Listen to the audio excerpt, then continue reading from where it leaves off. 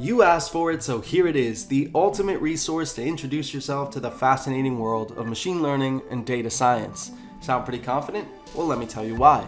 Fact number one, you get to learn from not one, but two world-class instructors. That's right, two. This course is taught by Zero to Mastery's lead instructor, Andrei Neagoie, and machine learning expert Daniel Bourke, who has worked for one of the fastest growing AI companies in Australia. Fact number two, as you can see from the length of this crash course, Andrei and Daniel aren't just going to teach you the basics. They're going to teach you the topics that you need to know to get you started on your path to becoming a machine learning expert. They're going to teach you topics like machine learning environment setup, NumPy, data analysis, data visualization, plus expert tips, tricks, and advice that you can't get from anyone else other than two people who have years of experience in the industry. Fact number three, your learning won't have to stop here. This crash course is actually part of Andrei and Daniel's complete machine learning and data science bootcamp course on the Zero to Mastery Academy, which happens to be one of the highest rated machine learning and data science courses online and has been taken by over 100,000 people. Their bootcamp has taken people from complete beginners to getting hired as machine learning engineers and data scientists. So once you finish this crash course, keep the momentum going and take the rest of their course, where you'll learn many more advanced topics like Scikit-learn, deep learning, TensorFlow, and most importantly, how to build and train your own models. You can check out the link in the top right hand corner and in the description down below. There may even be a small discount code down there for you, but only for a limited time, so make sure to act quickly. That's enough chit chat from me. Let me hand it over to Andrei so you can start diving into the world of machine learning. Enjoy.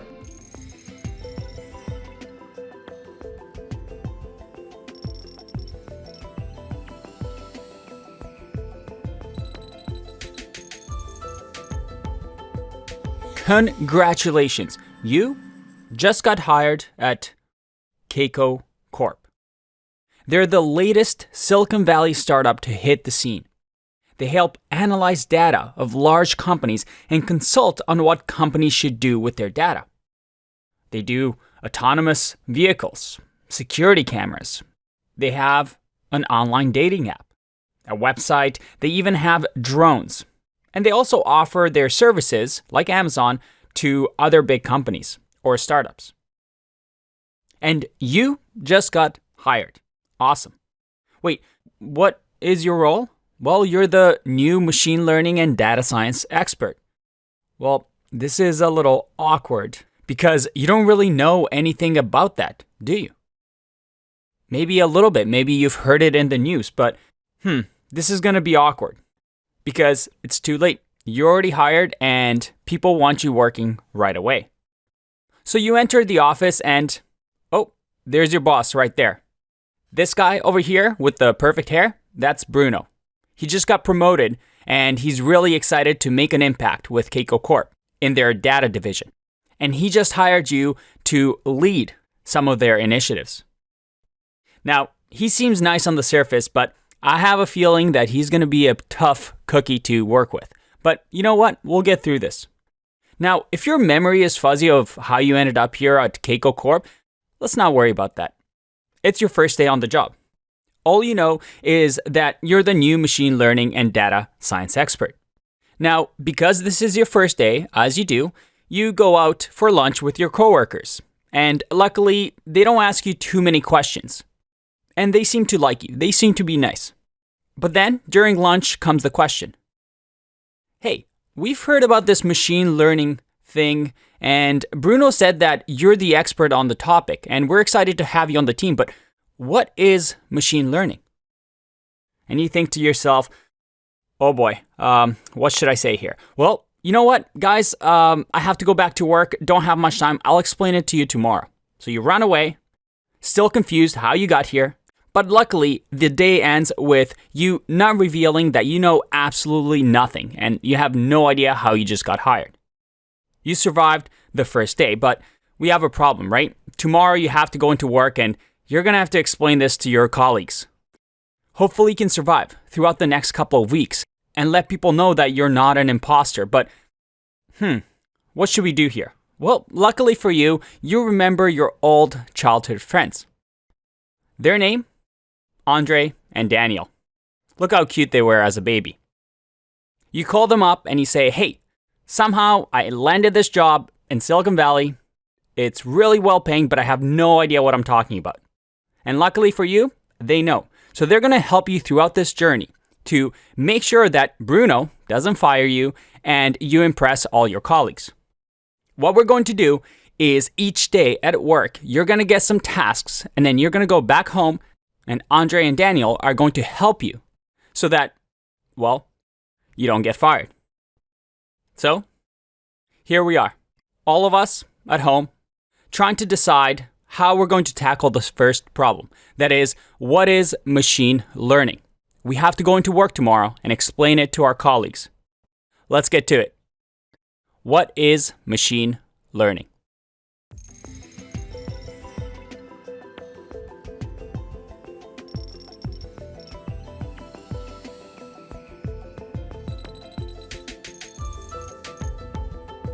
Here are the big words that are taking the industry by storm. Machine learning. Now, throughout the course, we're going to explore this topic as well as data science and how it all fits into the tech space. But first things first, you need to be able to explain this topic to your coworkers and not look like you don't know what you're talking about. So let's start with this. You see, machines, or computers in this case, are really, really good at certain things, right?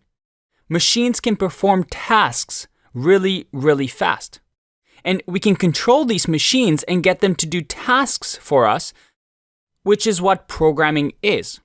We program computers. We give them instructions to do tasks, and they do it for us. You see, computers came into this world because it allowed humans to do certain tasks really fast that may have required hundreds of workers before. I mean, computers used to actually mean people who do tasks that compute. They computed things. So for example, let's say I wanted to find out how to get to Daniel's house using Google Maps. Well, one option is I could pull out a map and with a ruler measure each of the routes that I could take to Daniel's house. And then do some math, do some addition, and find the shortest path.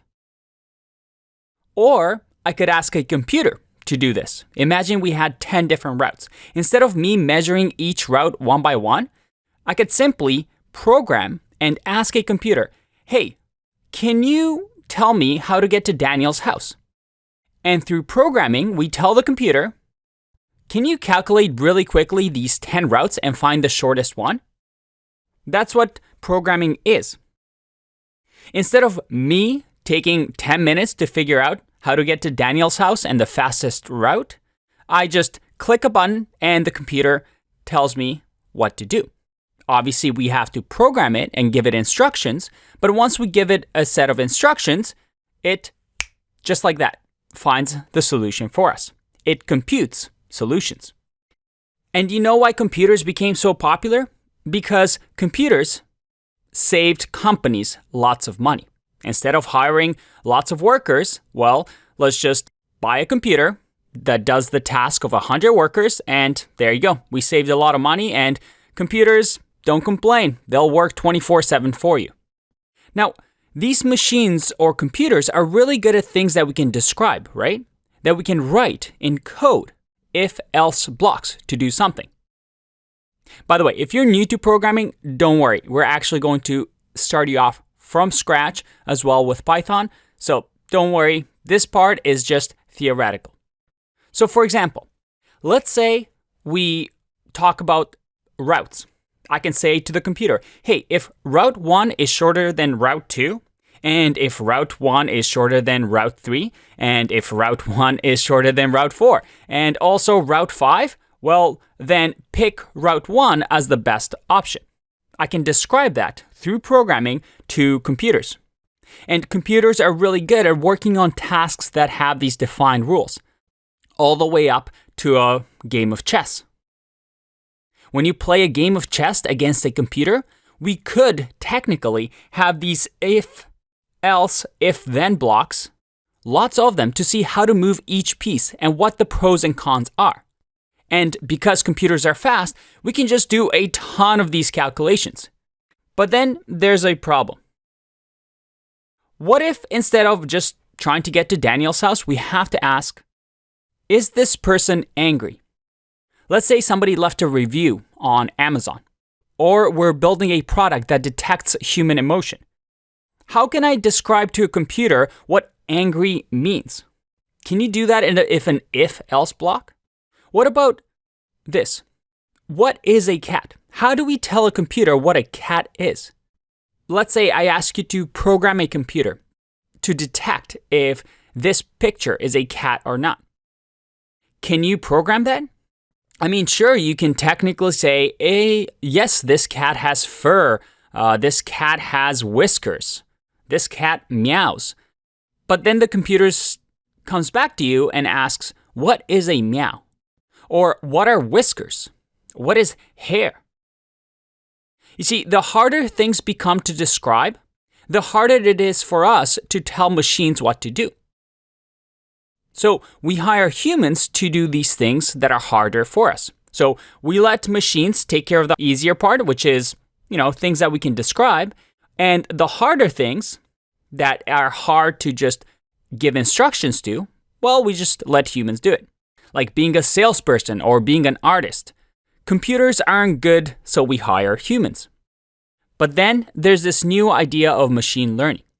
And you've definitely heard of it because it is a big buzzword right now in our industry. Because machine learning has a lot of applications.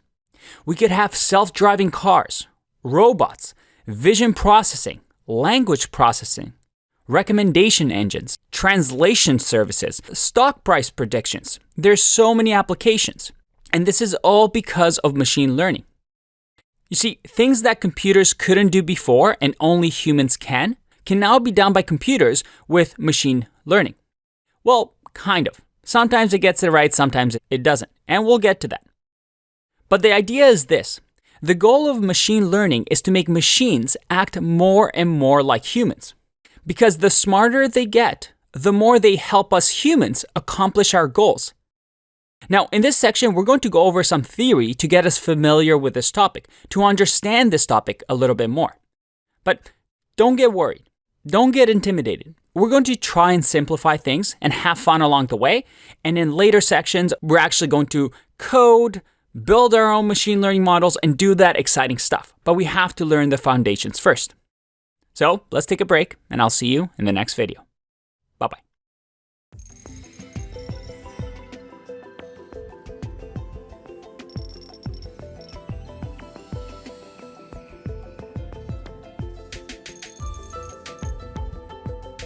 Okay, so we have an idea of what machine learning is, kind of. But then there's other things, right? Like AI, artificial intelligence, data science, deep learning, neural networks. What are all those things?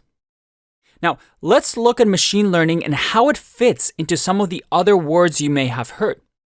Now, you have to keep this diagram in mind. You see, it all starts with AI, or artificial intelligence, which simply means a human intelligence exhibited by machines. An AI is a machine that acts like a human.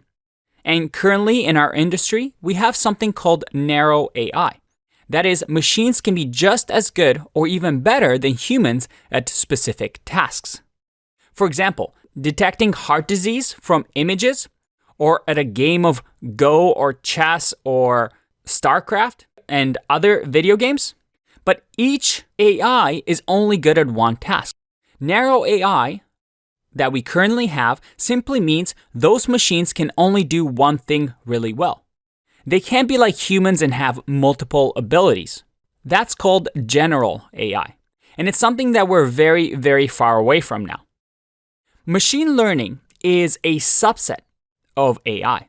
And machine learning is an approach to try and achieve artificial intelligence through systems that can find patterns in a set of data.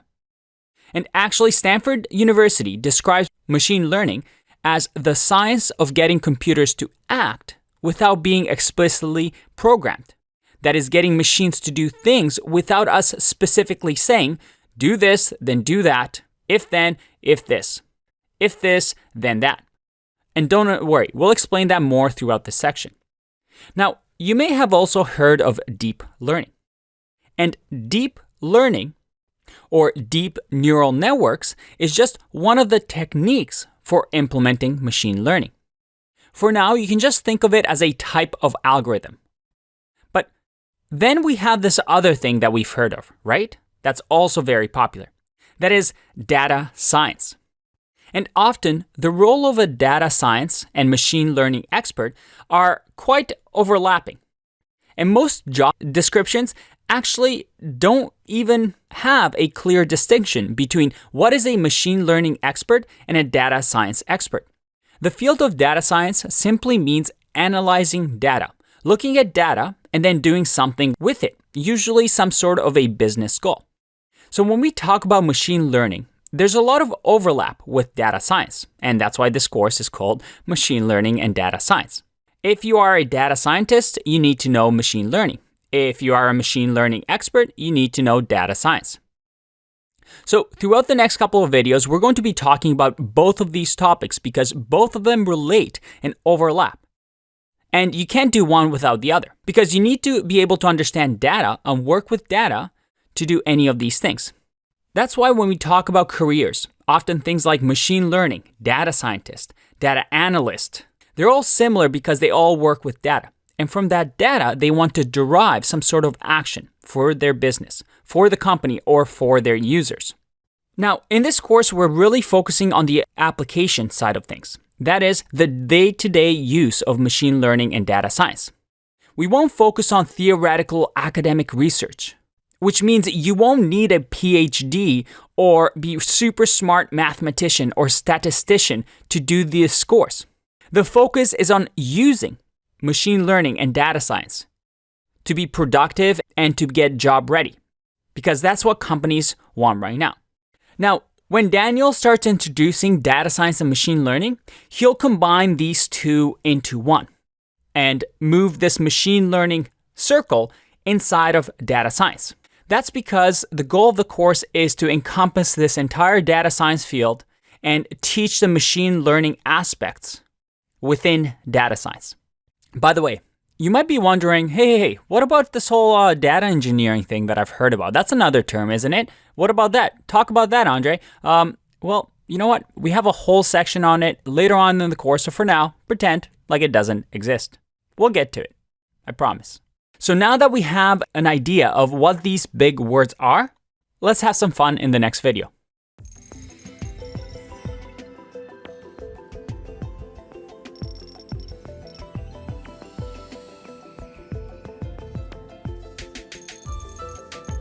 Welcome back. It's time to have a little bit of fun because you've just been listening to me talking for a bit and we want to get our hands dirty and try this machine learning ourselves. But even though we don't know much about it yet, we can actually play with it. For example, there's a great website here by Google called Teachable Machine. And as you can see, what it does is, well, it helps you do some machine learning activities. So if I click on Get Started here, and by the way, by the time you watch the video, maybe they've changed the layout of this website. It doesn't really matter because this is more for you to kind of understand how things work underneath the hood and even play with this yourself. So let's create an image project. And for now, all we're going to do is say, hey, I want to decide or create a machine learning model that detects faces or cats. So let's just say this is going to be faces and this is going to be cats. And we have to give it some image samples so that the machine can learn. Right? So in here on my desktop, I've actually saved a couple of photos. I found a nice little cute cat picture online. So let's upload the cat picture. So we'll upload the cat picture here. You can see that we're only uploading one. And here I will upload the faces picture. We'll upload the baby's picture here. Awesome.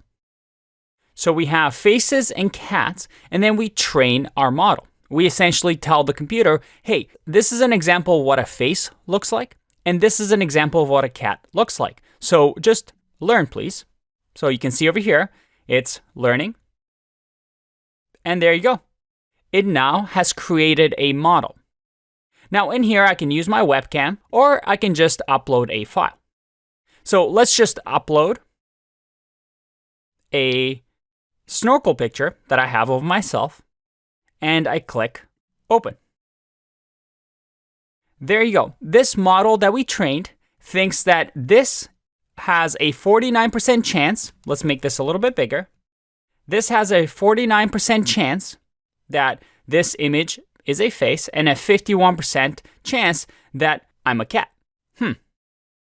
What's going on here? What if we give it a better picture? I mean, this is a tough picture, right? It's a little bit fuzzy. I have my snorkeling mask on. Maybe it's a tough picture for this model to predict. So I'm going to upload a different file. Let's say this exact same face that I use in the image. If I click open, oh boy, that's even worse. It thinks I'm 57% cat, and it's 43% certain that this is a face. What's happening here? Well, what you've just witnessed is how machine learning works. We provide the computer some data. In this case, I provided one image of myself and Daniel's face and one picture of a cat. Based on those two inputs and data, I say, hey, computer, learn, try to understand this picture, and try to understand this picture.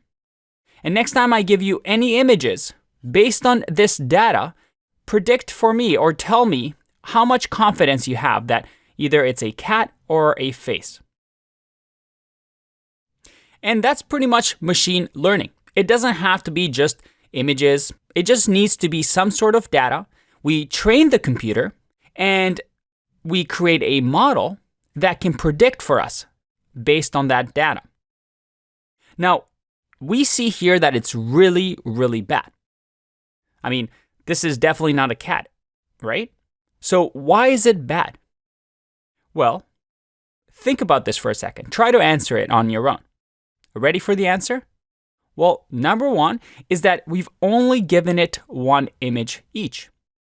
For a computer to really learn and to understand what a face is, what a cat is, it needs hundreds, thousands, if not millions of images of cats to detect patterns, to figure out, hey, this is what a cat is. Hey, this is what a face is. Right now, I've only given it one sample each. So this model is not very smart. Just like a human, right? To learn something in school, you have to repeat it. You have to see it over and over. And then also with the preview, sometimes I give it a really clear image of a face, or sometimes I give it the snorkeling picture that's really fuzzy. So that also affects the output. But at the end of the day, machine learning is just that. We give it some input, and then we tell the machine to learn based on those inputs and give us an output next time we give it a new input. Now, I want you to take a break here. I'm going to link to this resource so that you can actually play with this yourself and see if you can improve this model. You can even have your webcam on. So instead of a file, you have your webcam, just like in the examples that they provide. So if I go to Teachable Machine, you can see here different projects that you can build just by clicking without programming anything. You can even export your model once you're done so that you can use it in your own projects. Again, if this is confusing, don't worry. We're actually going to go step by step, and instead of just doing something visually, we're actually going to code and learn how machine learning and data scientists work. But this is a great way for you to just understand on high level how machine learning works. So go off and play with this website, and I'll see you in the next video. Bye-bye.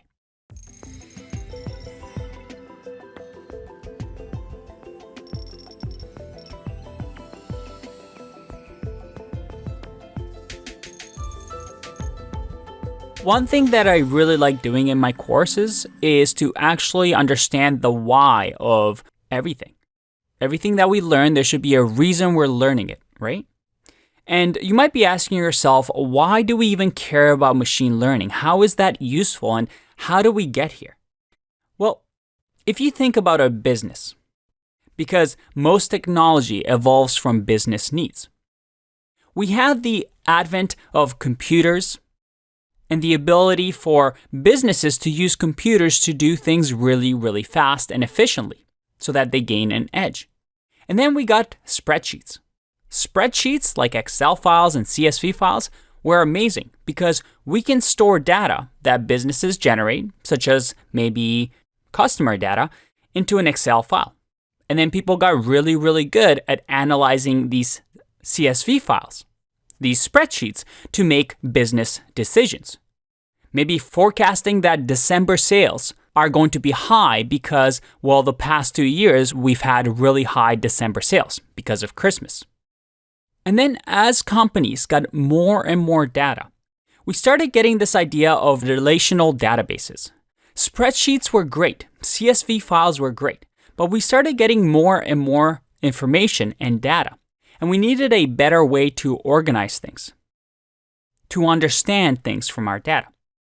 That's when we got things like MySQL, which allowed us, instead of using spreadsheets, to use a language called SQL to read information from our database, write information to our database, but similar to spreadsheets, use the data that we gathered from the business to make business decisions so that our business becomes even more profitable.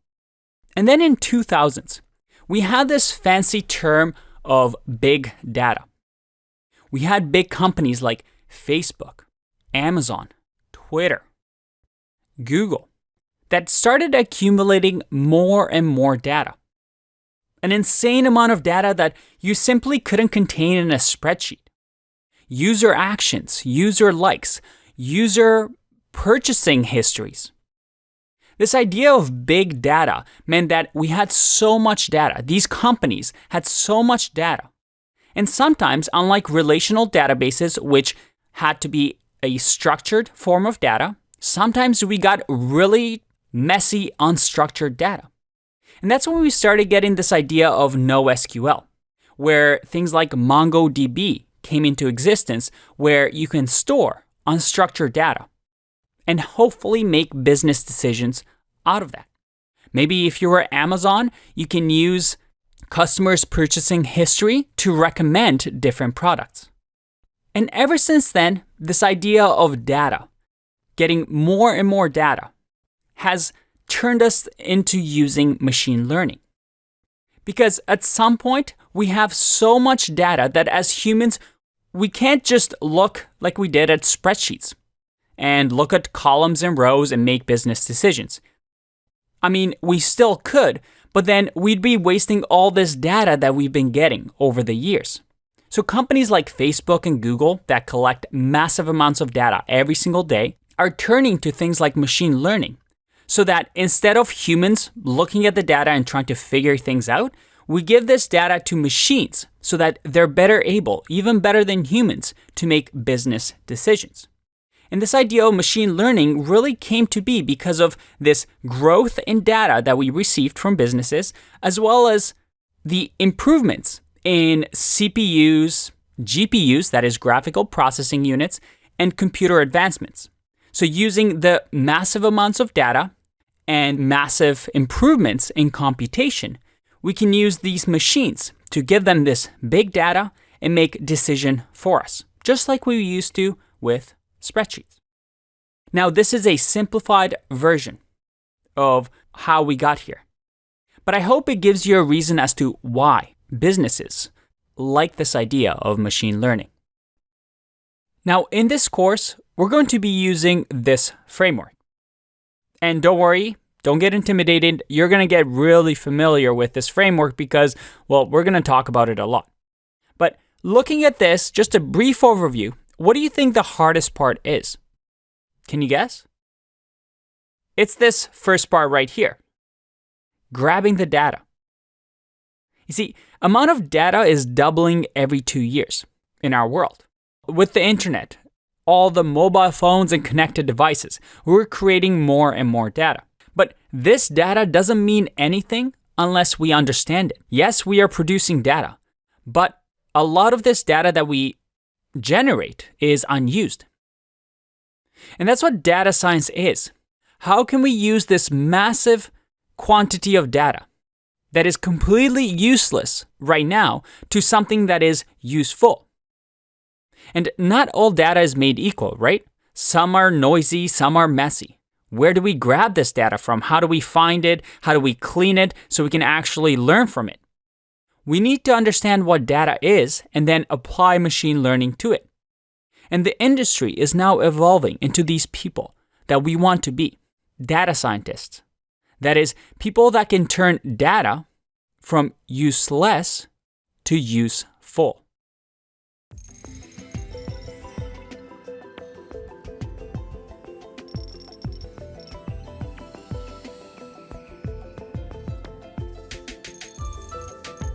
Welcome back.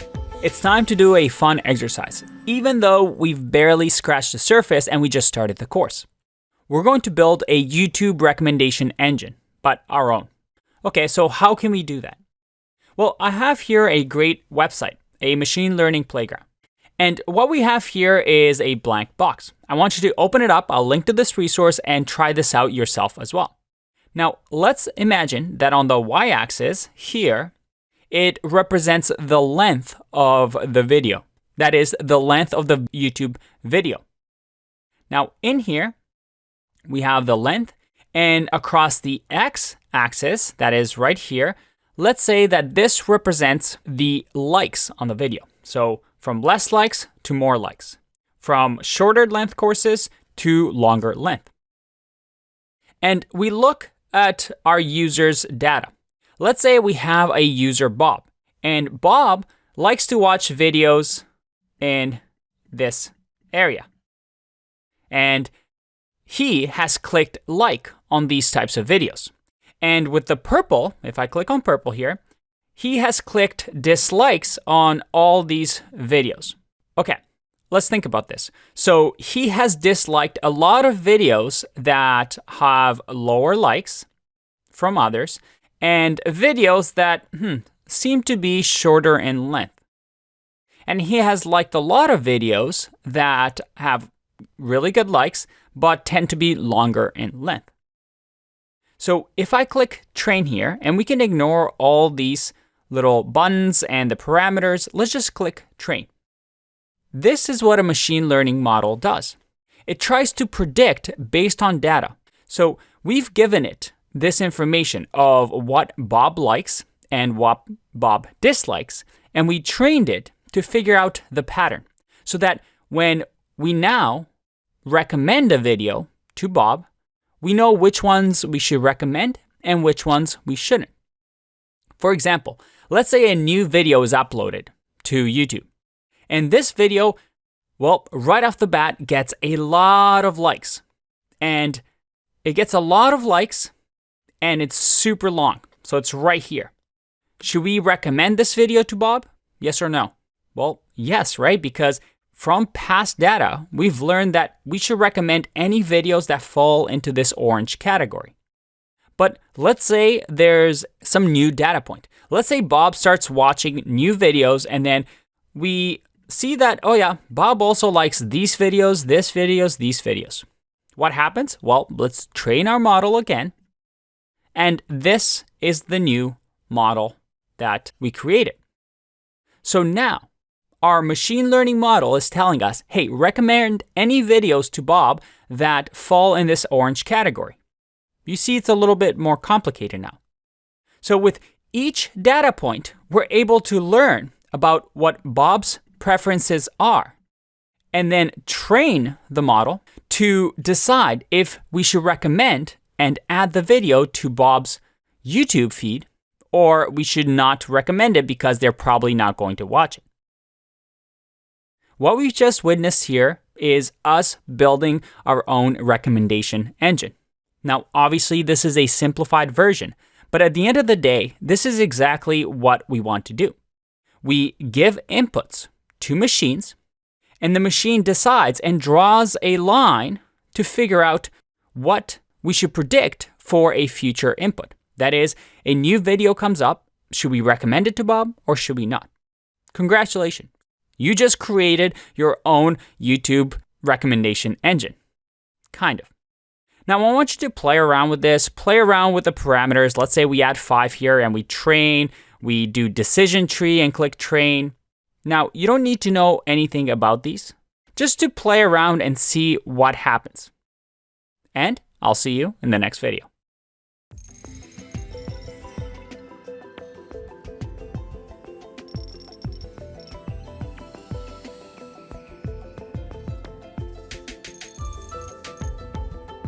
Welcome back. Up until now, I've been blabbering on about what machine learning is. And I hope you have a bit of an idea of why we have it and why it's useful. But at the end of the day, the only reason that we care about machine learning is that we're able to use machines to predict results based on incoming data. That's it. Now, this idea of machine learning, and don't worry, I know we keep talking about theory, but I promise we're going to get some coding exercises first. But I do want to talk quickly about some of the machine learning categories that you often see. And keep in mind what I said. That is, machine learning is simply about predicting results based on incoming data. And all these subcategories simply do that. For example, we have the idea of a supervised learning, which is a subset of machine learning. In this supervised learning, the data that we received already has categories. Think of it as a CSV files with rows and columns labeled. We have labeled data and a test data that is labeled so we know if our function is right or wrong. So in a supervised learning scenario, we can do things like classification to decide, is this an apple or is this a pear? Machine learning model simply draws a line to decide, hey, this is an apple and this is a pear. Or we might do something called regression instead of classification, based on inputs. For example, predicting stock prices. Another way that we might use supervised learning is, for example, to hire engineers based on inputs, based on years of experience, based on maybe age, maybe where they live, what type of computers they have. All these sorts of inputs that are labeled can be used in a supervised learning system to decide, should I hire this engineer or should I not? Now, sometimes we have data that doesn't have labels. And this is called unsupervised learning. Again, think of it as a CSV file without perhaps the column names labeled. Sometimes with things like clustering, we need to create these groups, or at least the machine to create these groups. For example, we give it a bunch of data points and then the machine decides, oh, this is a group, this is a group, and this is a group. Or we can have something like association rule learning, where we associate different things to predict what a customer perhaps might buy in the future. When groups don't exist, we call it unsupervised learning. We can't tell the machine that they are right or wrong like we can when we do apples versus pears, since there are no true categories, but we let the machines just create these categories for us. Finally, we have this idea of reinforcement learning. And reinforcement learning is really interesting because it's all about teaching machines through trial and error, through rewards and punishment. So the program simply learns a game by playing it millions of times until, well, it gets the highest score. It doesn't know what it's doing at first, but then it tries to maximize the score and eventually figures out that, hey, maybe I should try and move where the ball is coming. So this is seen for skill acquisition or real-time learning. And you see it a lot in machine learning programs that play, for example, video games. But the idea here is that machine learning has different categories and different ways to accomplish its goal. And topics like neural networks, decision trees, support vector machines, k-nearest neighbor, are simply algorithms that are used with these subfields in order to come to these predictions.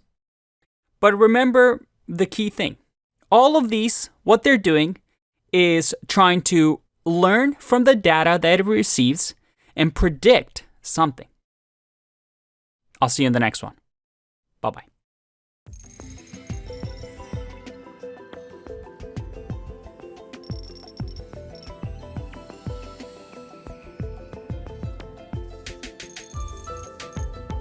So, what is machine learning? Now that you've gotten inputs from both myself and Daniel, you should feel comfortable answering your coworkers, right? As a final challenge, I want you to pause this video and go to our Discord server, into our machine learning and data science channels, and just in brief 5 sentences or less, explain what is machine learning. If you can explain it in less than 5 sentences, good, then you've comprehended this first section. We're just getting started, but that's all we want to do for now. So what is machine learning? Well, we learned that computers are really good at processing large amounts of data that we're creating more and more of. Machine learning lets computers make decisions about data. It lets computers learn from data and they make predictions and decisions. What product does YouTube recommend? Does this person have a heart disease? Is this email spam? All use machine learning. So we essentially let computers decide for us. Although computers only understand numbers, at the end of the day only ones and zeros, using machine learning, we found ways to essentially let computers decide for us and answer hard questions that in the past only humans could answer. But machine learning at the end of the day is just a general term for when computers learn from data. It allows computers to do tasks that in the past required humans and make our lives, hopefully, easier. I'll see you in the next section. Bye-bye.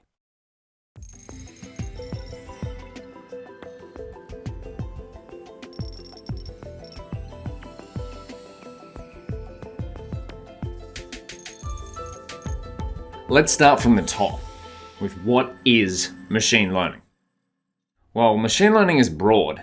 It contains many different aspects, and you'll see many different definitions of it online. But for the sake of this course, we're going to keep it practical. In a single sentence, machine learning is using an algorithm or computer program to learn about different patterns in data, and then taking that algorithm and what it's learned to make predictions about the future using similar data.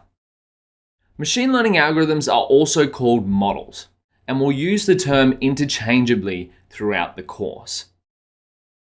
How machine learning algorithms differ from normal algorithms and computer programs is the learning aspect. Let's use an example where a normal algorithm could be a set of instructions, such as how to turn a pile of raw ingredients into your favorite honey mustard chicken dish. The set of instructions might start out by saying, first, cut up the vegetables, then season the chicken, then preheat the oven, etc. And if you follow these steps correctly, you'll end up with your favorite honey mustard chicken dish. Oh, that's making me hungry, actually. We'll get back to it. What's important to note here is you started with an input, your set of ingredients, and a set of instructions on what to do to get to your favorite dish. What happens with a machine learning algorithm is instead of starting with an input and a set of instructions, you start with an input and an ideal output. In our case, the ingredients is the input and the output is our favorite chicken dish.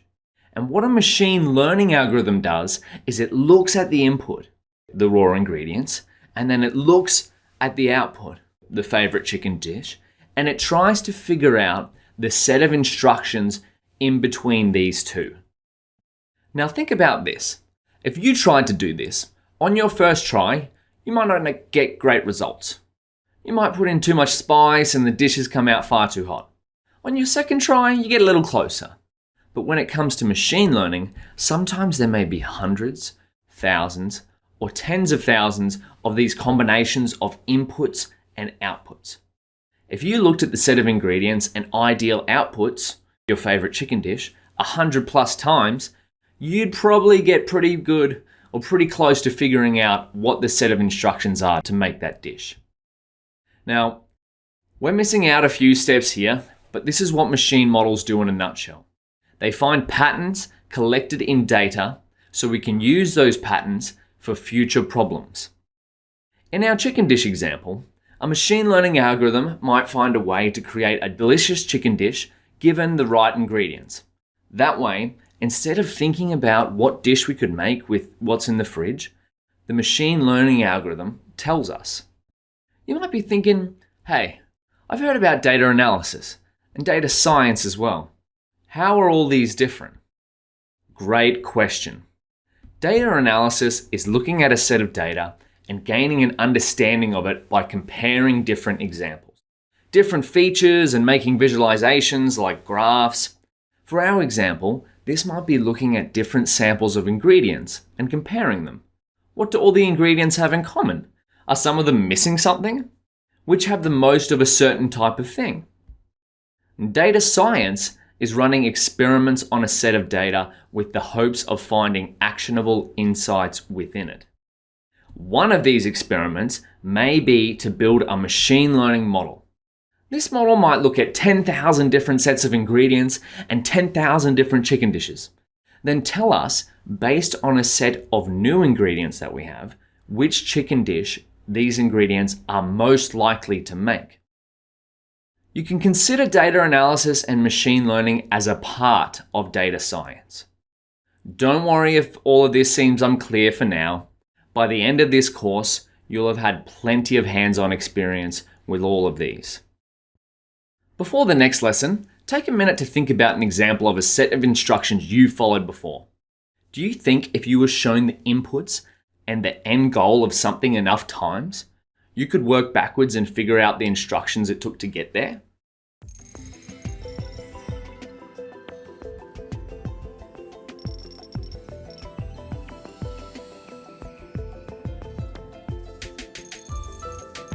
Hey, it's Bruno here. Just want to say welcome, congratulations on your second day. It seems like the coworkers are impressed with you. They told me that you talked to them about what machine learning is, and they were impressed with your amount of knowledge. So good job. But anyway, we got to get you working because we have a lot of clients and they really need us. So we have a client right now that needs to implement their own machine learning data science framework for their employees. They have about 20 data scientists, 20 machine learning engineers, and everybody's kind of doing their own thing. We need a way to standardize their practices into one so that they can manage all their employees. Would you mind creating a framework that our clients can use and maybe we can use at our company as well? Keiko Corp needs something standardized so that when we hire more people like you, we're able to have a nice, clear framework that they can use. Shouldn't be a problem for you, right? Genius? All right, there you are. You passed the first day, but second day, we got to create this framework and Bruno wants it done by tomorrow. So what do? Well, it's time to ask your friend Andre and Daniel. So in this section, we're going to build our own machine learning and data science framework. That is a template that we can use throughout the rest of the course, throughout the rest of your career to think about how to solve problems. Here's the thing with this section. This is the last section of the course where we talk about theory and we look at some slides and look at some diagrams.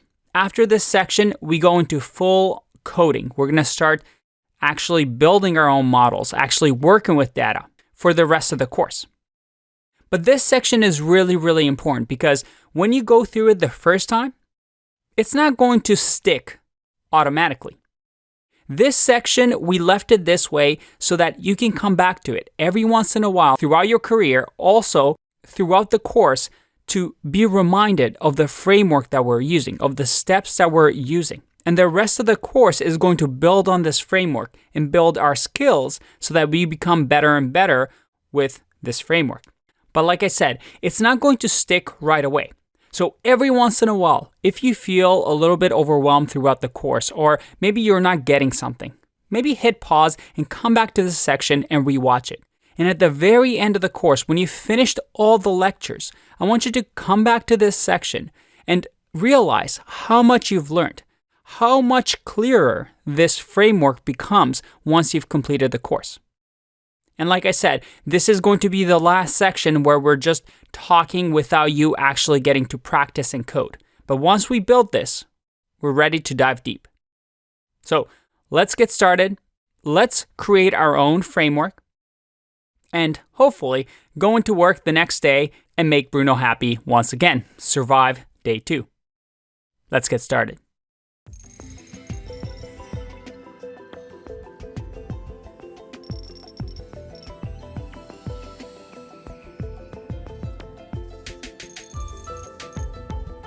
Now, if you've looked up machine learning before, you know there's a lot out there. Some resources recommend learning mathematics, statistics, probability, and even more before getting started with data science and machine learning. And while these topics, they're important, trying to learn them all before getting started, getting hands-on, is like trying to boil the ocean. Instead, what we're going to be doing is focusing on building practical solutions and writing machine learning code to get insights out of data. If you're a programmer now and had some experience with Python, by the end of this course, you'll be able to use your programming skills to build predictive machine learning models. Machine learning comes in 3 parts: data collection, data modeling, and deployment, where you might take your machine learning model after you've gone through these steps here. Don't worry, we're going to cover this framework in depth shortly. You might take this machine learning model and deploy it to users through your application or through an API or some sort. This is what we're going to cover. We're going to cover data modeling, which means you'll be able to take a data set and apply machine learning algorithms to find insights on that data set. The steps we're going to cover is number 1, create a framework. You saw a little bit of an outline of that in the previous slide. Number 2, we're going to match that framework once we've gone through it to available data science and machine learning tools. This means that people have already had similar problems to what we're going to try and solve in the future in the past, and so they've created tools for those problems. So we're going to learn what tools are used for what machine learning projects. And then to learn all of this, we're going to learn by doing, by going through projects which involve step 1 and step 2 to build a portfolio to show off your work and your skills. The utmost care has been taken to focus on what matters. When I started learning machine learning, I found myself confused about what to do. Too often I'd spend too much time thinking about something instead of writing code and taking action. So we've designed this course to avoid that.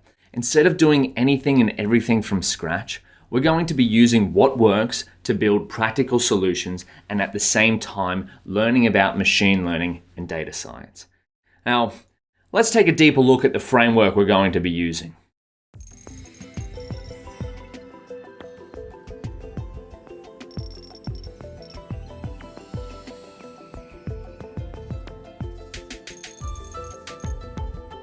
Since machine learning projects can cover many different topics, it's important to design a framework you can use to approach different kinds of problems.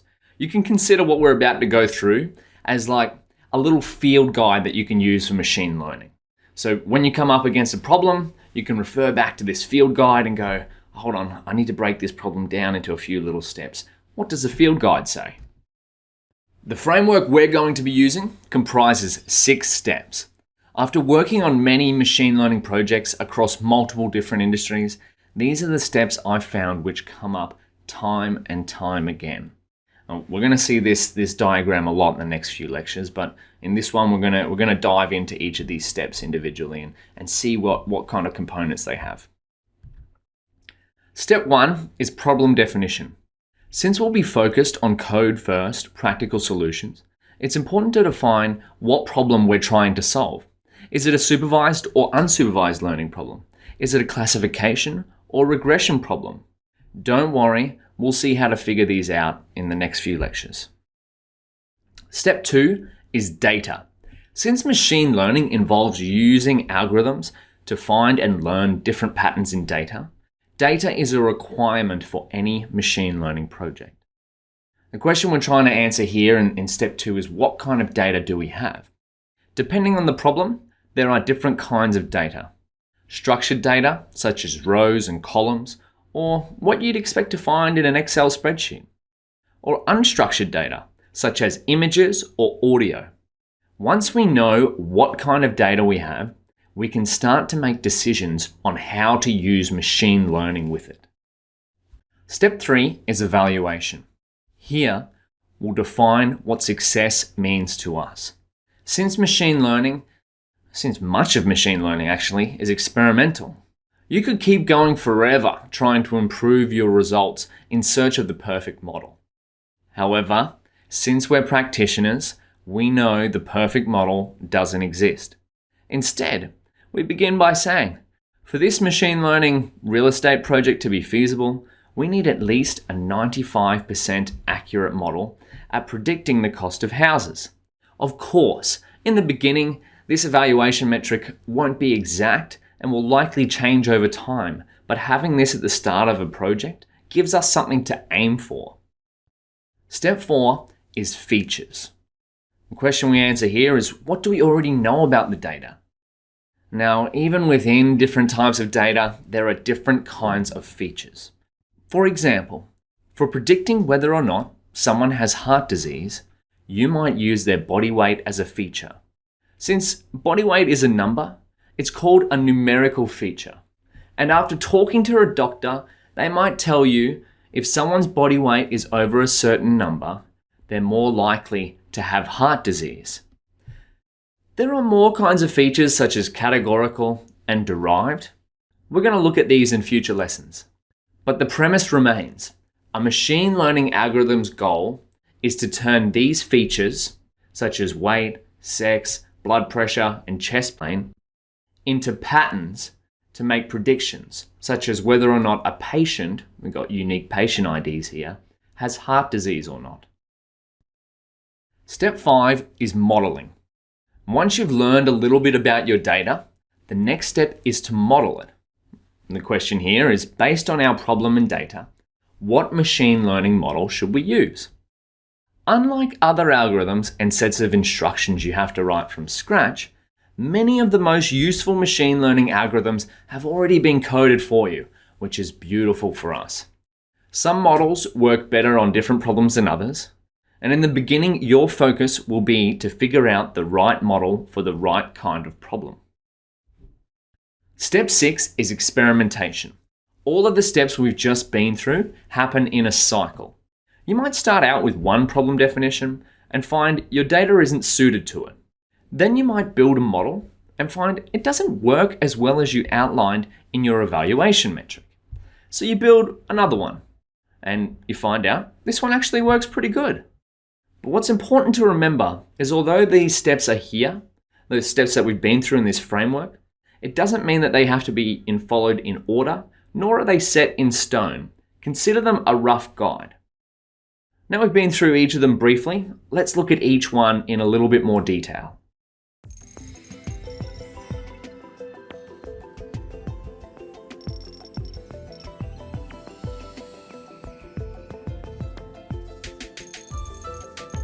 Look at this beautiful framework.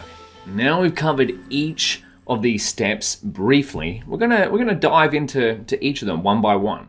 The first one is problem definition. The question you're trying to answer in the first step is, what problem are we trying to solve? But before we get into different types of machine learning problems, it's important to note, machine learning isn't the solution to every problem. You might think that that's weird being in a machine learning course, but this is an important concept to remember. So when shouldn't you use machine learning? Well, will a simple hand-coded instruction-based system work? Then you should favor the simpler system over the machine learning system. Such as if you wanted to make the favorite chicken dish we used before in an example, if you had the ingredients and you knew the exact steps you had to take to create your favorite chicken dish, it's probably best that you choose a simple system over using machine learning to try and figure the steps out. Other than these kind of scenarios where you know the simple hand-coded instruction-based system already, Most of the time, you can probably find value using machine learning. Now comes the first step in identifying the problem we're trying to solve as a machine learning problem.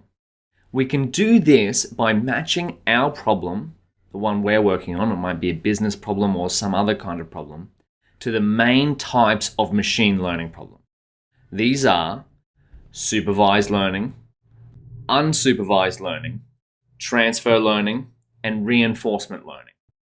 We're going to be focused on supervised learning, unsupervised learning, and transfer learning. Why?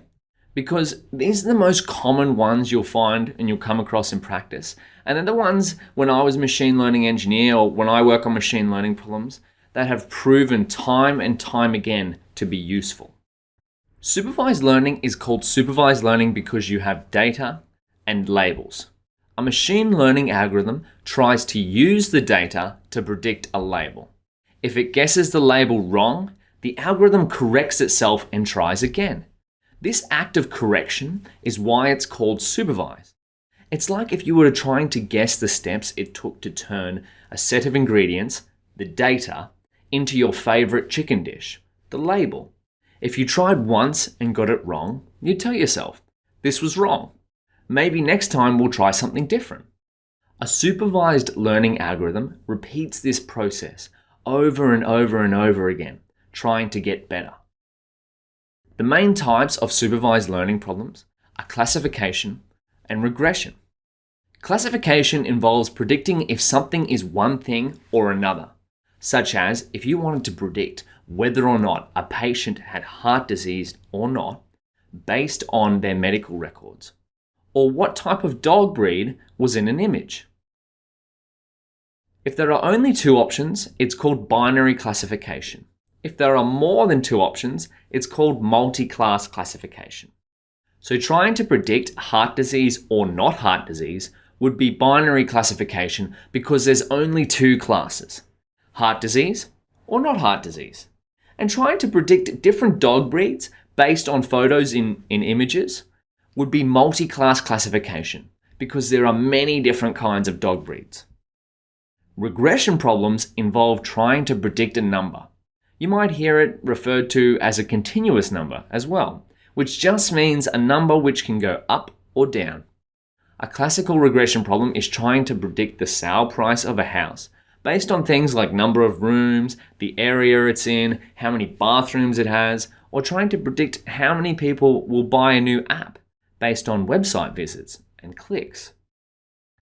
Unsupervised learning has data but no labels. For example, you might have the purchase history of all customers at your store, and your marketing team wants to send out a promotion for next summer. But they know not everyone will be interested in new summer clothes. So they come to you as the in-house data science and machine learning engineer and ask, do you know who's interested in summer clothes? Well, the thing is, you don't either, but you know you can figure it out from the data you have. So you decide to run an algorithm to find patterns in the data and group customers who purchase similar things together. Once it's finished, you notice two groups. One group of customers who purchase only during wintertime, and one group of customers who purchase mostly during summertime. You label them with winter customers and summer customers and send them to your marketing team. And they thank you for saving them sending out thousands of unwanted emails. I'm sure you've probably got some of those kind of emails in your email inbox before. What's important to note here is that you provided the labels. They weren't there to begin with, but the patterns were. And that's what the machine learning algorithm found. And after inspecting the groups, you're the one who saw the commonalities and applied the labels, such as summer or winter. Problems like this are also called clustering, or putting groups of similar examples together. Recommendation problems such as recommending what music someone should listen to based on their previous music choices often start out as unsupervised learning problems like this. Transfer learning leverages what one machine learning model has learned in another machine learning. For example, say you're trying to predict what dog breed appears in a photo. That's a cute dog. That's my puppy 7. And that's Bella in the background there. She's posing. She knows she's on this lecture. You could find an existing model which is learned to decipher different car types and fine-tune it for your task. Now, why is this valuable? Because training a machine learning algorithm, which means letting it find all of the patterns in data, can be a very expensive task. To find patterns in data, a machine learning algorithm has to make millions of calculations. And although computers are very fast at making calculations aren't free. So, instead of learning everything about different photos from scratch, such as what patterns different trees look like, what different shapes are, like the rectangle down here, what grass looks like, the car type model, the machine learning model which has figured out what kind of different cars look like, has already done most of these things. If you've already trained a model, it might have already figured out, okay, these are trees, not cars, these are grass. And so it kind of has an idea of what different patterns look like. Now, you can think of this as being the same as when you write an essay versus writing poetry. Although the writing styles are different, the writing that you do uses the same fundamental principles. So, we can take this car model that it identifies different cars and use its foundational patterns and apply it to our dog breed problem. Of course, there's a few more steps involved here, but that's the basic premise of transfer learning. Reinforcement learning involves having a computer program perform some actions within a defined space and rewarding it for doing it well, or punishing it for doing poorly. A good example is teaching a machine learning algorithm to play chess. The chessboard is the defined space, and the actions are moving pieces. And when I say punishment or reward, these things could be as simple as updating a score with +1 if it wins, and -1 if it loses. The machine learning's algorithm's goal could be to maximize the score. So this means if you've done it right, it should learn moves which lead to wins. Reinforcement learning is what was used for DeepMind's AlphaGo to become the best Go, a complicated Chinese board game, far more complicated than chess, player of all time, defeating many Go world champions. And although promising, reinforcement learning has yet to find its way into many practical applications. And since we're focused on building practical solutions, we've decided to focus on the other kinds of learning, such as supervised learning, unsupervised learning, and transfer learning throughout this course. Now you know the major types of learning, you've now got the tools to tackle step 1 in the framework, problem definition, aligning the problem you're trying to solve to a machine learning problem. So for supervised learning, you might say, I know my inputs and outputs, such as I've got patient records, could be the inputs, and the outputs are whether or not the patient has heart disease.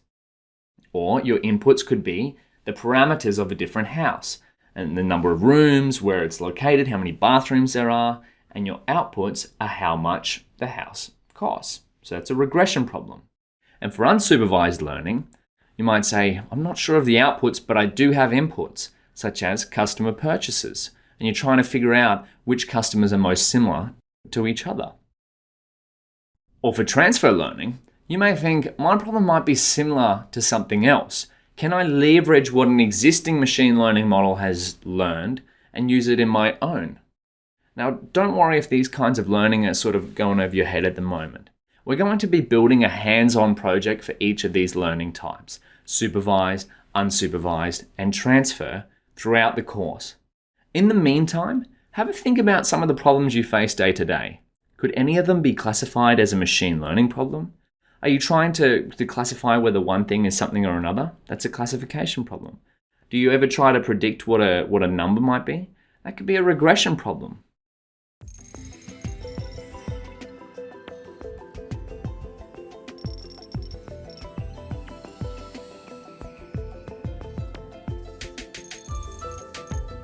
Now we've figured out what problem we're trying to solve, we've matched our specific problem to a different type of machine learning problem, it's time to have a look at what data we have.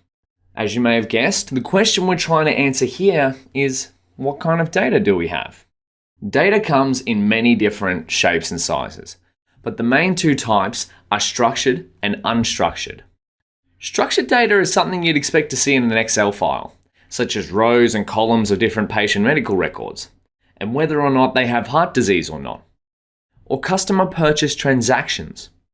It's called structured data because all of the samples, the different patient records, are typically in similar format, meaning one column might contain numbers of a certain type, such as average blood pressure, or sex, or weight of a patient, and another column might have whether they have chest pain or not and what the level of intensity is. Unstructured data are things like images, natural language text, such as transcribed phone calls, videos, and audio files. Although we can turn these into numbers and create structure, they typically come in many varying formats. One picture of a dog may look completely different to another image of a dog. And the emails you write back and forth with a friend may have a completely different structure to the emails you'd write to a coworker. Now within these two data types, there's static and streaming data. Static data is data which doesn't change over time. You may have a spreadsheet of patient records in a .csv format, which stands for comma-separated values, which simply means all of the different data is in one file, separated by commas. It looks like this. So you check this table, we got the ID, comma, weight, comma, sex, and if we were to read that into a data frame using a tool like Pandas, we'll have a look at this in a future lesson, it would look something like this. So a lot of data you'll actually come across comes in a simple format like this, but to turn it into something that is a little bit more structural, you can convert it to this. Now CSV is one of the most common types of static data formats. We're going to get very used to this by the end of the course. And since these values won't really change over time, they're called static. Usually, what you'll want is a lot of these examples. In machine learning, there's a saying, the more data, the better. Which makes sense if you think about it. The more examples you have of something, such as the inputs and outputs of patient records, where the inputs are a patient's body parameters and the outputs are whether they have heart disease or not, the more chances you'll have to find patterns between them. The same goes for machine learning algorithms. The more examples they can look at, the more chance they have at finding patterns, and thus using those patterns to predict something in the future, like whether a new patient who comes along who isn't in this table, whether they have heart disease or not. Streaming data is data which is constantly changed over time.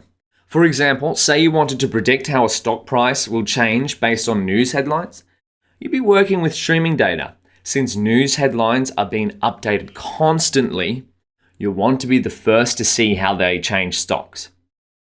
Most of the work you will do in practice will start on static data, and then if your data analysis and machine learning efforts prove to show some insights, you'll move towards streaming data for when you go to deployment or in production. A common data science workflow begins by opening a CSV file in a Jupyter notebook, a tool for building machine learning projects, then exploring the data and performing data analysis using Pandas, a Python library for data analysis, and making visualizations such as graphs and comparing different data points using Matplotlib, then building machine learning models on the data using Scikit-learn, such as a machine learning model to predict using these patterns here whether or not a patient has heart disease. Don't worry if you're thinking, what's a Jupyter notebook and Pandas? What? Are we at the zoo? We've got dedicated sections and projects coming up for each of these tools. For now, think about the different kinds of data you create or use every day. Are they structured or unstructured? How much data is there?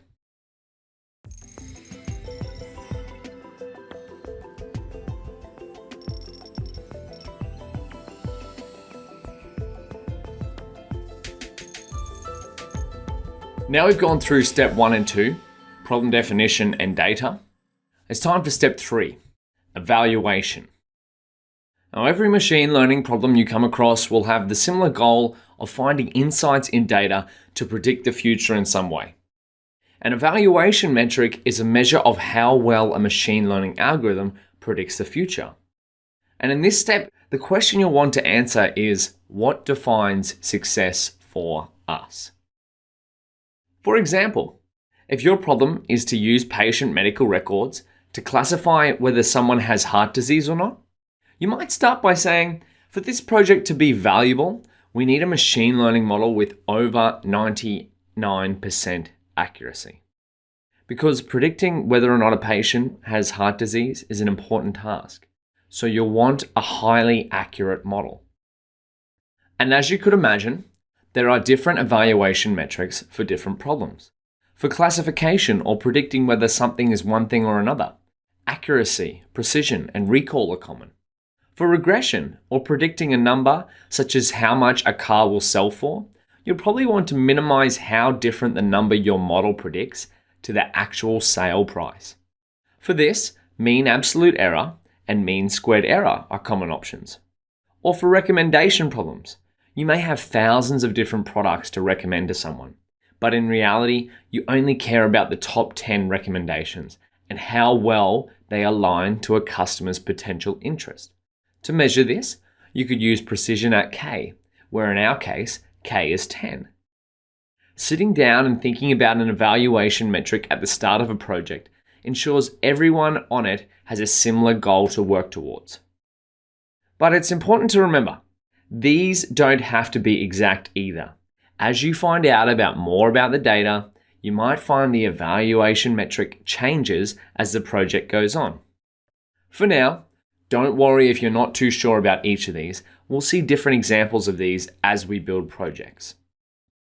As an example of an evaluation metric being used in practice, we had a project where we wanted to use the text from car insurance claims to predict who caused the accident. The person submitting the claim or the other person involved. The car insurance company we partnered with wanted at least a 95% accurate model to consider the project worth continuing. This meant the model I was building had to be able to read a car insurance claim and predict with 95% accuracy who caused the accident. This meant it was only allowed to get it wrong 1 out of 20 claims. Again, we'll learn more about evaluation metrics when we get hands-on for different projects. But the thing to remember is, as you go, you'll start to define a problem like in step 1. Then you'll start to remember, oh, this is a classification problem. I should use accuracy as my evaluation metric to get an idea of how my model is doing. Before we go on to step 4, have a think about different things you measure every day. How do you measure them? Are there different kinds of measurements for different tasks?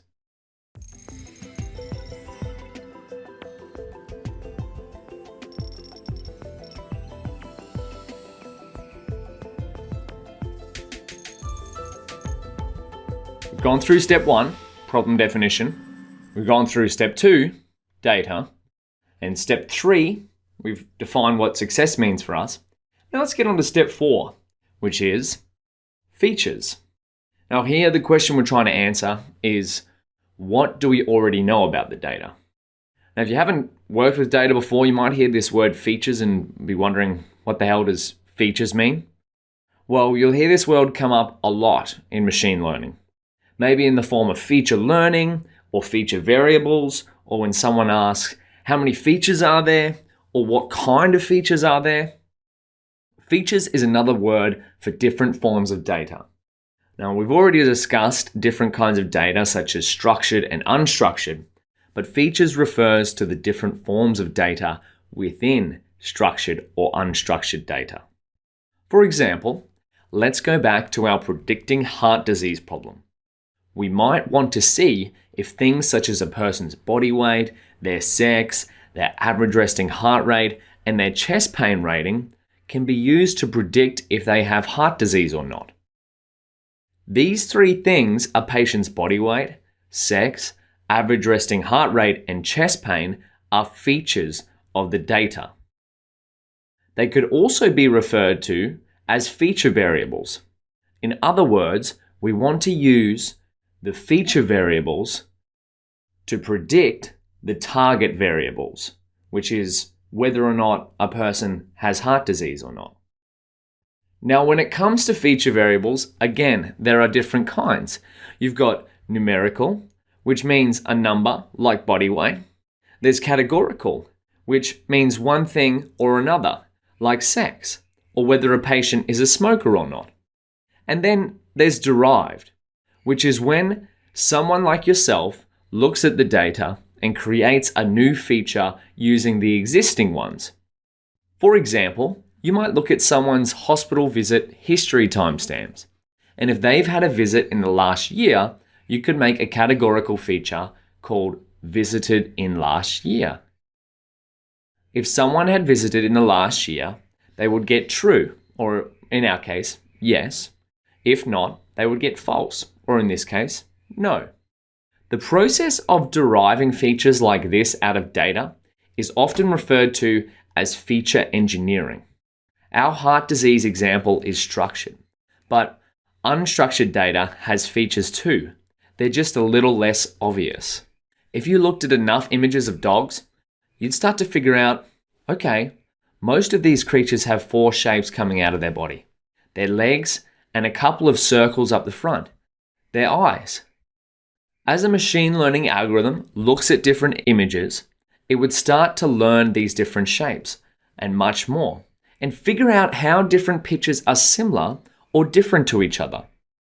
Don't worry, when it comes to figuring out the different patterns between features, such as the 4 rectangle sort of shapes coming out of a dog's body or the circles at the front of the dog's head, you don't have to tell the machine learning algorithm what they are.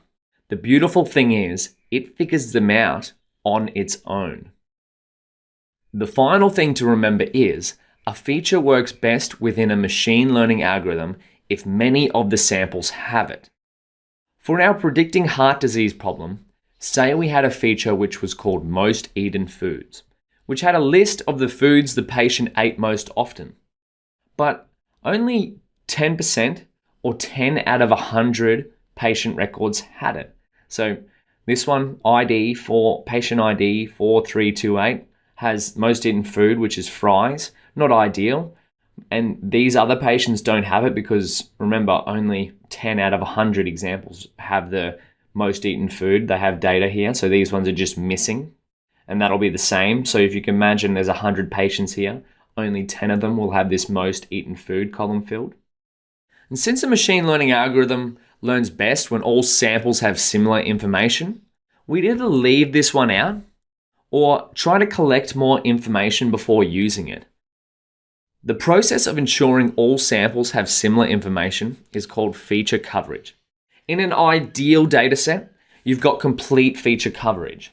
So for us to want to be able to use this feature of most eaten foods, ideally we'd want all values here, or at least more than 10% coverage, which means that over 10% or over 10 in 100 examples have some sort of value in this column. We'll have plenty of practice looking at different features in coming lectures and projects and lessons. In the meantime, think about a problem you had to solve recently. What features went into it? Were they numerical or categorical? Or did you combine them into your own derived feature?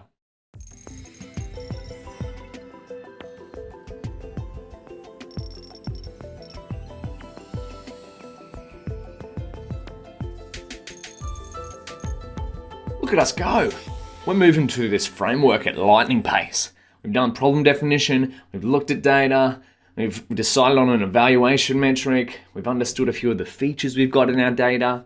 Now we're up to step 5, which is modeling. Now, there's a few parts to modeling, so we've broken this down into 4 different sections. And we're in section 1. And this is probably the most important concept in machine learning, the 3 sets. And now, over the whole of modeling, we want to answer the question, based on our problem and data, what machine learning model should we use?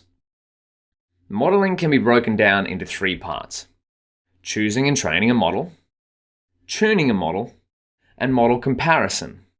Before we get into these, though, part 1 of modeling is, and the most paramount topic to discuss in this whole entire course, is the most important concept in machine learning, the train, validation, and test splits, or commonly referred to as 3 sets.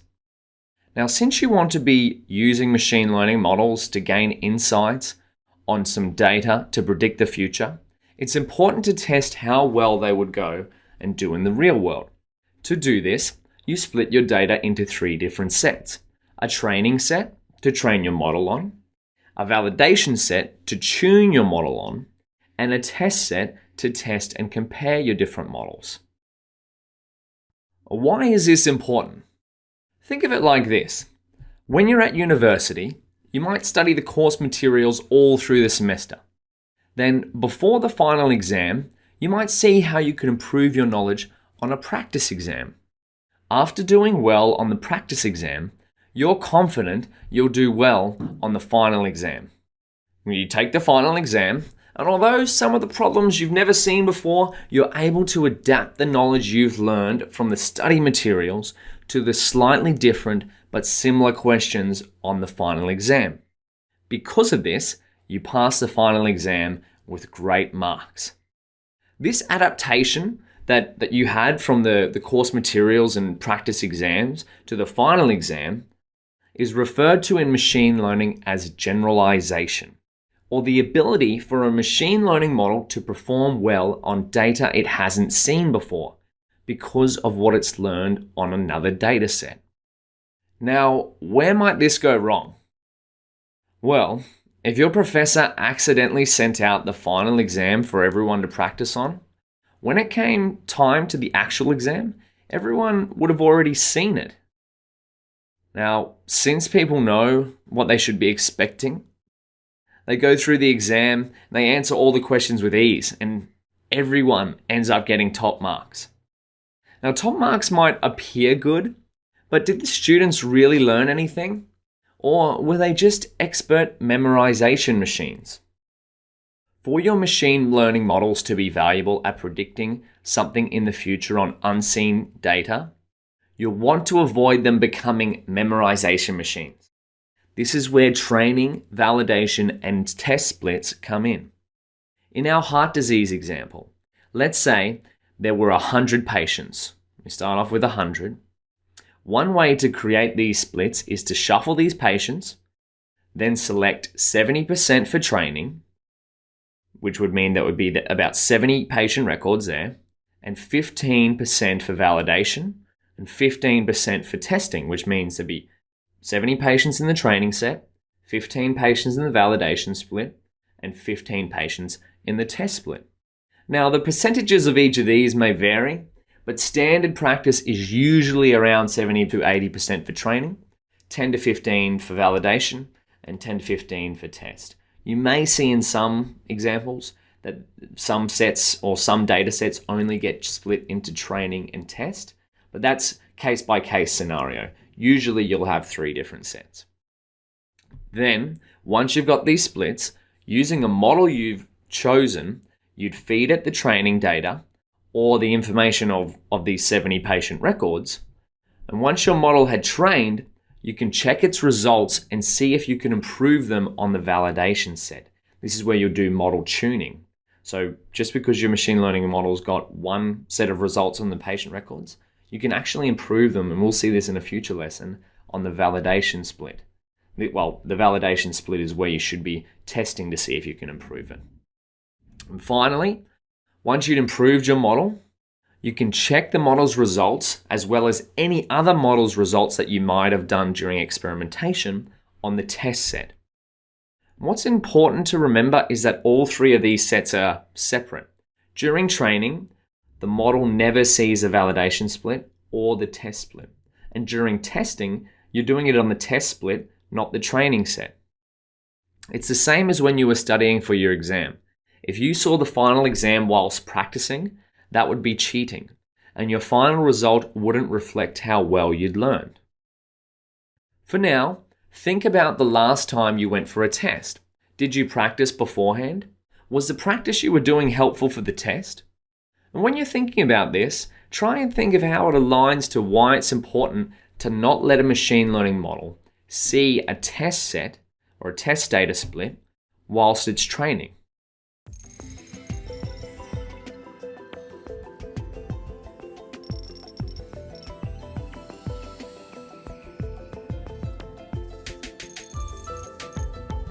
Step 5, modeling part 2, choosing. We mentioned in the last lesson there were 3 parts to modeling: choosing a model, tuning a model, and comparing models. Once you've got your data split into training, validation, and test sets, you can start to go through each of these steps. In this lesson, we're going to cover some points on choosing a model, which is you choose a model and train it on your training data. Unlike creating your own algorithms from scratch, there are many pre-built machine learning models, which you can take advantage of.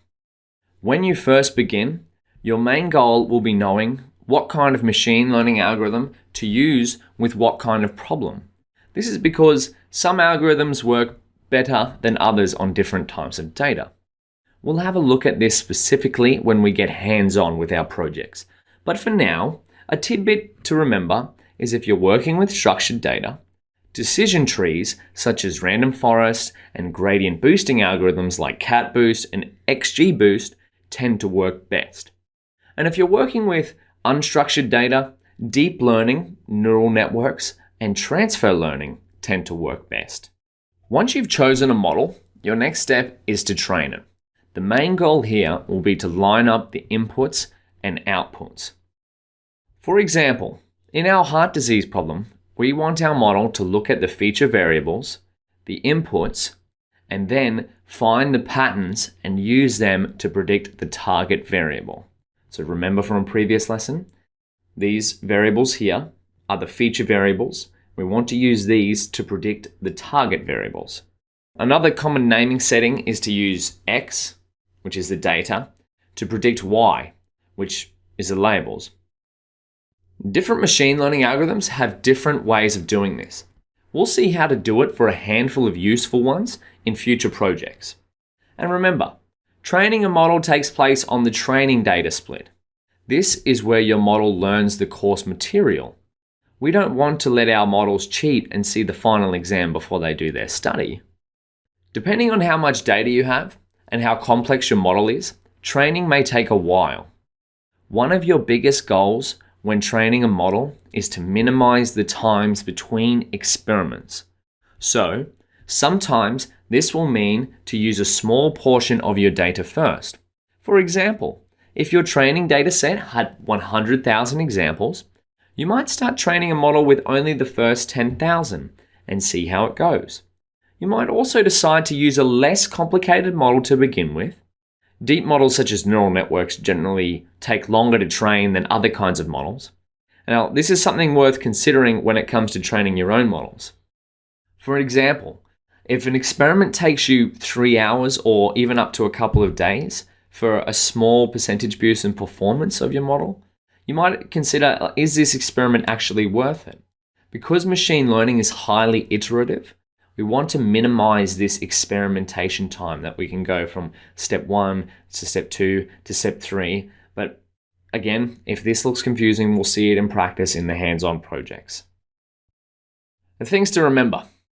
Some models work better than others in different problems. Don't be afraid to try things. Now, this is really important. Machine learning is, as we said before, a highly iterative process. So some things that you try out may not work the first time. And that means you just neglect that thing going forward and try something else. Start small and build up. Add complexity as you need. What this means is, for example, if you had 100,000 examples, we're going to start on 10,000. We're going to use a simple model first to begin with rather than going to the biggest and latest and greatest model. Because what we're after is practical results, not something that's the best on paper. We want to see something that can actually be used in the real world. And part of your experiments will involve tuning a model, which shows good initial results to get better results, like tuning a car. If your car does well on one track, it might not do well on another track, so you tune it up. Let's have a look at how to do that. But instead of for cars, we'll do it for machine learning models.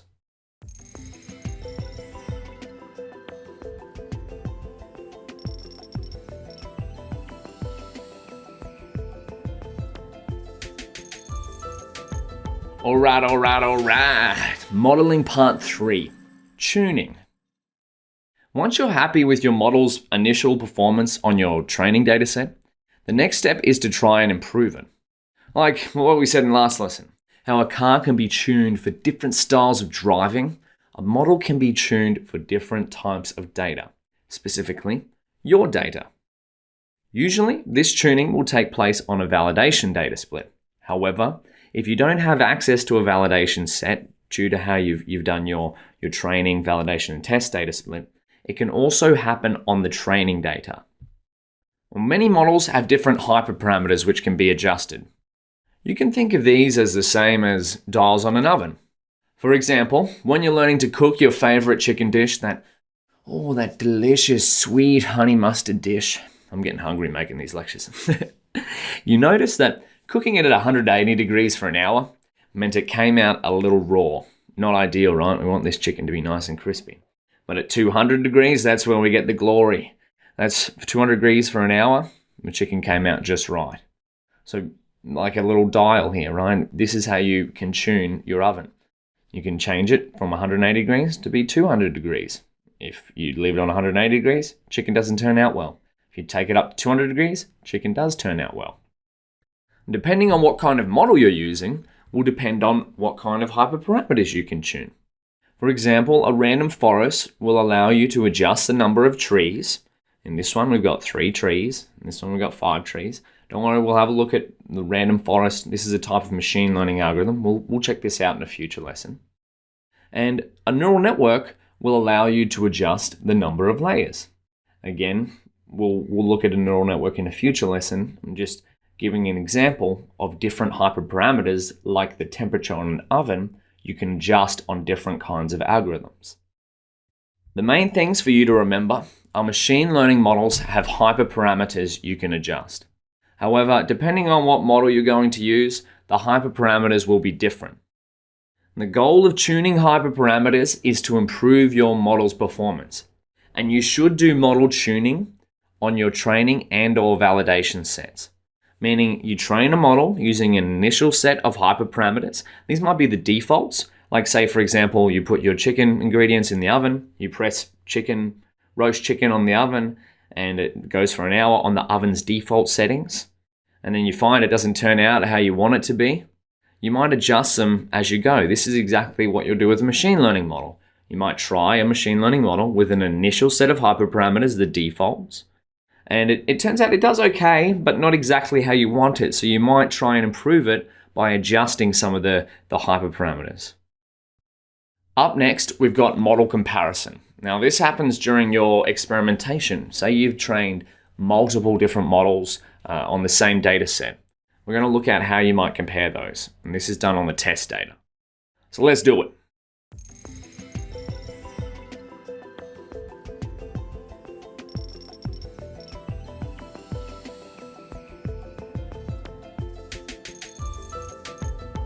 Modeling part 4. This is the final part of modeling, and it's comparison. What we're wanting to know here is how will our model perform in the real world? So after you've tuned and improved your model's performance through hyperparameter tuning, it's time to see how it performs on the test set. The test set is like the final exam for machine learning models. If you've created your data splits correctly, it should give you an indication on how your model will perform once deployed in production. That means customer facing rather than just being on your local computer. Since your model has never seen data in the test set, evaluating your model on it is a good way to see how it generalizes.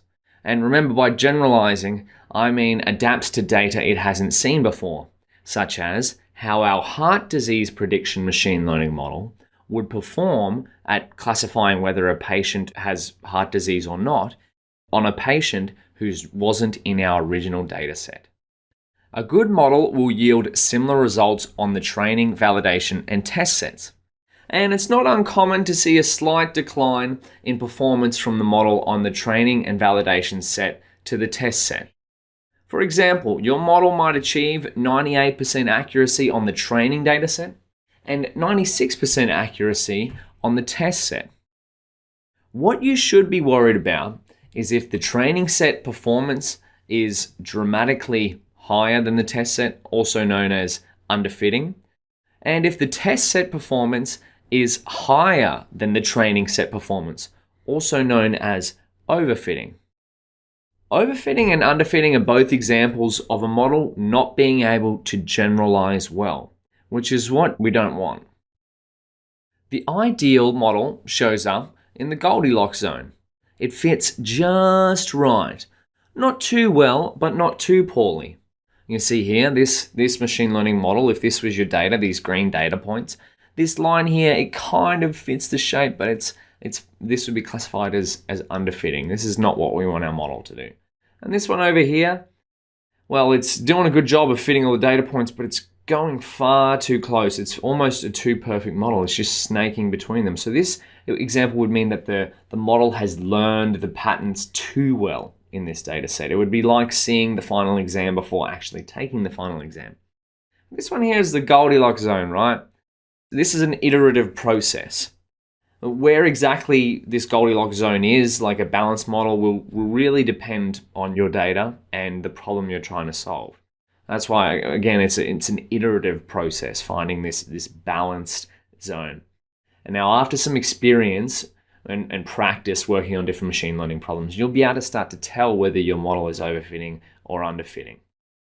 Now, there are several reasons why underfitting and overfitting can happen, but the main ones are data leakage and data mismatch.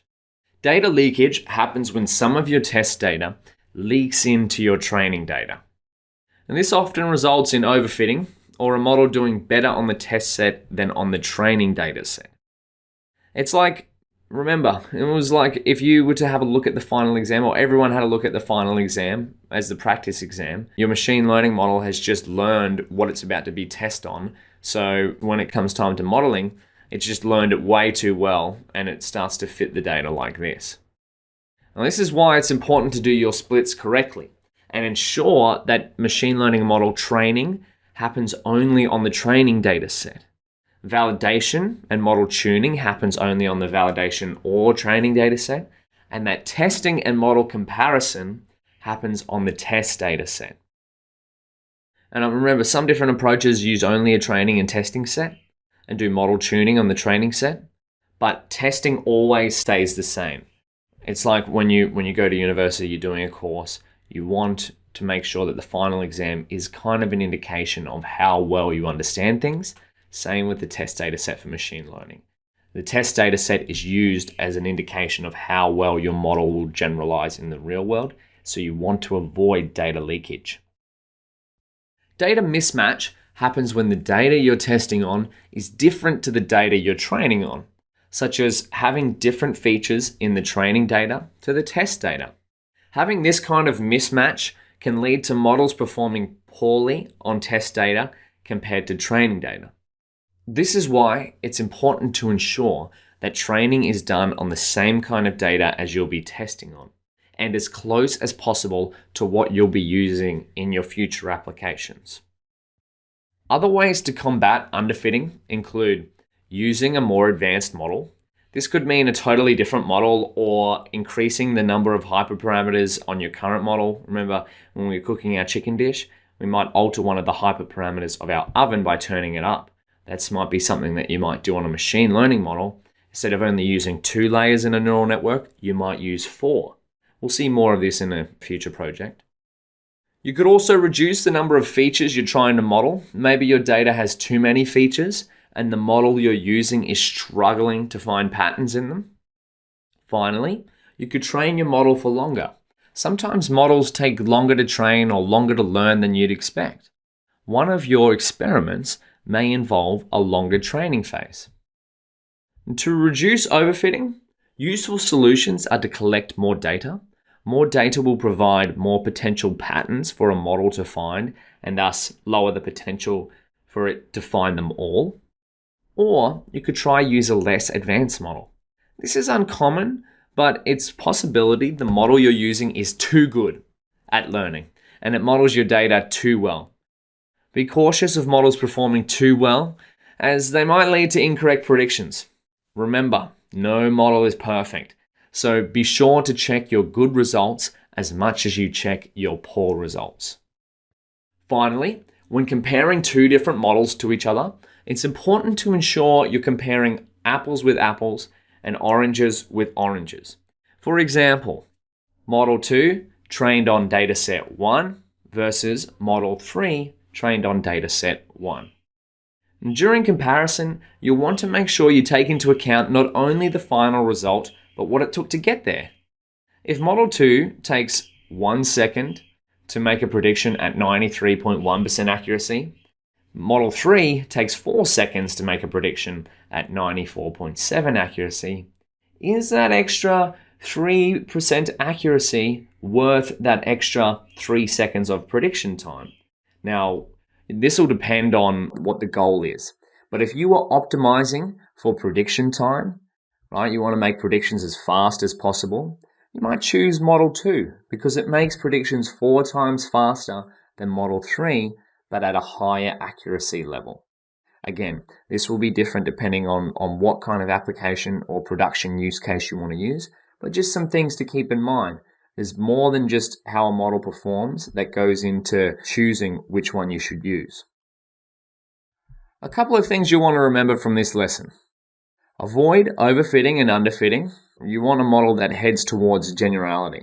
It's like when you do your practice exam.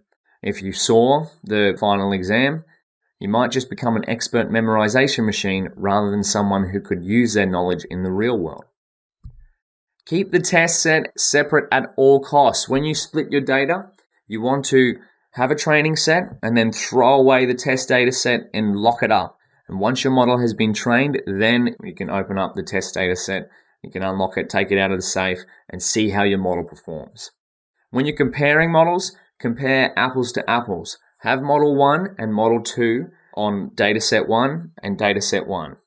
You want to make sure the two models you're comparing have been created in the same sort of environment so that you can ensure that what you're comparing is legitimate comparisons.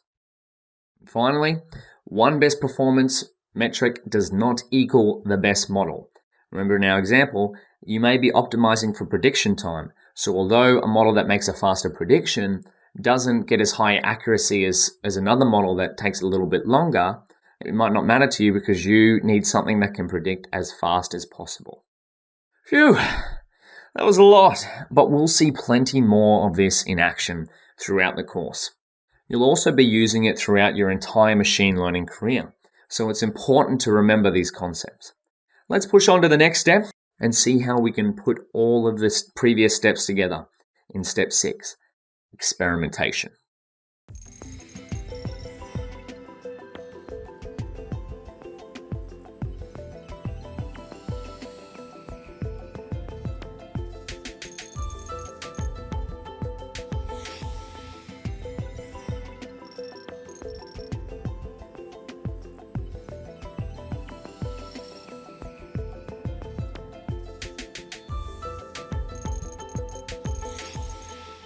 Y'all ready for this? We got step 6, which is experimentation. And it's important to remember, all of these steps here are a highly iterative process, meaning you might try one thing, find out it doesn't work, then try another, and another, and another, and just keep going through this loop, right? But how would all of this look in practice? Well, with a process like the one we've got here, machine learning projects become tool matching projects.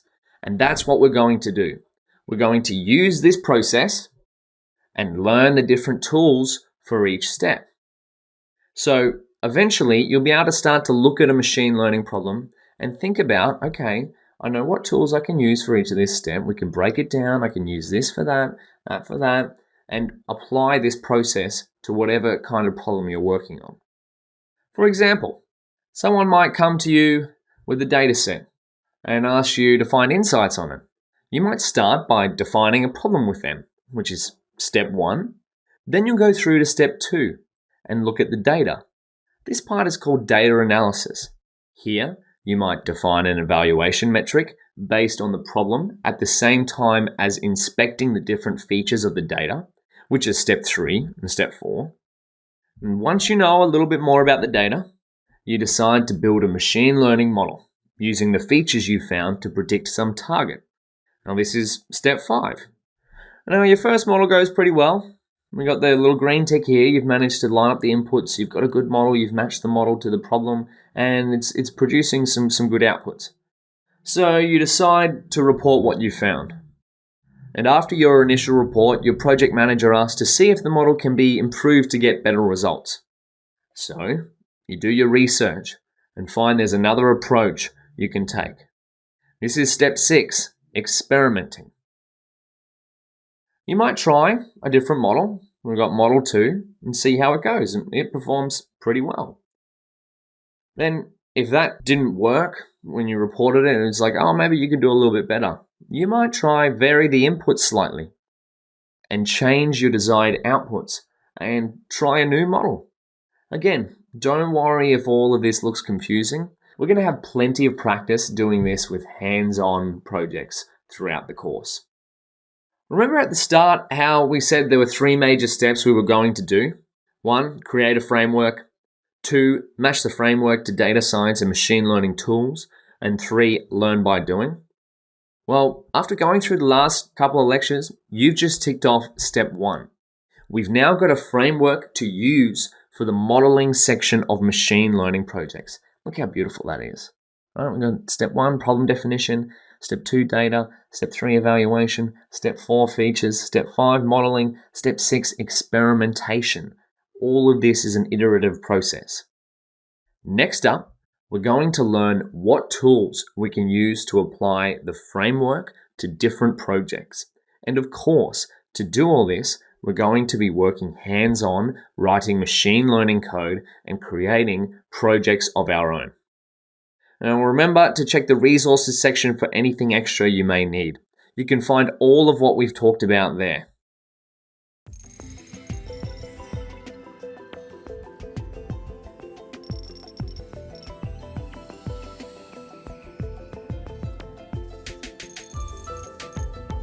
All right, now I know in the last lecture we said we're gonna jump into different tools, but I thought before we get into the next section, I just want to really highlight that all the steps in this process won't be possible without the right tools.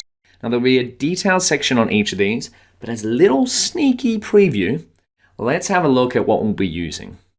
The first thing is getting your computer set up and ready to use tools that can be used for these different steps. Think of it as creating a work shed for data science and machine learning projects on your actual computer. To do this, we'll use Anaconda, which is like the hardware store of data science and machine learning tools. So it all starts on the base. We've got your computer here. We're going to install Anaconda. And then once you've got Anaconda, getting all of these other machine learning tools like Jupyter Notebooks, PyTorch, NumPy, Matplotlib, Pandas, Scikit-learn, CatBoost, XGBoost, and TensorFlow. Some of these are a mouthful, but once you've got Anaconda, getting these tools that we need to apply to that process we've just created, that framework we've created, will be an absolute breeze. So you've probably got this at the moment, your computer.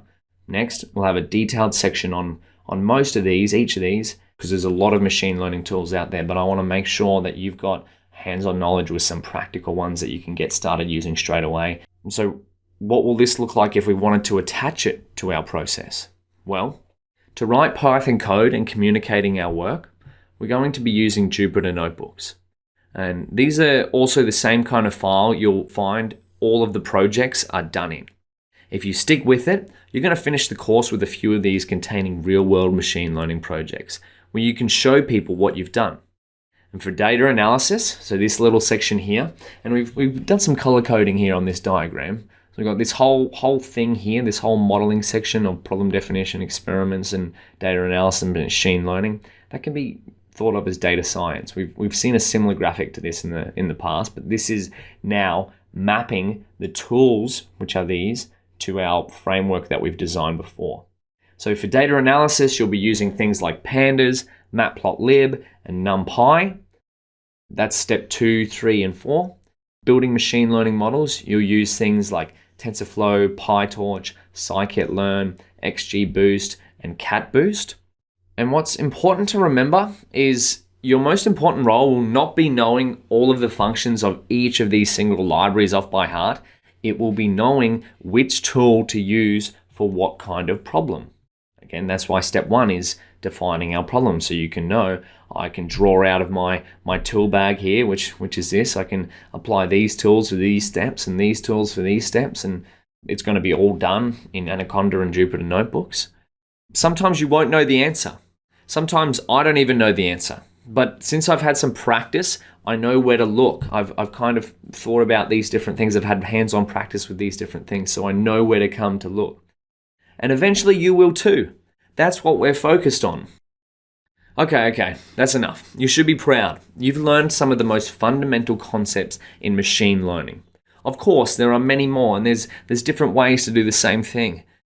But these are more than enough, what we've covered so far, to start becoming a machine learning practitioner. Up next, we're going to get Anaconda installed on your computer.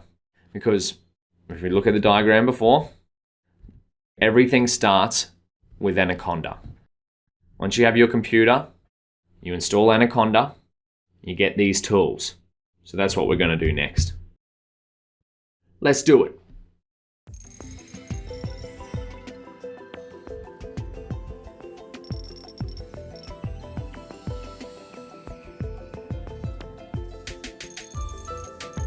Hey peeps, Aldo here. I know you're probably excited to dive deeper into more machine learning and data science topics. But before that, I wanted to make a quick announcement.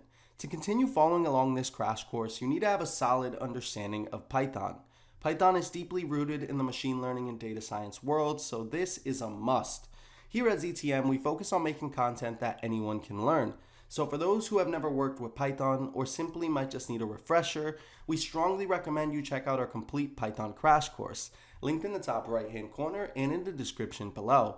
It's completely free and it's over 8 hours, so you can go from not knowing what Python is to knowing everything you need to know to come back and complete this Intro to Machine Learning crash course. If you know Python already and feel pretty confident with it, then you can just go right ahead and continue on with this crash course. That's all for now. Enjoy!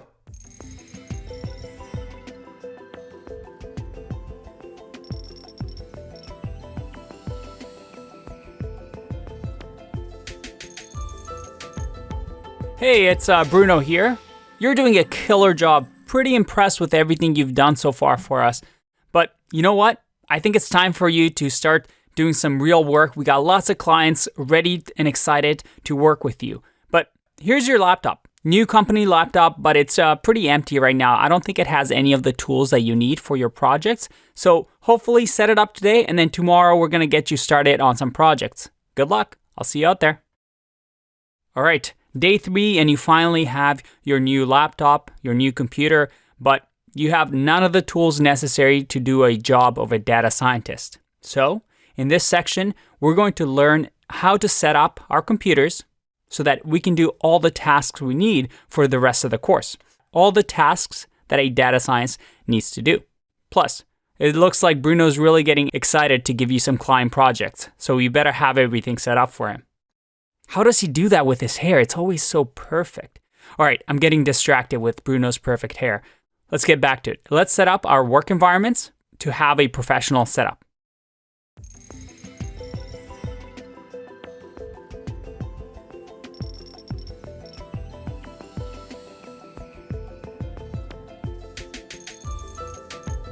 Now we've got a framework we can use for machine learning problems.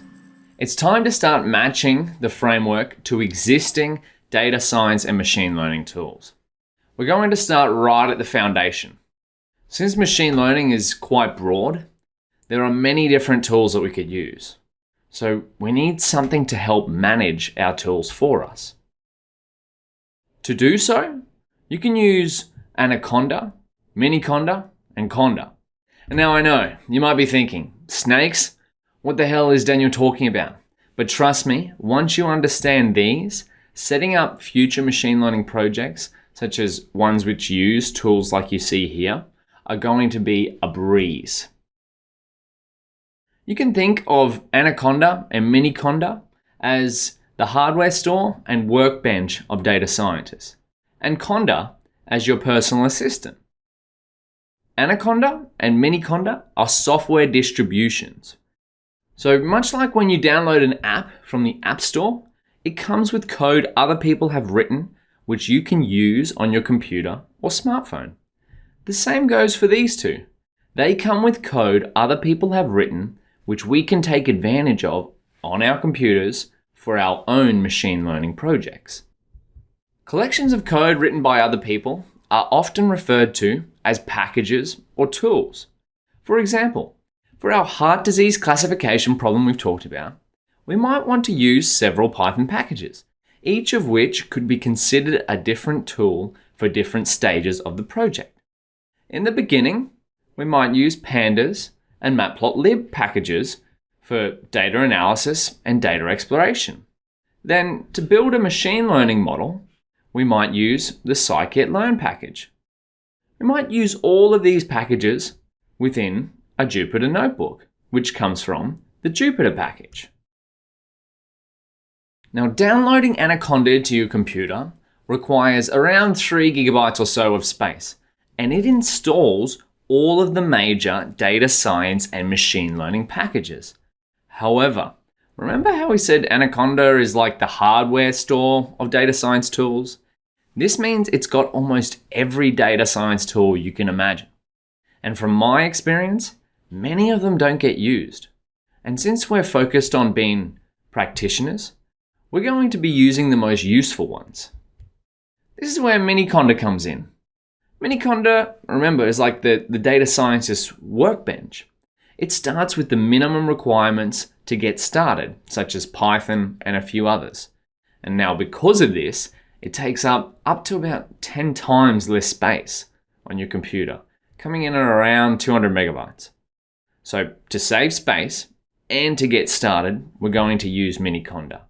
But I mentioned Anaconda because I want you to be aware of it if someone mentions it or you see it somewhere online. Up next, we're going to look at Conda, which is like your assistant that comes with Miniconda. So once you download Miniconda, it'll have a few tools, but then you use Conda to help manage those tools for you. We'll look into this more in a second.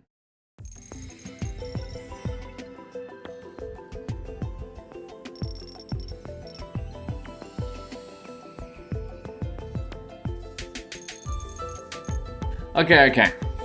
So now you've got a little idea between the difference of Anaconda and Miniconda. Hopefully you're not sick of snakes yet because we've got one more Conda to cover, and that's Conda itself. If Anaconda and Miniconda are like the hardware store and workbench of data scientists, Conda is like a data scientist's personal assistant.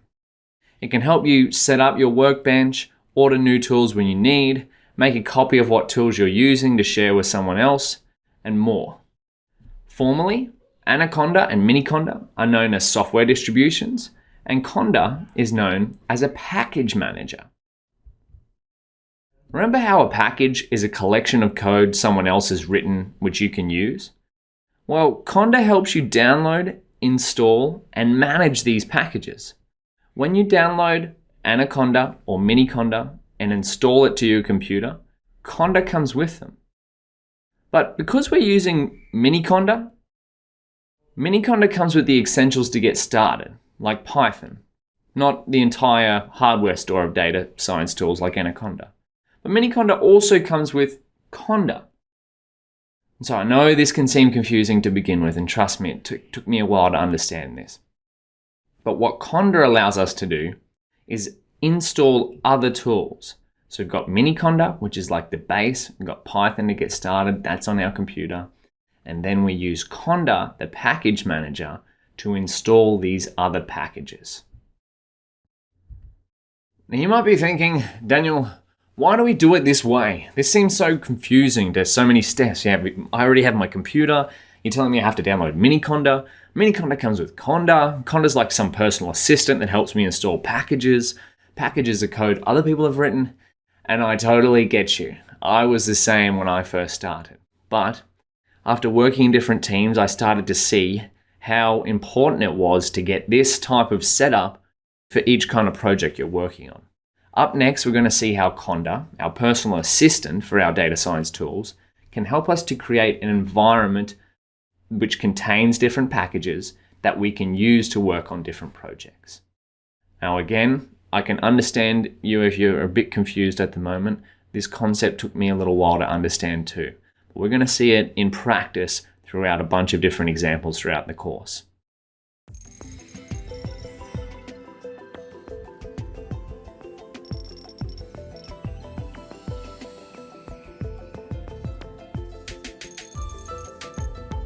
You might be thinking, why are we going through all these steps? I've got my computer, why do I have to download Miniconda with Python and then Conda and then install all these packages? I just want to get started coding. And so you should be. It's good to hear you want to code. We'll be doing lots of that soon. But getting your computer, and getting our computer set up with Miniconda and Conda are important steps which will save a lot of time in the future. When you download Miniconda and subsequently Conda, Conda gives you the ability to create environments. You'll hear a lot of these in different projects that you're working on. Let me give you an example. A workflow for our classifying heart disease project might involve starting with our computer and then creating a project folder which contains the data we're using, patient records, and the tools we're using for our machine learning project. After a little bit of experience, we know there's a collection of tools we might want to use, such as Pandas and Matplotlib for data analysis. A collection of tools or packages is called an environment. We use Conda to create the environment and then use it again to install different packages, data science and machine learning tools to it. Then, every time we work on our project, say classifying heart disease, we use the tools within our environment. So let's walk through this. You've got your computer. You want to start a new project, such as working on heart disease. You might create just a separate folder, maybe on the desktop or something like that. And then within that one single folder, you keep everything that you're going to use with that project in that folder, such as the data. Remember, the patient records could be the data. And the Conda environment, these are all the tools you're going to be working on to find insights on that data to try and predict heart disease. Conda is what you use to create this environment, install and update the tools that you need. Now, why is this helpful? Why would we do it in this kind of way? Well, here's where it comes in handy. Say, for example, you're working on your heart disease project. Since much of machine learning is experimental, you might be using a number of different tools for a single project. Now, what if someone else wanted to start working on what you're working on with you? Instead of setting up their own workbench from scratch, Conda allows you to share with them the exact same set of tools and packages you've been using so they can get started straight away. This may not seem helpful if you're working largely by yourself at the moment, but I can assure you it is one of the biggest problems when you start working on a team. There would be days where me and my teammates, we would literally spend all day working on the same project, or trying to set up or trying to work on the same project, but we couldn't because we ran into dependency issues. A dependency issue is a term that's used when you don't have the right package for the problem that you're working on, because this problem, this project, this classifying heart disease will be dependent on these tools here. And when we ran into dependency issues, it meant that we couldn't install some of these tools. Conda helps to fix that dependency issue. It ensures that you can create this environment that's easily shareable and updatable that you can share with someone else. So, if you had multiple people on your team and you're all working on a similar project with similar data and similar data science and machine learning tools, the reason being we do this workflow is so that you can create a project folder, and then if you had to share it with someone else's computer or someone else on your team, you could just send them the project folder that contains the data and your Conda environment, and they would be able to get started straight away. Now again, if this seems like a lot, and it is a lot to take in, we're going to have hands-on practice setting up a project folder as well as an environment for each of the hands-on projects we're going to cover throughout this course.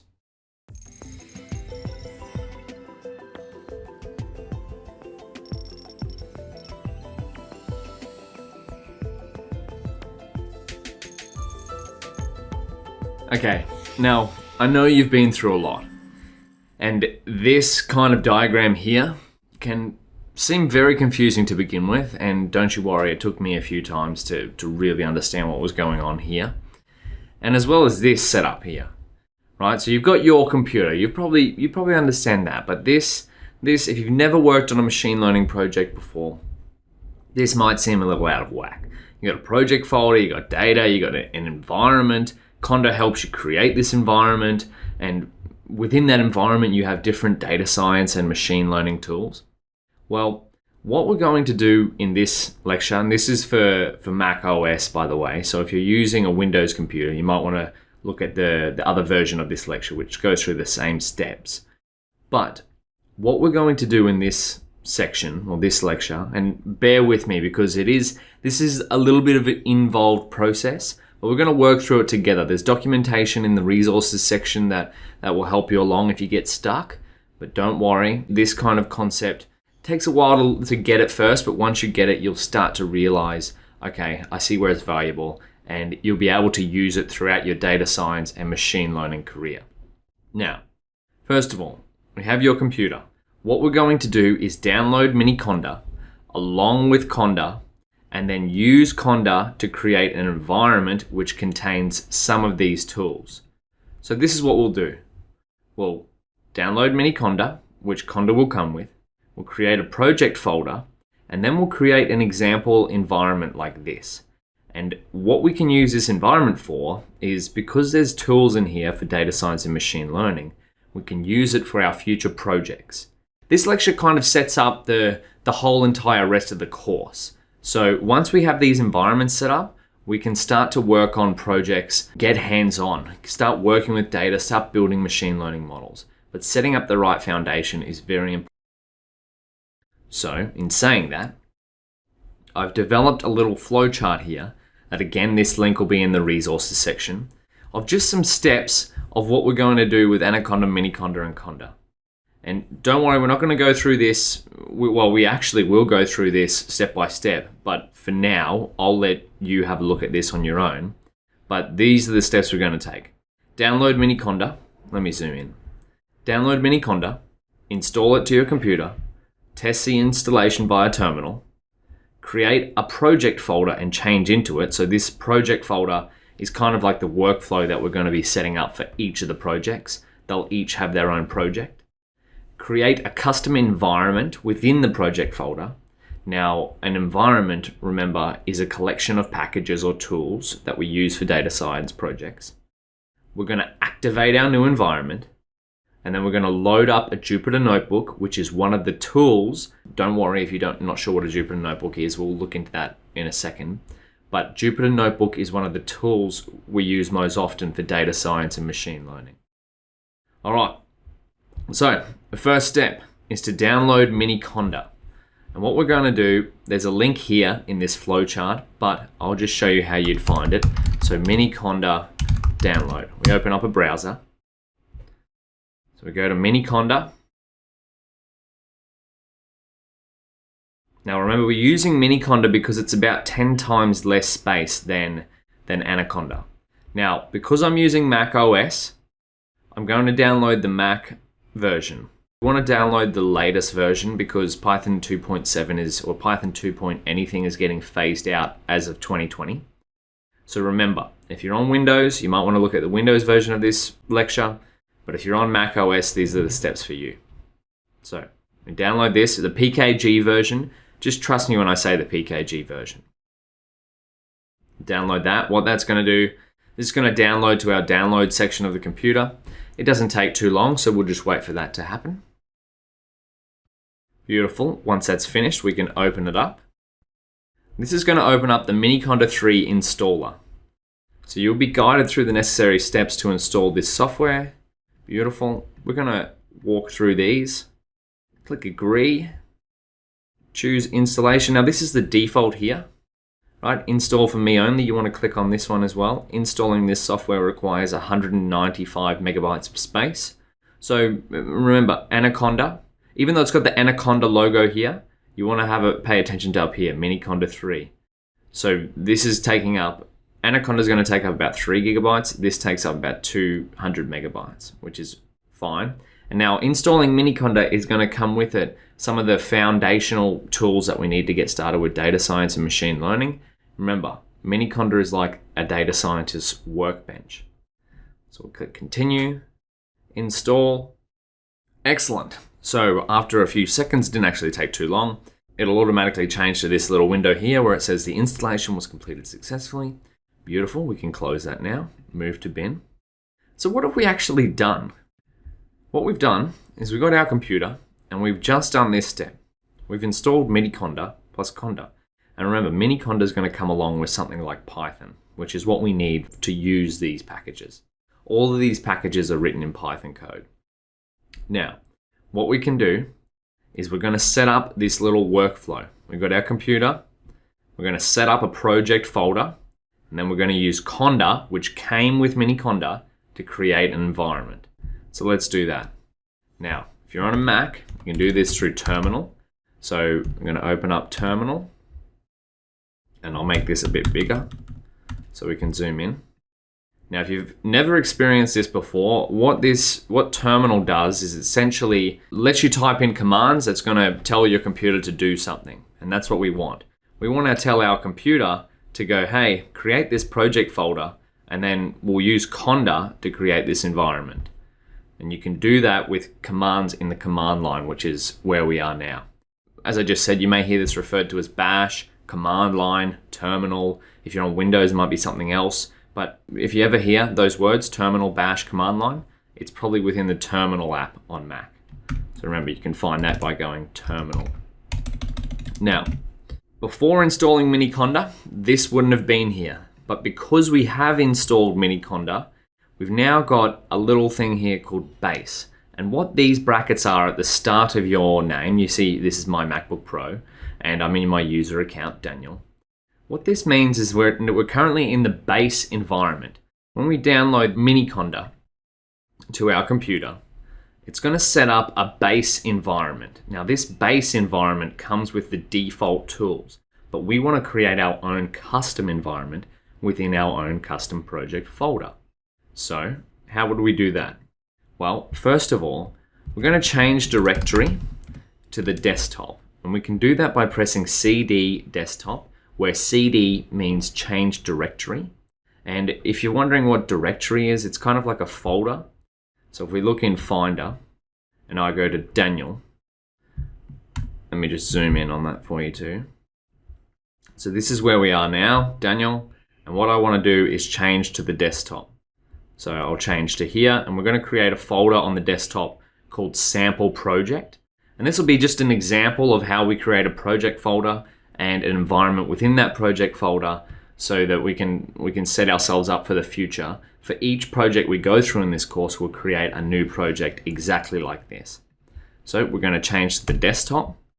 And now to create a folder, we can do make dir called sample project, where mkdir stands for make directory. So if we hit enter while we do that, we should be able to see if we hit ls, which stands for list, which means list all the files which are on the desktop. It says ML course and sample project. So let's go back to the desktop in Finder. You can see sample project was created today at 1:21 p.m. and there's ML course. So by the end of this course, you'll have maybe a sample project folder to begin with through this lecture, and then probably 3 or 4 others, or depending on how many projects there are, you'll have a folder for each project that we work on. And remember, we've done step 1 here. We've got our project folder. This is what we've just created. Your computer downloaded Miniconda. We haven't used Miniconda yet, but we've created this project folder, sample project. Now we're going to use Conda to create an environment which contains the machine learning and data science tools that we need.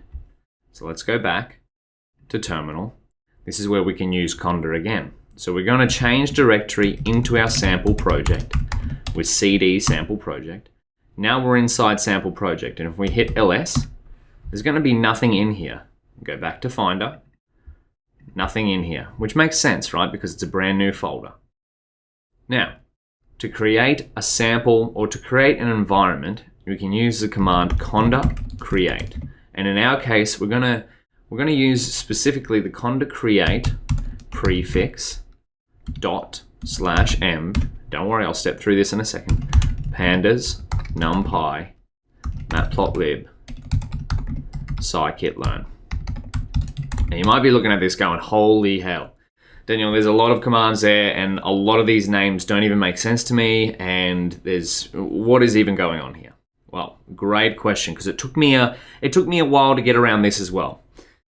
So, in a nutshell, what is this saying? We got conda create. So, conda create environment.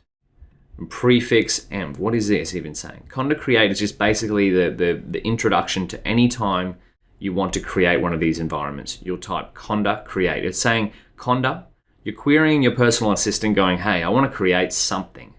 Now that something in our case has a prefix. This .env means that we're going to use the prefix of the current folder to be at the start of this environment folder that we're going to create. And then these pandas, NumPy, Matplotlib, Scikit-learn are the tools or packages we want to put into our environment. Now, that was a quick overview of this line of code, and we could unpack it more. But most often, it's important to just try run the code and see what happens. So let's do that.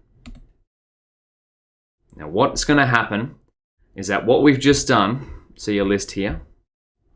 I'll show you what we've just done. So here's our line of code. Conda create prefix dot slash env pandas numpy matplotlib scikit-learn. Beautiful. Now, environment location. See where I said that it was the prefix? So we've got prefix, then dot. This is what I mean.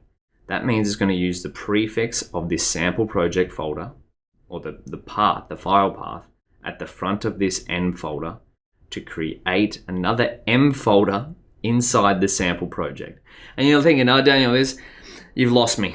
Don't worry. When I first figured out this or went through this workflow, I was like, what the hell is going on? We got slashes and folders and everything's everywhere. But after doing this a few times, it'll start to make sense and you'll realize the value in having a setup like this. So, this is saying that our environment location, remember, this is what we're creating, environment, is going to be at users/Daniel. It's on the desktop. It's in our folder, sample project. Now this name might change depending on the project we're working on. And it's going to be env. It's called env. Env is short for environment. It's like one of those shorthand ways of typing something, like CD is for change directory. You'll see this very commonly throughout your data science and machine learning career. My environment might be shortened to env.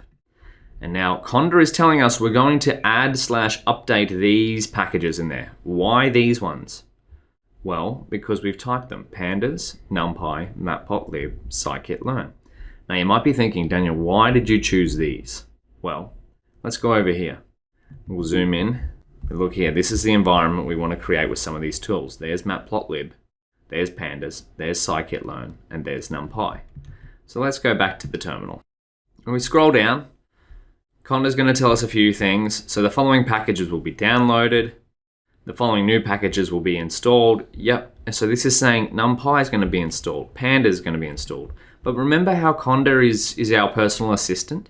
Even though we've only typed in 4 packages, 4 tools, Matplotlib, NumPy, Pandas, Scikit-learn, Conda is our assistant. And these are standalone packages on themselves, but they also depend on other code. So, because Conda's our personal assistant, it's going to go, hey, ask the internet, what do I need to run these? And then Conda's going to go and grab all of these extra things for us automatically. We're going to say, yes, thank you, Conda. Please proceed.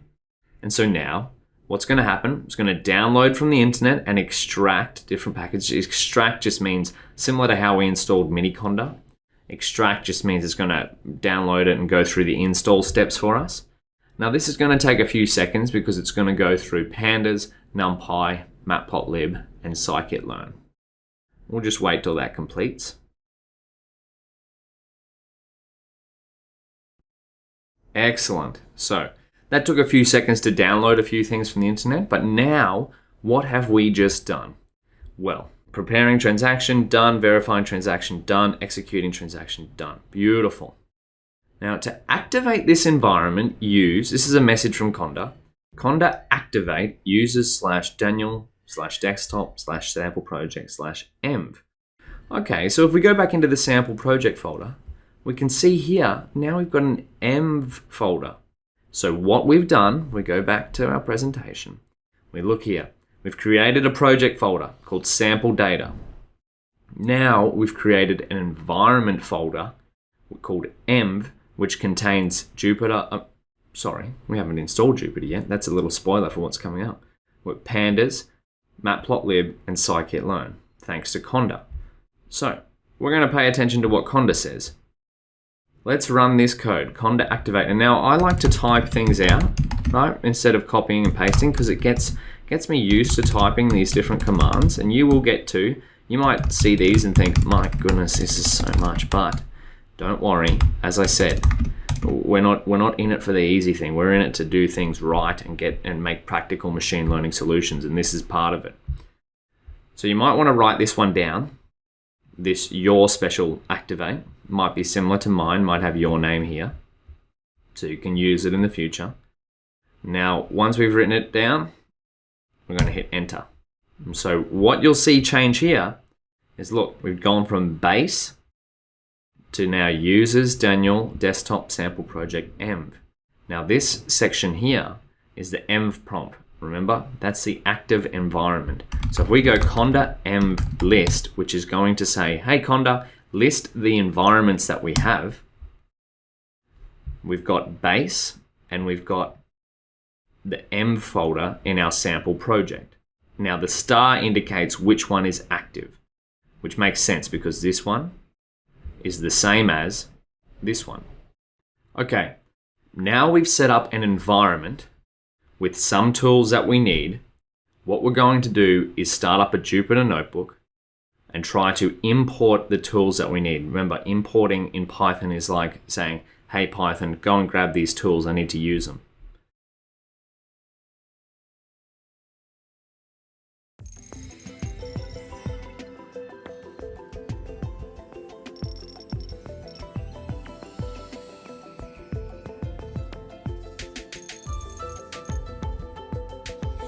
So to start up a Jupyter notebook, we type in Jupyter notebook, and don't worry, if you're not sure what a Jupyter notebook is, we'll have a section on that which goes through how you can use Jupyter notebooks. All you need to know for now is that a Jupyter notebook is somewhere where you can write Python code, especially machine learning and data science code, and write text around it and share your work with others. It's kind of like a big work pad that you can use and just pass it around online. We'll have plenty of experience with that as we go on. We'll hit enter. Now what the Jupyter command not found? Why is that? Well, we go over here.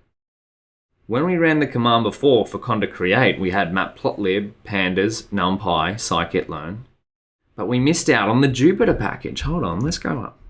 Did we install the Jupyter package? We didn't. Matplotlib, NumPy, Pandas, Scikit-learn. No Jupyter. So that's why it's come back, Jupyter command not found. So how do we fix this? Well, again, we can use our personal assistant, Conda install. Now, install is a command where it's like, okay, I'm missing a package and I want to use it. I'm missing a tool and I need to use it. So I'm going to say, Conda, install this tool for me. In our case, we want the Jupyter tool. So Conda install Jupyter. Now, of course, we could have typed this up here before, but I've missed out Jupyter on purpose so I could show you this Conda install. We could have put Jupyter here on the end after Scikit-learn, but we're going to run it here. We'll hit enter. Now again, this is going to go, it's going to tell Conda we want Jupyter. It's going to query the internet, and Conda's like, okay, the following new packages to use Jupyter, I'm going to install all of these for you. We're going to hit yes, thank you Conda. Now this is going to take a few seconds again.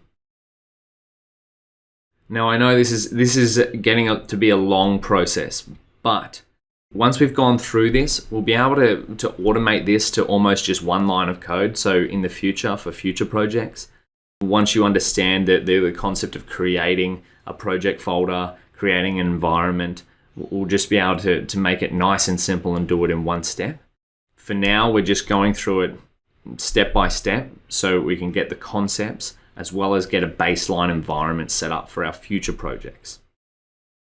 And trust me, it took me a long time to get these concepts. So don't go thinking, oh, Daniel's entering these codes and he knows what to do. It's only because I've had a little bit of practice with this, all right? And I know this setting up environments is one of the biggest problems that we ran into working on a team of machine learning engineers. So once you get this down pat, everything else becomes a breeze. Not really, but yeah, you'll see. Okay, so what did we just do then? We ran the command conda install Jupyter. Now we're not going to run that again, but what do you think this has done? If we go back here, we've got our project folder, we've got our environment folder. Now if we might get rid of this one because that's not what we're going to install. Now we've got this in our environment. That was cat boost, but we'll see that we don't need that for what we're doing now. We can use that in another project. So what have we done? We've got now an environment that we've created with Jupyter, Matplotlib, Pandas, Scikit-learn, and NumPy. Now, what you need to know is that we're going to use Jupyter notebooks and we're going to use these tools for the majority of our data analysis steps. So this is kind of what we've just set up. We've set up an environment with these tools, but there's no use just talking about it. Let's see it. What can we actually do now? Now we've got Jupyter. Can we run the Jupyter notebook command we tried to before? Jupyter notebook. If we've done this right, this should load up the Jupyter interface. Beautiful. And we're going to go through this in a future lecture, but for now, what you need to know is what we can see here is the M folder. Why can we see that? Well, if we go here, the M folder, this is what we're seeing. Let's click on this one. So it's got all these things, bin, conda, meta, doc, etc. Same thing, bin, conda, meta, doc, etc. Beautiful. We don't have to worry about that. Conda's taken care of that. This is our environment with all our tools in it. What we care about for making Jupyter in Jupyter's interface is creating a new Jupyter notebook. You can do that over here for Python 3. Let's try it out. So this is going to create a new Jupyter notebook. And look, this is our workspace. You're going to get very used to using this beautiful interface. I actually really love Jupyter notebooks. So you can write code. It's Python code, right? So you can do 1 + 1. You can do print hello world. So you can do a few things in here. You can even write full functions. We're not going to do that because we're just focusing on seeing if our environment is set up. Now, there's a few more steps that we can do, or one more step really, we can do to check it. Now remember, we've installed Matplotlib, Pandas, Scikit-learn, and NumPy into our environment, and we've ticked off Jupyter because this is a Jupyter notebook, so we've ticked that off. Now we want to check if these are available. How do we do that? Well, we can import them. Remember, import is saying, hey Python, go and grab these tools so I can use them in my notebook. Import pandas as PD. Now, pandas gets shortened to PD because it saves us typing out pandas a lot. So just know that pandas, whenever you see PD, it probably means pandas. Import NumPy as NP. NumPy gets shortened to NP. Import matplotlib.pyplot as PLT. Now, the plots we want to make are from the pyplot module of Matplotlib, and that gets shortened to PLT. Import Scikit-learn, which is short for Scikit-learn. All these little acronyms, don't worry about knowing them too much off by heart for now. You can just copy and paste this sort of stuff. I'll make sure there's a demo notebook in the resources section. But to test this, we're going to hit Shift and Enter. Shift and Enter is how you run a cell in Jupyter. Watch as that number goes up on the left. 3, 4, 4, 5. We do another one. Escape B creates a new cell. We'll learn all these in Jupyter. So print hello beautiful. That's going to be cell 6 because that's how many cells we've run. So this one should be 7 if we hit Shift and Enter. Excellent. Now, why did this work? Well, remember the code that we ran? We're not going to run it in terminal again, but it's going to be conda create prefix. This line of code is what helped us set this up. Prefix, pandas, NumPy, Matplotlib, Scikit-learn. what we've done is we've created a Conda environment in our sample project folder, and we've installed Pandas, NumPy, Matplotlib, Scikit-learn. But then we tried to run Jupyter, but we couldn't, so we used Conda install Jupyter, and then we could access this Jupyter notebook. So that's the workflow. We have our computer, we downloaded Miniconda, which came along with Python, and Conda came along with Miniconda. So then we came into this one, and what we did on our computer was we created a project folder, and then within that project folder we used Conda to create an environment which now contains these tools. So what does that mean? Well, that means that we can now use this environment to work with our data and start to build machine learning models, start to analyze data. And because we've done it with Conda, if we wanted to share our environment with someone in the future, we can. But don't take my word for it. Let's go back over to Finder. If we look in the sample project folder, we've got env and untitled IPyNB. That stands for IPython notebook, which is the old name for Jupyter notebooks. So now our notebook with all of this code that we've just done is also within our project folder.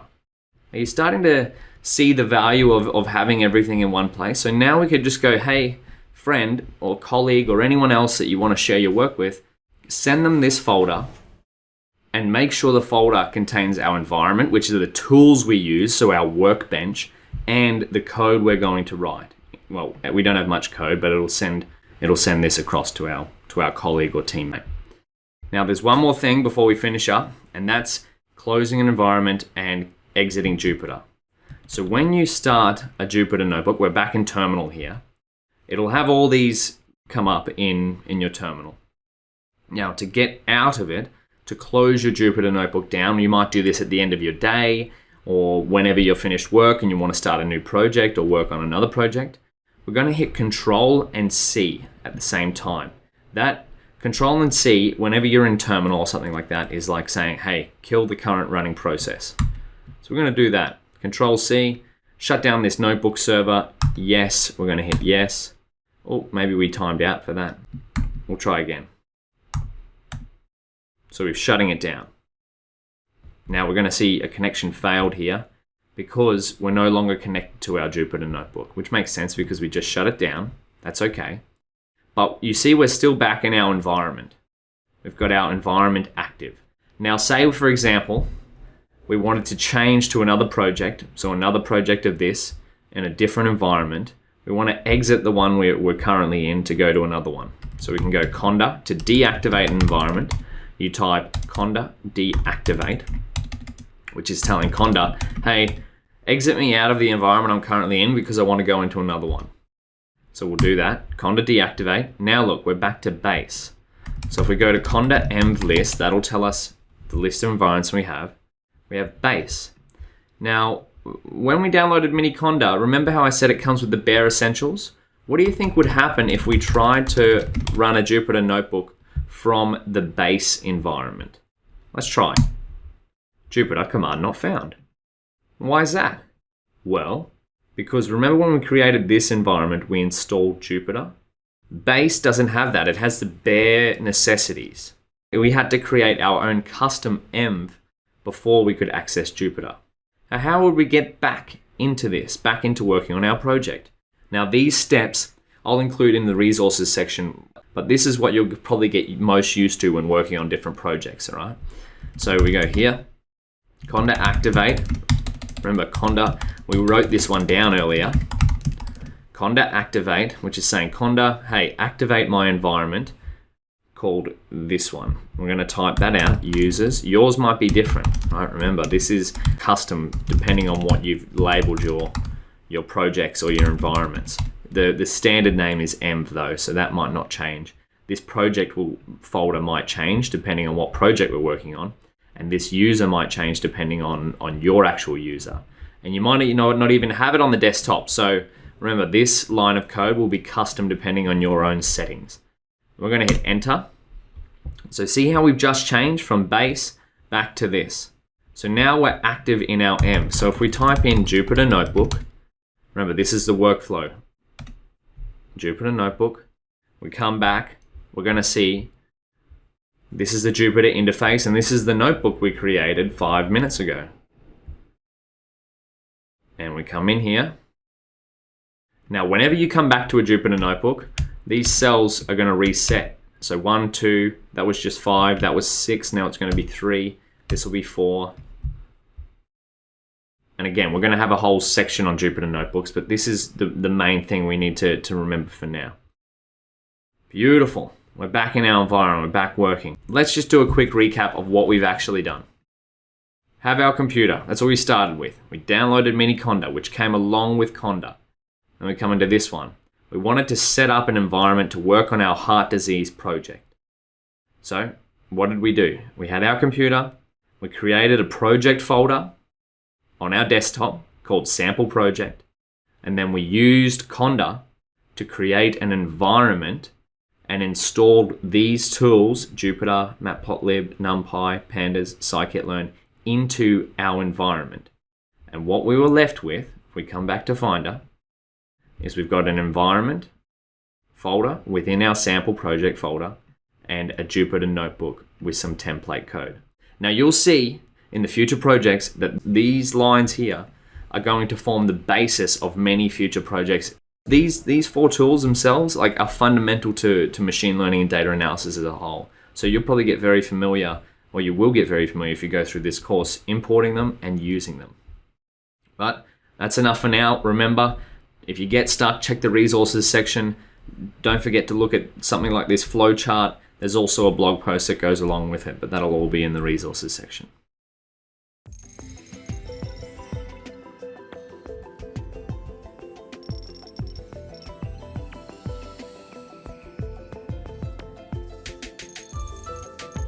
Now you might be looking at this kind of graphic and going, okay, I get my computer, but what is this Mini Conda, Conda, Python, all these graphics I've never seen before? What is actually going on here? And don't worry if you're feeling like that. It took me a long time to get my head around this kind of workflow, more specifically this one here. So this is what we're going to be setting up in this lecture. Now remember, this one is for Windows. So if you're on a Mac, you may want to go to the Mac version of this. But if you're on Windows, you can stay here and watch right through this. We're going to build out this little workflow from scratch. Well, this is what you likely have. You're probably watching this video on your computer. What we're going to do is set up this project folder and then use Conda. We'll worry about data later in a future lesson. But we're going to set up a project folder and then use Conda, the personal assistant of our data science and machine learning tools, to create this environment. Now remember, this is the kind of workflow that you would do for each new project. And for this lecture, we're going to set up a sample project folder, but we're going to have experience setting up this kind of workflow in each of the hands-on projects throughout this course. But this is just to get your head around it, to understand what this kind of workflow looks like. And so we can just practice setting up a new project and getting our tools ready for data science and machine learning. More specifically, we're going to be going through these steps here. Now this flowchart will be in the resources section, but if we have a look here, this is the Mini Conda one we're going to be taking because we've chosen to use Mini Conda because it is the data scientist's workbench and it takes up 10 times less space on our computer than Anaconda, but offers all the value of what Conda can offer. Let's start with download Mini Conda, install it to your computer, test the installation, create a project folder and change into it, create an environment folder with the project within the project folder, activate the new environment, which will give us access to the tools we've installed to our environment, install Jupyter, load up a Jupyter notebook and check the tools you need. So let's get started. To begin, we open up a web browser and it's conveniently got Mini Conda download here already done. So we're going to search Mini Conda download. Click on the link, will take you to the Mini Conda download page. The link looks something like this. But what you should see is a few options here for downloads, a few more links. Now, because we're doing the Windows version, we're going to download the Windows version of Mini Conda. Remember, if you're on Mac OS, you might want to look into the Mac OS version, but this lecture we're using Windows. So we're going to choose the latest one, which is Miniconda Windows 64-bit, Python 3.7, because Python 2.7 is getting deprecated after 2020. So we're going to focus on Python 3+. So we click that. I'm going to click Run. Windows is going to run a security scan over that, and then we'll wait for the download to download. We might skip this video a little bit forward once the download's complete.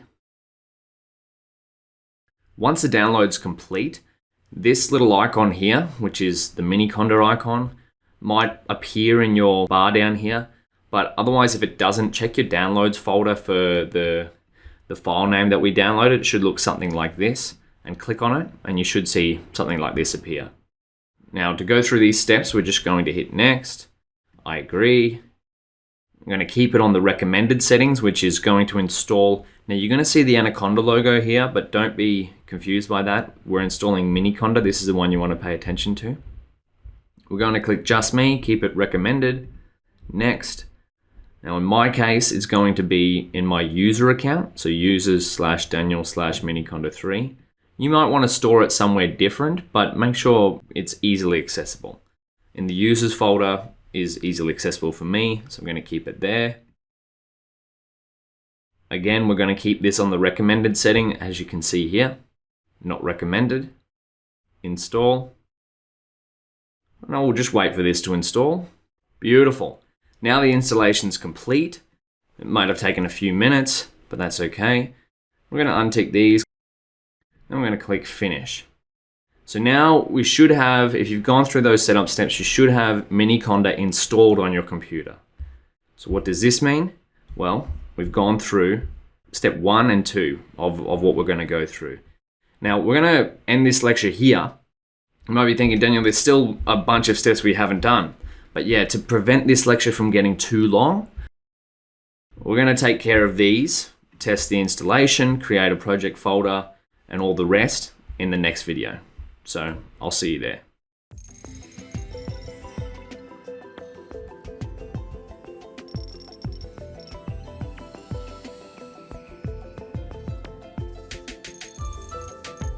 Welcome back. In the last video, we went to the Miniconda homepage or downloads page. Remember, this is for Windows, and we downloaded the Windows version, Python 3.7 of Miniconda, and installed it to our computer. More specifically, this is what we did. Download Miniconda, install it to your computer. Now, for this lecture, we're going to take care of these steps. Test the installation, create a project folder, create a custom environment with it, activate your new environment, install Jupyter, and load a Jupyter notebook. Now again, I realize you might be thinking, Daniel, this is a whole lot of steps. I just want to get into coding. And you're right. I'm the same with these sort of things, but trust me, setting up this workflow is what we're doing.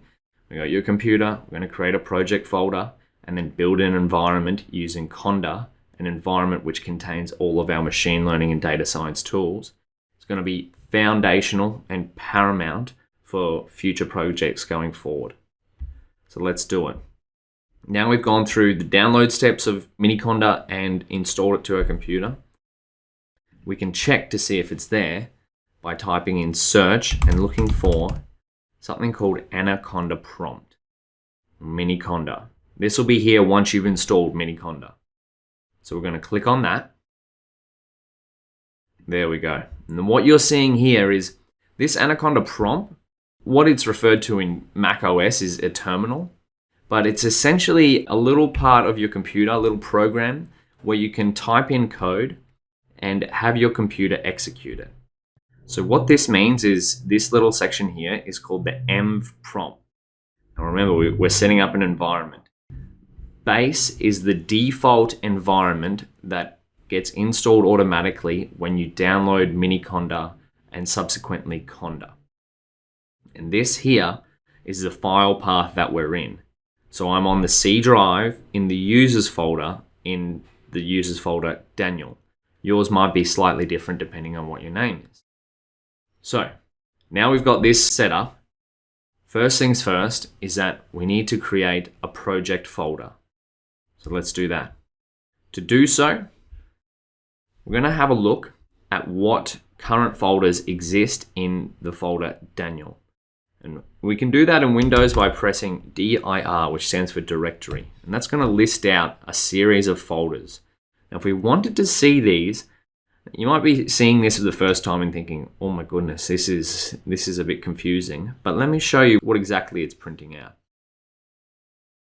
If we go into the file browser here, we can go to PC. Now we want to copy this. So there's C users Daniel. That's what we want to look for. I'm going to go to the local disk C, users, because remember we have users here. And then we're going to go users Daniel. So if we actually type this out, C/users/Daniel, it's the same as what we can see over here. So now if we compare this list here, we have 3D objects, contacts, desktop, documents, downloads, etc. What we want to do is, for this use case, we're going to create it we'll create it on the desktop so we have easy access to it. And what I mean by this is we're going to create this project folder, which is just another one of these, which is going to contain all of our project information on the desktop so we have easy access to it. So let's change to the desktop. And what I mean by that is, see how this path is users/Daniel? To change to the desktop, I'm going to press CD desktop. And what CD stands for is change directory to the desktop. So now, if I go dir, which is going to list all the folders on the desktop, it's going to show me sample projects. So if we go on desktop, we've got sample project. Now we're going to be creating another one of these. So you might not have this already, but this is what we're going to be creating. We'll call it sample project 1 for this lecture. I've already got a demonstration here, but we'll create a new one. So to create a folder, we can type the command mkdir, which stands for make directory.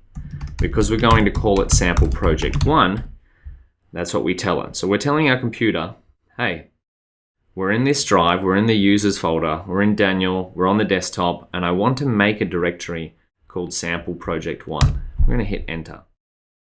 Now you can see that has created sample project 1. We'll go back here. So what have we just done? Well, we've done the first step. We've created the project folder. So now we're going to use Conda to build this environment. If we go back to our flowchart, create a project folder and change into it. So that's what we have to do. We've created the project folder, but we're not in it yet, so we need to change into it. Remember to change directory and press CD into sample project 1. So now, this is what we have. We're in here. We're on the desktop, and we've got sample project 1. And if we go dir to see what files are in here, there's actually nothing in here. So 0 bytes, 0 files. If we look, sample project 1, this folder is empty. So that makes sense.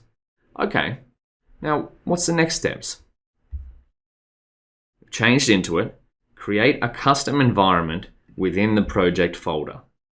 Well, let's do that. So to use Conda to create an environment, remember if we look at this, we're going to use Conda to create this. So that's this step. You can run the command Conda. It's like saying, hey Conda, our personal assistant, create. Then we're going to pass it the prefix tag. And now I'm going to write this out, /env pandas NumPy Matplotlib and Scikit-learn. You might be looking at this going, my goodness, Daniel, what is going on here? Well, that's a great question. So remember, what we're saying is Conda, hey, personal assistant Conda, create. We're not, actually, that was a bit mean. We're not yelling that. Pretend this is saying please. Conda, create, prefix. When you see these double hashtags, it's like a little command that can go to the create function. This dot means it's going to use this file path here. So essentially saying, the dot saying within the sample project 1 folder. Env, create a folder called env. And within that env is short for environment, which is this. Within that env, install pandas, NumPy, Matplotlib, and Scikit-learn. Now what are these? Well, if we look here, Matplotlib, NumPy, Pandas, Scikit-learn. So let's run this by pressing enter and see what happens.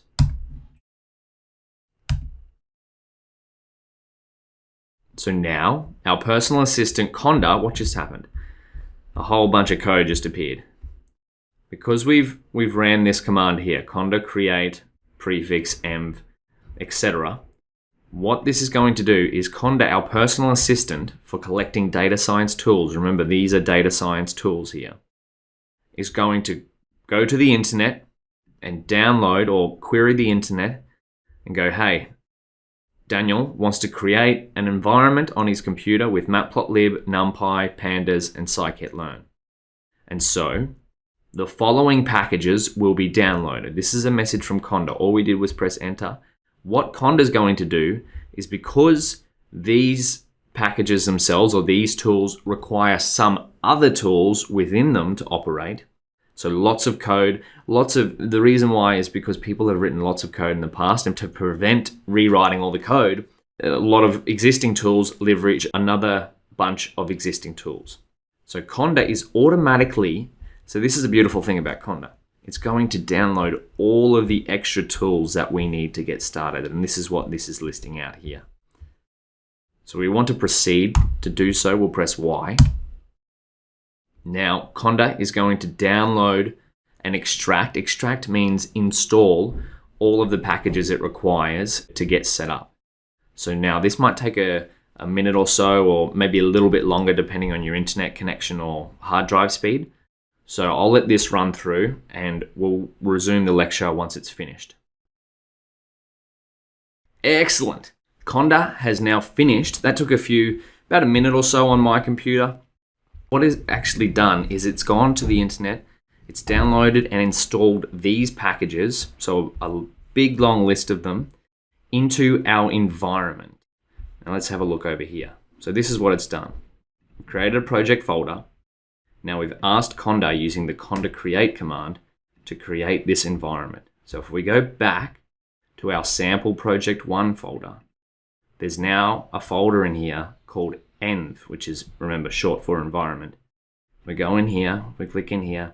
It's going to have a whole bunch of different files in here. Now, to be honest, I don't even understand what's going on in here.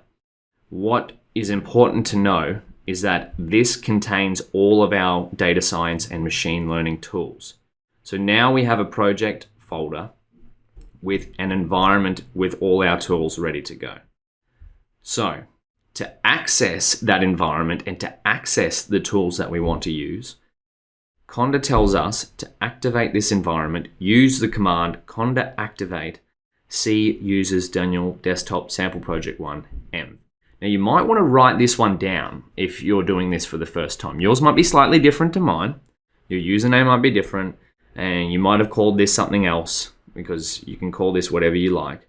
You should really call env, always call env. That's a universal name for, or shortened version of environment. But to activate this environment that we've just created, we can use this command. And now I'm a big fan of typing out commands. So we're going to go, instead of just copying and pasting, which we could definitely do, but to practice typing out these things, because we want to, after all, that's what we want to do. We want to start writing our own code. I'm going to type this out, sample project 1 /env, run. Now, what you'll notice has changed. So I literally just type this out and press enter. If we hit enter, you'll notice this base has now changed to this file path here, which means this is the environment prompt. So now we've activated this environment. What that means, we'll have access to all of the tools in this environment. So the ones we just installed. So let's try and test it out.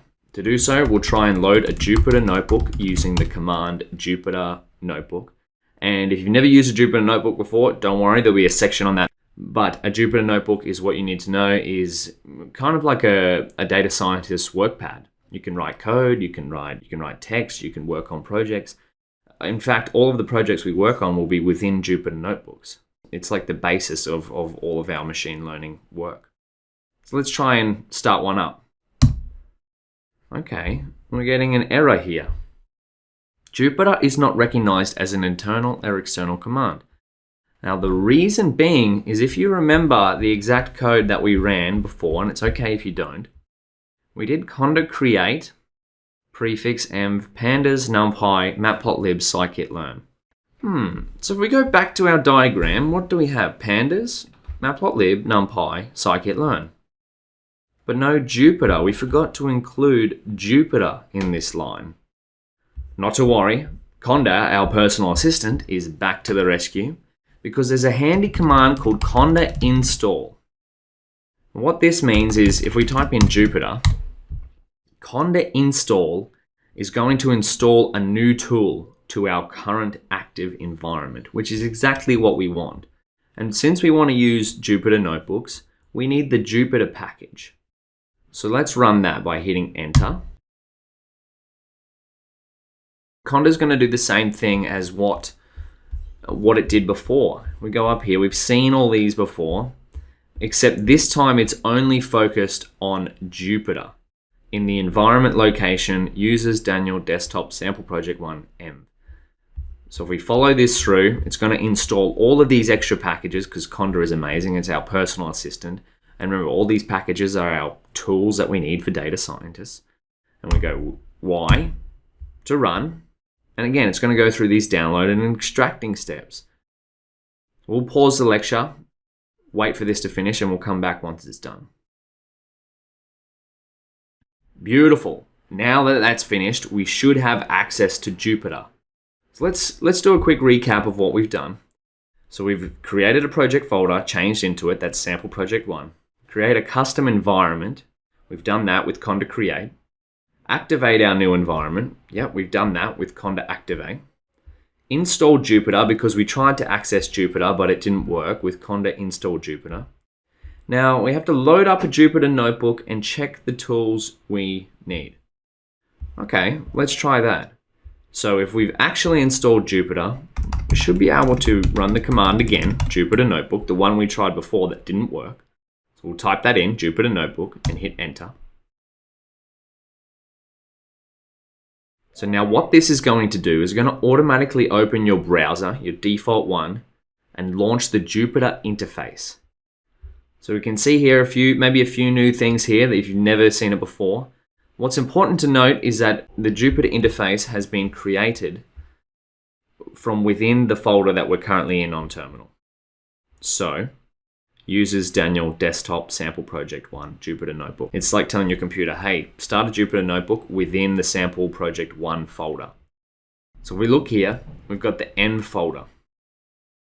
If we compare back to our sample project 1, we've got the env folder as well. Now to start a Jupyter notebook, remember the workspace where a data scientist or machine learning engineer will do a lot of coding, working on different projects. You can go up to here, new, notebook, Python 3. And again, we're going to have a whole entire section on Jupyter notebooks. So don't worry too much if you're not sure what's happening here. And so what this is going to do, what's happened here? Oh, there we go. It just took a little while to load. So what we did there, we've actually got two because there was something going on there with my computer and it took a while to start up. There we go, untitled IPyNB, which stands for IPython Notebook, which was Jupyter's previous name. And so this is the Jupyter interface. Absolutely beautiful space. We're going to get very familiar with using this throughout the course. And again, we're going to have an entire section on this, but what you need to know for now is that you can run Python code in here. So hello world, and then press shift and enter, and that'll come through. This is a cell in Jupyter notebooks. This is referred to as a cell. You can also change it to markdown, which is like saying text, and say this cell does a simple sum. And the one below is going to do 1 + 1, shift and enter. But what we're focused on doing is testing to see if our environment is set up. So specifically, we've ticked off Jupyter. We've got access to Jupyter because we're in the Jupyter interface. Now we want to see if we have access to Pandas, Scikit-learn, NumPy, and Matplotlib. We can do that by importing them. And remember, the import statement is like saying, hey, Python, go and get these packages or tools for us and bring them into our workspace so we can access them.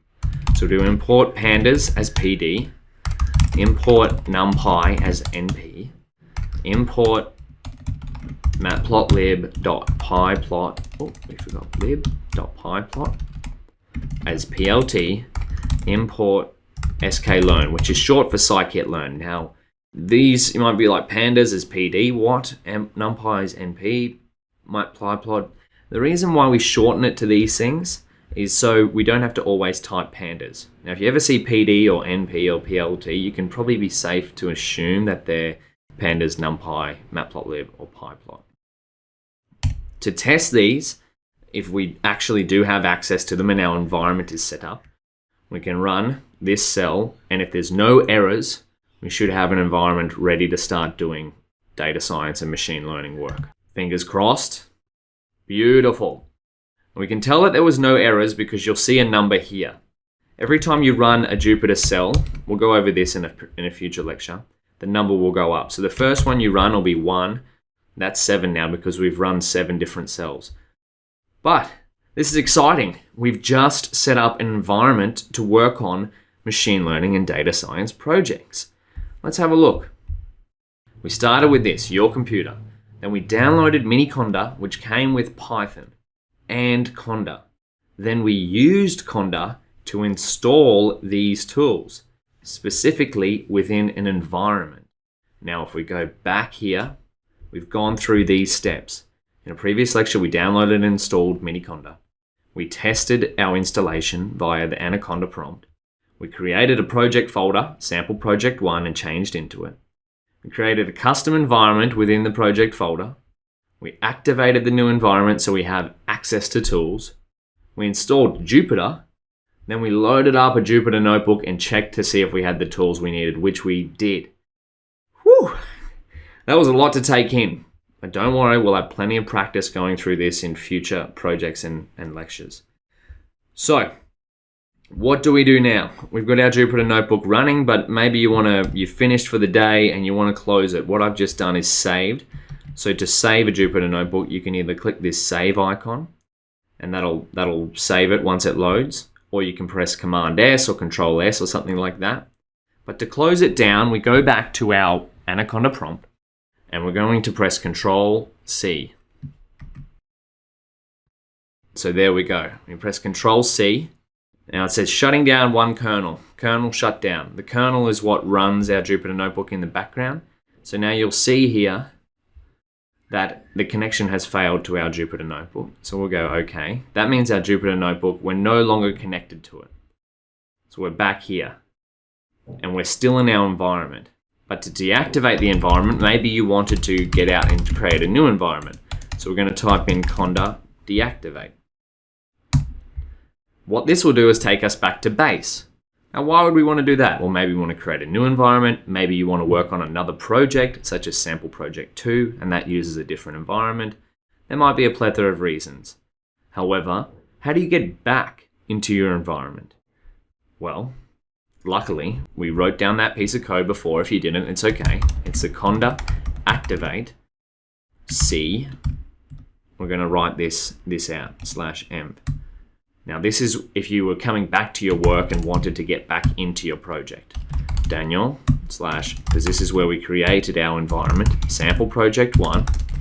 Now, this might be in the future, it might be sample, might be project 2, might be project 3, or something like that. But we'll usually have env at the end here. So Conda activate our environment. Beautiful. Now we're back from base to having our environment active. So then we can type in Jupyter Notebook. Load back up a Jupyter Notebook. It's going to take us to the home page. There we go. We've got our untitled IPyMB, which was saved 2 minutes ago. Click on that. And there's our code from before. So then we could continue work on our project, save it when we need to, and exit when we don't need to work on it. Well, we're going to see this more and more for each single project that we work on. What's important to remember is that this is what we've done. We've set this up for the future. We have our computer. We've created a project folder. Say we wanted to work on heart disease classification. You'd make a folder for that. you create an environment, install the tools that you need using Conda.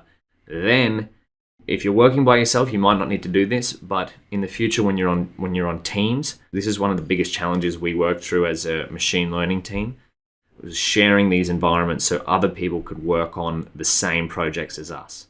So that's what we've done. So in upcoming lectures and projects, we're going to do the same steps. Create a project folder, build an environment with the tools we need using Conda. And then every time we're going to go in, activate our environment so we have access to the tools, and then work on our projects in Jupyter notebooks. Okay, that was a lot to take in, but don't worry, there's attached resources. And if you want, rewatch this video, go through it step by step. Check out the resources section for a step-by-step guide. And if you get stuck, don't worry, I got stuck plenty of times when I was figuring this out. It took me a few goes.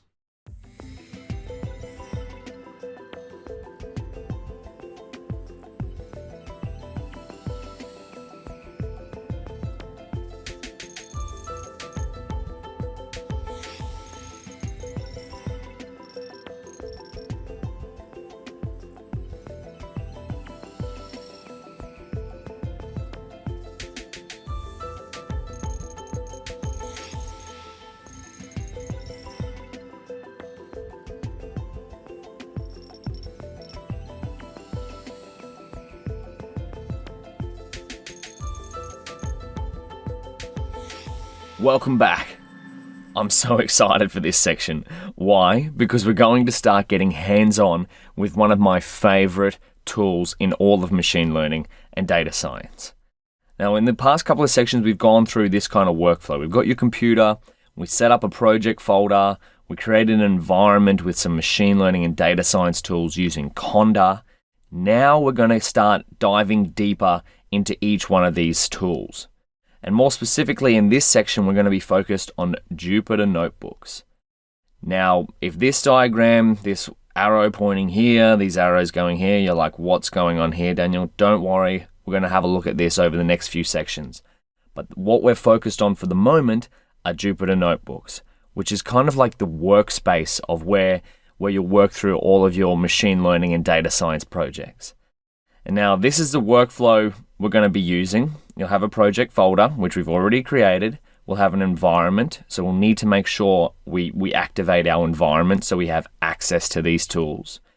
But then once we've kind of got our heads around Jupyter notebooks and these other ones, this is what it'll look like in practice. You'll have some data, you'll import it into your Jupyter notebook, and then you'll use a bunch of these tools within your environment to derive insights and gain information out of that data. But that's enough of the overview for now. Let's get hands-on and work with a Jupyter notebook. So what I'm going to do is open up Terminal. If you're on Windows, you may want to open up, I'm going to clear that so we've got a clean workspace. If you're on Windows, you may want to open up the Anaconda prompt. And now remember how I said we're going to have to activate our environment to have access to these tools? That's what we'll do first. But actually, we're going to change into our project folder. Now for me, I'm going to change to my desktop, and I've got all of my information, all of the project folders that I'm working on in the ML course folder. So we're going to go here. Mine's called sample project. Yours might be different, but I'll just show you what's in this using ls. Remember, CD stands for change directory. So now I'm in my sample project folder, and inside the sample project folder is a folder called env. Just to re-emphasize where we are, I'll go into Finder. This might be Folder Navigator on Windows or something like that. So I'm in ML course, and if I go over here, I'm in sample project. There we go, we've got env. Now what I'm going to have to do is activate this environment so I have access to all of my machine learning tools. So let's do that. Conda activate. I'm going to have to type in the file path. Yours may be different to mine depending on where your environment is stored, but that's what we covered in the last lecture, is setting up an environment and activating it. So you want to go ahead and activate that environment again. Desktop, ML course, sample project, env. So if I press enter here, you'll notice that it changes from base to having this path name activated. So now my environment is active. I should be able to start up a Jupyter notebook. Oh, we made a mistake. Notebook by typing in the command Jupyter notebook and hitting enter. What this is going to do is automatically load up your browser, your default browser, and it's going to come to the Jupyter dashboard. Very simple here. Again, this is just another view of what we can see in the sample project folder. So here we have our env folder. If we looked inside that, if we go back into Finder, we look inside env, we've got the exact same folders here. This is where we're working. Now, what should you pay attention to on this? First, we'll go back to the home section. We look here, this is showing the files that we've currently got in this folder. Remember, we're in the sample project folder. Then if you come over here, we've got a couple of buttons, upload and new. We'll have a look at those in a second. And you've got two other tabs here. Running will show you any terminals that you have running in your Jupyter interface. Notebooks will show you any notebooks that you have running. And because we have neither of these running at the moment, it says there are no terminals running and there are no notebooks running. Now, clusters you don't really have to worry about. For now, I've been working on machine learning projects for the last couple of years and have never looked at the clusters tab. So we'll come back here, we'll focus on what really matters. So what are these upload and new buttons? Well, let's have a look. We click upload, what happens? This is going to open up your folder interface. Now, what if we did want to upload something? For example, I've got a heartdisease.csv document here for the sake of this lecture, but you might have another type of data folder here. So what we can do is, if we wanted to, we can open that, and this is going to upload it to the Jupyter dashboard. But in reality, all it's actually doing is, if we come back to sample project, where we were before, now we can see we've got env, and heart disease, and heart disease. So realistically, this upload button is just like another form of transfer one folder to another region. So we can do that again. Let's try an image this time. And now this upload will work with any folder or any file that you want to try out. So try it out on your own. If you want a link to these resources that I'm using, will be available in the resources section. So we'll upload this image, click there. And so now if we go back to Finder, go to where we were, sample project.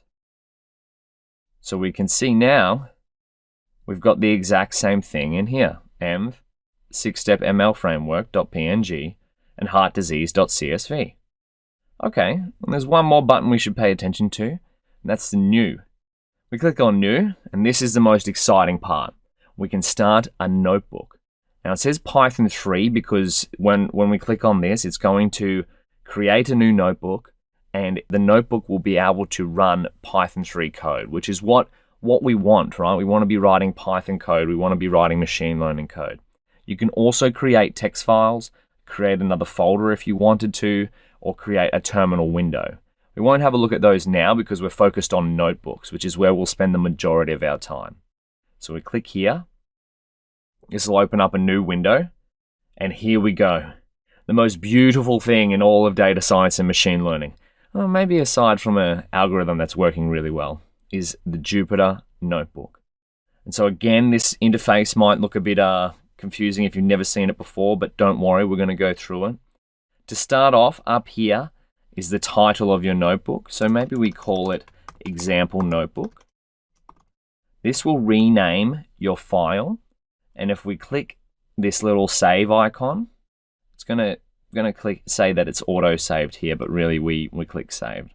But that's all right. We come back here. What do we notice? We've got example notebook.ipynb. So see what I mean? If you type in here, example notebook, let's just change this for demonstration. Example notebook 1, rename. That's going to change this name. And so if we come back to our sample project folder, you'll notice we now have example notebook.ipynb. Now, what does ipynb stand for? Well, IPython notebook, which is what Jupyter used to be called, but they've kept the file extension as this so that older versions of notebooks don't break. So wherever you see this extension some name.ipynb, this is actually a Jupyter notebook. Now, if we check the Running tab, we can see that we now have a notebook running. We don't have to pay too much attention to this shutdown button from this Running tab, because we can shut down our notebook elsewhere, but we'll look at that in a future video. The next thing to think about, let's rename this back to example notebook, is what is actually going on here. Now, as a quick overview, remember this is the title. This is going to be the menu bar, which is similar to what you may have seen in other applications where you've got File, Edit, you've got a few different controls here. This is the toolbar, right? So these are commands that you can use on different cells, and this is a cell. The most important thing to remember about this is that this cell can contain code or markdown. Can contain other things as well, but the two main ones you'll be worried about are code and markdown. Code was what allows you to write Python code in here, and markdown allows you to write formatted text. Say if we wanted to write hello world, we're going to press Shift and Enter, and there we go, we've got some text there. All right, save this lecture from getting too long. We're going to have a look at different things that we can do with cells, different things that we can do with these little tools here in the next video. But the takeaway from this is that you can start a Jupyter notebook once you've got your environment activated. If your terminal window changes to something like this after you run the command Jupyter notebook, that is completely normal.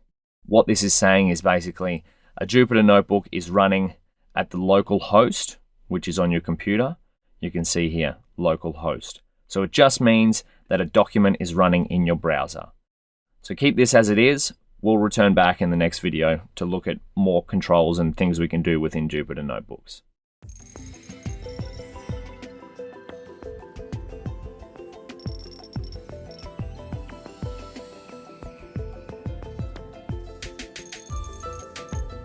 Welcome back.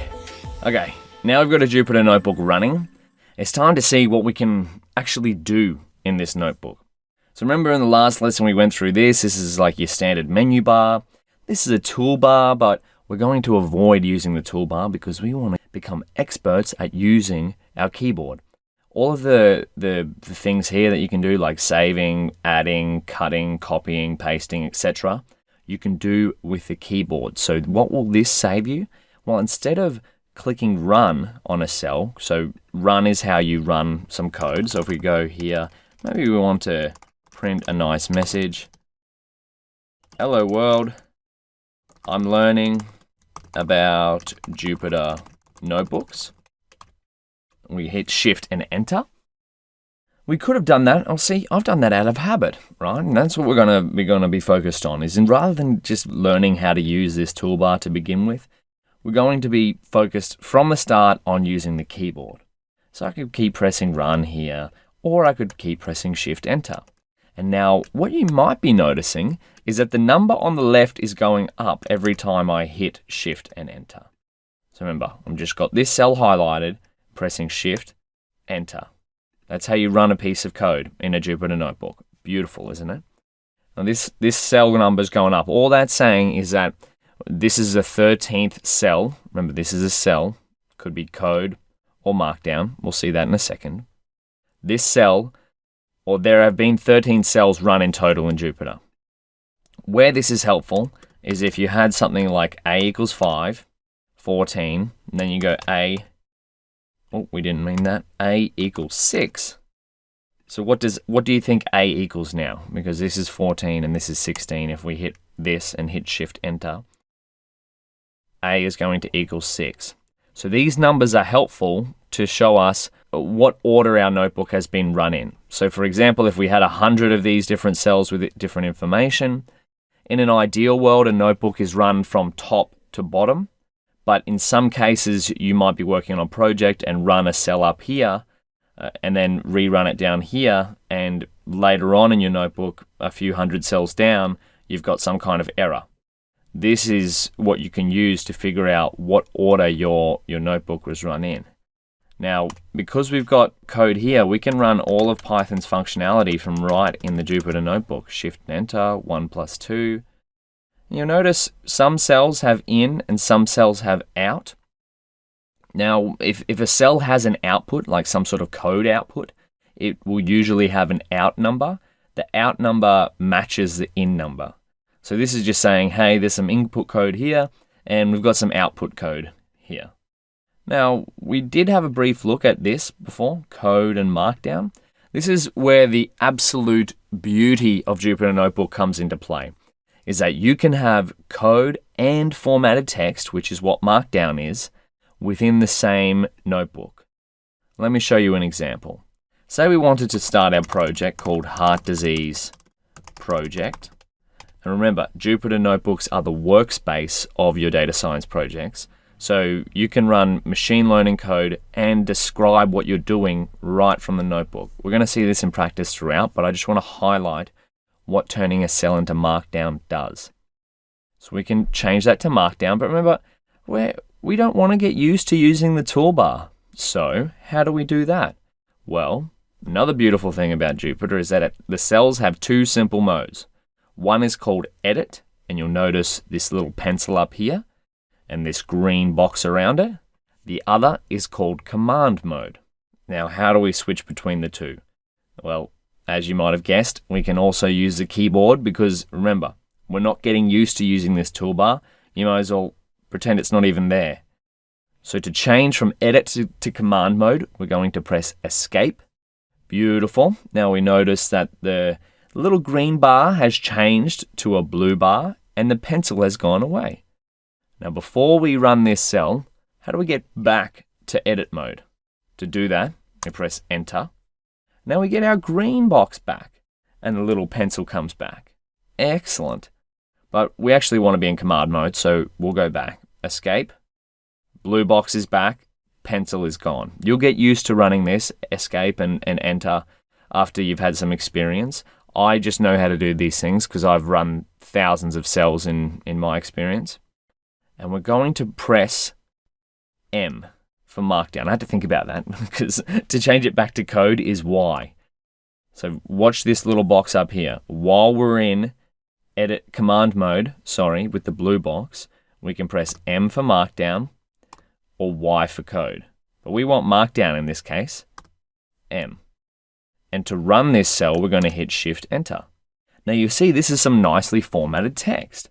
So what you could imagine in the future is for a project, you might start it off with a heading up here, and then you might add some information below it. So this project is about classifying whether or not a patient has heart disease. So this is how you can start to communicate your work right from the very beginning of a project. Now, what else could you do here? Well, let's see some data. If we go back to our keynote, we want to set up this kind of setup. So we want some data in our project folder. We want to run this data through our workspace, which is a Jupyter Notebook, and try to use some of these tools. Well, let's get a little taste of that. So if we go here, import pandas as PD, what this is saying is this is code. It's telling Python to go, hey Python, go and get pandas, import it as the shortcut PD, which is very common for pandas. We'll see a little bit more of pandas in a future video. What I'm doing is exemplifying the different types of things you can do in a Jupyter Notebook. And please, if you're following along, make sure you're typing this code out by yourself. But if we go type this line of code and hit Shift Enter, what that's going to do is import pandas to this notebook. So now we have access to use pandas, which is one of the tools we installed in our environment within our workspace, the Jupyter Notebook. So do you remember in the last lesson how we uploaded some files here? How would we get these files? So this is a heartdisease.csv. How would we get that? Now, if you've never heard of CSV, it's a format called comma-separated values. It's a very common way to store data. But how do you think we'd get that into here? Now, it's all right if you don't know because you might not have ever gone through this before. But what we're going to do is use pandas to create a data frame. A DF stands for data frame. We're going to read CSV. And we're going to use the file name. Now, another beautiful thing about Jupyter Notebooks is that if you have a file in here, you can use tab for autocomplete. So if we press tab, it's going to pick up heartdisease.csv. And we've already got the other inverted comma, so we're going to select this one. So what is this line of code doing? Well, it's going dataframe equals pd, so pandas dot read CSV, so this is a function, and we're passing the file name heartdisease.csv to the read CSV function. We'll have a complete section on pandas later on, but this is just to exemplify what you can do within a Jupyter notebook.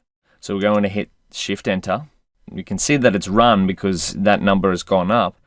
But how would we view our data? So another beautiful thing about Jupyter notebooks is that you can view what you're working on straight away. So df.head shows the first 5 rows of your data frame. So if we look here, we've got different columns, we've got different examples. Maybe we wanted to view the first 10 to get a better look. There we go. We'll have a look at this in a future project, but this is just to show you what kind of data Jupyter notebooks can display. So we might even put a cell in here. So we go escape B for a new cell below. You can also press A for a new cell above, but we're going to remove this one. So escape, double D for delete. Beautiful. We go, the following table shows heart disease information for patients. Escape and press M for markdown, Shift Enter. Now we've got some communication happening here. Okay, well, we've seen a table. What if we wanted to maybe put in a little graph or something like that and see what this information actually looked like? Because this is pretty confusing. We've got a target column which is full of 1s and 0s. I only know that because I've seen this table before. But 1 means someone has heart disease, and a 0, you can't see any on this at the moment, means someone doesn't have heart disease. So what if we wanted to graph that quickly and have a look at how many patients have heart disease and how many don't? And each row here, by the way, is an individual patient, and so these are their parameters. Let's have a look. We can go df.target, which just means access the target value of df. And we're going to go value counts, which just means count the number of occurrences of different values in this column. Then dot plot, which means create a plot of kind, we got that mixed up, kind bar, which just means let's create a bar graph. Let me see, hit Shift Enter, by the way. Why didn't that show up? Well, matplotlib.access. If we go back to our little environment set up here, we've been using pandas to look at this data frame, but we need matplotlib to look at graphs. Okay. The reason I know that is because I've had experience, but we're going to have a look at each of these tools in depth. So what could we do here? Maybe we try to go import matplotlib.pyplot as PLT. PLT is a shortcut for matplotlib. We hit Shift Enter. Nothing happens. Now, why is that? Well, remember, Jupyter notebooks are executed in order of operation. So just because we ran a cell down here doesn't mean it's going to influence the cell up here. So what we'll have to do is come back up here and rerun this cell. There we go. So now if we look at the numbers, in 24, in 25, out 25. You see what just happened there? Because we ran this cell before as 24 and this was 23, running this piece of code didn't affect this until we reran it. So that's a very important thing to think about with Jupyter notebooks, is that they're executed in order of operation. And so the other takeaway here is that not only can we look at our data in a table format, we can start to look at it in graph format. So you might be starting to see here, okay, if I can run code cells as well as text cells as well as image cells, I could do my entire project from within this notebook, which is exactly right. See one more thing, and that's if we wanted to import another image. So we'll change this cell to markdown, escape, M. We're going to use exclamation mark. If you've never written markdown code before, there's some great guides online on how to write markdown code. But essentially any kind of markdown code you can write in a Jupyter cell. So we want to import the image that we uploaded earlier. .png, and you can do this with any image. So this is within this file folder here. We're just writing it here. You can do this with your own image. Basically what this is markdown code for saying import this image to the notebook. If we hit Shift Enter, there we go. So this is our framework. Okay, we've seen this before. Now what we might do is create a section for each of these steps. So you could do markdown again, escape M.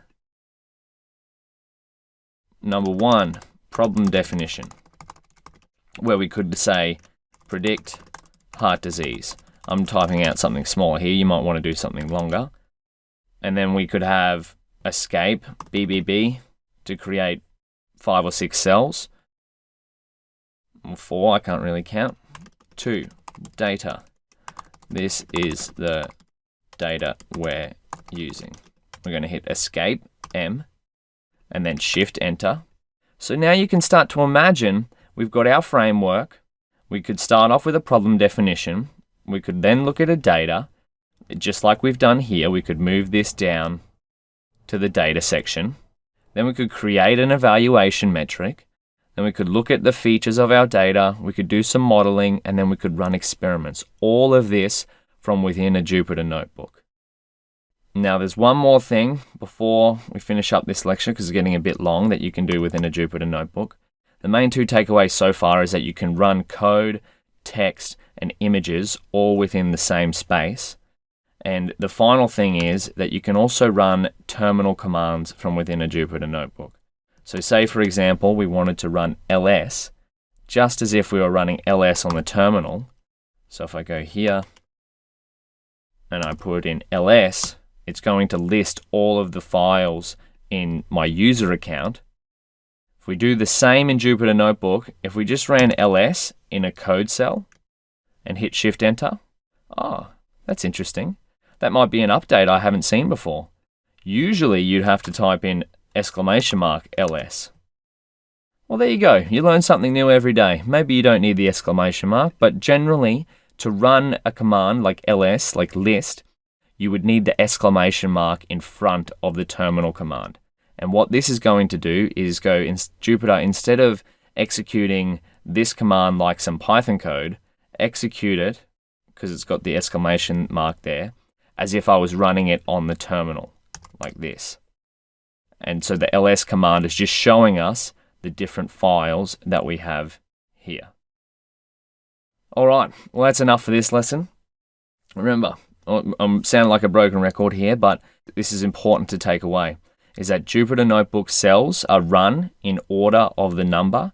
So if we ran here, a equals 5. If we came down to this one and skipped this one, it's going to be a equals 5. But then if we ran this, a would equal 6. And you can run markdown cells, code cells, as well as plot different images, all within the notebook. We're going to have plenty of hands-on experience with this throughout the rest of the course, so stay tuned.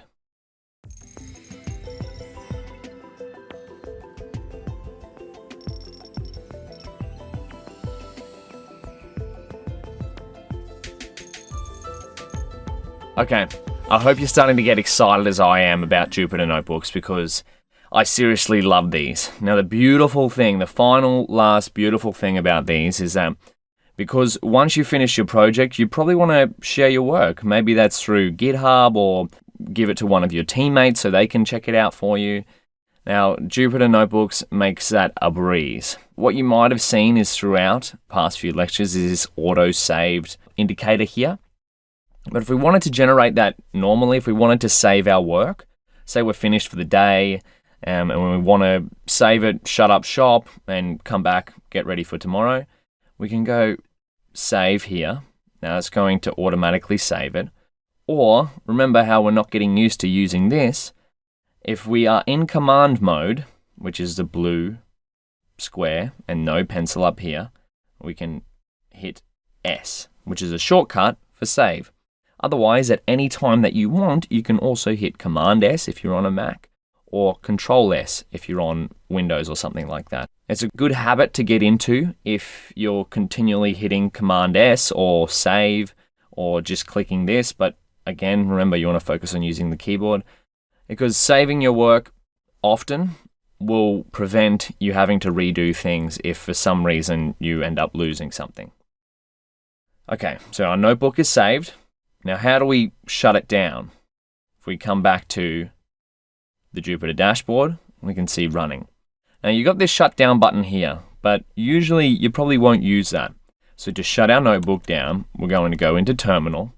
And we can see here that we've saved our notebook several times, and this is timestamps. So these are the last 3 saves that we did, pretty close together after each other. To shut the notebook down and stop your terminal from running, going to hit Control+C. Then it's going to ask you yes or no, and you're going to have to hit Y or N within 5 seconds. I hit Y because I want to shut it down. And that's what you'll see here, shutting down one kernel. Let's go back here. Go Files, Running. Maybe we have to refresh this or close this. Sometimes the Jupyter dashboard won't update because we've closed the connection in our terminal, but that's fine. We can X out of this. So now our Jupyter notebook is no longer running. It is saved in our sample project folder. We come back here, ML course, sample project.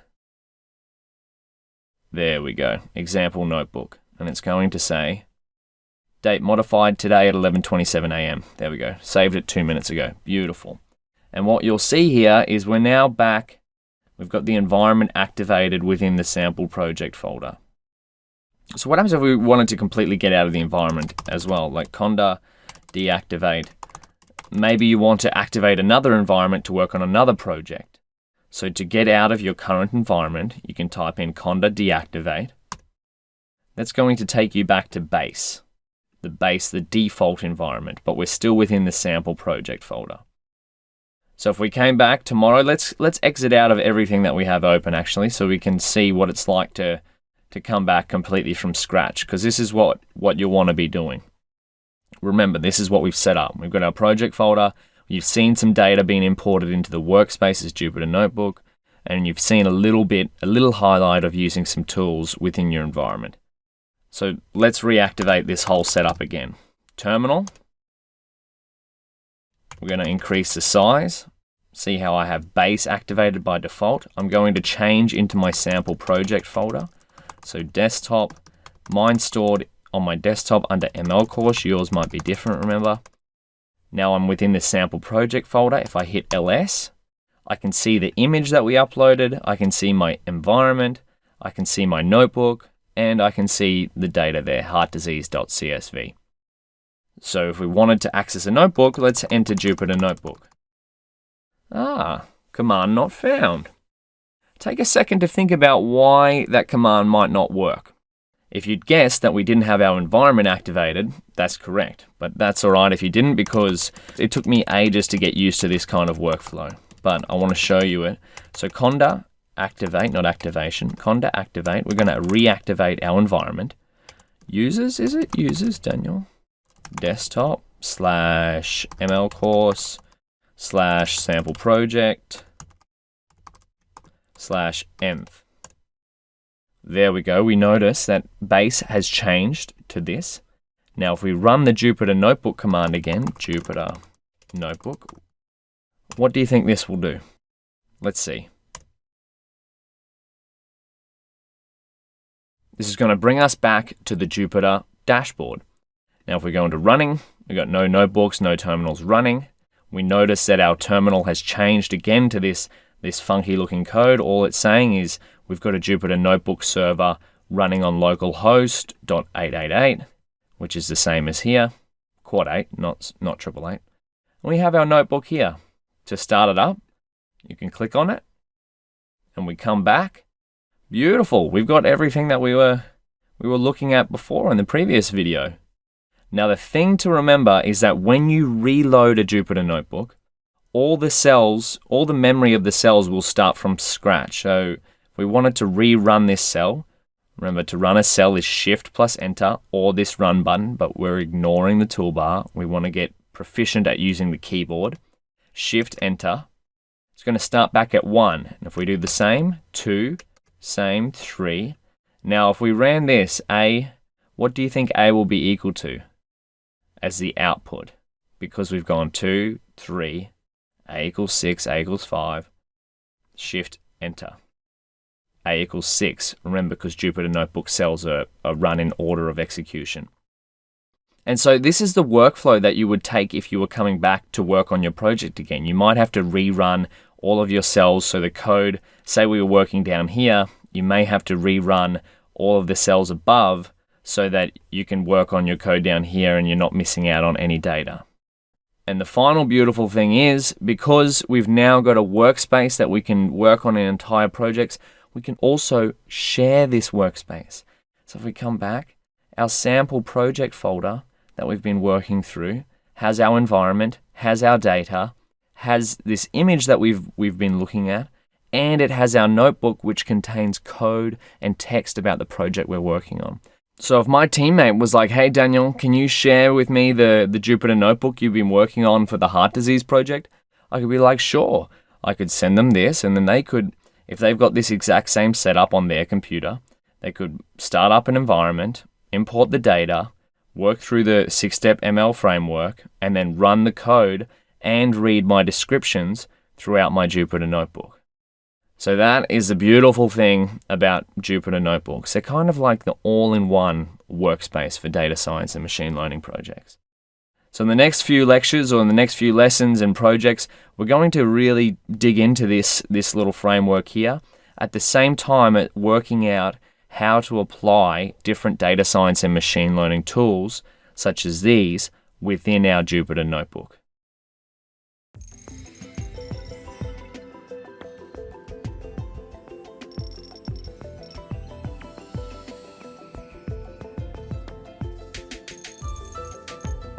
Hey, it's Bruno here. It looks like you have your computer all set up. That's great to hear because we have our first client. They're a car manufacturer and they have some data on cars that they need to figure out. But there's just too much mess out there. They don't really understand how to read it. I heard you're good with data analysis, so I'm going to hand this off to you. Don't let me down. This is your first task. I'll see you later. All right, everybody, there's another task that Bruno gave us. We have to analyze and do some data analysis on some car data. Now, throughout the next couple of sections, we're actually going to get our hands dirty and start using Jupyter Notebooks and start coding. We're going to use Python, we're going to use Pandas, and we're also going to use something called NumPy. Now, a bit of a heads up here. The way we've structured these sections is that you should code along with us. So make sure you have your Jupyter Notebook open and you code along and write stuff in as we have as well. We'll also provide all the notebooks and worksheets for you. And at the very end of each section for Pandas and NumPy, we actually provide exercises based on what you've watched and what you've learned. So don't worry if you find some parts confusing, because these are pretty tough topics to understand at first. But by coding along and then doing the exercises at the end of each section, you'll notice that things start to stick bit by bit. Remember, we're learning these things because they're valuable. They're skills that are valuable. And valuable skills don't necessarily mean skills that are easy.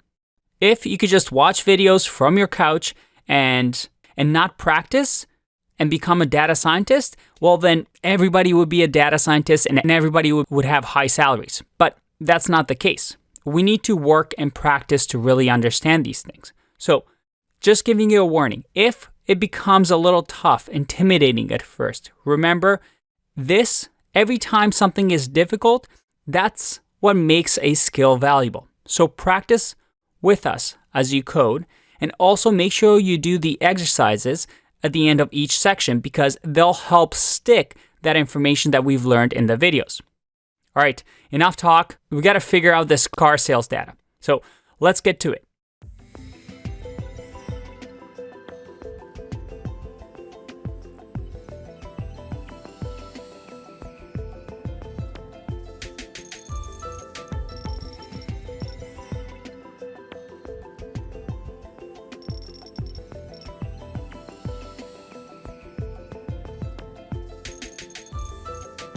Welcome back, everyone. And now I'm so excited for this series of videos as well, because we're going to talk about pandas. I wish I could give this guy a high five in real life. How beautiful of an animal is this panda? Now, the thing about pandas is they've usually got black ears with white face, and some of them have black around their eyes. But in rare cases, you'll get different patterns of black. No, I'm kidding. We're not talking about the animal pandas, but that would be pretty cool. We're talking about the data analysis library pandas. Now, if you're doing machine learning or data science in Python, you're going to be using pandas, and it's used to explore data, analyze data, manipulate data, get it ready for machine learning. So that's what we're going to be focused on. So if we revisit our framework, we've got this data modeling section here. We've been through these steps. Now we're going to really start to get into some of the tools that we can use. So let's change this up a little. We've still got our framework up here, but now we're starting to dive into these tools. We've covered Jupyter notebooks. We've looked at Anaconda and Miniconda. We've set up an environment using those. Now we're going to start diving in to doing data analysis first with things like Pandas, Matplotlib, and NumPy. And then later on, we'll look at some machine learning. But for now, we're focused on Pandas, which is usually part of these three steps here, the data analysis section. Now, why Pandas? Well, first of all, it's simple to use. It's integrated with many other data science and machine learning Python tools, because that's what we're focused on, right? We want to find machine learning and data science tools in Python and use our knowledge of Python to use those tools to gain insights out of data and build machine learning models. And oftentimes, you'll get your data in a format that isn't quite ready for machine learning. The data is there, but fairly often, you have to go through a few steps to make your data in a format that can be inputted into a machine learning algorithm. And so that's where Pandas comes in. It helps us take a raw table of data. Raw data means data that you've just gathered, and then manipulate it, ready so you can use it with machine learning algorithms. So what are we going to cover in this section? Well, because Pandas is so vast, it would take quite a long time to look at the entire library. So we're going to be focused on the most useful functions, things that you'll use basically in every data analysis that you do. We'll look at the different types of Pandas data types. There's two main ones, series and data frame, but we'll look at that in a second. We'll look at how to import and export data using Pandas. Different ways you can describe your data. So if you just imported some of your data, how can you describe that statistically? Like, what is the average value of a certain column, etc. Pandas is so beautiful in that it allows you to view and select your data in almost any way that you can imagine. So if you can think of it, you can probably do it in Pandas. And then finally, once we've described our data, once we've seen it, once we know how to select it, we'll look at how we can change it up and manipulate it. We can massage it into a format that's ready for our machine learning algorithms. So I think it's important before we actually start to jump into doing the actual code is to remember where you can get help. As we go through these videos, follow along with the code in a Jupyter notebook if you can. If you can't, while the video is going, don't worry. Just watch the video, watch it as I go through it, and then go through it on your own after the video's done. It's very important to try and just write the code yourself. If in doubt, just run your code. And don't worry if an error pops up. There's different places you can look, such as Stack Overflow or Pandas documentation to figure out what's gone wrong. The most important is to try for yourself and then to try it again, because this is what will help you learn. So if in doubt, run the code. And then if you're still stuck, don't forget, it's always okay to ask a question. There's never a silly question. That's an overview of what we're going to cover, what Pandas is, where to get help. Let's dive in and start coding.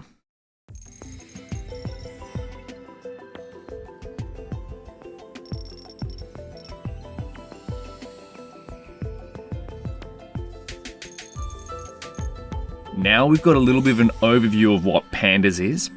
Let's start to code it. So to begin, we're going to load up a terminal or command prompt.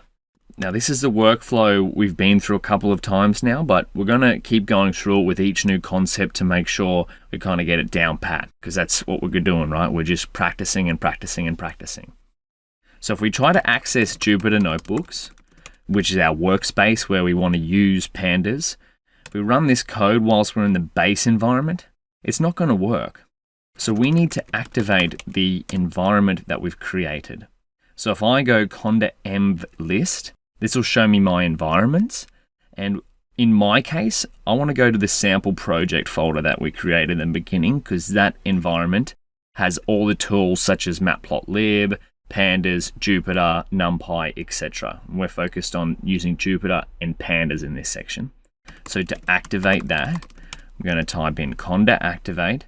Then I could copy this here and put it down there, but we're going to practice typing out commands in the command line because that's what you want to get proficient and used to typing these sort of things. ML course sample project /env, and we'll hit enter. So now that has activated this, and you can see we've changed from base to having this environment activated. So if I load up a Jupyter Notebook now, by typing Jupyter Notebook, it's going to open up my browser. Beautiful. Now, because I'm in my home directory, I need to look into my desktop and then ML course, sample project. There we are. So now we're in the sample project folder within the Jupyter dashboard. Now this is the project that we made in before, in a previous session where we created example notebook. So to begin exploring pandas, we're going to go new Python 3 notebook. We'll give this a name. We'll call it Introduction to Pandas. There we go. Hit enter. And so, to begin with pandas, the first step is to import pandas as PD. We've seen this a few times already, but this abbreviation PD is just a short version of pandas. It saves us from having to type pandas continually. So we'll hit Shift and Enter. And this is just going to tell Python, because we're running Python 3, hey Python, go and get the pandas tool for us because we want to use it. And now the first thing to know about pandas is there's two main data types. I'm writing that little hash. This is a comment, and I'll hit enter. The first one we're going to look at is series. So if we go series equals PD series, and now remember, where the style we're going to go through these concepts is by looking at them first before discussing them. Because remember, if in doubt, run the code. Now if I make a series here, the command pd.series takes a Python list. So I've got a few car brands in there, so we could really call this car brands if we want, but we'll leave it as series. So let's hit Shift and Enter. And to view our series in Jupyter Notebook, we'll type in series, hit Shift Enter. So now we can see we've got like a single one-dimensional column of information. And that's the main thing you need to know about series. So series equals one-dimensional. So one column. Let's practice making another one. We'll hit Escape and create a new cell. So what about this one? We do some colors. Colors equals pd.series. We'll go red.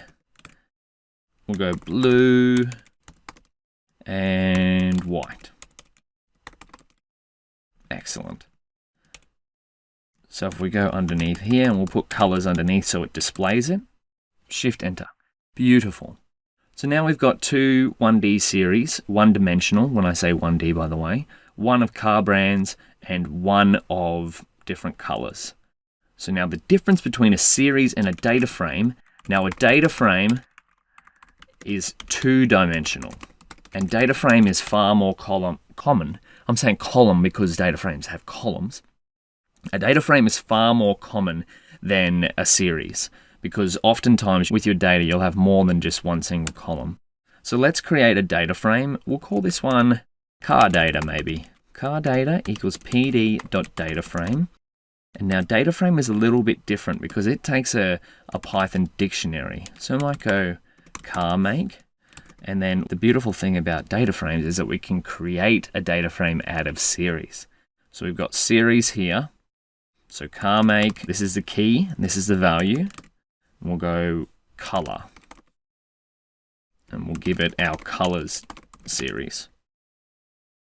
So down here, we'll go car data.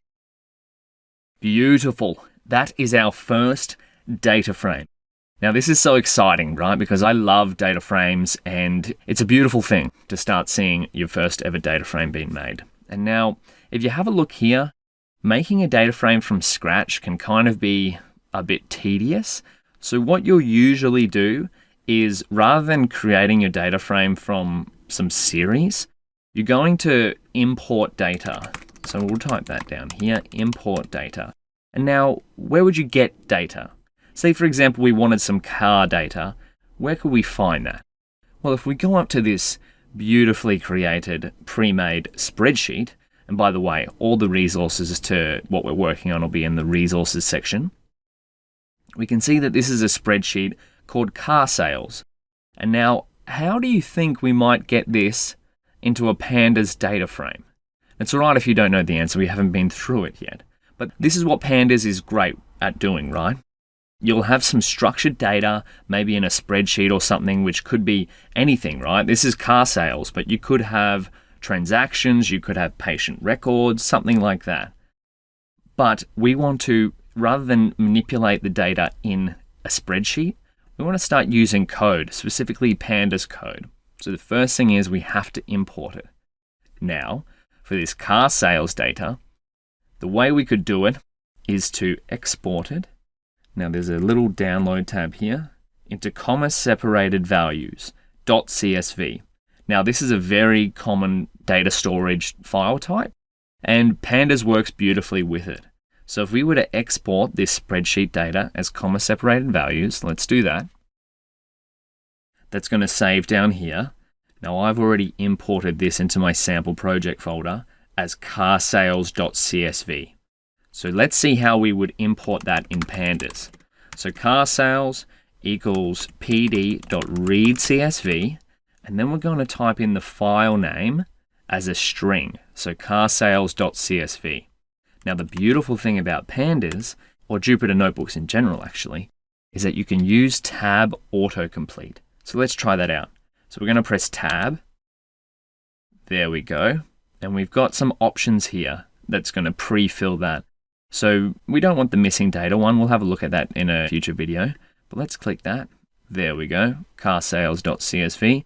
So all this is doing is saying, hey, Pandas with PD, read this CSV file and save it to car sales. So I'll hit Shift Enter. Now let's have a look at that data frame. Beautiful.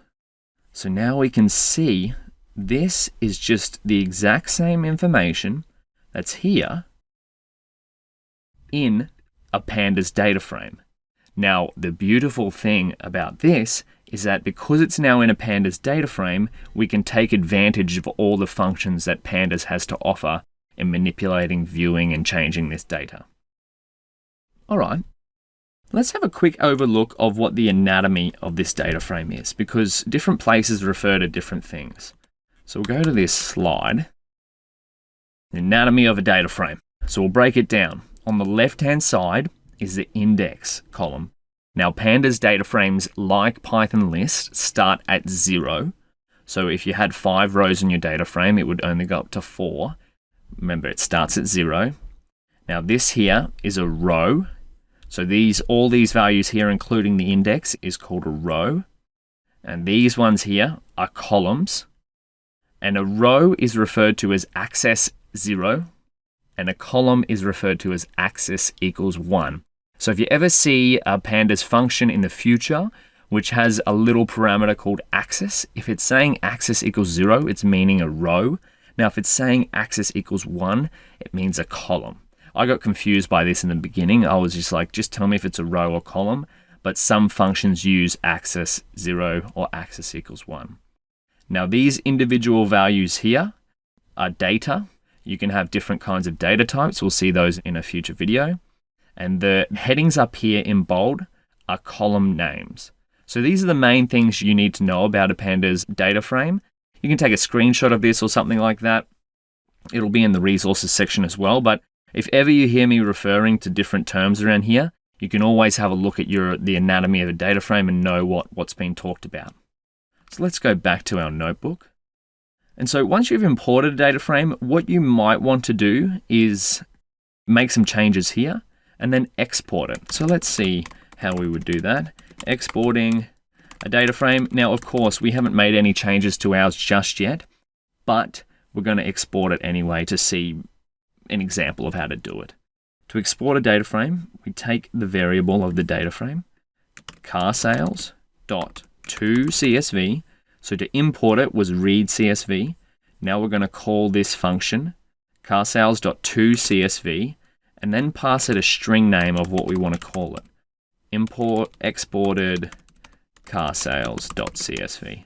Now you could also do carsales.toExcel if you wanted to export it to an Excel file, but since we're only really working with CSVs, which is kind of a universal data type, you might not have Excel on your computer. CSVs you can run almost anywhere. We're going to export to CSV. So if we hit Shift and Enter, where do you think that's going to go? Let's go back up here. We look in here. Exported carsales.csv a few seconds ago. Beautiful. So now if we wanted to create a new variable, exported carsales, just to demonstrate, pd.readcsv, carsales, no, we want to go exported carsales. So all we're doing now is just re-importing this file here to see what it looks like. And then we'll go exported carsales. We'll fix up this one as well. Shift and Enter. Beautiful, we import it back in, but there's some unnamed column here. Now this is a little trick of what toCSV does. Because there's this index column here, if you don't put in index, I think it's equals false.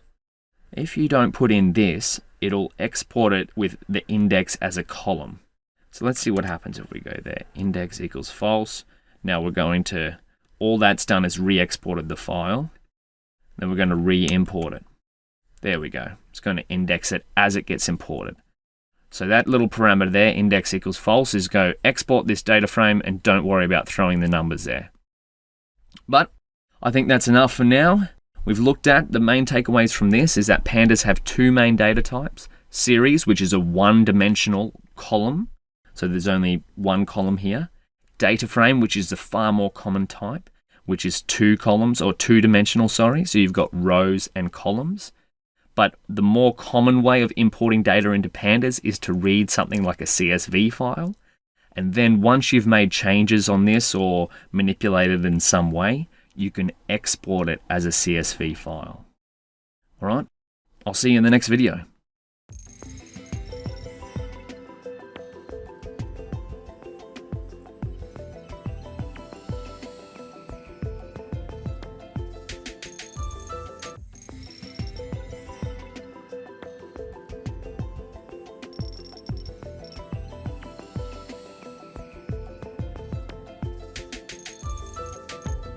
Okay, welcome back.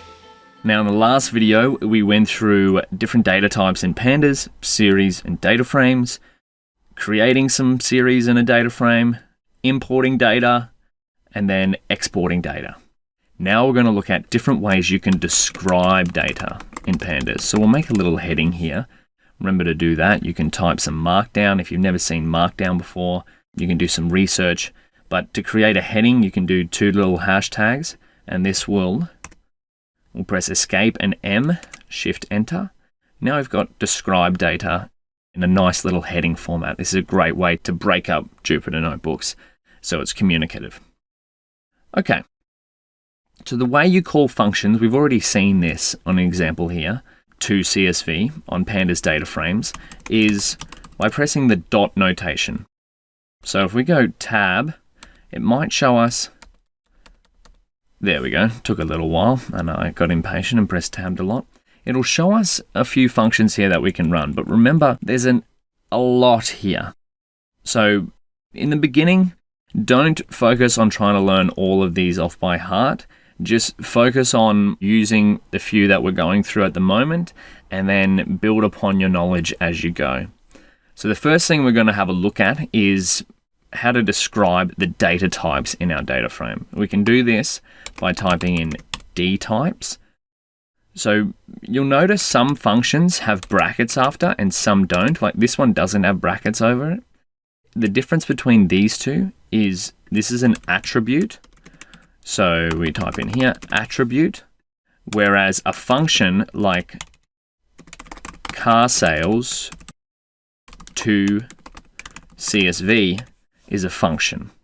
So the difference between an attribute and a function is this is going to perform some steps, whereas DTypes, which is an attribute, is just some meta information which is stored about the car sales data frame. So that's the two main things to remember here, the difference between an attribute and a function. We don't want to run this line of code, so we'll comment that out, but we do want to see the DTypes. So let's do that. Hitting Shift Enter. Now this will tell us some information about our car sales data frame columns. So it's got a make column. Let's view it up here. Make, color, odometer, doors, price. That's our column names. So this is going to tell us the type of our make column is an object, color is an object, odometer is an int, doors is an integer, and price is also an object. Let's have a look at some other things we can do with our data frame. Carsales.columns. Now, is this a function or an attribute? It doesn't have brackets, so it's an attribute. So this is going to tell us our column names. It's going to return it as a list. So you could go car columns equals carsales.columns. Hit Shift Enter. And now you've got your column names stored as a list. So you can perform some operations on this list and then use that later on to manipulate your data frame. But this is just how you access two of the main types of attributes from your data frame. Let's have a look at something else. What about the indexes? So we go car columns.index. Has no attribute index. Oh, because we typed in car columns, we want our car sales data frame. There we go. Beautiful. So this is going to say, let's view the data frame here, car sales. This is going to say the range of the index starts at 0 and stops at 10. Step is 1. So 0, 1, 2, 3. Okay, that makes sense. Now we've gone through a few different attributes of our data frame. Let's have a look at some of the functions we can call. Remember, the main difference between a function and an attribute is one doesn't have brackets, attributes don't have brackets, and functions are going to perform some kind of operation. So the first one we'll have a look at is describe. Now there we go. What describe does is gives us some statistical information about our numeric columns. You might notice, why isn't price coming up here as a numeric column? So we've got odometer. That means there's 10 columns as count. The mean is 78,601. So the odometer is how many kilometers a car might have done. And then number of doors, the count is 10, meaning there's 10 rows with doors as a column. And the mean is 4, standard deviation is that 0.471405. We've got percentiles here, min and max. But no price. Well, if we come back up here, we can see that the odometer is an integer value and the doors are also an integer value, but the price is an object. Now that's interesting. Maybe when we imported it from our CSV, this cell is formatted differently to these cells. Don't worry, we'll have a look at that in a future video. But something to keep in mind is that describe works on only numeric columns. So let's have a look at something else. Maybe we want info.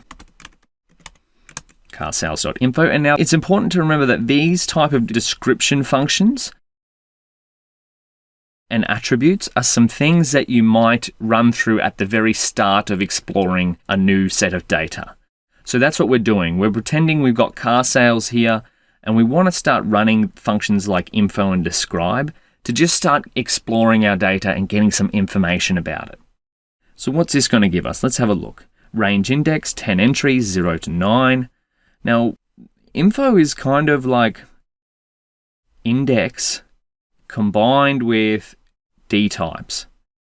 And so remember, Pandas has many different ways to do similar things. So as you go through and work through, learn more about the library, you'll kind of find a pattern that works for you best. I'm just showing you a broad collection of different useful functions you can use throughout any type of data analysis. What this is going to tell us is that the make column has 10 non-null objects, 10 non-null objects for color, same again for the rest of the columns. There's 2 DTypes for int64. Yep, that makes sense. int64, int64, and 3 for object. Okay, and it's not using very much memory. All right, let's keep going. Car sales, you can call statistical analysis on your data frame. So car sales.mean will give you the average of your numerical columns. Remember, price doesn't show up here because it's an object, not a numerical column. You can even call mean on individual series. So let's make a series called car prices equals pd.series 3000. Let's pretend that this is our car prices, that they're not in object format, they're in integer format. And then we go car prices.mean, car princes. I wish I was a car prince. There we go. So that's going to give us the average of these 3 numbers here. So it's pretty high there, 38,583, because we had this big value. That's a car prince car right there. Next one we can have a look at is sum. So we can go car sales.sum. This is going to sum up all of the different columns values. So this is just really combined what's in the make column, what's in the color column. It's totaled up how many odometer there is, how many doors there are. It's not really useful calling it on the whole data frame, so maybe we do it on a single column. Now to select a single column, we'll go through this in the selection video, but to select a single column, just to demonstrate it here, doors.sum, you type in the name of the column in square brackets as a string, and then call .sum, hit Shift Enter, and now that's just going to bring the sum down here. Now you can do a fair few different versions of this statistical, like not just sum, you can go mean, median, and a bunch of others. So I'd suggest if you're practicing, try out a few different statistical functions. Even look up the Pandas documentation for different statistical measures you can call on different columns. And then finally, if you want one last bit of information about your data frame is length. So the reason you might want this is, say your data frame's 200,000 rows and you only wanted to work on a few thousand for an exploratory data analysis, you could figure out the length of the data frame you're currently working on by passing it to len. And we can see that there's 10 rows in our data frame. We have a look at it one more time. Beautiful. And that's nice and correct. Okay. So that's the end of this describing section. What you could probably do is go through, practice running the code yourself, and then see if there's any other functions here that you want to try out. Maybe create your own series like this, and then see what statistical values you can find out about your series. But without further ado, I'll see you in the next lecture, and we'll look at how to differently view data and select data.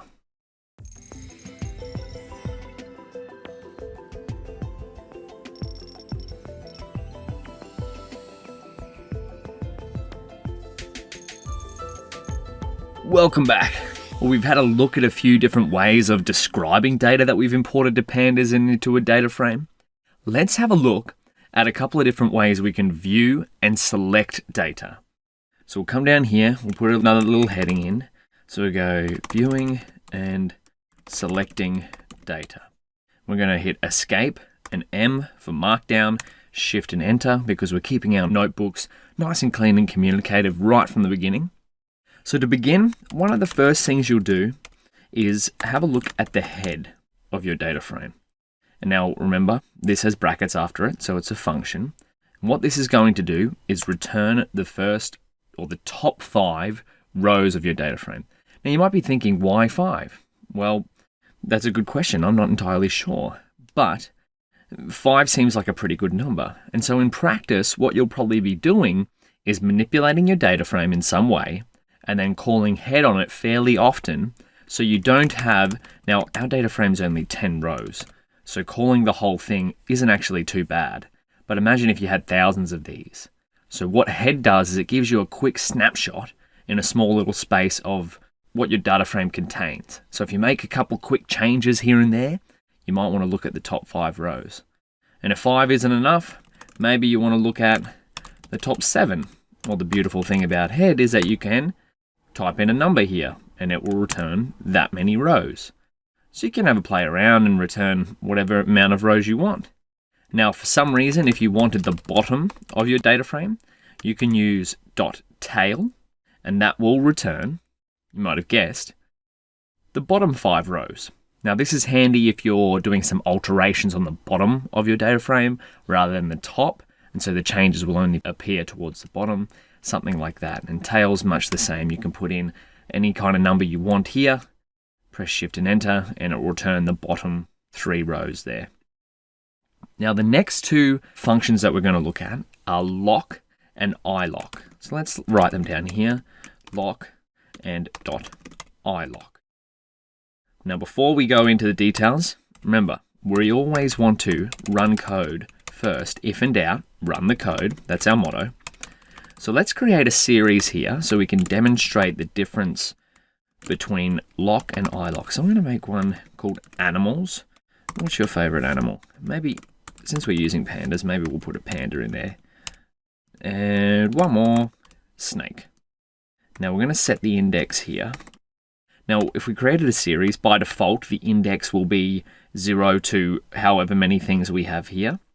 But let's actually see that rather than talk about it. Because remember, if in doubt, run the code. Animals 0 to 4 in order. But if we wanted our own custom index, which we can do by passing the index parameter, and then we put in a list to say 0, 3, and we want this index to be out of order on purpose so we can demonstrate lock and ilock.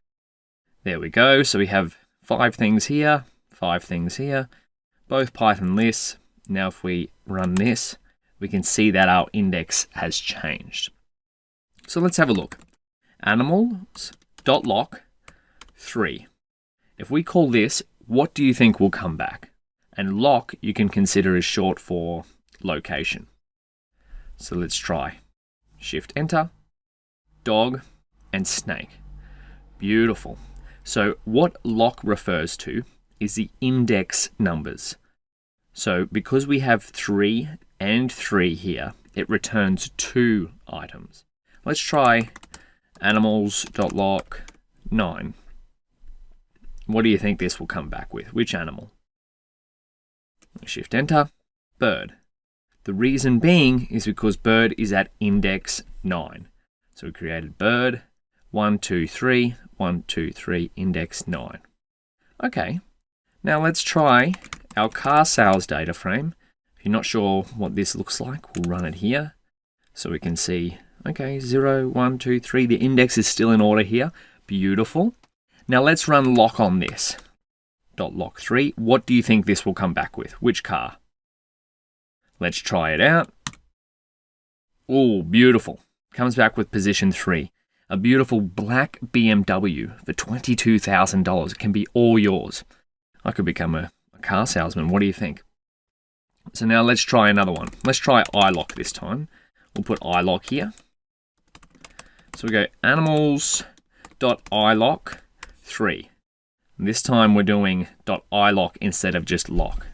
So if we have 5 items here, what do you think this will come back with? Let's try it out. Shift Enter, panda. Now, so we can see it, let's put a new cell here and go animals. Beautiful. So what ilock refers to to position. So we can see here, 0, 1, 2, 3. If this was in order, remember, Python lists and data frames and series start from 0. Ilock refers to position, whereas lock refers to index. Let's try maybe with our car sales data frame, carsales.ilock 3. It comes back with the same as lock. That is because if we go up, actually, let's just do it here. Car sales, if we have a look at our data frame, ilock, position 3, remember because ilock refers to position, so 0, 1, 2, 3, is the same as index 3. So that's the main 2 points you have to remember about iLock and lock, is that iLock refers to position, and we'll put in here lock. Lock refers to index. They're the main 2 differentiations there. Okay, now the beautiful thing about this is that with iLock and lock, you can use slicing. So if you've ever used Python lists, you might be familiar with slicing, but if not, I'll show you what that looks like. So we might type in animals.ilock:3. And what this means is, rather than talk about it, let's run the code, is give us the items in animals up to position 3. Now, iLock doesn't include position 3. So it'll give us, remember, start from 0, 0, 1, 2, 3. So it's going to give us up to 3. Now let's try it with the car sales data frame. Car sales.lock:3. Shift and enter. There we go. It's given us up to and including index 3. Basically, this is the same as calling head, but with 4. So car sales.head 4. Excellent. Okay, let's keep going. Now, we've seen this previously, but let's say we wanted to select just this make column and have a look at what's going on there. So the way to select a column is to type in its name in square brackets next to the name of the data frame as a string. Shift enter. There's the make column. Let's have a look at the color column. Car sales, color. Excellent, we've selected that. Now there's 2 ways you might see. I want you to be familiar with both of these ways of selecting a column. So if we go car sales.make, it's easier to type than something like that, but this is the same thing. Let me demonstrate. Car sales make. These 2 lines of code are going to do the exact same thing. Let's prove it. I'll put a split in here by hitting Control-Shift-. We're going to go make. Excellent. And we're going to go car sales.make. Now, the only real difference between these 2 is the syntax. So whichever one you prefer, you might want to use. But what you should know about the dot notation is that if your column name has a space in it, the dot notation won't work. So if we try to do this for odometer km, it'll come back with an error. But if we put a cell in here and go car sales odometer km, run this, it'll return the odometer. So they're the 2 main differences between selecting a single column. And now, one last thing before this video gets too long is that if you wanted to select a single column but put a little bit of a filter on it, let's do it with the make column, but we only want rows with the car make Toyota. So can you decipher what's going on here? We're saying car sales, okay, and then we're passing it this little condition here. This is called Boolean indexing. Let's hit Shift Enter to have a look. So this is going to say, hey, Pandas, give us a car sales data frame. And this condition is I only want the car sales data in the make column, which are equal to Toyota. Now, what if we only wanted maybe those with over 100,000 kilometers on the data, on the odometer? We've got data on the brain. That's why we're saying it. Let's get odometer here. KM, because remember we can't do the dot notation. So you can create a habit which one you want to type. Usually you pick one way of selecting a single column and stick with that throughout your entire notebook. So we want greater than 100,000. Now, this is going to give back the rows that fulfill this condition. And so you can imagine how advanced you could get with this. If you had, say, 100,000 different cars, you might put in a few more different criteria in here. But this is just a few simple use cases of how we can view and select data.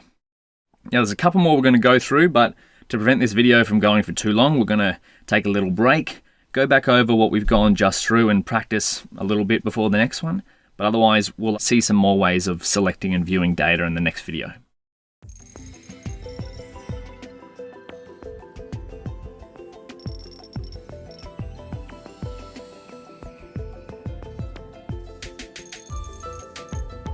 All right, we're making some real progress here. There's almost an infinite ways that you can view and select data with Pandas DataFrame. We're only really scratching the surface here, but once you learn these foundation steps, you can really combine them in kind of any different way you can imagine and really transform and view your data in a different light. So let's keep going. We're still viewing and selecting data at the moment. So the next one I want to show you is PD crosstab. And this is a great way to compare two columns if you want to see them like a little innovative, is that the right word? I'm not sure, doesn't really matter, but you'll see.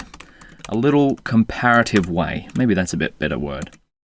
So crosstab is basically going to say, hey, Pandas, grab the make column. Let's refresh our memory of what our data frame looks like. We have make, which is car makes, doors, which is here. So this is going to cross over the make column with the door column. And so crosstab is you call pandas.crosstab and you pass it one column and then another column. So we got here, these are doors, the amount of doors, 3, 4, and 5. So we've got 3, 4, 5. And these are the different makes here. We got 4 different makes, Toyota, Honda, BMW, and Nissan. Beautiful. And so what this is doing is it's kind of aggregating these two columns together. So let's explore this. BMW, there's 1 car with 5 doors. Honda, there's 3 cars with 4 doors. Toyota's the only car brand that has 3 doors. I'm not quite sure what that car would look like, but who knows? This is kind of data you'll come across. Okay, now crosstab is great for comparing 2 columns, but what if you wanted to compare more columns in the context of another? This is where a group by comes in. So let's put a little comment here, group by. So we're going to go car sales. I was going to say PD. I'm used to saying PD. Group by, and we want the make column. Dot mean. Now, what do you think before we even run this code? Now, I'm going against my only rule here of always run the code first. What do you think this will do if we looked at this? So we've got car sales, which is our data frame. That's up here. We've got this little function here called group by. We know it's a function because it's followed by brackets. And then within the group by, we've got the make column. We've got mean. How to think about it? Doesn't matter. You should write the code out first and press shift and enter and see what happens. So what this is going to do is it's going to group the data frame on the make column, similar to what our crosstab did, but this time we have more columns here. So it's given us the mean values of the odometer of all the different types of makes, as well as the doors. So BMW, the mean odometer rating is 11,179, and the mean amount of doors is 5. And that makes sense because there's only one BMW car. But again, this group by, you could group by almost any column you could imagine, and then call some operation on it as you go. And you can imagine if you had more columns here and you wanted to combine them in some way and view them, you can use this group by function to make sure you only group it by a certain type. Maybe you want only white Toyotas. Maybe that's a little exercise. See how you could group it by only looking at, is there 2 white Toyotas? Yeah, 2 white Toyotas, and then seeing what happens from there.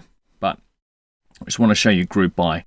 It's kind of like crosstab, but for focusing on more than one column at a time.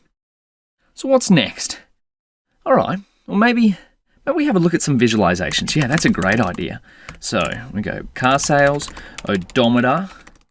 Let's see if we can do a little plot here. I'm going to call .plot. What do you think this will do? Run that. Beautiful. We get a plot of the different odometer values. So this is what the beautiful thing about Pandas is, how beautiful and how quickly you can get an analysis going. And you might look at a table like this and not really be sure what's going on, especially have lots of rows. But getting a visualization out is a great way to quickly understand what's happening. And we'll have a section coming up on how to make these visualizations a bit more interactive and a bit more prettier with labels and different information here. But what you might find is that if this plot doesn't show up, you might need to run these 2 lines of code. And this is Matplotlib inline, because you see here, this is generated. This plot is actually Remember how we created an environment and it installed a whole bunch of tools for us? Conda did that for us. When we created our environment, it installed Matplotlib because some of the functionality, like the plot function in Pandas, depends on Matplotlib. So behind the scenes, Conda has actually set this up for us.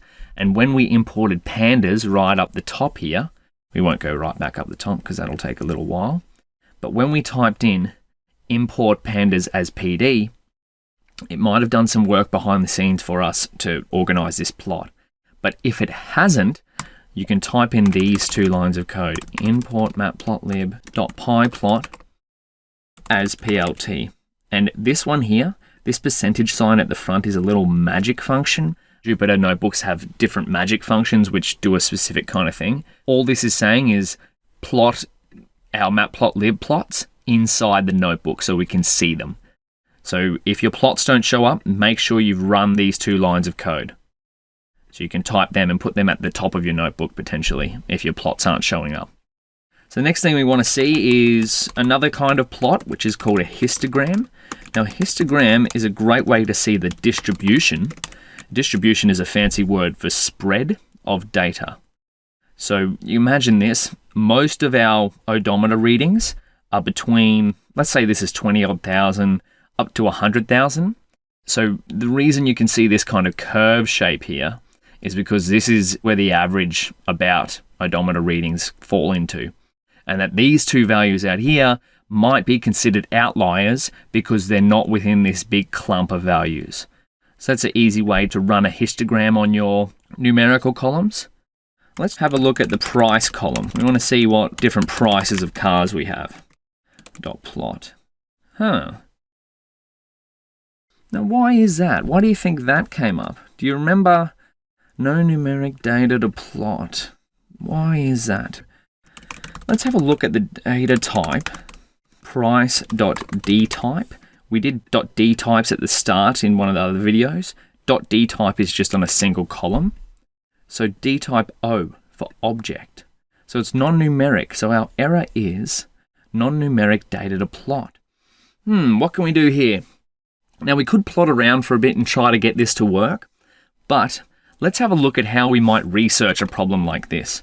But we might type in how to convert a Pandas column price to integer.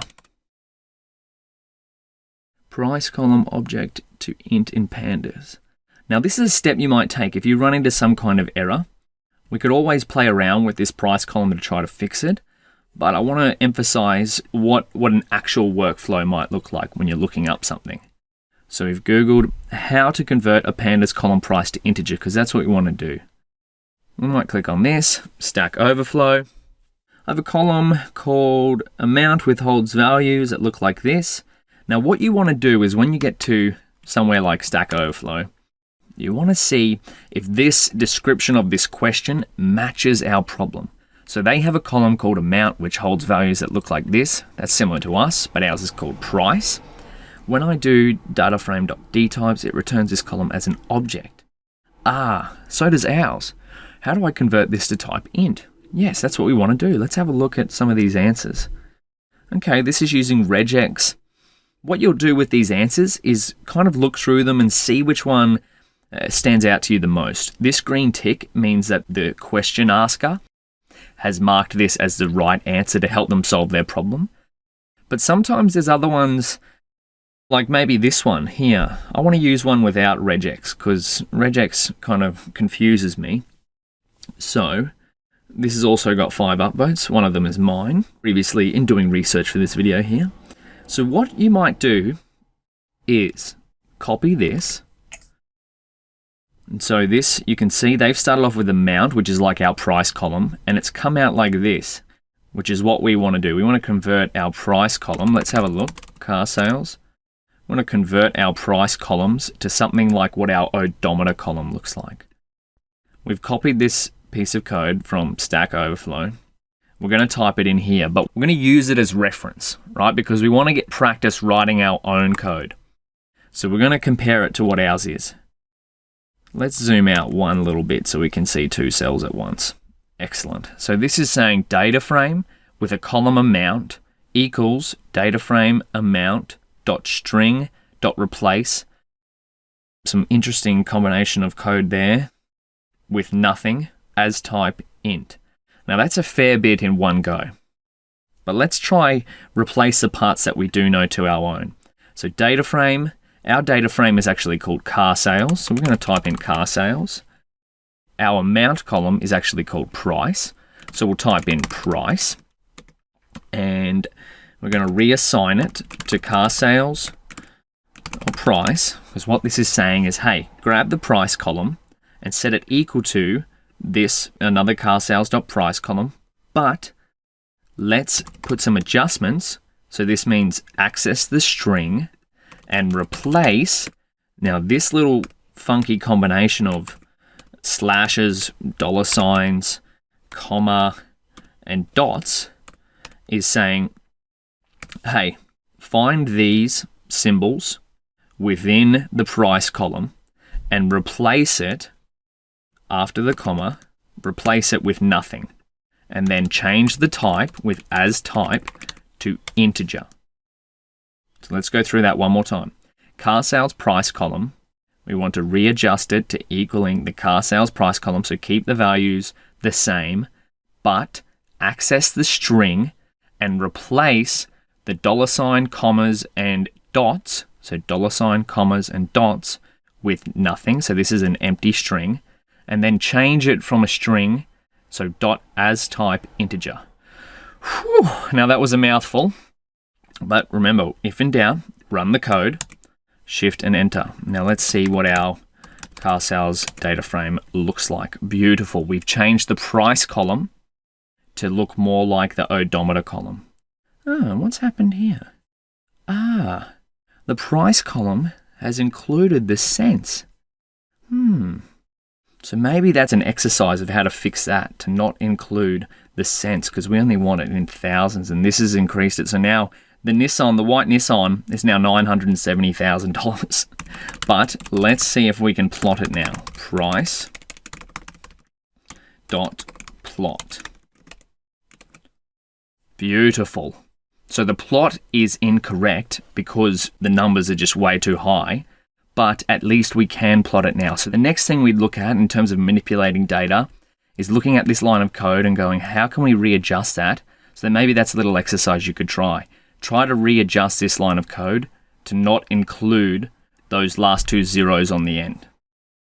And now we've seen a few different ways of viewing and selecting data, some of the major ones with pandas. We'll now look at a few more ways that we can manipulate data. So take a little break if you need, go back over the code we've gone through, and I'll see you in the next video.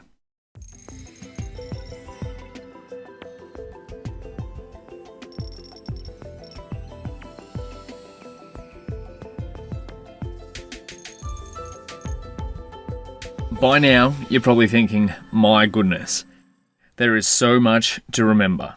And I'm not going to lie, I felt the same way when I first started. I went through some information on pandas and realized, holy goodness, there is, well, I didn't actually say goodness, I said a different word there. You could probably imagine what word. But I said, there's so much here. How am I going to remember all these functions off by heart? And the point here is to remember, you don't necessarily need to know all of this off by heart. The only reason I can kind of do this on the fly is because I've had a little bit of practice. Don't forget to always try the code yourself. You can look it up, find things like this. This is part of the research, part of being a data scientist, part of being a machine learning engineer is learning how to ask different questions. Think about, how can I do this with the data, and then trying to find out. With that being said, let's have a look in this next little section here at how to manipulate data with pandas. So we'll put another little heading like we've been doing. Or maybe manipulating data. That sounds a bit better. Escape, enter, press M for markdown because we're staying communicative. Excellent. And now, again, the beautiful thing about pandas is that if you can think of it, you can probably do it. So the first thing we'll see is manipulating data is some string methods. So Python has a bunch of different string methods like lower. What do you think this will do? If we go car sales make dot string dot lower. Let's see. Shift and enter. Oh, it's lowered the string because its data type is an object according to Pandas, but it's actually also a Python string. So anything that you can do on strings in Python, you can do on string columns in Pandas. There's a bunch of different functions there, but we'll just remember that you can access the string value of a column by doing .string. We did that above in the price column. We converted it from a string to an integer. Now, if we have a look at our car sales data frame again, didn't we just lower the string? But it didn't actually save. Now, here's an important concept to remember.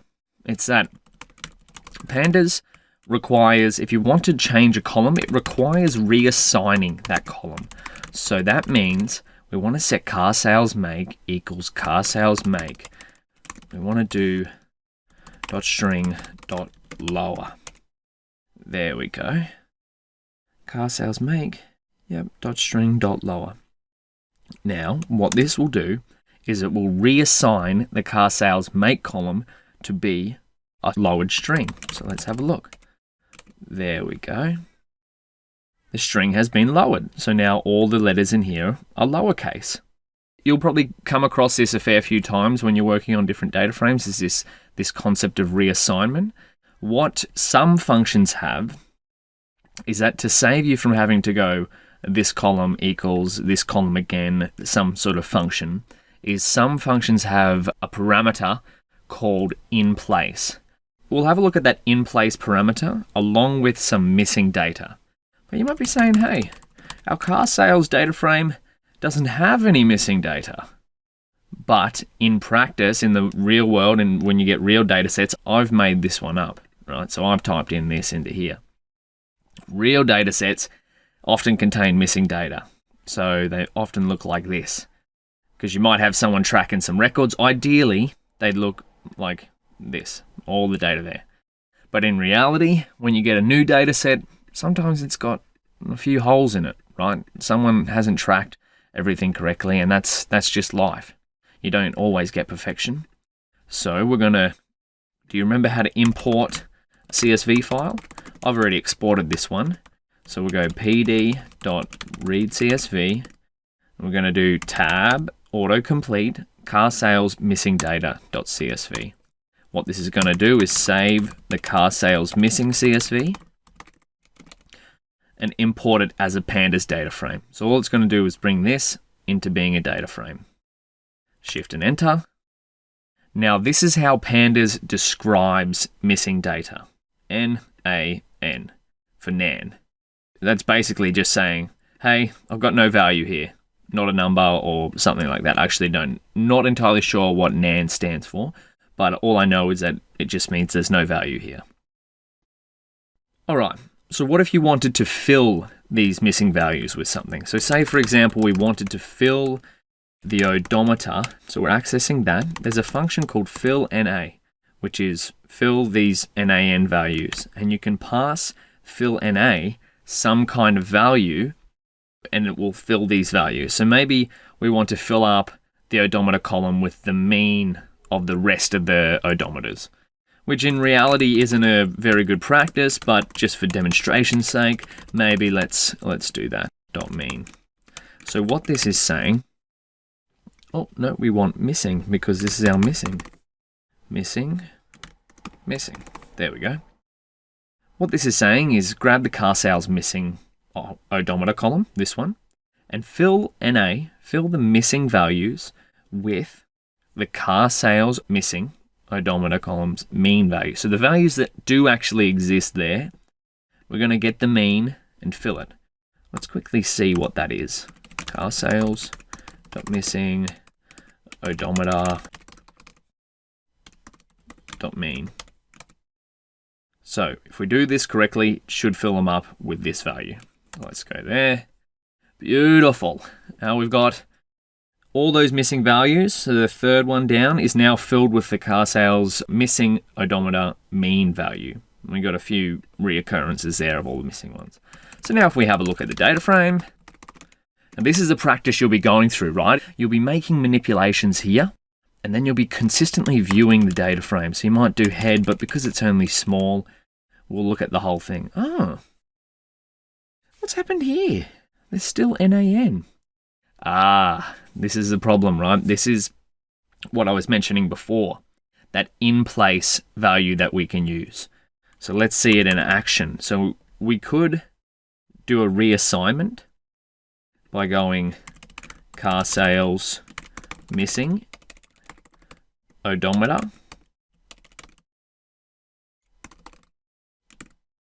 equals that, and then reassigning the values to being something like that. But what we'll do, we'll look at the in-place parameter so you can see what I mean. So we'll get rid of that. We're going to copy this line of code so we don't have to retype it out. But remember, you should always practice retyping code so you get used to it. Now this fill_NA has a parameter, and lots of pandas functions have this in-place equals. It's false by default, but we want true. Actually, this is a good time to look at the documentation. So, say we didn't know this fill_NA function. What would you do to figure that out? So maybe we go to Google and we go, pandas, how to fill missing data in a column. Working with missing data. Yes, this is a pandas documentation. You get very familiar with looking at these. When you first start looking at this documentation, it can be a bit overwhelming because there's a lot going on. Remember, this documentation is for every single thing that pandas can do, so going through it can take a while. But if we look in here, maybe we want to search for fill. Fill missing values. There we go. Fill_NA. Now, often it comes with, let me zoom in for you, a little hyperlink to the exact function. Fill_NA can fill in NA values with non-NA data in a couple of ways. Excellent. And they give some examples here. We're going to click on the fill_NA function and see what happens. So we got dataframe.fill_NA, which is what we've got so far. Dataframe odometer, because we only want the odometer column. .fill_NA, yep, tick for that. Value equals none. So by default, the value equals none, but it can take a few different values. In our case, our value is the mean of the odometer column. We'll come back.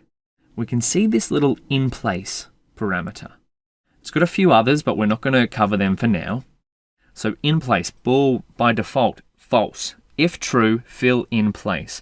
Note, this will modify any other views on this object, e.g. a no copy slice for a column in a data frame. So if we set in place to true, it means fill in place. Let's have a look. In place equals true. Before we do, we'll take one last look at what our data frame looks like. Still missing values. So let's see what happens. Fill_NA in place equals true. Now let's have another look. Go missing. Ah, there we go. So we've filled the values without reassigning. So without typing car sales missing odometer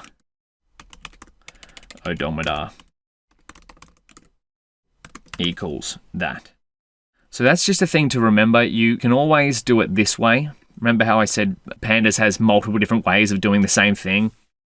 One way to reassign values is to reassign them by putting the exact value you want to replace at the start, or by setting the in-place parameter of a function to true.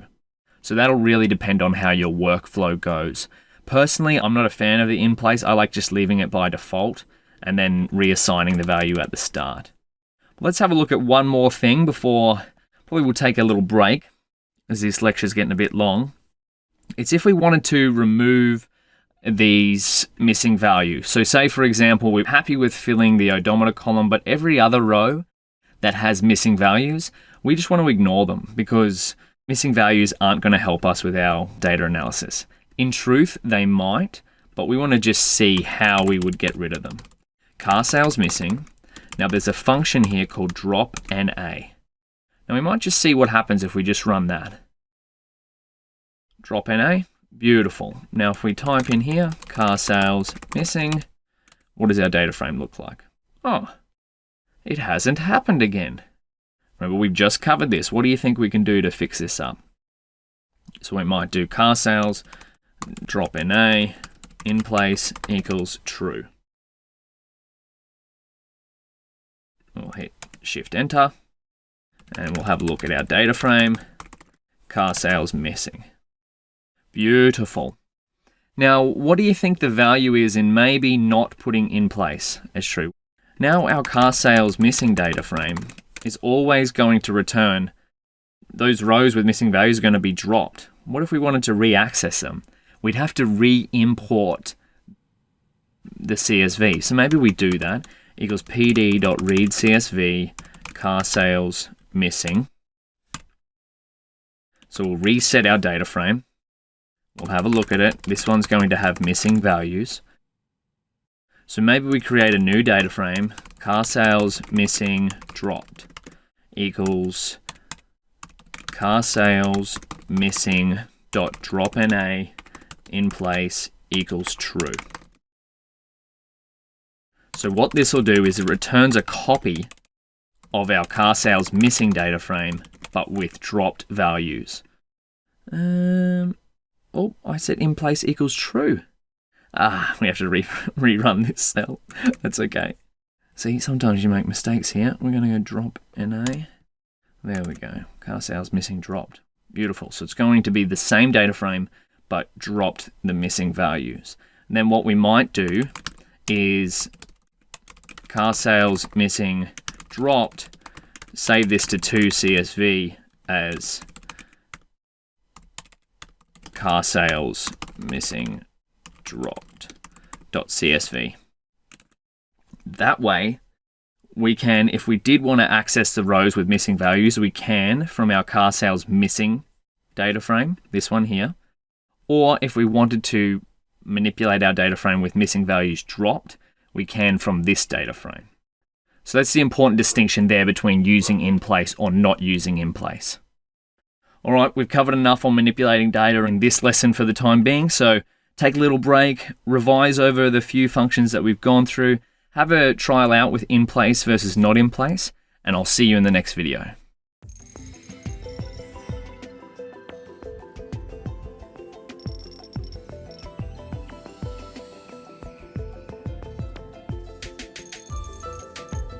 Welcome back.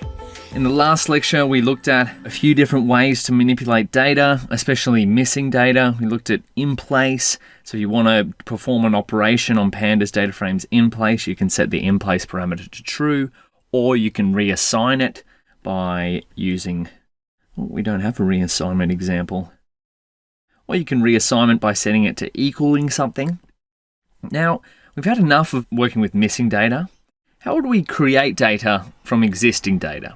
Well, Pandas has a few different ways that you can create data, such as building a new column. Let's have a look at a couple of different ways. Let's start with a series. So maybe we'll comment this first. We'll go column from series. And then we'll create a series called seats column equals PD series. And maybe inside that series, we'll put a few numbers of 5, because a few of our cars have 5 seats. Well, actually, all of our cars have 5 seats, but we're not going to fill it up. So we have car sales, seats. And now the way to make a new column, we'll put a comment here. New column called seats. Remember, our car sales data frame is the one we were working with above. So we can view it here. So car sales, new column. Now, it's very similar to how you would select a column to create a new column. But remember, we're going to run the code first before we discuss it. So we're going to set it equal to the seats column, which is that series we've just created. And now we want to view our car sales data frame. Excellent. So we see what this has done. We've got the exact same columns as before, but this time we've now got seats on the right-hand side. So that's created a column on the very right. When you create a new column in Pandas, by default, it appears on the very right-hand side of your data frame. But we've got some missing values here. Okay. That's because our series was only 5 by 5. So it was length 5 with the value 5. I'm getting confused with all these 5s here. So this is just to say, this Toyota white car, $400,000, because we haven't fixed up that price column, and it has 5 seats. But how would we fill this NaN? Maybe we can use car sales. with the seats column. We saw this before in the previous video. Fill NA, and we want 5. There we go. Oh, we want in place. Yeah, so we don't have to. In place equals true. Shift, and now we have a look at car sales. Oh, mistake. There we go. All of our cars have 5 seats. Beautiful. We kind of already knew that already. Or maybe some didn't have 5 seats. Now, there's another way to create a column, and that's from a Python list, which is similar to a series. So column from list. I might type in Python list. So we want maybe fuel economy. That's something else you'd want to consider when you're buying a car. These days, you want to make sure that you're getting the best value or the best bang for your buck. Did I spell economy right? No, mix them up. There we go. We want maybe 7.5 litres per 100 kilometres, 9.2, 5.0, 9.6. We're just making these numbers up here. There we go. It's about 5 long as well. And we want car sales. What should we call this column? Fuel per 100 km. That's nice and easy to remember. Equals, we're going to set it to being equal to our fuel economy list. Economy. And then we're going to have a look at it here. Value error. What did we get wrong? Length of values does not match length of index. So that's an interesting error. So maybe we need more values in here. Let's keep filling it up. 8.7, 3.0. This is a really fuel efficient car. See what happens. Still not the same. What do we need? 0, 1, 2, 3, 4, 5, 6, 7, 8. One more should do. 4.5. There we go. So if you want to create it from a list, did that on purpose, wink wink, it has to be the same length as your existing data frame, whereas a series can be different kind of length to what your data frame already is. So we needed 9 or 10 values in here because it starts from 0, because our original car sales data frame was of length 10. All right, let's have another look at a way. What if we wanted to create a column from another column? So as if we wanted to figure out how much this car has fuel it's used in its lifetime. So if this is per 100 kilometers, it's done 150,000 kilometers. Maybe if we divided the odometer column by 100 and times it by this column, we could work out how many liters of fuel this car has used in its whole entire life. Let's try that out.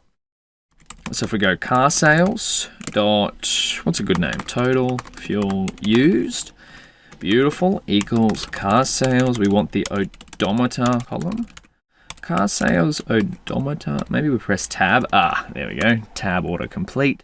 Now we want to divide this by 100 because this is fuel per 100 kilometers. And so we could times that by car sales. We want fuel per tab. Per tab? No. I press tab to get fuel per 100 kilometer. Now what do you think this will do? This is going to create a new column because this string doesn't exist in our data frame. And it's going to take the odometer column. Another beautiful thing about Pandas numeric columns is that you can perform operations directly on them. And then it's going to divide the odometer column by 100 and times it by the fuel per 100 kilometer column. Let's see what happens.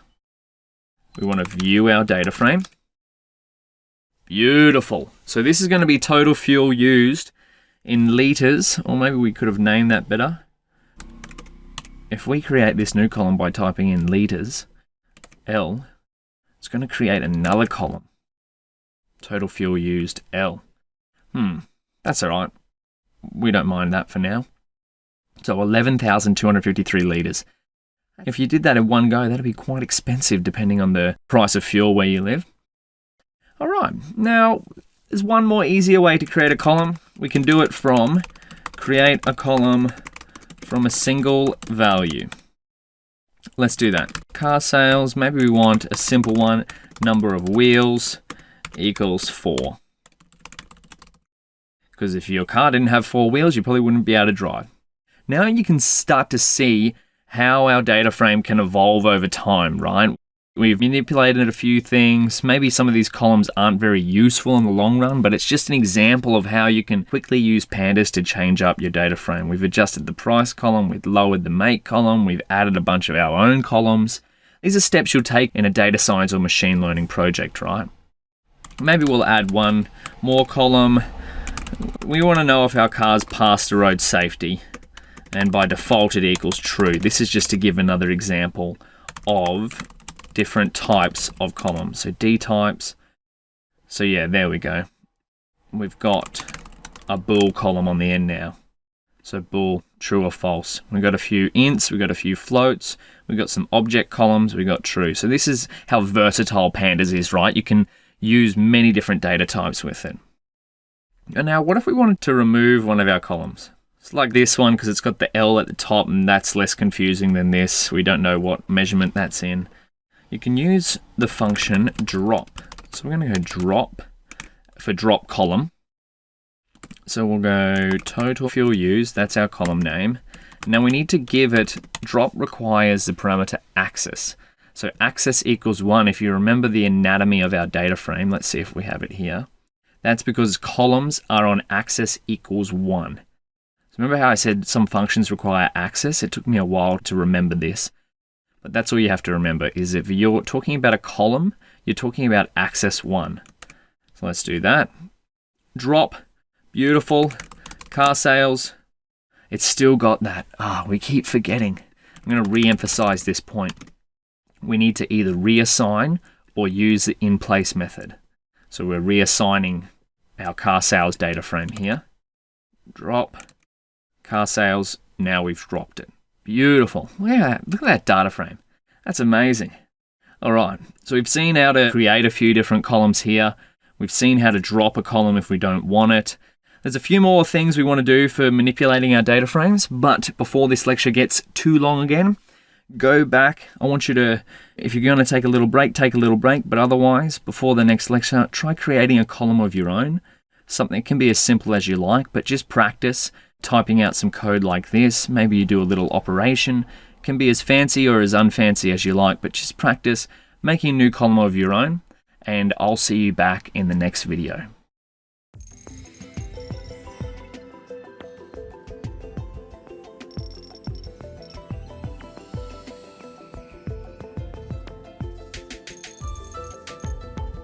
Whew. We have been through a lot, but we're going to persevere. We're going to get through this together. We've got a few more functions to go through. So the next one is sample. Now this is a great way to shuffle your data frame. What I mean by that is mix up the indexes. So in future videos, when we start applying machine learning algorithms to our data, one of the most important steps is creating a training, validation, and test set. And one of the steps to doing that is randomizing the order your data comes in. Because what you want to avoid is the order that these samples come in may have some kind of influence on patterns in the data. When our machine learning algorithm is learning things, we want it to be as general as possible, so we don't want it to care about the order. Now, there are some exceptions to the rule with time series data and whatnot, but I'm just going to show you this example if you wanted to shuffle rows in a data frame. So let's do car sales dot sample, and now sample is basically saying take a sample from this data frame with this parameter frac is the fraction of that sample. So it's going to be in an integer form. So for example, 0.5 is 50% of the data. So it's going to get 5 rows out of 10. But we, in this case, want to shuffle everything, so we will use 1 for 100% of the data. There we go. So now you can see that the index has been shuffled. So this is essentially the same data frame, just with the order mixed around. Now the important thing to remember with Pandas is that the information in a row will stay with its row. So row 9, Nissan white, 31,600 kilometers, 4 doors. So the rows stay the same. All that's changing with this function sample is the order that things appear in. And now let's have a look at the data frame again. Oh, silly me, we keep forgetting to reassign. So we want to reassign here, equals, there we go. Now it's going to definitely shuffle the car sales data frame. Or maybe we create a new one, shuffled, because we want to keep the original one in order. So we've got car sales shuffled. This will return a copy, but car sales shuffled will be in a different order to the original car sales data frame. Beautiful. Now, if we wanted to manipulate this shuffled data frame, we could call the same functions we've called before on the shuffled version. And another handy thing about the sample function is that, say for example, you had like a data frame with 2 million rows. Ours is really small, it's only 10, but in practice, you're going to be working on data sets with a lot more rows. Sometimes running functions in Pandas takes a long time on millions of different rows. What you might want to do is practice on only 20% of the data. Only select 20% of data. And now this number could be arbitrary, right? In our case, we've chosen 20%, so that's giving us 2 different rows. If you had 2 million rows, maybe you want to practice on 1% of the data, so that's still 20,000 rows. And so that will allow you to do lots of different experiments a lot quicker than doing it all on 2 million rows at one time. So that's something you'll have to consider in the future in your projects when you're working on larger amounts of data. Is your computer powerful enough to continually run functions on millions of rows? Or do you want to flesh out some little experiments on smaller amounts of data first and then upgrade those experiments as you figure out what works and what doesn't? Now, if we look at our car sales shuffled data again, we've got our indexes, but they're all out of order. How would we get those back into order? So we can go car sales shuffled dot reset index. This function, as you could imagine, is going to reset the index here. So we want boom. And now there's a way here that you can remove this column. So maybe we go in place. Oh, let's have a look. Did that do that in place? Shuffled.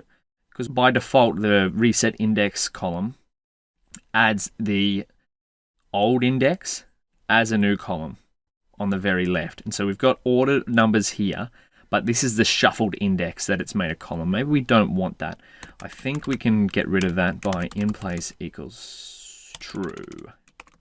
Remember, a lot of Pandas functions have the in place parameter. Shuffled in place equals true. Ah, it still has that. Well, the way we figure this out is if we look up the documentation for reset index. Let's do that. Pandas reset index. I don't want that extra index column there. So let's see. Drop. Do not try to insert index into data frame columns. I think that's what we need. Is there an example? Drop equals true. Yep, I think that's what we need. So we want in place equals true. And we want drop equals true. Drop is false by default. Yeah, default false. So this is another example of how you can look up what a function does in Pandas. I just Googled the function name reset index. Again, you won't know these things from the start, but it's not about knowing things off by heart. I don't know everything off by heart. It's about researching different ways that functions work and trying things out. If in doubt, run the code. Let's do that. We still have that there. Maybe we come back up here. We're going to reset this, reset this, reset this. There we go. We had to reset our car sales shuffled data frame.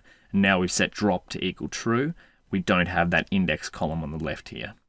There's one more thing we're going to look at, and that's how to apply a function to a column. So let's say we'll have one more look at our car sales data frame. Remember, this is the process you're going to be taking a lot, is viewing your data frame and then manipulating it, viewing it, manipulating it, viewing it, manipulating it. So it's looking pretty prime at the moment, but we want to convert our odometer to miles. So how would we do that? Car sales. First, we have to select it.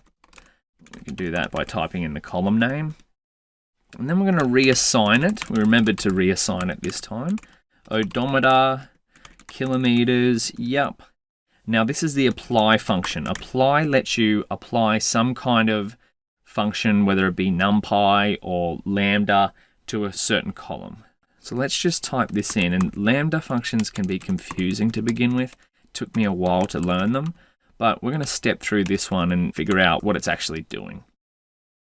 So if in doubt, run the code. We want car sales to view the whole data frame. Run the code. There we go. Now what do you think this has just done? These numbers have changed. We've got 150,000. It is now 93,776. Well, let's step through this. Odometer column, tick. Odometer column, tick. Dot apply, yep. Lambda. Now lambda is a keyword in Python which is short for an anonymous function.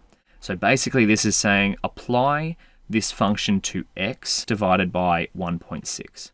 So that's what this is saying. Apply reset x to be equal to x divided by 1.6. Why 1.6?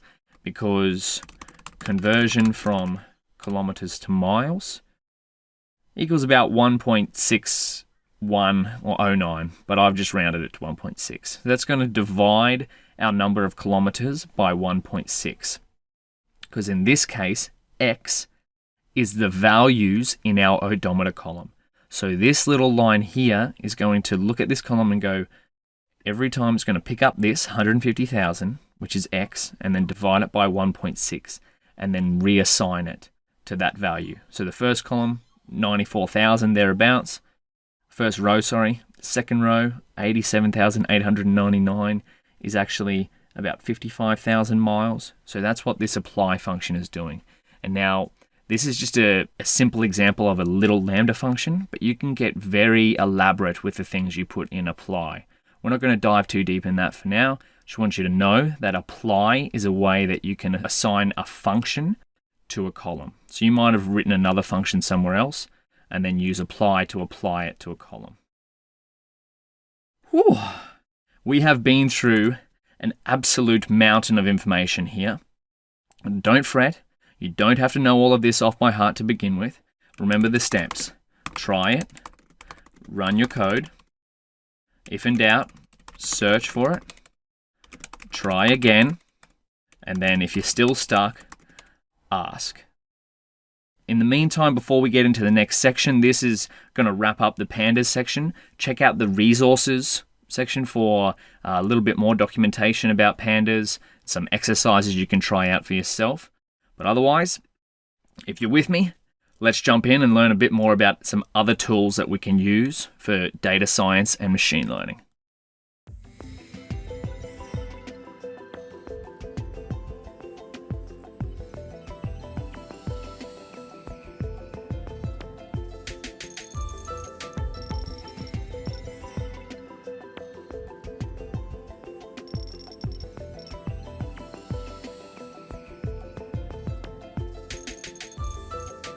Hello everyone, and welcome to the Zero to Mastery ML GitHub repo.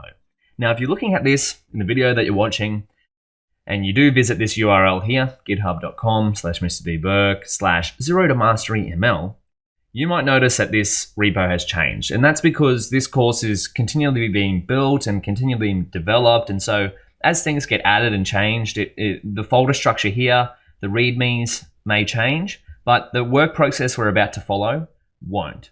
And now the particular work process we're following is throughout the course, you may notice that we use Jupyter Notebooks a whole bunch because Jupyter Notebooks are the workspace for a data scientist or machine learning engineer. And so if you wanted to download everything in this GitHub repo, you could follow the clone or download little section here. But maybe you want to work on one particular notebook. You don't want everything. So you just want to access one notebook. Maybe it's part of the exercises or the assignment. Let me show you how you could do that. Let's say we want to do the Pandas exercises notebook. We want to work on that. So we'll click on this one, Pandas exercises. We got this URL here. If we wanted to download this one particular folder or this one particular file, we can go click on this raw button. And then what we're going to do is it's going to bring up all this text, but that really doesn't make sense to us. So we'll find a way to make it make sense. We'll go File, Save Page As. And I've got a folder on my desktop called ML course, and I'm going to save this into my ML course folder where I'm working on all of the course materials. You may have some sort of folder like this. And I'm going to save it into the sample project folder. Just going to keep it with that file name. So save, beautiful, that's going to download. Then I'm going to open up a terminal. Let's see how we'd access that one particular Jupyter notebook. So what I'm going to do, I'm going to change directory to my desktop and then to my ML course folder, and then again to the sample project folder where I just downloaded. If I press ls, I should have pandas exercises.ipynb.txt, which is this text file here. So how would I access this to work on it? Well, what I'm going to have to do is activate my Conda environment. So if I go Conda activate, and if you're not sure what this means, don't worry, we'll cover this as well. I'm just showing you how you access one particular notebook. So in a summary, a Conda environment is a collection of tools to work on data science and machine learning projects. So users, mine is stored here, Daniel desktop ML course .sample project /env. So it's this little file here. This is what I'm trying to activate. Now if I hit enter there, you'll notice it changes from base to this file path here. Beautiful. And since I have my environment activated, I'm able to access the Jupyter Notebook tool. So if I hit that, this is going to load up the Jupyter Notebook server running on my computer. And you might notice we've got pandas exercises. This is that file we downloaded just before here. Pandas exercises.ipy notebook. And NB is for notebook. And we've got some other ones here that they've got a little different symbol. Right, so this IPyNB stands for IPython notebook or Jupyter notebook. Now, how would we convert that into one of these? Let's see. We just open this up. An easy way to do it is just by removing the .text extension and clicking OK. And then hitting Command S, or actually we don't even need to do that. It's going to update itself automatically. We come back to here. Beautiful. You notice that Pandas Exercises IPyNB has now changed to this little book symbol. So if we close this and reopen this notebook, what we can see is we've got an individual notebook downloaded from GitHub and running on our computer. Now, if we check to see if this works, import pandas as PD, shift and enter. Wonderful. So that cell is run without error. So we might delete that because we don't need that. Now, you might be thinking, if you've just gone through this, you might be thinking, wow, Daniel, that's a whole bunch of steps. But don't worry, as you work through the course, you will get more and more familiar with that kind of workflow that we just went through. However, if you'd like to get started far quicker, there is another way. So we're going to come back to here. And one way you can do that is by going into whichever notebook you want to open. And we're going to copy the URL. So in this case, it's just the exact same one as before, pandas exercises.ipynb. And we're going to go to a little tool called Colab. And now this is made by Google. And so the folks at Google had this problem like we're having now, and Jupyter Notebooks, as amazing as they are, can be a little bit hard to get started, get running. And so Google, what they've done is they've created a tool called Colab, which is essentially Jupyter Notebooks in Google Drive. So you will need a Google account to do this little workflow. But what you can do is go to this website here. And what we can see, we've got my Google Drive there, but we've also got GitHub. So I can copy this URL of this Pandas Practice Jupyter Notebook, come back to Colab, go to the GitHub tab, and enter the URL there. And if everything's working correctly, Colab should automatically take all of this information from the Jupyter Notebook on GitHub. Ah, there we go. I should have pressed enter when I hit that in there. So if we come in here, this is the one we want. So there's a little tidbit for you. Make sure you press enter when you copy the link. And there we go. So now we've got our Jupyter Notebook from here in a Google Colab Jupyter Notebook. And these run exactly, basically the exact same. They look a little different to a traditional Jupyter notebook, but this is because they've got Google style. So if we go import, we run that exact same code, import pandas as PD. Warning, this notebook was not authored by Google. This notebook has been loaded from GitHub. You may request to access your data stored within Google or read data and credentials. Please review the source code before executing this notebook. So that's something you might have to, if there are any warnings like that, make sure you read through them. But otherwise, you can notice that this notebook is working perfectly after just copying the URL from GitHub and typing it into collab.research.google.com.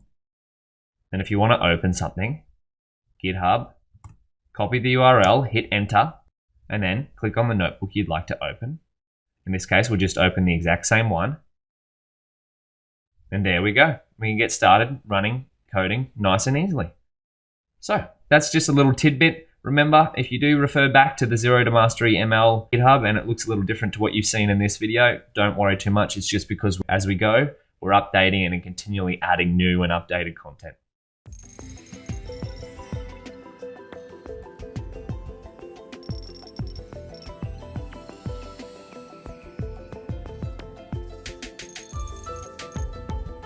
Why NumPy?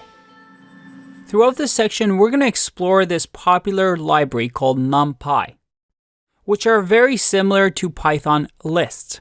It's one of the most used and popular libraries when it comes to data science and machine learning. But I want to ask you, why do we need this? Don't we have Python lists? Why is NumPy so popular and a must-use tool for machine learning? There are two main reasons why we want to use NumPy for our problems. You see, under the hood, many functionalities that NumPy offers us are actually written in C, a programming language that is really, really fast. If we used Python lists, it would actually be a lot slower to do some of the things that we're about to do. So NumPy operations on arrays and lists are a lot faster than performing the same operations in Python.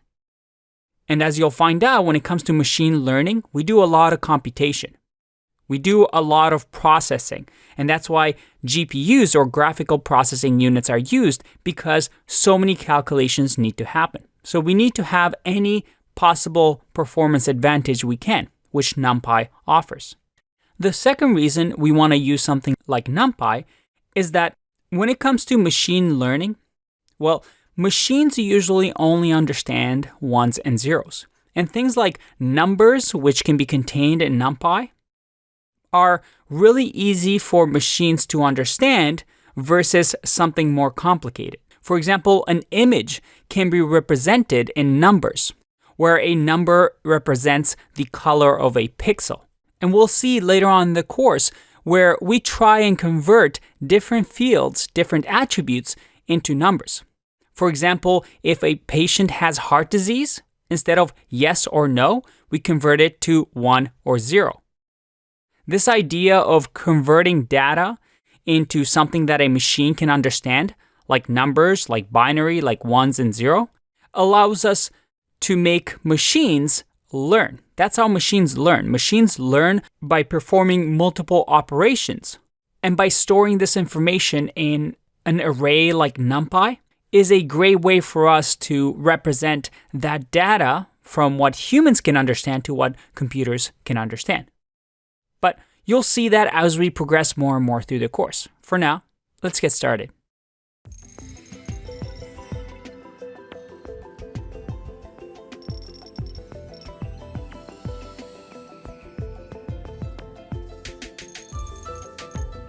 Welcome back. In this section, we're going to look at NumPy. And now I'm very excited about this section because NumPy is basically the backbone of all data science, machine learning, and numerical computing in Python. And that's actually what NumPy stands for. It stands for Numerical Python. And what is NumPy? Well, in all of machine learning, no matter what kind of data that you're working with, now this could be a data frame like we saw in the previous section on pandas, NumPy is going to form the foundation of turning your data into a series of numbers. And then what a machine learning algorithm will do is work out the patterns in those numbers. So if we refer back to our machine learning modeling framework, we've got step 1 is problem definition, step 2 is data, evaluation, features, modeling, and experiments. And then if we have a look at what tools we can use, in this section we're going to be focused on NumPy. NumPy comes into the data analysis section. However, as you'll see in the future and what we just referenced before, is that machine learning, although it's referred to as modeling, is essentially taking data, turning it into numbers, and in this case with NumPy, usually the form of a NumPy array, which we'll have plenty of experience with after this section, and then finding patterns in those numbers.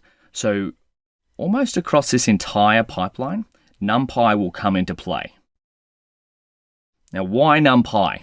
Well, the main reason we use NumPy instead of pure Python, I mean, you can do numerical calculations in Python, but usually if we want to do large-scale numerical calculations, we refer to NumPy.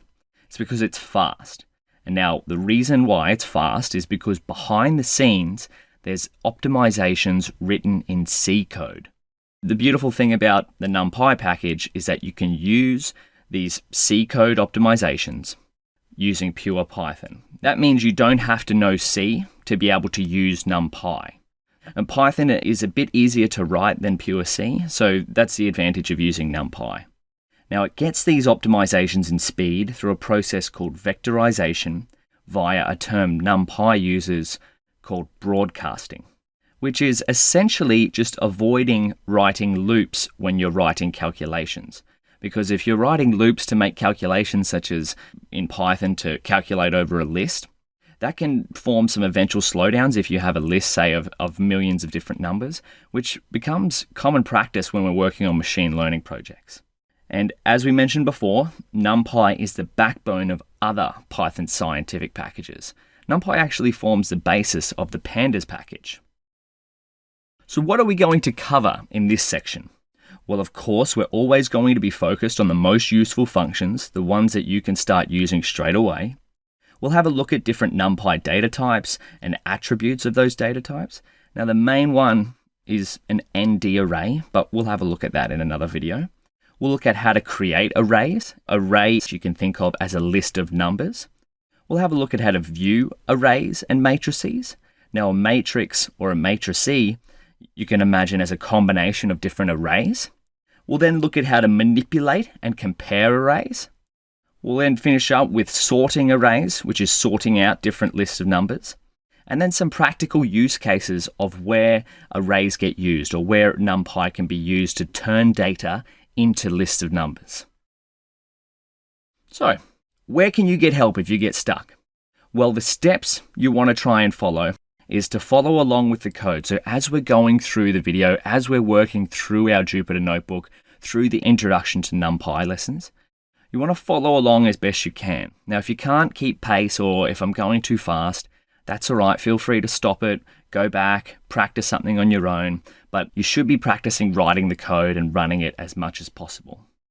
So that's step 2, try it for yourself, try to run the code. Remember the saying, if in doubt, run the code. If you get stuck on a certain function or a certain thing that we've covered, you can try to search for it. Here you'll probably come across Stack Overflow or the official NumPy documentation. Then after that, once you've searched for it, if you find something on Stack Overflow or the NumPy documentation, the important thing is to keep trying again. Enter the code that you find in the Jupyter notebook, practice running it. If in doubt, run the code. And then finally, if you're still stuck, don't forget, you can always ask for help. There's no such thing as a stupid question, because if you have a question, it's likely someone else has the same question. You can ask on Stack Overflow or on any other resource you can find. All right, with that being said, that's an introduction of NumPy. It's the foundation, it's the backbone of other data science and scientific packages, but let's get in code. Let's see what it's all about.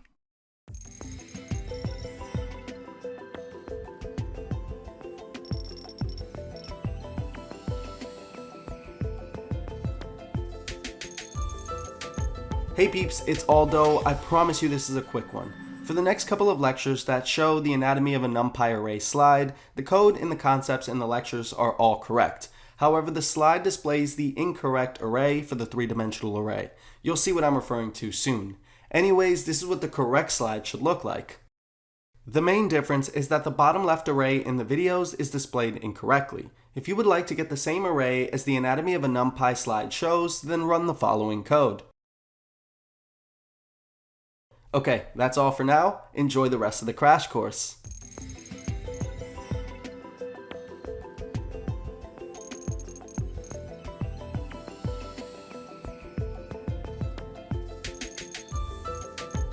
Alright, now we've had a little bit of a conceptual overview of NumPy, let's get hands-on and start to write some NumPy code.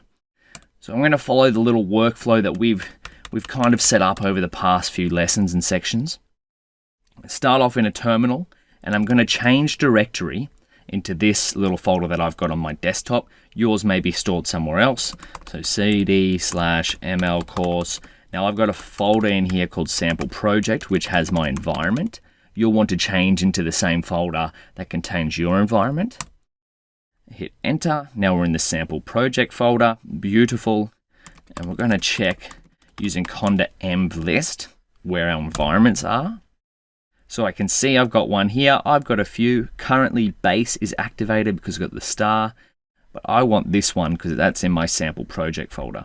So we're going to type it out. You could copy this and do Conda activate this here, but we're in the practice of writing things for ourselves because I want to get as used to as possible writing as much code as possible. ML course, sample project. Now remember, you'll want to change yours to wherever your environment folder is stored. Activate. The first thing we notice is that this has changed from base to our active environment. And now the next step is to create a Jupyter notebook, our favorite workspace tool. Let's load that up. Now this will open our browser. We brought to the Jupyter dashboard. It's nice and zoomed in. Excellent. We've got our folders here and files that are within our sample project folder. Yours may be a little bit different, but we can see, in my case, I've got the Introduction to Pandas notebook, the example notebook from before, my environment folder. We're not worried about these. We're going to start a new notebook, Python 3. First thing we're going to do is rename it to Introduction to NumPy, because that's what we're working on. Hit enter, and we'll save that. When we come back to the dashboard, we've now got Introduction to NumPy running. Beautiful. Now the first step for using NumPy is to import it. Import NumPy as NP. Now NP is just short for NumPy. If you see this abbreviation somewhere, you can probably safely assume that it's referring to NumPy. It's just to prevent us from having to type out NumPy every single time we want to use a command. We'll hit Shift and Enter. Beautiful. Now in this section, we're going to be focused on NumPy's data type and attributes. So that's what we'll create a little heading because we are in the business of making attractive and communicative notebooks. Data types and attributes. We'll hit Escape and M to turn it into a markdown cell. Wonderful. Data types and attributes. Now, data types as a plural is kind of a lie because NumPy main data type is ND array. It's only really got one data type, so everything you see in NumPy is likely an ND array, and this stands for n-dimensional array. And an array can be almost any list of numbers you can imagine. And n dimensions means the list of numbers could be almost any shape that you can imagine. But rather than talk about it, let's create it. So A1 for array1 will create a sample array. Now you can do that by going numpy.array, which just means access the array function from NumPy, which we've imported as NP. And to build an array, which is a list of numbers, we want to pass it a list of numbers. So let's do that. And then to see it, we'll type it again, Shift and Enter. Excellent. We've got our first NumPy array. Now this is exciting.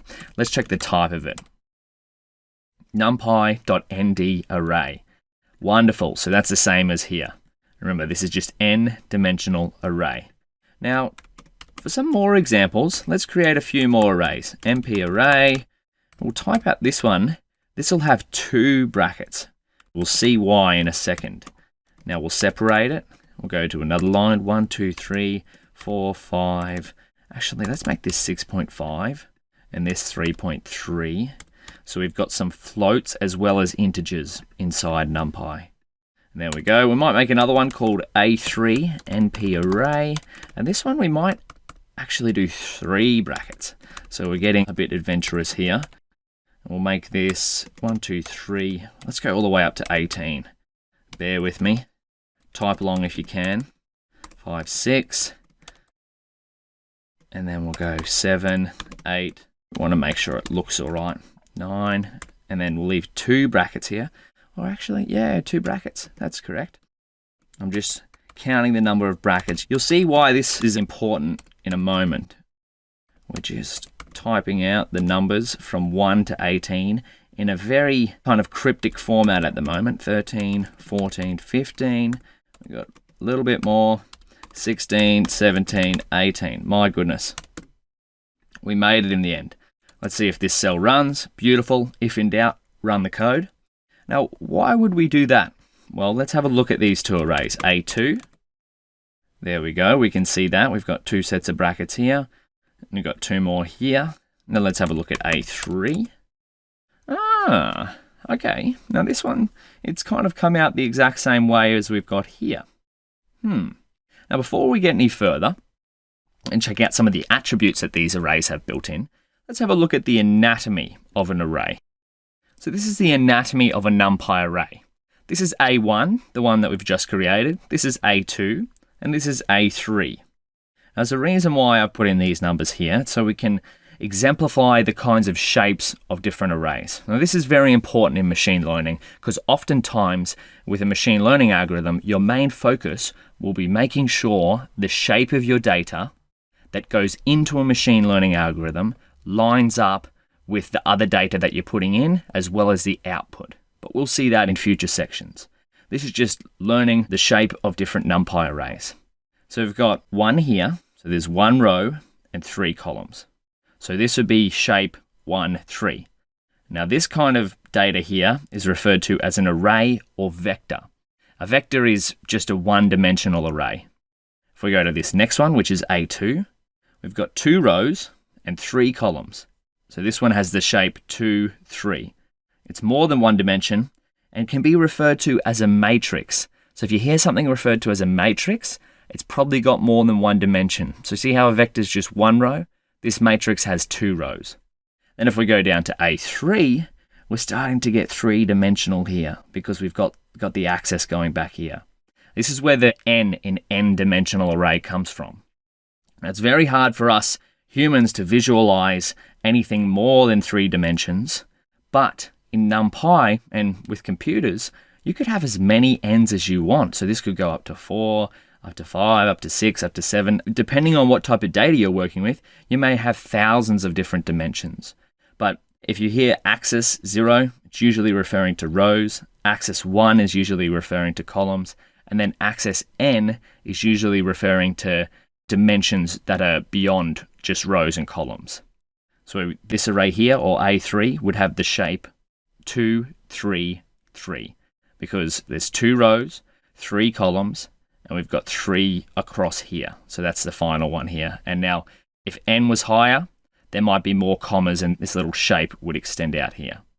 Okay, so now we've got the anatomy of a NumPy array down pat. Don't worry, you can take a screenshot of this if you like, otherwise it'll be in the resources section. Let's have a look at some of the attributes associated with NumPy arrays. So the first one we'll take a look at is a1.shape. So it's 3, something. Now this is blank.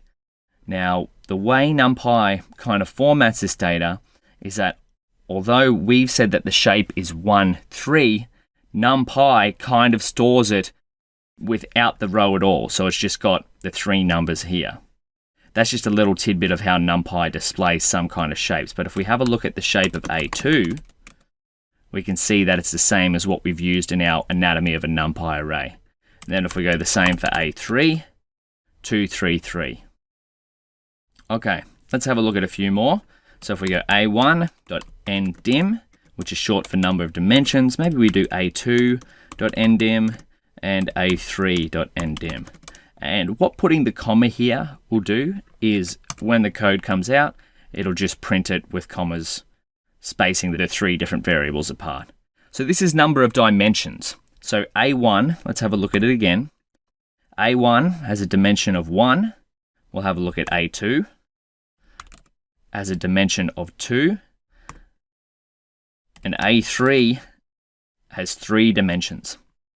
And so this is where the ND array data type comes in, is that these dimensions, depending on how complex your data is, could just keep going. And now the whole premise here, as we'll see some practical examples in the next couple of videos, is that whatever data you're working with, it somehow gets turned into numbers, and then a machine learning algorithm will find patterns in these numbers. Now, depending on what data you're working with will depend on how many dimensions there are.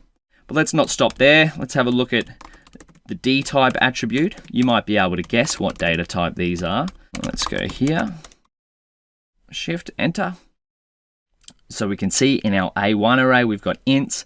In our A2, we've got floats as well as ints, but it's going to default to float because there can only be one kind of data type. So it will automatically just turn the rest of the numbers in here into floats. And A3 is also just integers. We got a couple more. A1 size, A2 size, A3 size. We've got 3 elements in A1, we've got 6 elements in A2, and we've got 18 elements in A3. Now if we have a look at A3, that makes sense. Beautiful. So the size attribute tells us how many elements we've got total in our array. Now, we've got one last one, which is type A2, type A3. I think we've already seen this, but I'm going to get you to guess what it is before we hit shift and enter. 3, 2, 1. These are all ND arrays. So although they vary in size and shape, A1, A2, and A3 are all of the type ND array. Now this is an important concept to remember. No matter what type or what shape your NumPy array is, all of the functions and different data manipulations that you see throughout this section, if it's in a NumPy array, if your data is in an ND array data type, all of the things we're about to go through can be used on that. So that's a very important point to remember, is that the ND array is a universal data type, and it's very, very flexible. So now, to really exemplify NumPy being the backbone of other scientific data packages, that is, let's put a note here, create a data frame from NumPy array. So let's have a look. First, we'll import pandas as PD. Beautiful. And then we might create one from our existing array. So pd.dataframe. We're just going to pass it A2. Let's have a quick look at what A2 is. A2. Wonderful. So there's A2. Now let's see what that looks like. Oh, we need to view it. Shift and enter. There we go. So this is a pandas data frame, and this is our NumPy array. So essentially, no matter what's in our pandas data frame, if it's all numbers, pandas is built on top of NumPy. So to represent our data as a data frame, it's just combining NumPy arrays in a formatted way. So that's a very important point to remember as well, is that once we start to get into the weeds of NumPy and start to work out what kind of numerical computing it can do, we can start to think, okay, so if we have some data and we import it in pandas, it's actually just a different combination of NumPy arrays. So if we want to perform some manipulations on it, we're actually just performing manipulations on different lists of numbers. All right, that's a brief introduction to NumPy's main data type. That's the main thing to take away from this, is that ND array, whatever array you have in NumPy, is of type ND array, and that pandas and other machine learning algorithm packages are built on top of NumPy, and machine learning is finding patterns in NumPy arrays. So with that being said, let's take a little break if you need to, go back and explore, create an array of your own by trialing it out. If in doubt, run the code, and I'll see you in the next video.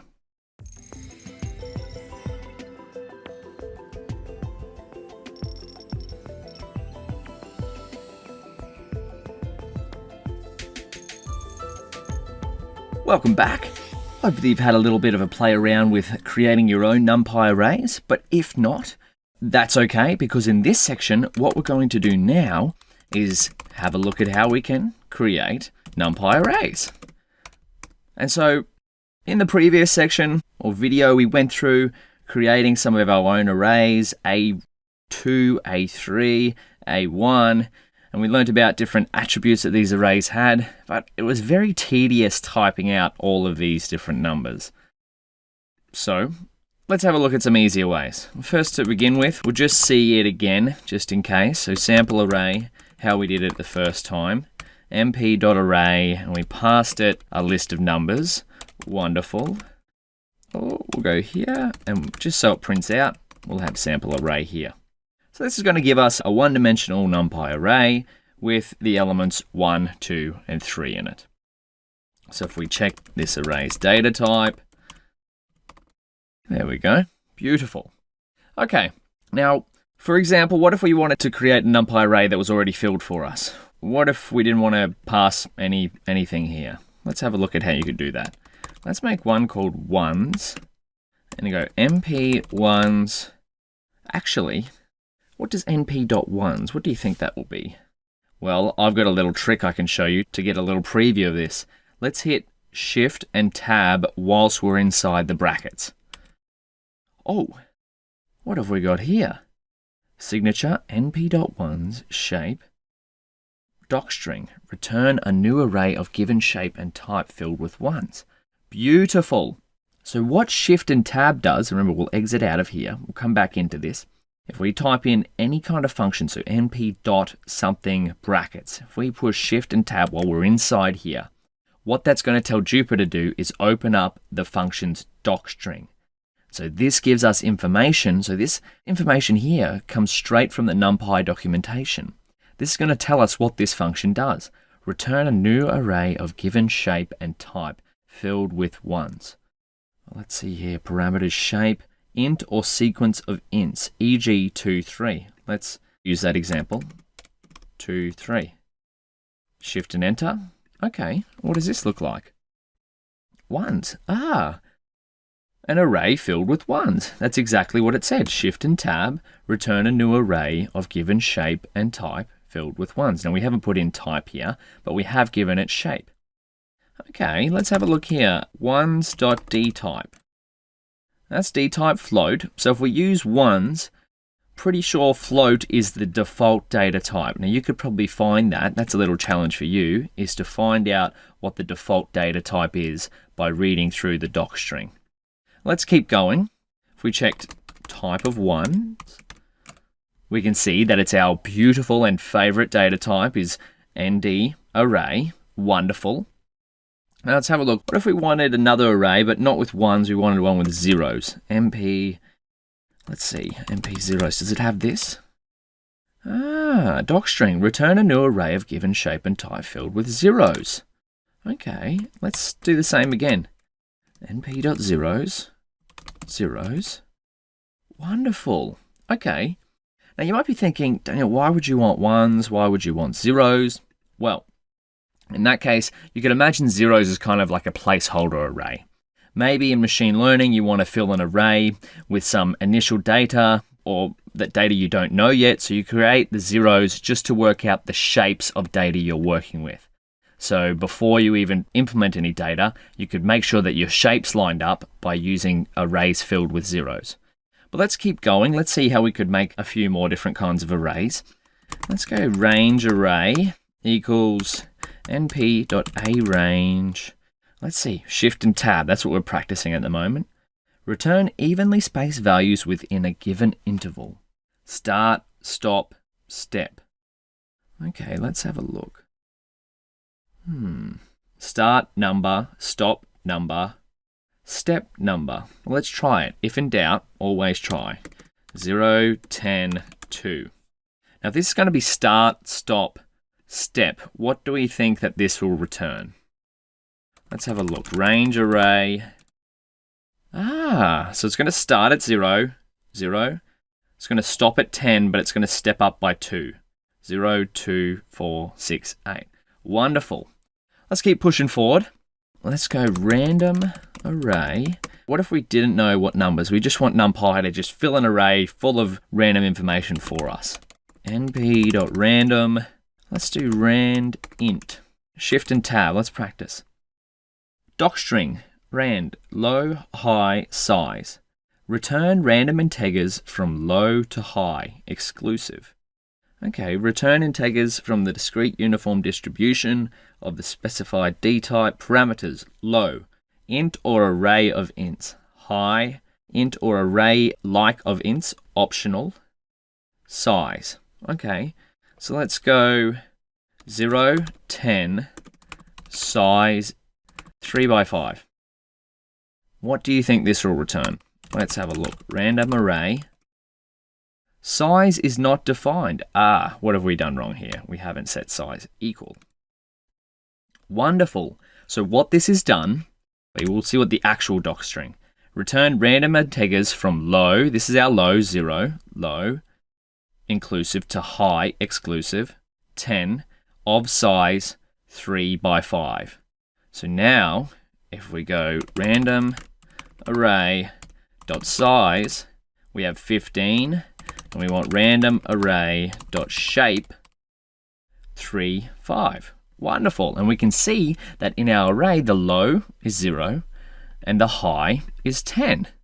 Wonderful. Let's see one more way of creating random arrays. Random.random. NumPy has a fair few different ways of creating random arrays. You don't need to know them all. There we go. So random.random, what does this do? Shift tab. Return random floats in the half open interval 0, 1. So this is going to return, and it takes a parameter size. Let's save this to random array 2. And then we want to show it. Random array 2. Wonderful. Random array 2. Let's check the shape.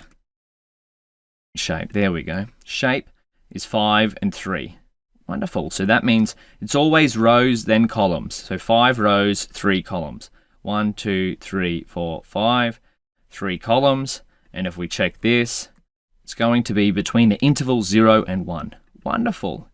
Got a random array. And let's see one more.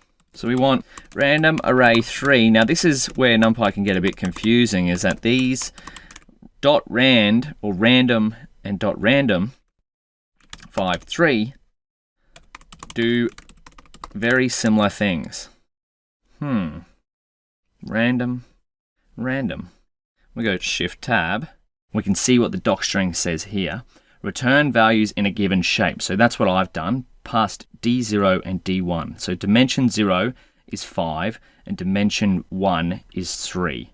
So remember, always goes dimension 0, dimension 1. If we go back to the anatomy of our NumPy array, axis 0 is the same as dimension 0, which is the row here, and axis 1 is the same as dimension 1, which is the columns here. Wonderful. Now, the thing you should know about the random numbers in NumPy is they aren't actually random. They're set with something called a random seed. NumPy.random seed. What could this mean? They're pseudo-random numbers. Pseudo-random numbers. We'll have a look at this in the next video, but this is an important concept to remember going forward, is that when NumPy generates random numbers, they're actually pseudo-random numbers. So take a quick break, try practice creating some of your own random arrays using the .random or randint. Have a look at the docstrings by pressing Shift Tab, and then in the next video, we'll have a look at np.random seed and see how we can generate some non-random random numbers.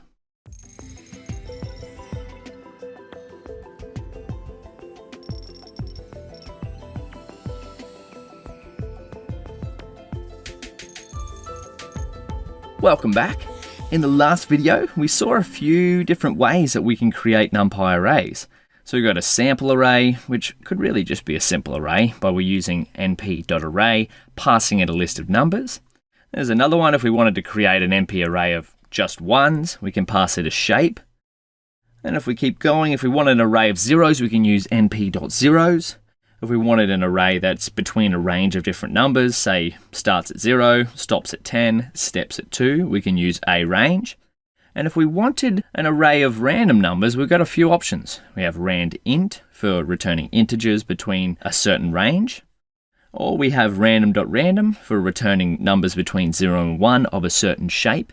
And how do we know what these functions do? Well, we can press Shift and Tab, and that's going to return the docstring. So here we can see np.random.random, return random floats in the half-open interval 0 to 1, and it takes a parameter called size, which in our case we've done 5 and 3. So 5 rows, 3 columns. We can see that there. Wonderful.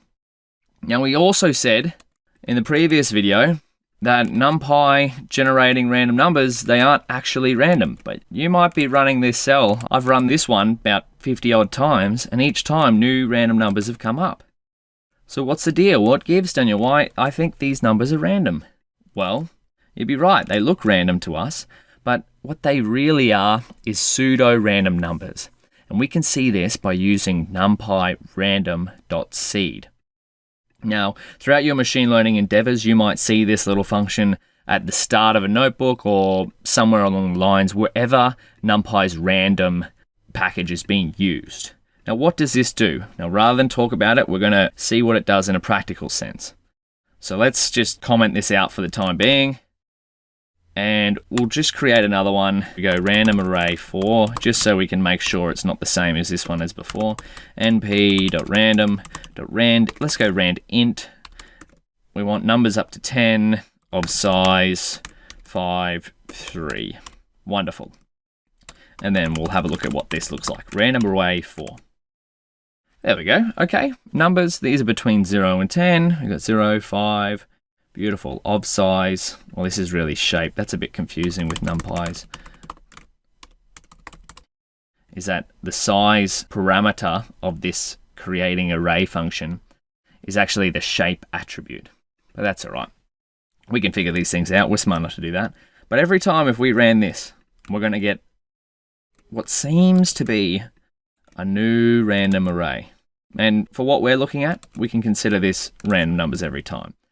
But what if we wanted to share our notebook with someone else, and we wanted them to run our cells across the notebook, go through from top to bottom, and get exactly the same results as what we did, so we can reproduce our experiments?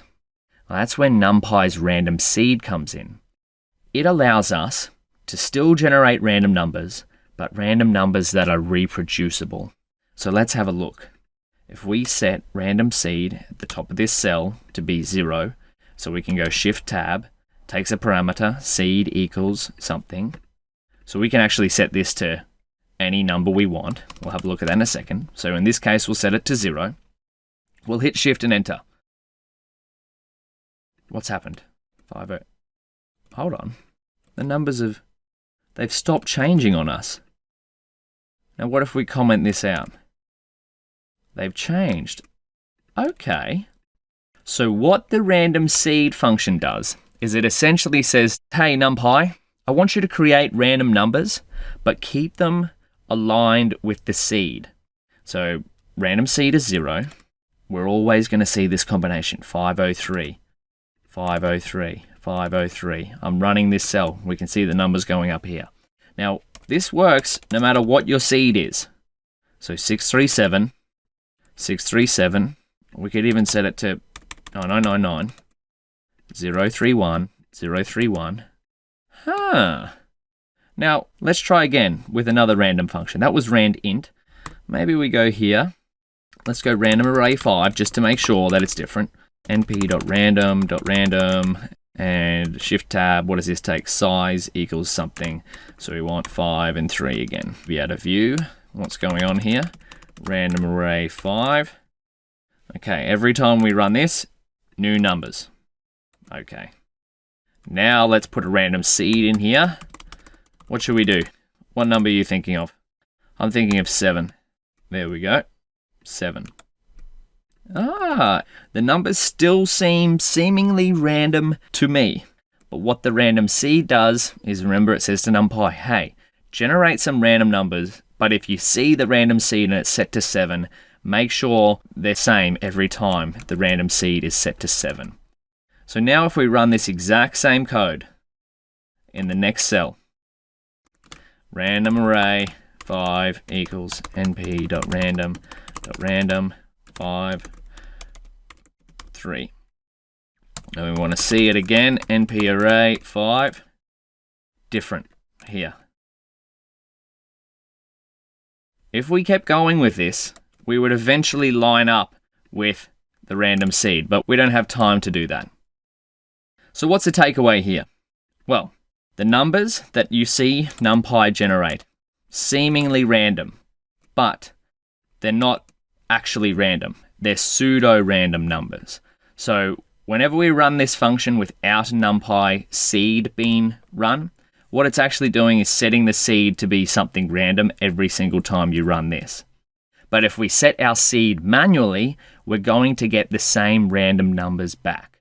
Now, the important takeaway is that these numbers are seemingly random, but the main purpose of using random seed is if we wanted someone else to be able to use our notebook and generate random numbers, but the same random numbers as us, and thus reproduce our experiment exactly, we would set a random seed.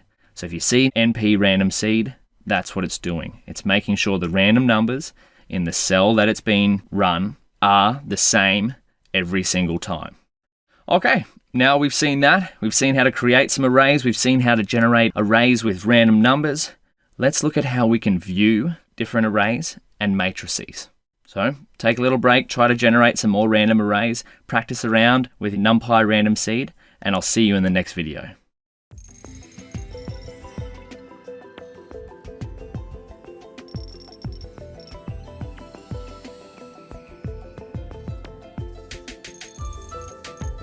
Welcome back. In the last video, we had a look at NumPy's random number generator and how it's random, but we can use NumPy's random seed method to make it not so random and create pseudo-random numbers. Now we're going to have a look at different ways of viewing arrays and matrices. There we go. Shift and enter. Remember, we're making markdown cells so that our notebooks are beautifully formatted. And actually, before we jump into that, how do you think we'd find the unique numbers in these arrays? Maybe this one is a bit better because that's got integers. These are all floats here and they're way too long. But how would we find the unique numbers in random array 4? Let's have a practice of how we might do that. So we'll open up a tab and we'll go how to find unique elements in a NumPy array. Beautiful, that's pre-filled. So it's going to take us to the documentation. NumPy.unique, find the unique elements of an array. Wonderful, that's what we're after. So if we go down in the documentation, you'll see down the bottom, there's examples. Now this is what we're after. This is the process you can go through. Say someone came to us and was like, hey, you've got your random array 4. I need the unique numbers from that. So we find the documentation, we'd come to the examples section, or we'd just read it to see if it does what we need. Then we'd have a look down here. So they've got an array A, MP unique A array. It shows the unique numbers there. Well, let's have a look. Let's practice. mp.unique, and remember, if we hit Shift and Tab, we've got information here. Find the unique elements of an array. Wonderful, that's what we're after. So we're going to pass it random array 4. Random array 4. Shift and enter. And what this has given us is 0, 1, 3, 4, 5, 6, 8, 9. If we come up here, and that is because we created random array 4 using randint, passed it 10, so that means it'll use the numbers between 0 and 9 of size 5 and 3. So we can see the uniques, we haven't quite got all the numbers between 0 and 9. We're missing 2, we're missing 7. Beautiful. But that's just a quick little tidbit of how you might find a function using NumPy. You might come across the documentation. Stack Overflow is another resource that you'll often come across, but that's the steps you'll take. Now let's get into section 3, viewing arrays and matrices. So we've got our arrays A1, A2, we created these earlier, A3. Now viewing arrays and matrices takes a bit of practice and creating them, of course, too. But if what you're seeing in this section, how to view them, is a little bit confusing to start, don't worry, I still get confused. The important point is to start practicing. So if we wanted to see element 0 in A1, we could use 0 indexing. So let's try that. Beautiful. Let's go the same for A2. Wonderful. Now this is going to give us this first row here. Why is that? Well, if we go above here, A2.shape. Okay, so it's got 2 rows. So that makes sense. We're indexing into the first element of the shape. Now let's try A3. A3.shape. This is 2, 3, 3. Let's get A3, 0. Wonderful. But if we have a look at all of A3, so it's giving us back the first row. So if we see here 2, 3, 3, and A3, 0 is giving us back this first matrix or first array. Now remember the anatomy of our arrays and matrices. Although this is still a NumPy array, it can be referred to as a matrix. And this is where some of the terminology gets a bit confusing. Usually a one-dimensional array is referred to as a vector, but anything more than one-dimensional is referred to as a matrix, but is also of type array. So that's the important thing to take away, is that an array is still this, but anything with more than one dimension is a matrix. Let's have a look at some more indexing. So we go A2, maybe if we wanted index 1. So we'll have a look at our array again. Index 1, what will this give us, do you think? Shift and enter. So it's given us position 1. So let's try again. Let's do a bit more of a complicated one. We can use slicing with arrays too, which is beautiful, just like Python lists. Maybe we want the first 2 values of A3. So we want the first 2 values of each row, column, and array. So let's try that. First 2 values of each shape. What do you think this will give?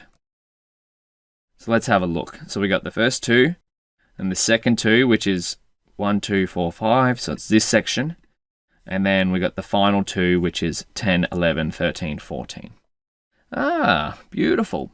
Now remember, doing this kind of indexing, depending on how many dimensions your arrays have, will take some practicing here. So best to just experiment, create some arrays and start playing around. What if we did something like this? You'd get an error because there's too many indices. The reason why we can only do 3 is because of A3's shape. There we go, 2, 3, 3. Let's try one more. We'll create A4 equals random.rand. Oh no, we need NumPy at the front here. Random.randint. We'll do 10. And this time we'll make it a 4-dimensional array. 2, 3, 4, 5. We want to see it. Shift and enter. Size is not defined. Oh, we keep forgetting to push equals here. That's all right. You'll make some errors too when you're learning to code here. Okay.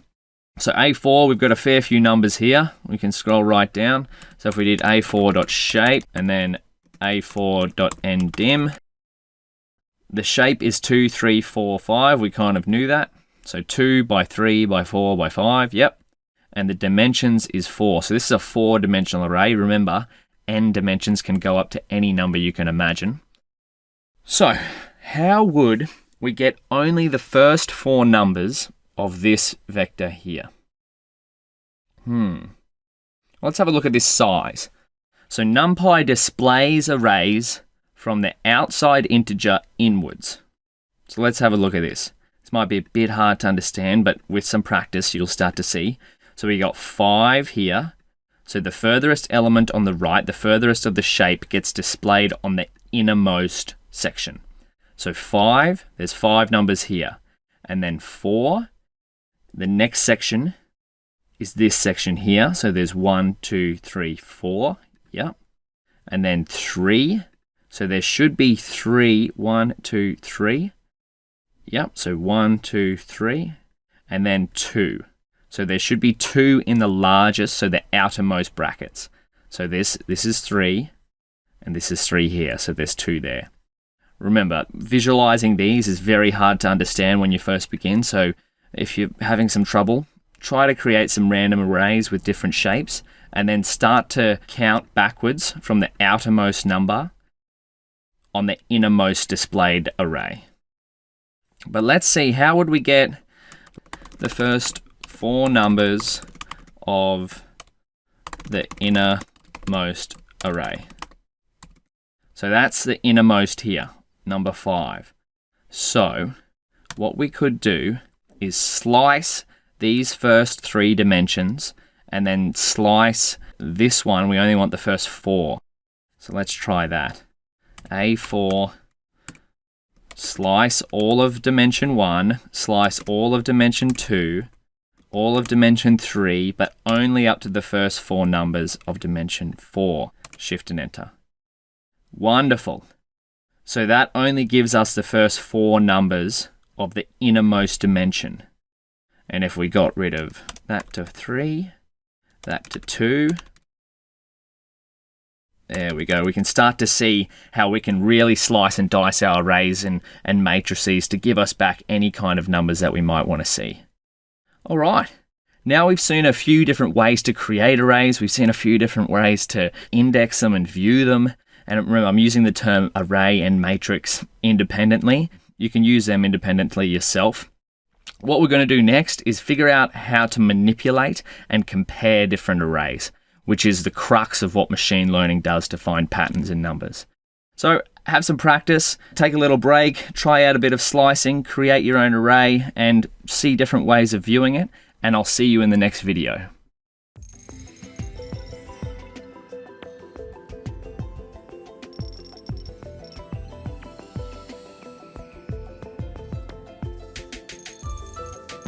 All right.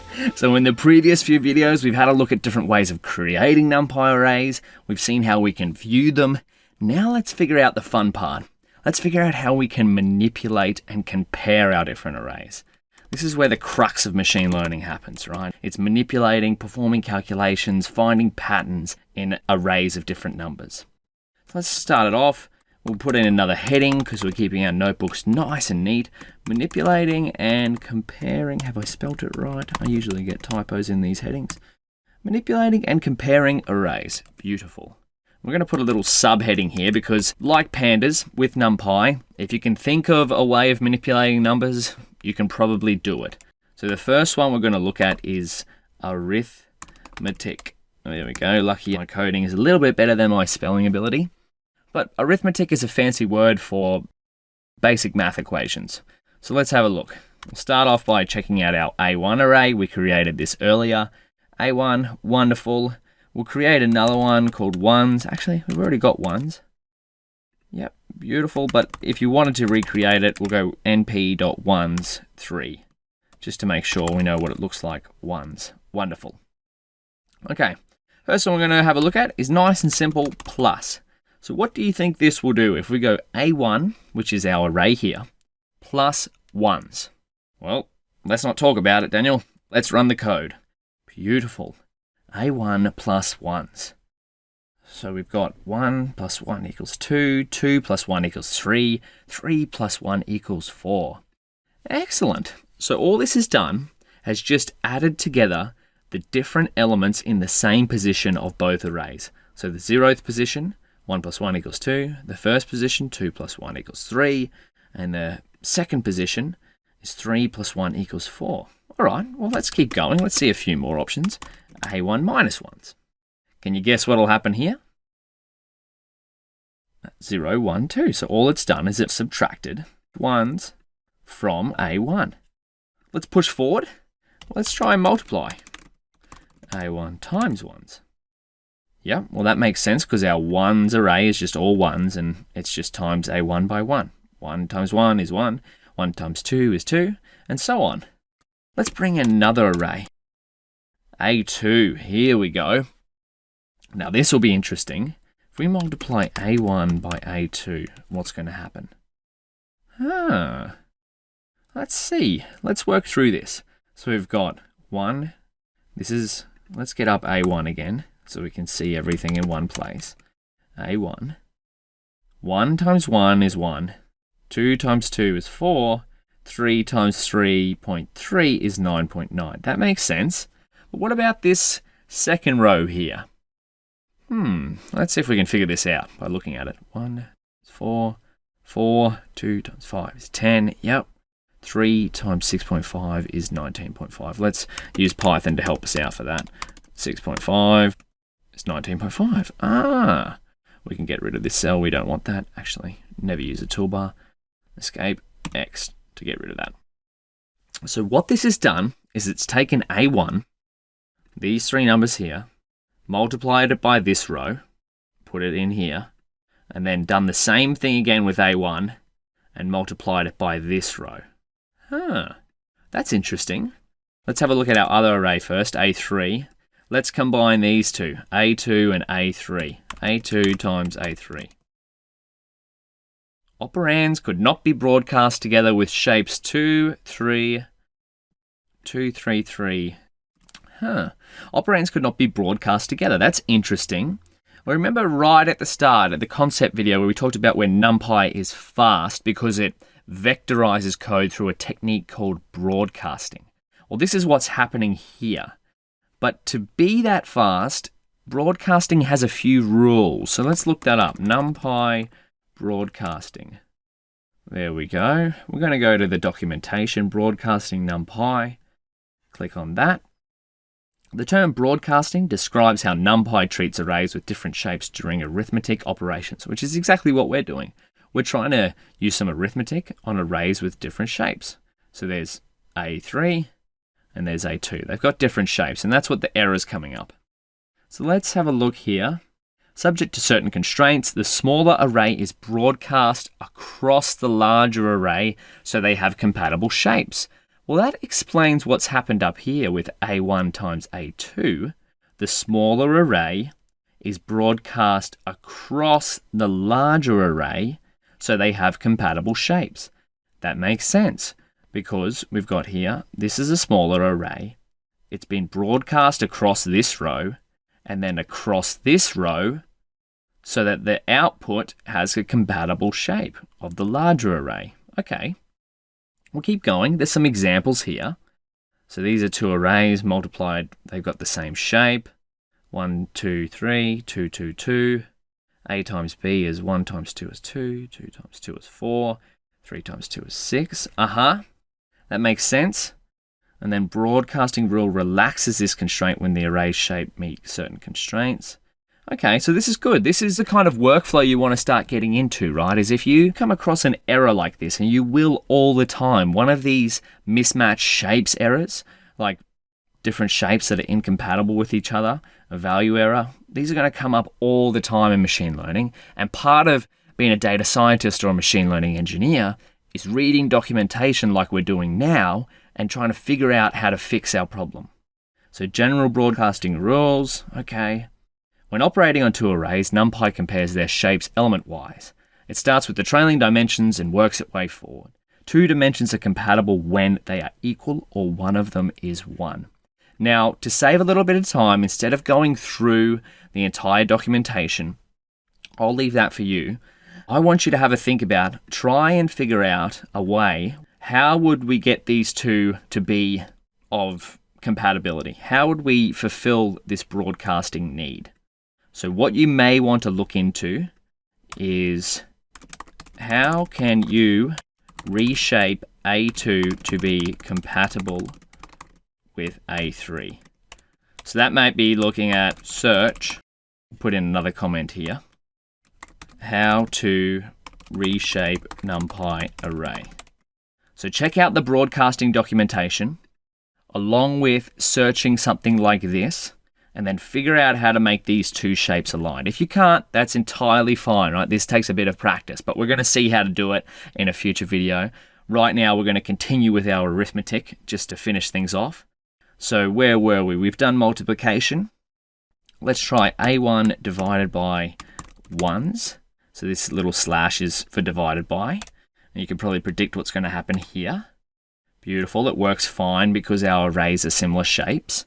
Okay, let's try A2. Let's try some floor division. A2 divided by A1, wonderful.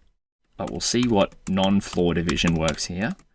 There we go. So floor division, what this means, if you do 2 slashes, you might have seen this in Python. If not, that's fine. Floor division removes the decimals. So you can see here, it rounds it down. Rounds down. So 1.0, 1.0, 1.0, 1.1, but that's been rounded down to 1. 2.166667 has been rounded down to 2. Let's keep going. What have we missed out on? Let's go square. A2 square 2. This is a power, so to the power of. So everything in here is going to be to the power of 2.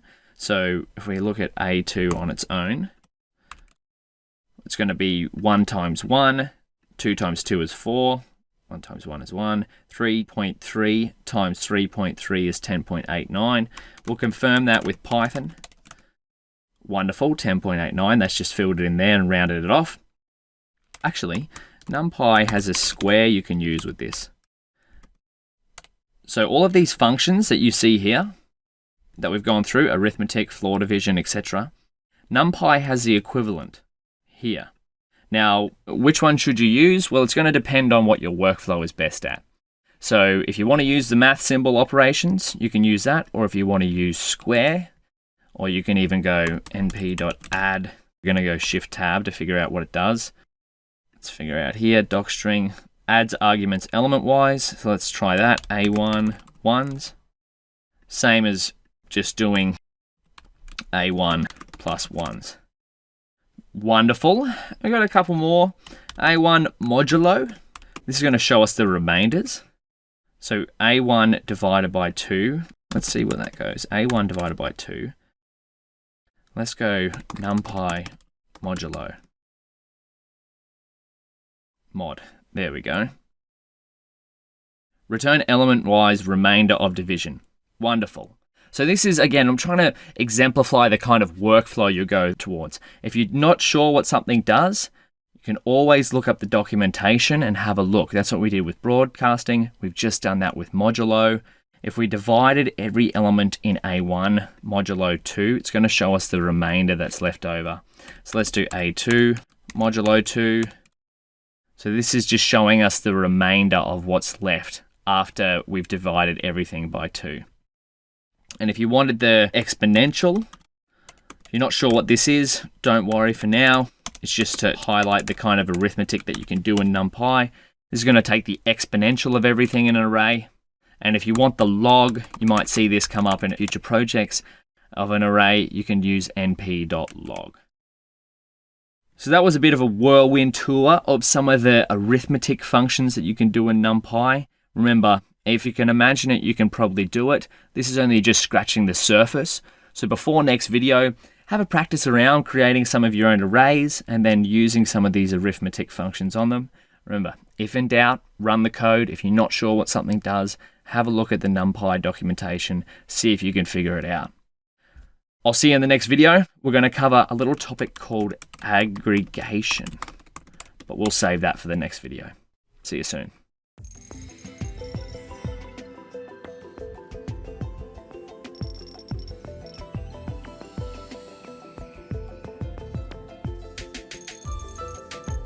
Welcome back. In the last video, we learned a few little arithmetic tricks, and we learned that arithmetic is a fancy word for mathematical operations that we can do on NumPy arrays. And so now we're going to learn a bit more about manipulating NumPy arrays through aggregation. Now, aggregation is another one of those fancy words. Let's Google it. Define aggregation. The formation of a number of things into a cluster. Yeah, that's kind of what we're going to do. So aggregation, performing the same operation on a number of things. And in our case, the number of things is our NumPy array. So let's have a look. You might be familiar with the sum method, so .sum or Python sum. So let's make a list. Listy list equals 1, 2, 3. Nice and simple. And we'll go type listy list. Listy list is not defined. Of course, we're making typos. There we go. Type Python list. So if we wanted to get the total of listy list, we could type in this sum listy list. Now that's a Python function right there, sum. But NumPy has its own version of these. So let's go back to our A1 array, which is a lot more trusty. Well, not a lot more, but it's just a different type to listy list, even though it contains the same information. It's in a type NumPy ND array. So let's have a look. What can we do with A1? We can call sum on it, and we get 6. We can also call np.sum on A1. We get 6 as well. Okay. Now, why would there be different functions here? And what is the main difference between these two?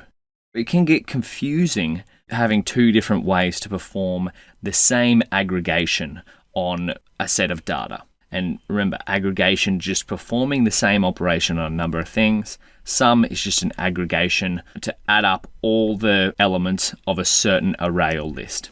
Now, the little tidbit you can use here is of which sum you should use, whether it be Python sum or np.sum, is use Python's methods on Python data types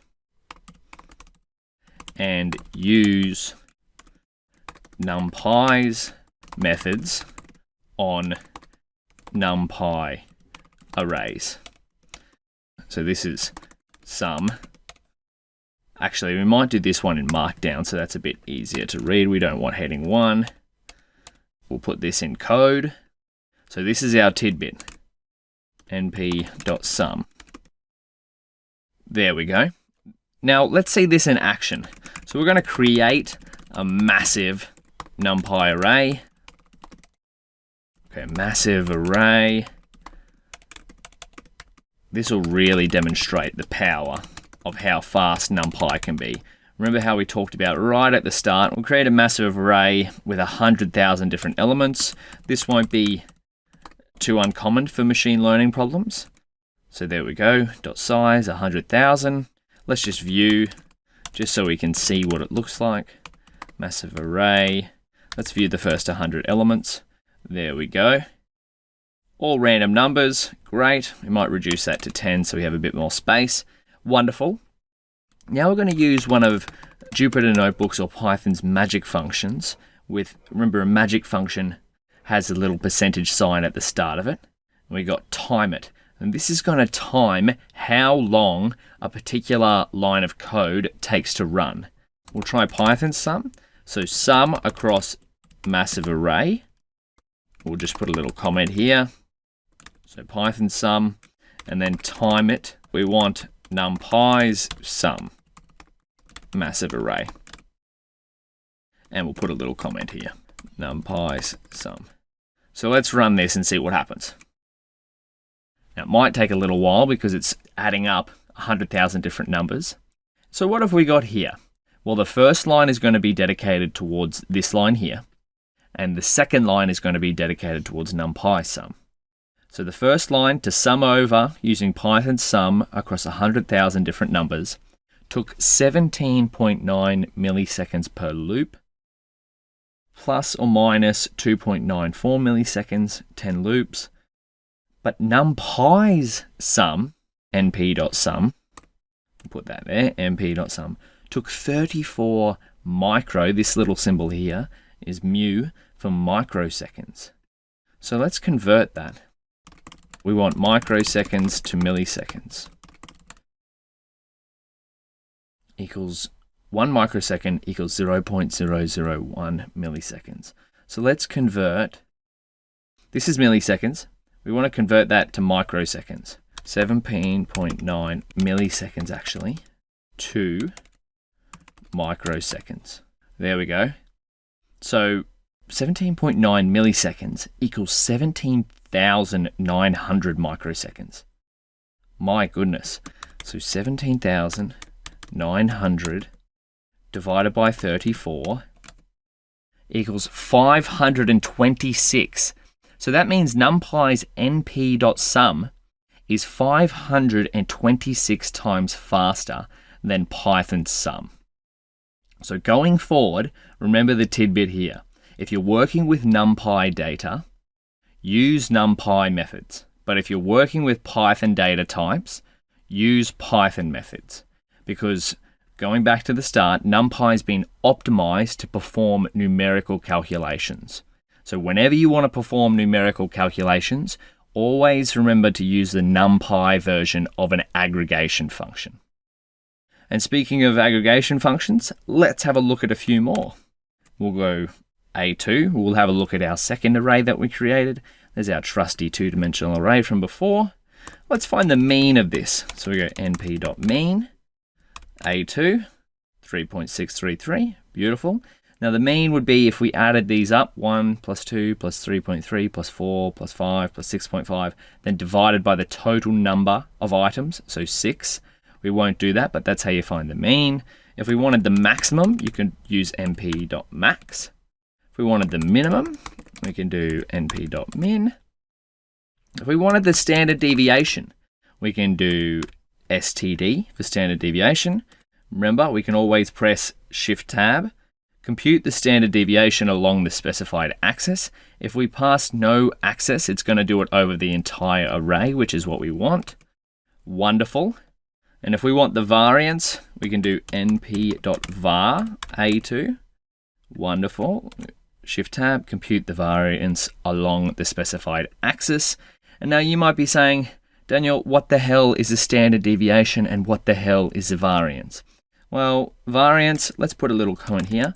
What you need to remember is the variance equals the measure of the average degree to which each number is different to the mean. So we want higher variance equals wider range of numbers. Lower variance equals lower range of numbers. Beautiful. And now the standard deviation, the formal definition is standard deviation equals, standard deviation is a measure of how spread out a group of numbers is from the mean. The standard deviation is actually just the square root of the variance. So let's try this out. So we got np, there's another aggregation function, square root of np.var A2 should be equal to the standard deviation. So let's write this down. Standard deviation equals square root of variance. Shift and enter. There we go. These two numbers are the same. Now, if you'd like to look into a bit more of the math behind the standard deviation and the variance, I'll leave some resources in the resources section for you. Otherwise, in the next video, we'll see a bit more of an example of these two in practice. They're an important concept to know going forward in any type of data science or machine learning or statistical work. So let's take a quick break, play around with some aggregation functions that you've seen on some of the arrays we've made, or create your own, and I'll see you in a second.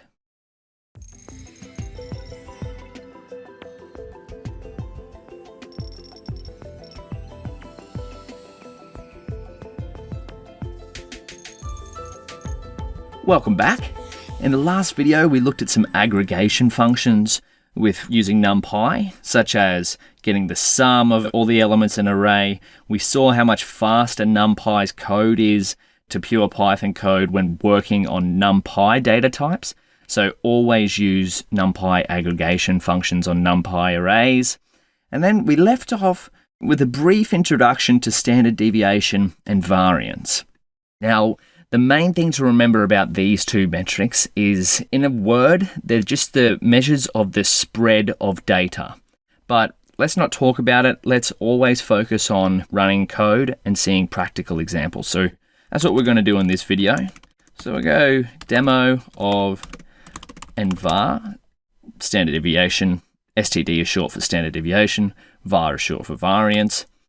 So we'll create high var array equals np array, 1, 100, 200, 300, 4,000, 5,000. Wonderful.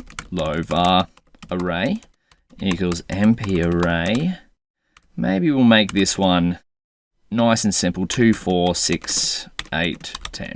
There we go. Now, before we even run any code, have a look at the numbers in these arrays. Imagine these are actual data. What would you infer from just looking at these numbers? So this one starts from 1, goes to 100, 200, 300, then jumps to 4,000, finishes on 5,000. And this one kind of just goes 2, 4, 6, 8, 10. So first of all, you might look at the difference between the two maximums. That's what I kind of looked at. So this one goes from 1 to 5,000. And this one goes from 2 to 10. So if we looked at this, we might say that these numbers, to me, these are more spread out, whereas these are pretty close together, and the maximum distance is only 8, and they have the same step in between each one. Whereas this kind of varies. It goes up by 100 at a time, and then up by a few thousand, and then up by 1,000 to finish off. But let's put it into practice. Let's run the code. Let's see what's going on. So Shift Enter. Let's find the variance of both of them, high var, and we can press tab for autocomplete, MP var. We want tab for autocomplete. Oh no, we need to actually type the start of a variable. That would be helpful. Beautiful. We'll hit Shift and Enter. Now this is an absolutely massive number here, and this is not too big. Well, we're not going to look at the mathematics behind these two. What's more important is the concept here. And the variance, if we go up here, remember, variance equals a measure of the average degree to which each number is different to the mean. Higher variance equals wider range of numbers. Yep. Lower variance equals lower range of numbers. And that makes sense with these two arrays. This array here, high var array, has very high variance, whereas low array, because the numbers are close together, it has a lower variance. So let's have a look. Let's do standard deviation, std. We want high var array, and we also want the low var array. We want standard deviation. Before we do this, what do you think the standard deviation is here? Is it going to come out similar to what this looks like? Well, let's have a look. There we go. And that makes sense. The standard deviation is higher for the high variance array than for the low variance array. And what is standard deviation? A measure of how spread out a group of numbers is from the mean. Okay, they've both got mean in their definition, so let's have a look. Let's find the mean. Dot high var array, and we want np mean low var array. Higher var is not defined. This is why we should use tab autocomplete. So what this is saying is the standard deviation, this number here is the average distance a number is away from the mean. So if the mean is 1,600, that means on average, any other number in this array, in high var array, is 2,072 away from the next number. The same goes for the low var array. Any number in the low var array is on average 2.8 away from the mean. So that means 10, this number is, although it's 4 away from 6, because the mean is 6, 8 is closer to 6. So that's what brings the average down. All right, now let's check out the spread. Remember, that's the main crux of standard deviation and variance, is just the spread of numbers, how they appear. Let's plot them. So we can do that by importing Matplotlib. We're going to have a look at Matplotlib in a future section, so don't worry too much if you're not sure what's going on here. Matplotlib.pyplot as plt. That's what we want. Yep. Plot.hist. So this is a histogram. Hi. We just want that. Tab autocomplete. If in doubt, tab autocomplete. See what comes up. Shift enter. No module name matplot. Oh, we got that wrong. Matplotlib. There we go. Okay.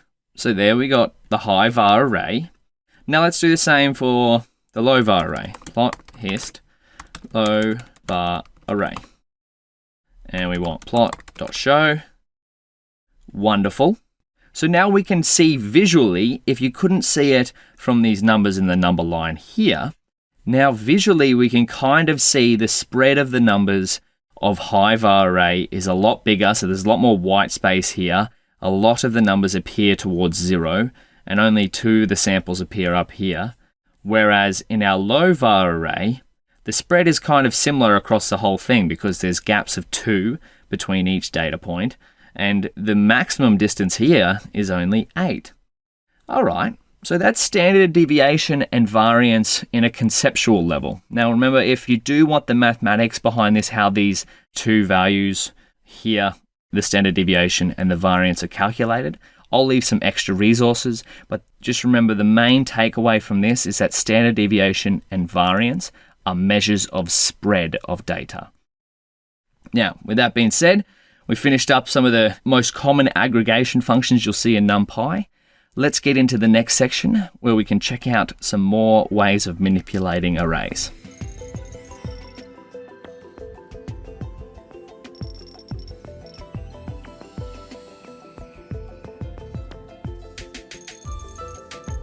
Okay, now we've seen a few different ways to manipulate arrays, but most of the ways we've worked with have been arithmetic or aggregation, so kind of performing calculations on NumPy arrays. Now, what if you needed to change the shape of your NumPy array? Now, why would you need to change the shape of a NumPy array? Well, remember, a lot of machine learning is lining up your inputs into a machine learning algorithm and making sure that they come out with the right output.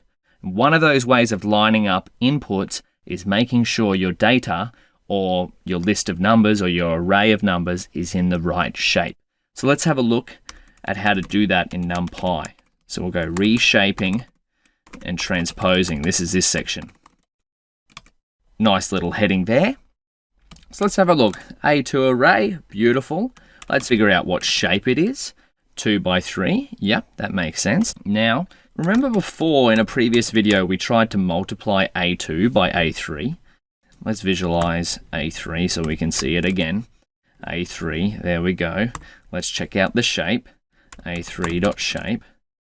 Okay. Now what's going to happen if we try to multiply these? Operands could not be broadcast together with shapes 2, 3 or 2, 3, 3.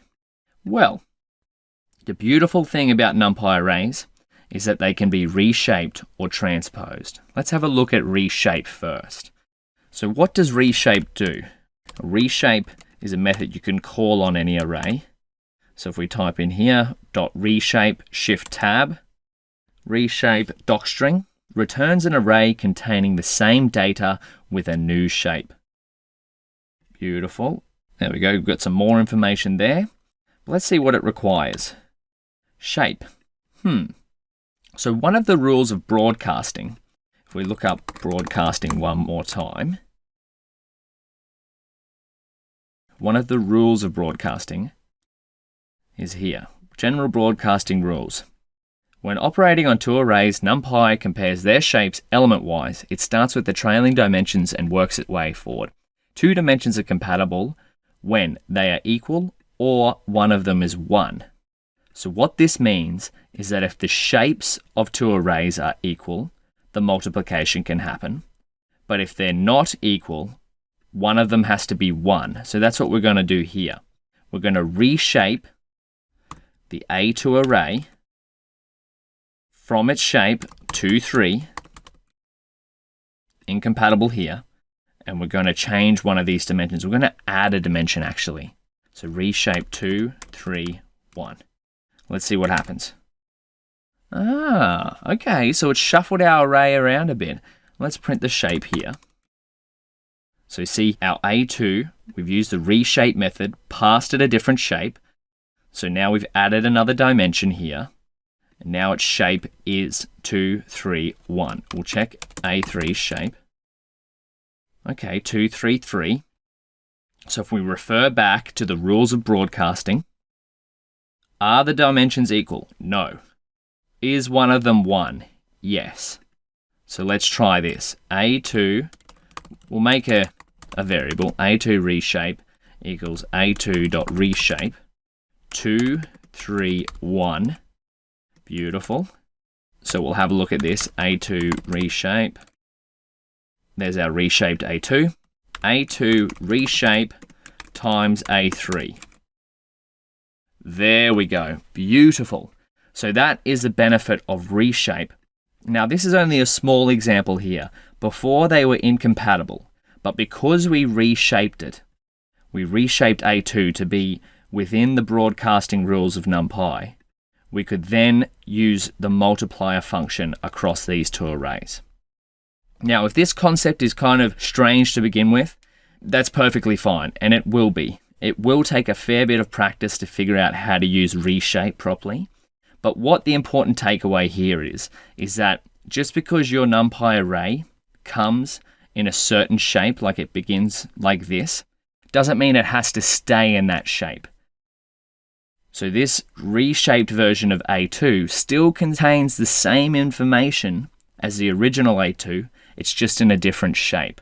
So this is one of the problems you'll come across in many different machine learning problems, is making sure that the data that you're trying to find patterns within is the same shape. So the machine learning algorithm can run over it, like this broadcasting operation, as quickly as possible. And if they aren't the same shape, you'll often get back errors like this, which say the data you're trying to find patterns in isn't the same shape. So that's when you have to figure out how to use something like reshape to turn them into the same shape so that they're compatible with each other. Now, there's one more thing, which is transpose. Now, what transpose is, let's have a look at it first. Let's put a little comment here so we know what's happening. Transpose. A2, actually, we might leave it here, A2.t, so we can see what's changed here. Let's get A2 back up. A2's there. Transpose. What's changed? Let's go .shape 3.2. Okay, now if we go here, A2.shape. So what a transpose does, it switches the axes. So now A2's shape was 2.3, but if we call transpose, and now T is for transpose, it's going to swap the axes around. That's where we can see that now 1, 2, 3.3 is down here in the column, and 4, 5, 6.5 is on this column. So what it's done is essentially just swap the rows and columns. Now you can do this on a larger array as well. Let's view A3, A3.shape 2, 3, 3. So if we call A3.t, it's going to swap these axes around. So if let's see, A3.t.shape. So now we've essentially flipped it. So now this dimension, so 2 is right at the end, and 3 and 3 have swapped to the front. The important difference here between transpose and reshape is that transpose just flips the axes around, and reshape, you can create your own custom shapes. So for example, we reshaped A2 to be compatible with our broadcasting rules. So have a practice reshaping some of your arrays, and I'll see you in the next video.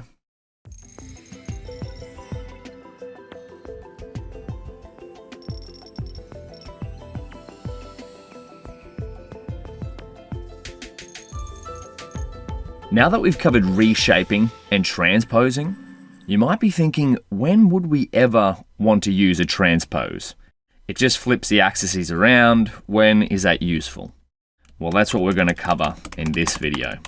And one of the main use cases for transposing a matrix is the dot product. You might be thinking now, dot product? What the hell is a dot product? Well, let's do what we do. Dot product NumPy. Let's have a research, because this is what we're practicing. Here we go, NumPy dot product of two arrays. Oh, that's not very helpful. Sometimes you'll get that in the docs. It'll give you a very brief explanation of what happens. Specifically, if both A and B are 1D arrays, it is the inner product of vectors. Okay, there's a few text instructions here of what dot product actually is, but let's focus on the code. We'll go back to our notebook. We'll write some code first, and then we'll have a little look into what the dot product actually does. The thing you need to remember with the dot product, it's just another way of finding patterns between two different sets of numbers. So let's start off with a random seed. We'll create two more matrices that we can use for an example. We want this one to be rand int. Let's make it of size 5 and 3. And we want mat2. Beautiful. We'll just make it the same thing. Random.randint 10 size equals 5, 3. And now we've seen randint before. Do you know what these two lines of code will do? So let's have a look. As a reminder, we can do Shift-Tab. Return random integers from low to high. Beautiful. Let's see these in action. Mat1. Wonderful. Mat2. Even more wonderful. And then we also want to see, we already know the shape, but let's just do it anyway. So we've got the shapes here. Mat2.shape. Wonderful. So in a previous video, we've seen a few different ways of performing arithmetic on matrices like this. One of the ways that we did was multiplication. So we go mat1 times mat2. Let's bring these down so we can see them, because I want to stay nice and zoomed in to keep the code big. There we go, mat1, mat2. Wonderful. This array down here is just going to be the combination of these two multiplied element-wise. 5 times 6 is 30, 0 times 7 is 0. But this is, I said a little tricky word before, element-wise multiplication. There's a few different names for this, but it's mostly called element-wise. Hadamard product. That's how you spell it, I believe. Let's have a look. Hadamard product. NumPy. That's what we're after. How to get element-wise. Yeah, np.multiply, which is the same as using this little star symbol. So that's element-wise multiplication. Another form of multiplication or product between two matrices is the dot product. So let's have a look at that. Dot product. If we go back actually to our documentation, the formula for doing a dot product is np dot. You could use numpy dot, but we've imported numpy as np. So we're going to do np dot. We want to perform mat1, mat2, which is just our two matrices that we made. So let's run this. Oh, that didn't work. Damn it. Our value error, shapes 5, 3, 5, 3 not aligned. 3 dim 1 does not equal 5. Okay. We go back up to see the shapes of our matrices. They're both of shape 5, 3, 5, 3. And this is saying shapes 5, 3 and 5, 3 not aligned. Well, the difference between dot product and element-wise. So we've seen element-wise before. It's relatively simple. We've got A times E goes into this top left square. A times F. Oh no, sorry. B times F. I just said it's simple and here I am messing it up. B times F. But if we kept going through that, we'd eventually end up with this matrix. But the dot product is a little bit different. Now, we've got, say, a 3 by 3 matrix here, a 3 by 2 matrix here, and we're calling dot on this one with this one. And now, what is going on here? The resulting matrix is going to be 3 by 2. And we have A times J, okay, following along with that. But then we have B times L plus, okay. Then we have C times N. All right, so it's got the top row here multiplied by the first column and adding up the total. And now, let's look at a little bit more of a colorful demonstration of the dot product. So here we've got the letters matrix. If we go back here, got the same one as here. Now we've got some color added. This is the top row of the matrix on the left multiplied by the column of the matrix on the right equals this top left square. And then if we kept going through, we would eventually get this resulting matrix here. But there's a couple of rules with the dot product. The numbers on the inside must match. So for a dot product to happen between two matrices, their dimensions, if you put them side by side, so this 3 matches this 3. So this matrix here has 3 rows, and so does this one. And now the resulting matrix is the size of the outside numbers. So the dimensions here are 3 by 2 of this resulting matrix, because the outside numbers of these 2 matrices are 3 and 2. Okay, so we've got that. For a dot product to happen, the inside numbers must match. Now let's have a look with some numbers that have actually been filled in. We've got 5, 0, 3, 4, 6, 8, and we're calling dot between this matrix and this one. So we've got 5, it's going to come over here, be multiplied by 4. That equals 20. Yep, we've got that. 5, 4. This is A times J. Now we've got 0 times 6. 0 times 6. This is B times L. Yep, we've got that. We're adding that up. Then we've got 3 times 8. This is C times N. All right, and that's 24. And if we added these 3 numbers together, so we're going to go A times J plus B times L plus C times N. Yep, beautiful. We get 44. And that's going to fill the top left square of our resulting array. Now, if we went through these 2 matrices with numbers full and followed the same steps that we've got in this letters matrix, we would end up with something like this. But this is a static demonstration. So let's check out this little beautiful resource here, which is an interactive demo. So this is matrix multiplication.xyz. This is called the waterfall technique, what this demonstration is going to do. And you can change these numbers here to be something similar to maybe what we've got here, or just to view the process of what's happening. So if we click multiply, it's going to take the matrix that was on the right and put it on top. This is where the waterfall process comes in. Now it's going to flow down. So this row 2, 6, 1 used to be here as a column. And if we add these together, multiply them, we get 15 in the top left. What it's done is it's just replicated this step here. We've got the top left. Now if we follow it through, okay, we get the top right and we get the middle left. Then we get the middle right and the bottom left. And then we finally finish up with the bottom right number. So have a play around with this if you check it out. You can keep going through. It takes a little bit of practice to understand the dot product. Let's go back to our notebook. And now that we know a little bit more about the dot product, we know the rules. The numbers on the inside must match, and the new size of the resulting matrix is 3 by 2 because it takes the outside numbers. How would we make this work with our matrix 1 and matrix 2 if their internal shapes are 5 and 3 and 5 and 3? Well, maybe we could use a transpose. Let's try that out. Transpose mat1. Because what does a transpose do? It flips the axes around. So let's go mat1.t. What does that look like? Okay. Might look at that and see maybe it'll work, but let's really confirm it. mat1.t.shape. 3, 5. Is that what we need? Yeah. We need to flip it around. So if we have mat2.shape.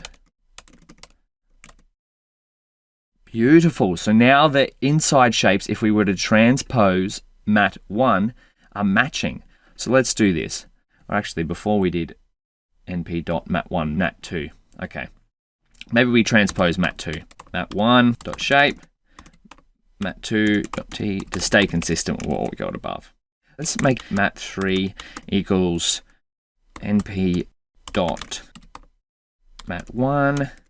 And then we want mat2.t. So this should work if our shapes are aligned. Mat3.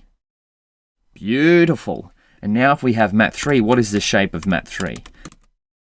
Yes, excellent. So now we can see where the transpose might come into play.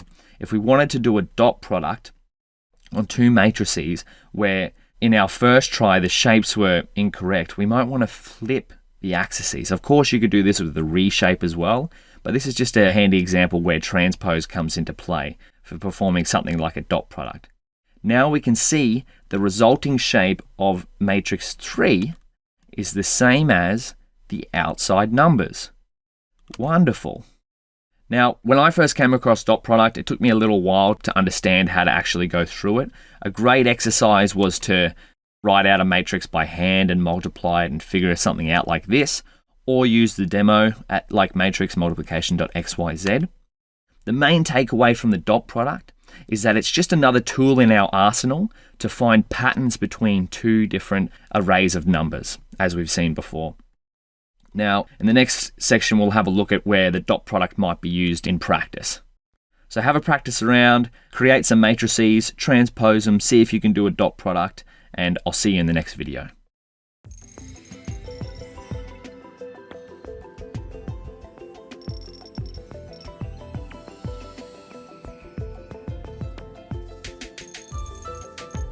Welcome back. So hopefully you've had a little bit of play around with the dot product, maybe created your own matrices, tried it out. If not, that's okay, but remember, the best way to learn is to always run the code yourself first.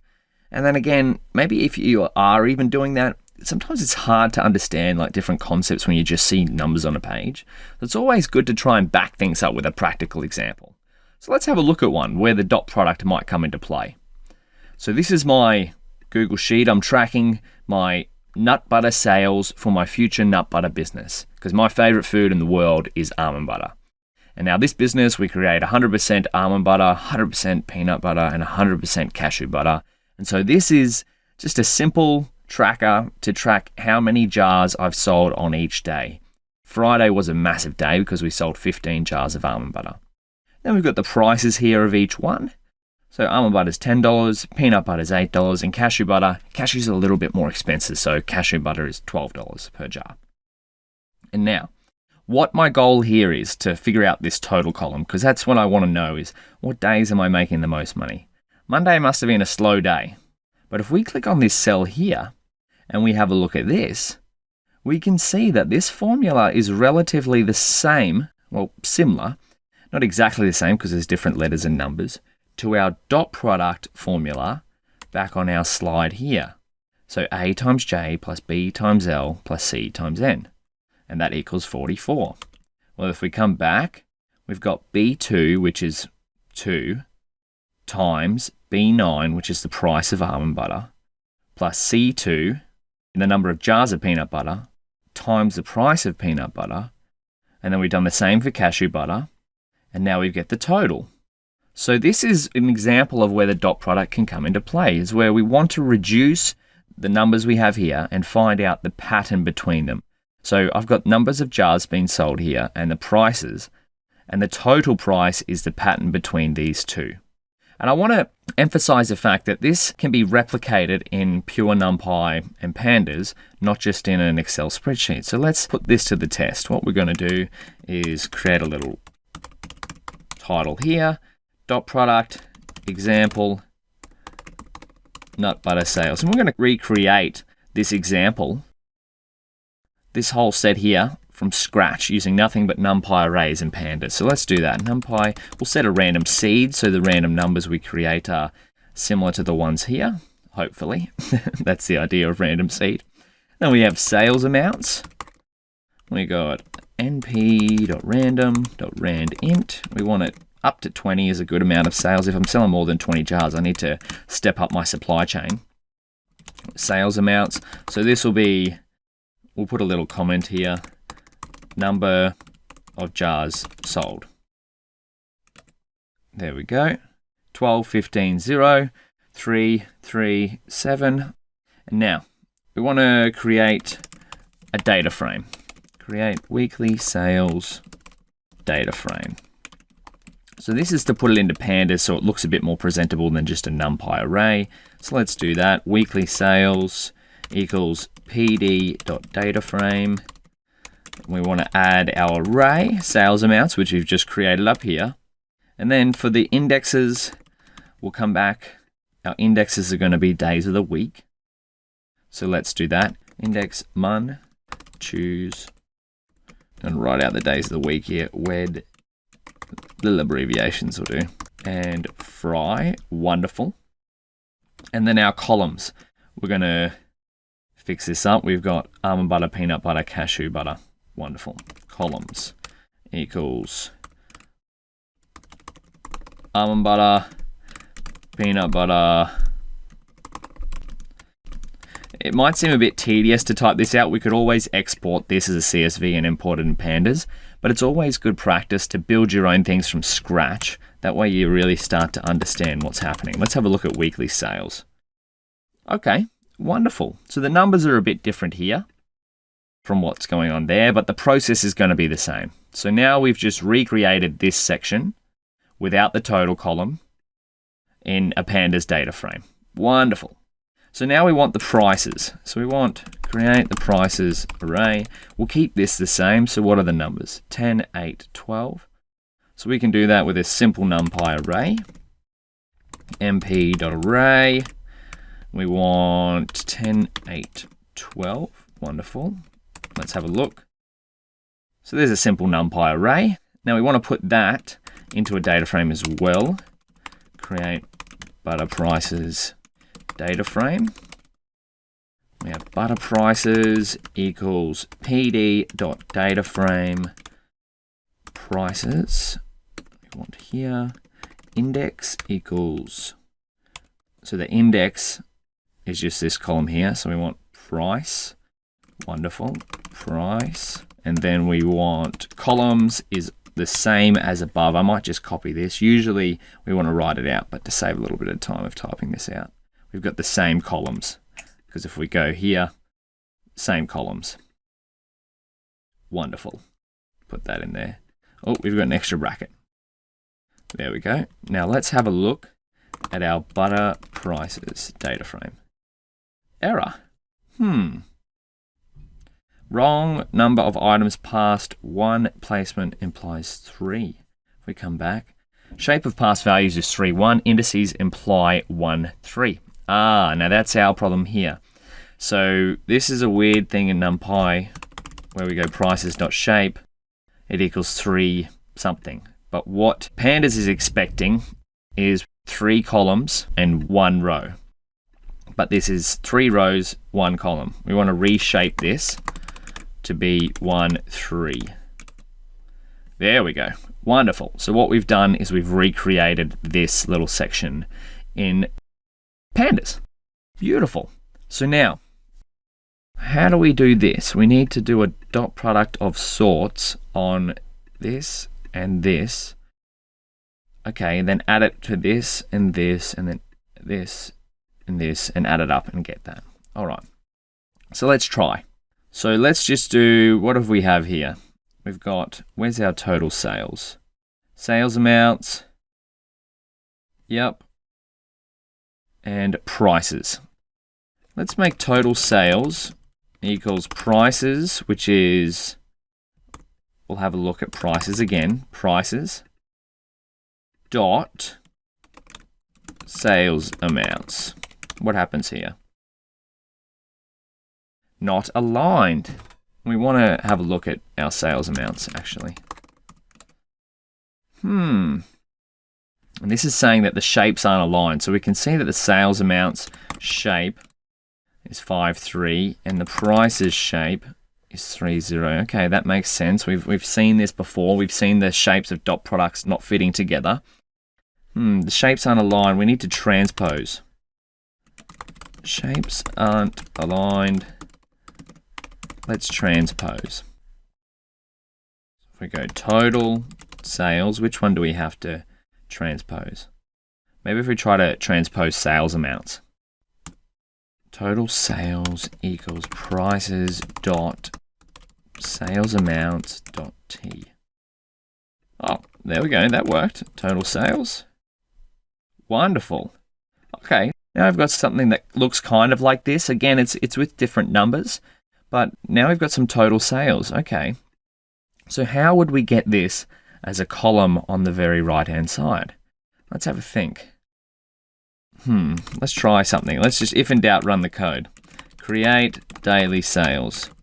Maybe I create the same thing as here, but within a Pandas data frame, so we can kind of just add the 2 data frames together. So let's butter prices, which is this. Yep. What else do we want? We want weekly sales. Yep, so we want these two. We want to combine these two. So we want shape. Maybe we get weekly sales dot shape as well. Okay. Oh, there we go. So now this is starting to look familiar. Maybe if we flip weekly sales, which is our data frame, flip that, transpose that, and then dot product of those two. Because then if we flip these two, right, there'll be 3 on the inside, and the 3s will line up. Daily sales equals, we should be able to do a dot product. Dot weekly sales dot t. So that's a transpose there. Oh, that might have worked because, let me prove it to you. Weekly sales dot t dot shape. Excellent. Here we go. We might be cooking with gas here. Beautiful. So this should be the totals. Now, how do we get this onto the right-hand side of our data frame? We want to put this on there here because that's what we're recreating, right? We're putting this total on there. Okay. We can do this. How do we create a new column in Pandas? We go weekly sales. This is our data frame here. We want weekly sales total.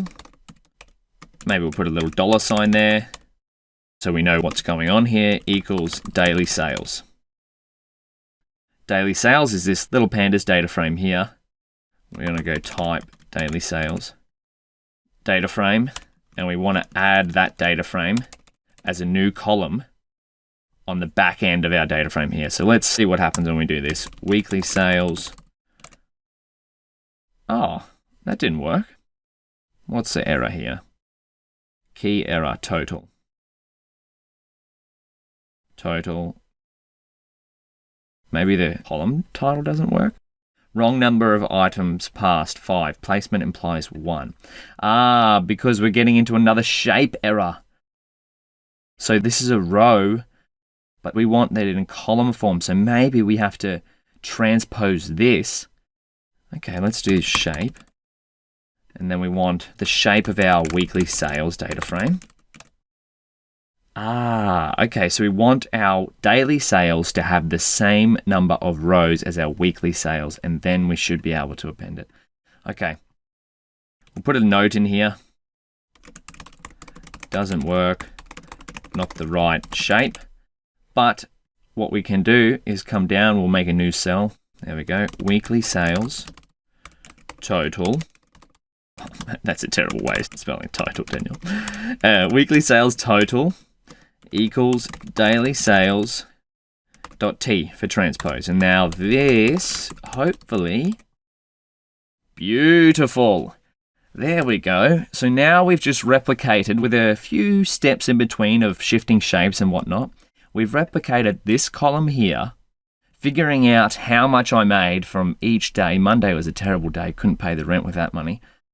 Well, in this data frame, it's actually a bit better. Wednesday was my biggest day in this one. We've now seen where manipulating the shapes of arrays and performing a dot product can work in practice. So this video was a lot to take in, so I'd go back through and just have a little practice around, maybe create your own store. Maybe you want to sell your own favorite food product or technology or something like that. Make a prices array here, make a total column, and try to replicate it using NumPy and Pandas. And see if you can end up with something like this. That'll be a good practice exercise. Okay, don't forget, try to run the code yourself. If it doesn't work, keep trying, search it up, and I'll see you in the next video.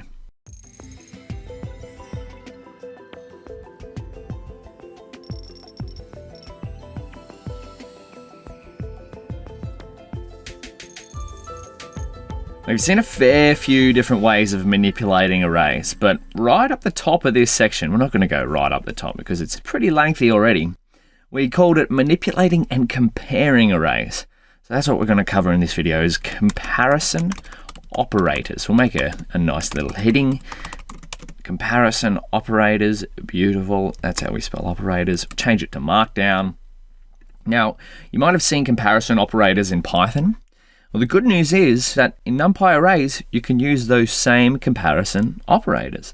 So let's have a look. Let's get back our trusty A1 and A2 arrays. Wonderful. So let's try it out. We want A1 greater than A2. What's this going to return? It's going to return another array because that's the fundamental data type of NumPy. Basically everything is an array, an ND array.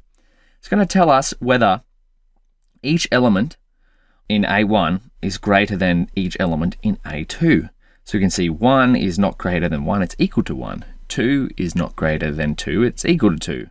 3 is not greater than 3.3 because 3.3 is higher. So let's have another look. Let's go A1 greater than or equal to A2.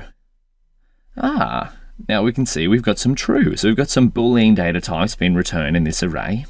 So maybe if we go bool array equals that, bool array, we want to see that, and then we want to go type, we know the type, let's see it anyway. Type, it's going to be ND array. And then if we also wanted bool array dot dtype, it's going to be data type bool. So this array is full of booleans here. Wonderful. So now we can see again, we got A1. Let's try another comparison of just a simple integer. A1 greater than 5. No. False, false, false. Let's go A1 less than 5. True, true, true. Wonderful. If we want to see if two arrays are equal, we can use the equal then comparison operator. That's a mouthful for me. True, true, true. That makes sense. We go A1 equals A2. Wonderful. We can see that the first two elements, let's go back down so we're not scrolling all the time. A1, another cell here, A2, and we can see, yep, element 0 is true, element 1 is true, and then the rest aren't equal. Okay, now if you wanted to find more of these comparison operators, we've just been through a few, you can try out some of your own. Let's look up the documentation, NumPy comparison operators. Logic functions, yeah, let's have a look at this. All, any, array contents, there's a fair few here. Less, less equal, equal. We can use these symbols here. Okay, so there's a fair few more that we can do, but these are the main ones that you'll need if you ever need to compare arrays. You can use the exact same symbols that you use in Python with NumPy. So that's going to wrap up the manipulating and comparing arrays section. Let's go have a look at the next part. I'll see you in the next video.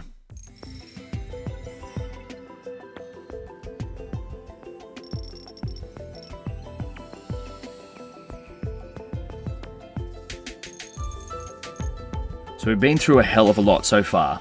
We've looked at creating arrays, we've looked at viewing arrays, we've looked at manipulating and comparing arrays.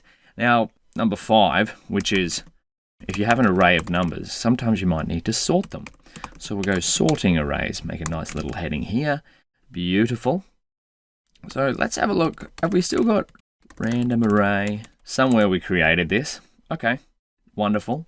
Now, if you wanted to recreate this, how would we do that? So let's go equals np.random. Now, this is full of integers, so we want rand int, and we want up to 10, and we'll give it a size of how many? What's the shape of random array? I believe we could tell this by just counting the rows. 3 by 5. So let's see. 3 by 5. Wonderful. 3, 5. So we'll just recreate that. If you don't have it, otherwise you can just use the one that's saved in memory. We recreate it for completeness. Wonderful. Random array.shape. There we go. So now what if we wanted to sort the numbers in this array? Well, NumPy has a function called np.sort. We're going to check Shift Tab to see what it does. Return a sorted copy of an array. And this is A is the array. Wonderful. So if we pass random array in there, what's it going to do? It's going to sort the numbers on each axis. So if we see this first one here, this first array, 1 is now on the very left. 5 comes after that because it's the second highest, then 7, then 8, then 9. Wonderful. So now let's keep going. NumPy also has a method called argsort, and we're going to see what this says. Returns the indices that would sort an array. So sometimes you might not want to sort the values. Instead, you want to figure out which index has the highest value. So let's do that. We'll pass it random array. Wonderful. Getting a bit confusing here, having all these different arrays. We'll see random array again. So we've got random array here. We're calling argsort on it. So this is going to sort the indexes. So 1 is the lowest, so that's got the 0 number, yep. Then 5 has got 1, yep. And then 7 has got 2. Wonderful. Okay, so this is sorting the indexes for us and telling us what order they would come in. So let's see our trusty array A1. We'll see another example of that. np.argsort, nice and simple. So we can see this is already in order if we use argsort. Okay, so this is the order that the indexes would come in, 0, 1, 2, makes sense. What if we wanted to find the minimum number, where the minimum number comes from? We can do argmin, A1 is 0. So the minimum value in A1, argmin, the index it appears at is 0. We can do the same with argmax, when we want the max value of A1. 2. What if we did argmax on our random array? We'll review our random array again. Argmax, random array. We want to know where the maximum number occurs in one of these arrays. So let's see what happens. Let's do a shift tab first, actually. Returns the indices of the maximum values along an axis. Okay. 4. Well, what axis is that on? Well, that doesn't really help us. Let's go axis equals 0. There we go. So this is going to give us the maximum values along axis equals 0. So this is 1, 1, 1. So index 1 has the maximum value. I think axis 0 is going to be for the rows. Let's figure this out together. Argmax, see, this is where I get confused as well, looking at different arrays and trying to sort them out, axes. What happens here? 4, 1, 1. Okay, so this is going in the columns, I believe. So this is where we're getting confused. So we have here, this is position 4. This is the highest number. Yep, so axis 0. Then we go on position 1. We have number 9 here. Yep.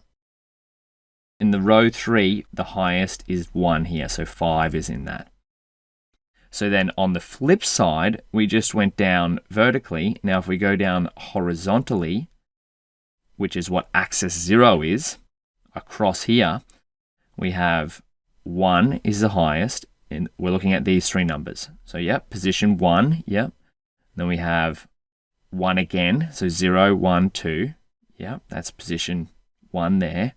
Then if we go here, we have the max is 4, 0, yep, 0. So that's where it takes a little bit of practice of just typing out commands like this and viewing them and then working it out for yourself. I've been doing this for a while now and I still get confused with different axes of NumPy arrays. So don't fret if you're having trouble going, oh, which axis is this related to? Which is that? Sometimes viewing arrays like this gets a bit confusing until you actually type out a command and then go retrace the steps back through. So what else do we have? Well, I think that, that'll probably sum it up for sorting arrays. Now, the beautiful thing about NumPy is that all of these functions you've seen can be used across any ND array. So don't worry if it all seems overwhelming that we've been through in terms of manipulating, comparing arrays, sorting arrays. Have a play around, create some of your own arrays and manipulate them, try to sort them, try to do dot products on them and whatnot. I learn the most when I just try to make some things out of numbers, and a practical example really helps. So before we wrap up the NumPy section, let's have a look at a practical example.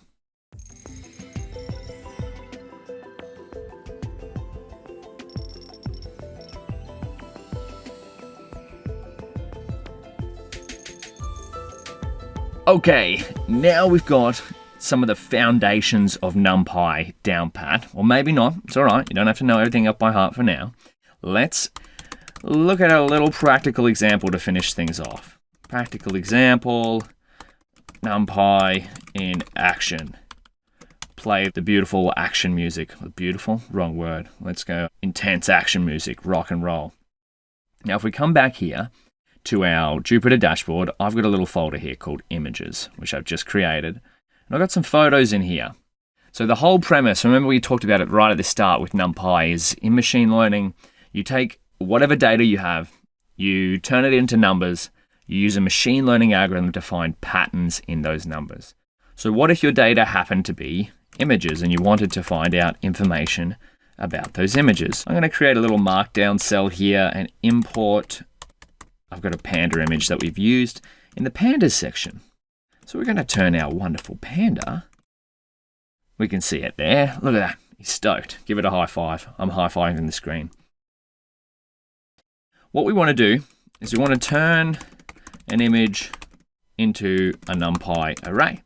Because once we've turned this image into a NumPy array, then we can use the functions that we've learned throughout this entire section to find patterns in that. And we can manipulate it a bit. We could pass it into a machine learning algorithm. The world is our oyster when our data is in numbers. So we have here Matplotlib. We're going to see Matplotlib in another section. Import imread. So this is just a little package within Matplotlib called imread, which stands for image read. What this is going to do is imread. We might use our shift tab to figure this out. Oh, is it going to be there? Maybe because we haven't imported it yet. Oh, needs something, that's okay. We want to go shift tab. There we go. Read an image from a file into an array. That is exactly what we want to do. Fname stands for file name, I believe. String or file like the image file to read. Wonderful. Now our panda image is in the file images under panda.png. So we can pass it a string here, panda.png. What we might do is before we even look at it, let's check what type it comes in, panda. Oh, we forgot the images folder. That's all right. Class NumPy ND array. Yes. Now, what does that mean? Well, it means because it's in ND array format, we can use all of the functionality that we've learned about NumPy on this array. So let's have a look at it. Panda. Wow. There's a lot of numbers there. Let's check out some of the attributes of it. Size, panda.shape, panda.ndim. This is pretty big. What's that number? 24,465,000. It's got a lot of dimensions here. It's a three-dimensional array because the three dimensions are color channels. And what this array actually is, let's just view the first 100. So these numbers here, maybe that's even too many. Maybe we want to view the first 5. There we go, first 5. What this has done is a little function, imread, imread, however you want to pronounce it, has taken this picture and then found all of the little pixel values. So if we zoomed right in here, you might not even be able to see a single pixel. That's all right. We zoomed right in here, got the pixels. Those pixels have color values, so red, green, and blue. And that is what is stored in this array. So if we did the same, let's have a look maybe for another image. So we've got imsource. We have another one, images, tab for autocomplete, car photo. This is what I have. Now you can try this with your own image. Beautiful. So what we're going to do is we're going to car equals imread that same images car photo.png. Wonderful. We're going to check it again just for completeness. Type car NumPy array. Beautiful. So now we've turned this car photo into an ND array. Wonderful. Okay, maybe we'll just only see the first section of that. Let's have a look at one more photo. Dog equals imread images. We've seen this dog photo before right at the start. My beautiful puppies. We're going to turn them into numbers.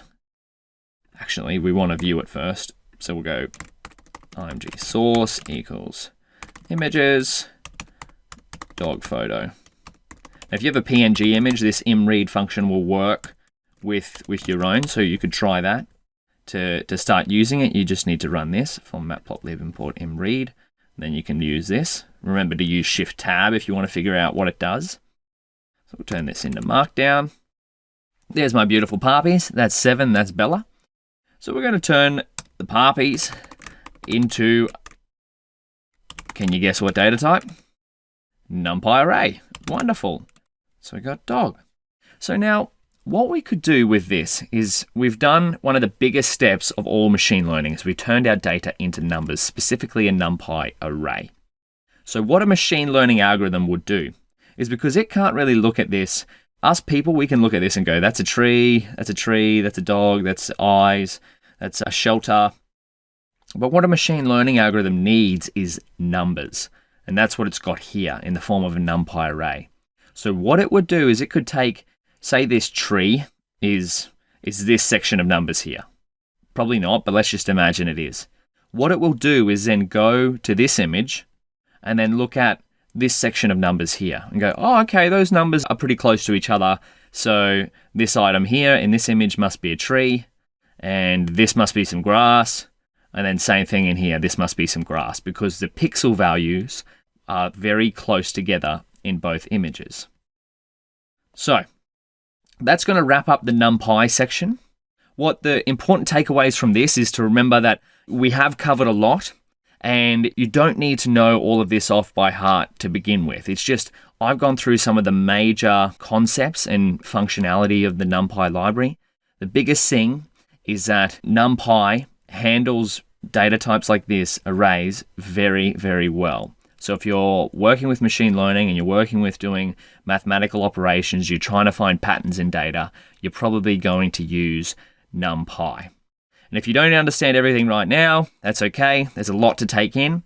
Have a break, play around with some of your own images, try and turn them into NumPy arrays, go back through what we've covered, and I'll see you in the next section.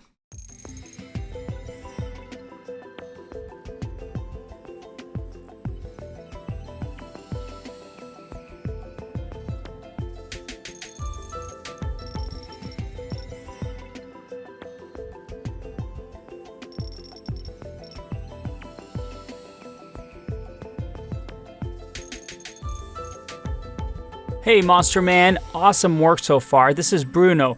Hey, listen, great work on the last project, but we have another client and they need this ASAP. We have a hospital with a ton of patient records and they have no idea how to use Excel. They don't really understand all what the numbers mean. We need something visual for them to understand and predict whether a patient might have heart disease or might get heart disease or not. So here's some data. I need you to visualize it for me and make it look pretty so that we can present it to the hospital. You're cool with that, right? All right, great. I heard this library Matplotlib is going to do the job. Oh, by the way, the clients really like the color blue, so make sure the visualizations are in blue. I know, kind of a weird request, but hey, they pay us the money. We got to do what they say. All right, everybody, it's time to learn about data visualization. Now, this is a really fun topic because we get to make pretty visualizations, pretty charts to understand data better. But keep in mind that data visualization is one of those tricky things where it might be really easy to create something visual, but the most important part is to create something that's actually meaningful. It's very easy to do data visualization wrong, to present a graph that is misleading, a graph that is not accurate. When it comes to data visualization, we have to make sure that what we represent visually is accurate, precise, and is meaningful. That's our job. A data scientist turns data that is useless to data that is useful. And data visualization is a big part of that. So let's get started.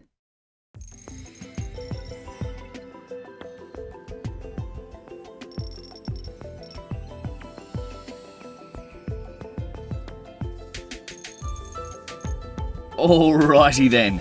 So in the past few sections, we've been looking at data in the form of lists of numbers and arrays and data frames. But in this section, we're going to start looking into Matplotlib. And so the first question you may have, and it's a fairly good question to have, is what is Matplotlib? Well, as you might have inferred by the name, it's a plotting library, more specifically a Python plotting library. so it'll fit in with what we've been using before. And what Matplotlib does is it allows us to turn our data into some pretty visualizations, also known as plots or figures. So let's get started. If we refer back to our machine learning modeling framework, we go through problem definition, data, evaluation, features, modeling, experiments. Then if we go back to where our tools fit in, we're going to be covering Matplotlib, which is a part of the data analysis section, but can also, as you'll see with all of these tools, can also be part of the experiment section. We'll get to that in a future video, don't you worry. But this is going to complete the trifecta of Pandas, NumPy, and Matplotlib.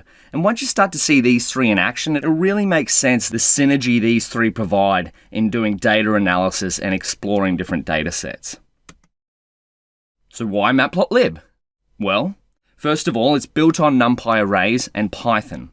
As we've discussed before, a lot of data and numerical information are built upon NumPy arrays, including Pandas DataFrames, and it's the same with Matplotlib.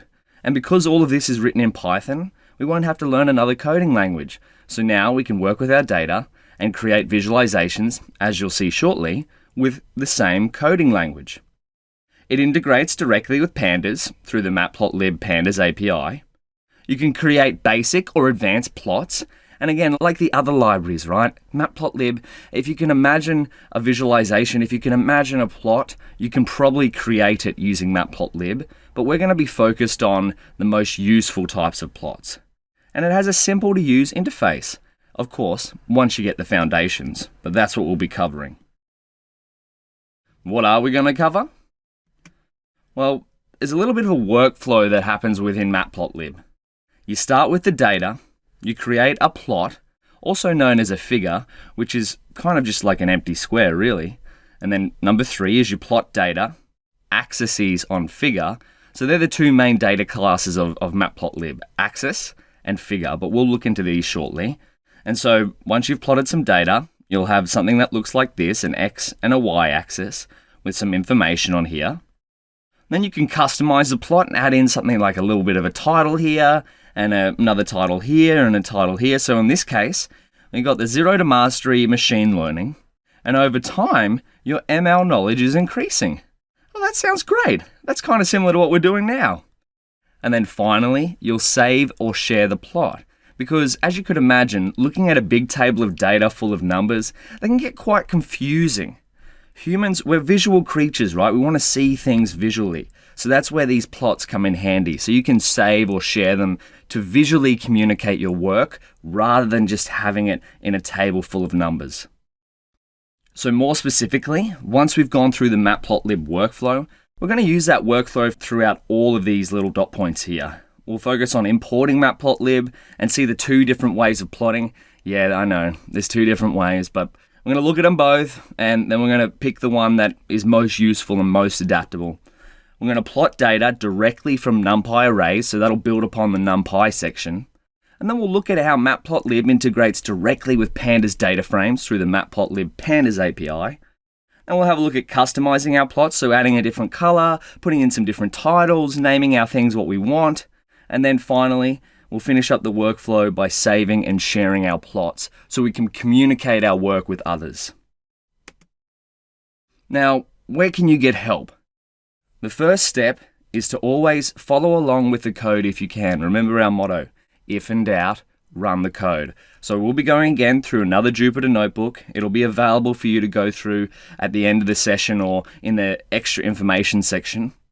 Always try it for yourself. If in doubt, run the code, try another thing, keep going. If you're still stuck, search for it. You'll probably come up against Stack Overflow. We've seen that in the past. Or the Matplotlib documentation, which again is very vast. So if you have a specific problem, you might try search for it first and then read through the documentation if you don't really understand what's on Stack Overflow. Try again, and then finally, ask a question. Remember, if in doubt, run the code. I have to keep reminding myself of this too, you know. All right. Well, if you're ready to plot, give me a wave. Yeah. I'll stop with the jokes now. I'll see you in the next video.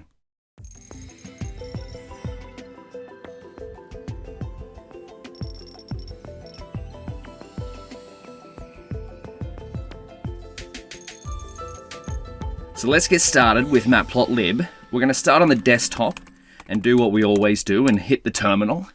Beautiful. I'll zoom in a little bit on here.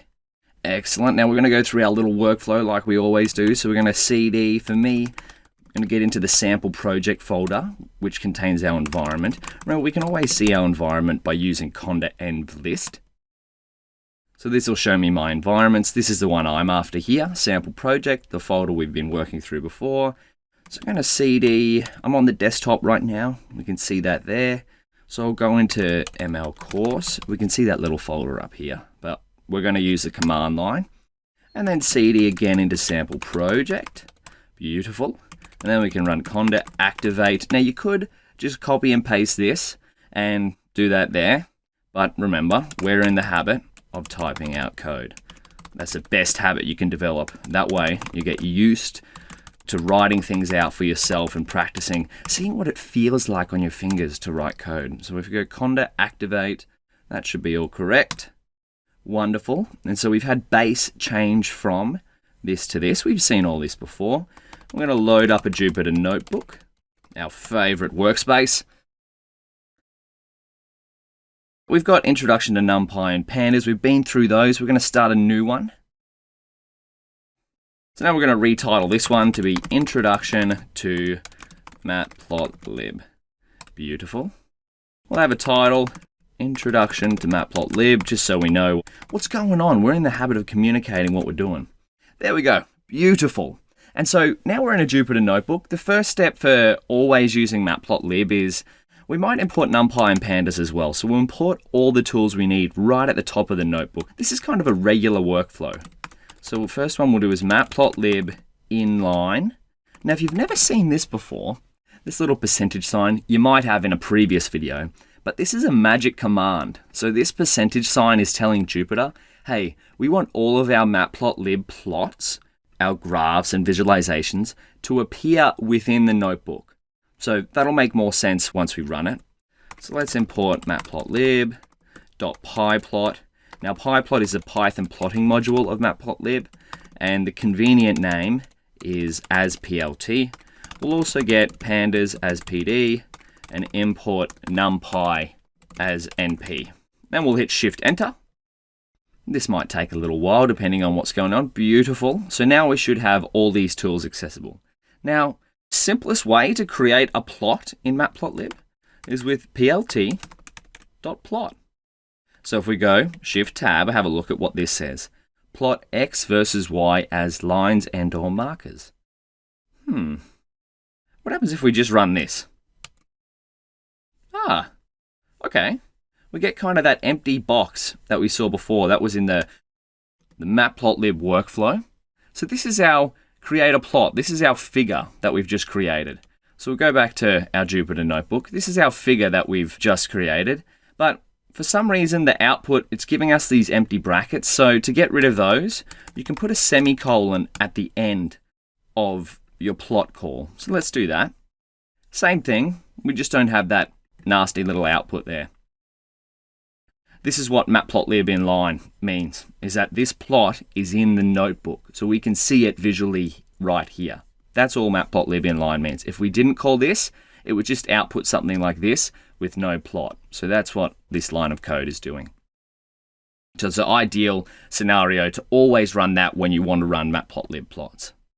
And now, if we didn't want to use the semicolon, if we wanted to be a bit more communicative, we could go plot and then plt.show. That's going to do the exact same thing. We've got a nice and blank plot here. Now, how about we add some data? So we go plt.plot and then hit Shift Tab. Plot X versus Y as lines and or markers. And if we click the plus sign, it gives us a little example here of plot X, Y. So how about we pass it X as a list of some sort. So maybe we'll just keep it nice and simple. 1, 2, 3, 4. And we'll put the semicolon at the end and see what happens. There we go. We've got a line. And so this is on the x-axis. We should have 1, 2, 3, 4. Okay, beautiful. So what can we try next? Well, let's create some x and y data. X, 1, 2, 3, 4. Wonderful. Y equals Let's mix it up a little bit. 11, 22, 33, 44. Wonderful. Now let's see what these look like. Plot.plot x, y. And we'll put a semicolon at the end. There we go. We notice that our axes have changed. So now we've got from 1 to 4 on the x and from 11 to 44 on the y. Okay, that's starting to make a bit more sense. This is looking good. Now, this way of plotting in Matplotlib is referred to as the stateless way of plotting. And if you've ever used MATLAB, it works like that. But if you haven't used MATLAB before, not to worry. Let's have a quick look at Matplotlib documentation. Because in there it tells us a little bit about different types of plotting in Matplotlib. What do we want? Documentation, tutorials, PyPlot tutorial. So this is the type of plotting that we're using at the moment. We've got Matplotlib. PyPlot is a collection of command-style functions that make Matplotlib work like MATLAB. Yep, that's what we just went through. Each PyPlot function makes some change to a figure, creates a figure. So I've been calling these plots. They're also referred to as figures. Creates a plotting area in the figure, plots some lines in a plotting area, decorates the plot with labels, etc. In matplotlib.pyplot, various states are preserved across function calls. Okay, we're just reading the documentation here. So this is the one we're paying attention to. Note, the PyPlot API is generally less flexible than the object-oriented API. So remember how I said there's two ways of plotting in Matplotlib? Well, we've just looked at the PyPlot API, and we're going to look at the object-oriented API in a second, but this is the one we're going to be focused on most, the object-oriented API, because we want as much flexibility as we can get, right? There's one more thing I want to show you. So if we go Matplotlib lifecycle plot, the lifecycle of a plot, there we go, and you can get to this in the documentation as well. So this is just matplotlib.org. Tutorials, life cycle of a plot. There we go. This says the same thing. In general, try to use the object-oriented interface over the PyPlot interface. Okay, so if the documentation is saying these two things in bold notes, we might listen to it, all right? Because the people who write these documentation, they really know what they're doing. So let's see. This is the first method. We'll go fig equals, now fig is short for figure, plt.figure. This creates a figure.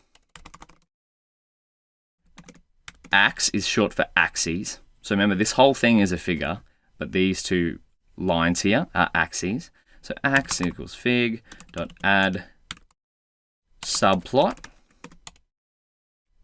This adds some axes. Plot.show.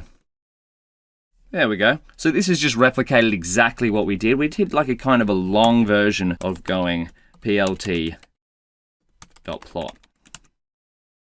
Same sort of thing here, right?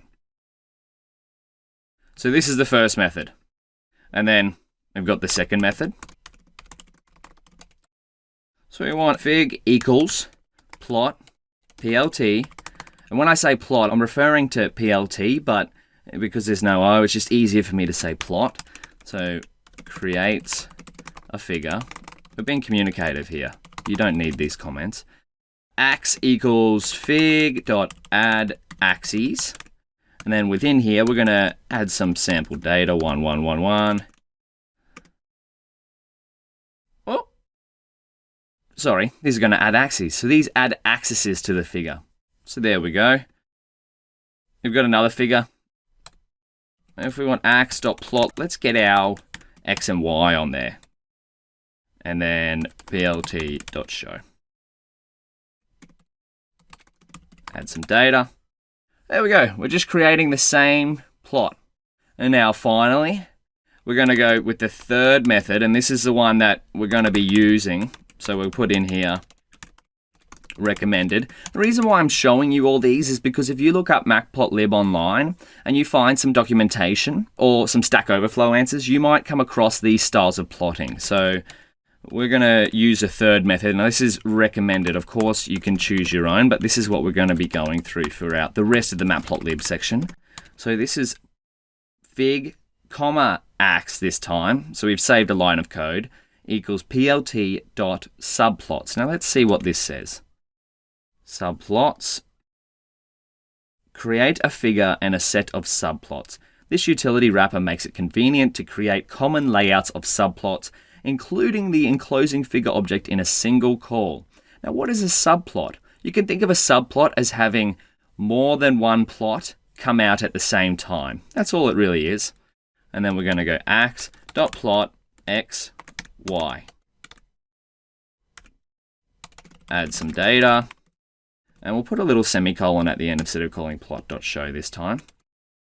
There we go. We've just recreated the same graph 3 times with 3 different methods. But we're going to be focused on the third method. And you might notice that every time I call something like fig equals or ax equals or fig comma ax equals, it resets the figure. Even though we're plotting the same data, maybe if we went here and we go 50, 100, 200, 250, it's going to change it up. So every time we call something like this, it's going to reset the figure and plot a new set of data. So let's wrap it up there. But in short, the main takeaway from this lecture is that we're going to be focused on this method. There's 2 different types of methods, plotting in Matplotlib, the PyPlot API, but that's generally less flexible. It is quicker to get plots up and running sometimes, but the object-oriented API is going to allow us to do a bit more fancy stuff in the future, so that's what we'll focus on. I'll see you in the next video.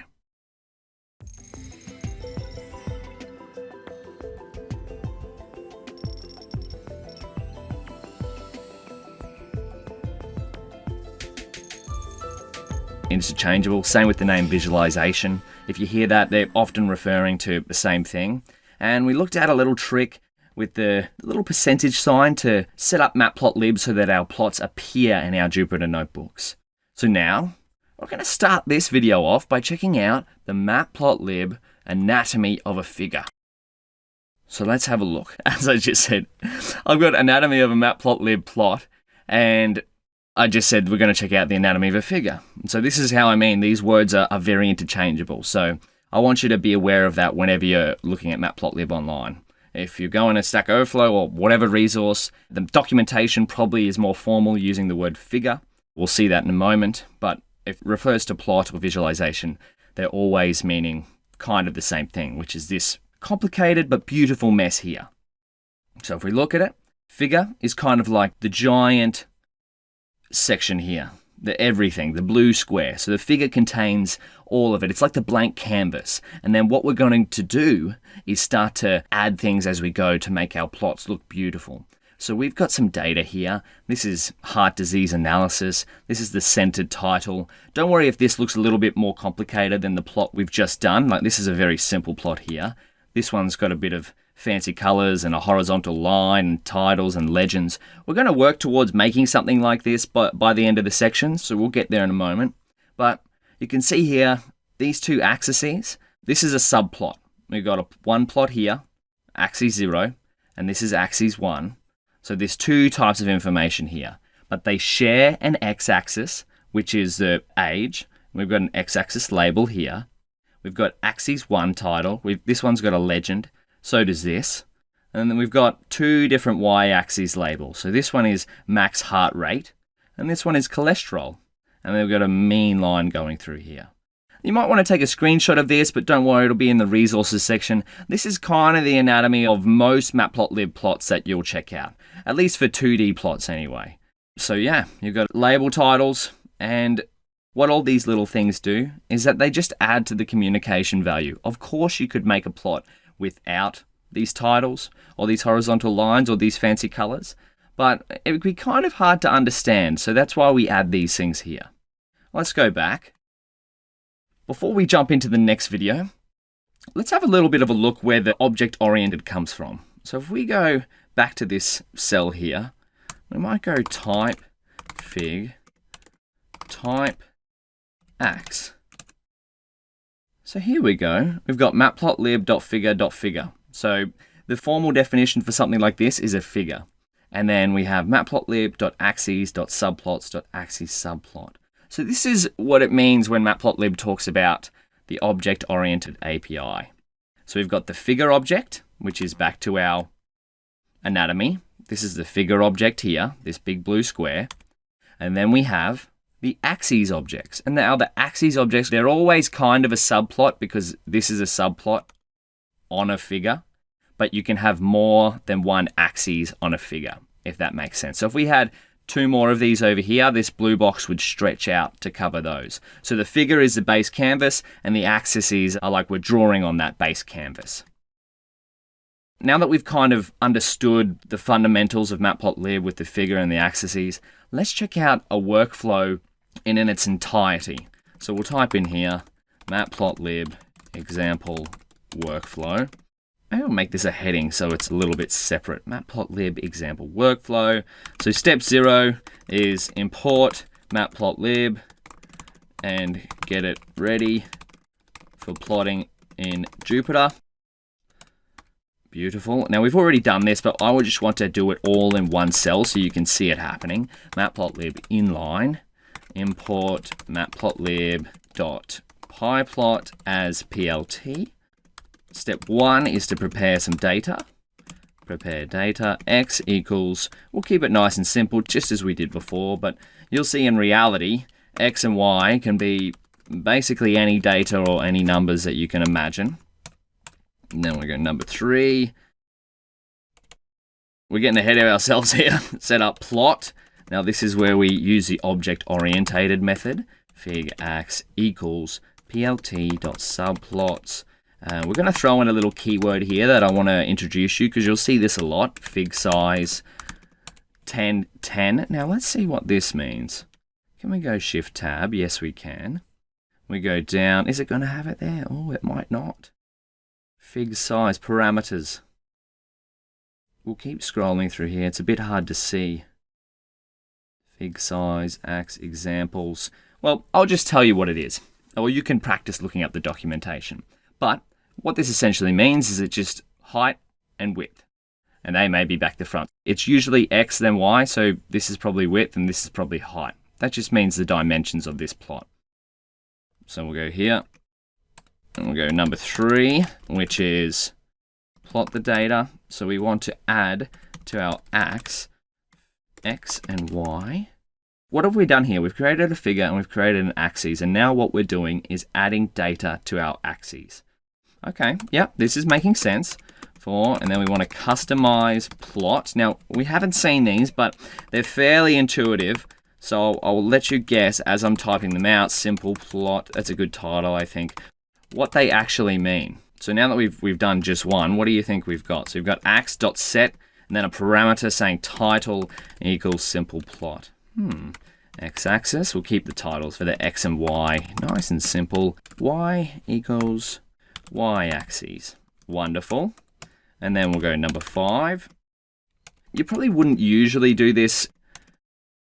I'm just showing you all this in one hit just for the sake of seeing a Matplotlib workflow running live. Save the whole figure. That's the word I'm looking for. That's what I said out loud, but that's what I didn't type. So fig.save fig. And then we want to save it to, I've got an images folder set up that I already have prepared earlier. So you can save it wherever you want, but this is just going to be the path name, sampleplot.png. There we go. So let's step through this. We import Matplotlib. We tell Jupyter that we want to plot our Matplotlib plots inline or figures inline, so within the notebook. We've created some data, x and y. We've set up a plot, aka a figure. We've given it a size of 10 by 10. We've added some data to the plot on our axis. And then we've customized the plot. Now, can you guess what's going to happen here? If we look at this, then if we compare it to our anatomy, we've got a title and we've got x and y labels. Can you guess what this is going to do here? We'll see it in a sec. Remember, if in doubt, run the code. And then we're going to save a figure here. We could share it out like that. Let's see what this does. Ah, we got an error. That's all right. No such directory. That's all right. I thought I knew the path of my image directory. Doesn't really matter. Images. What have I got wrong? Images. Oh, I don't think I need the dots. There we go. Simple plot. So this is a 10 by 10 figure. So let's practice this. Maybe we change this to 5. Okay, yeah, so that was width. So this is width, height. Beautiful. There we go. Well, that's not looking very good. So let's put that back to 10. Wonderful. And so now we can see the title is simple plot. The Y label is Y-axis and the X label is X-axis. Of course, if you had some data on here that was more specific, you might want to label your X and Y axes to tailored to your data. But in our case, this is just a nice and simple plot as we've got the title here. And if we go back up here, check in our images folder, we've got sampleplot.png, which if you didn't want to write this line of code, you can also right click and go save image as. But that is enough. You've seen a Matplotlib workflow. You've also seen the anatomy of a Matplotlib plot or figure.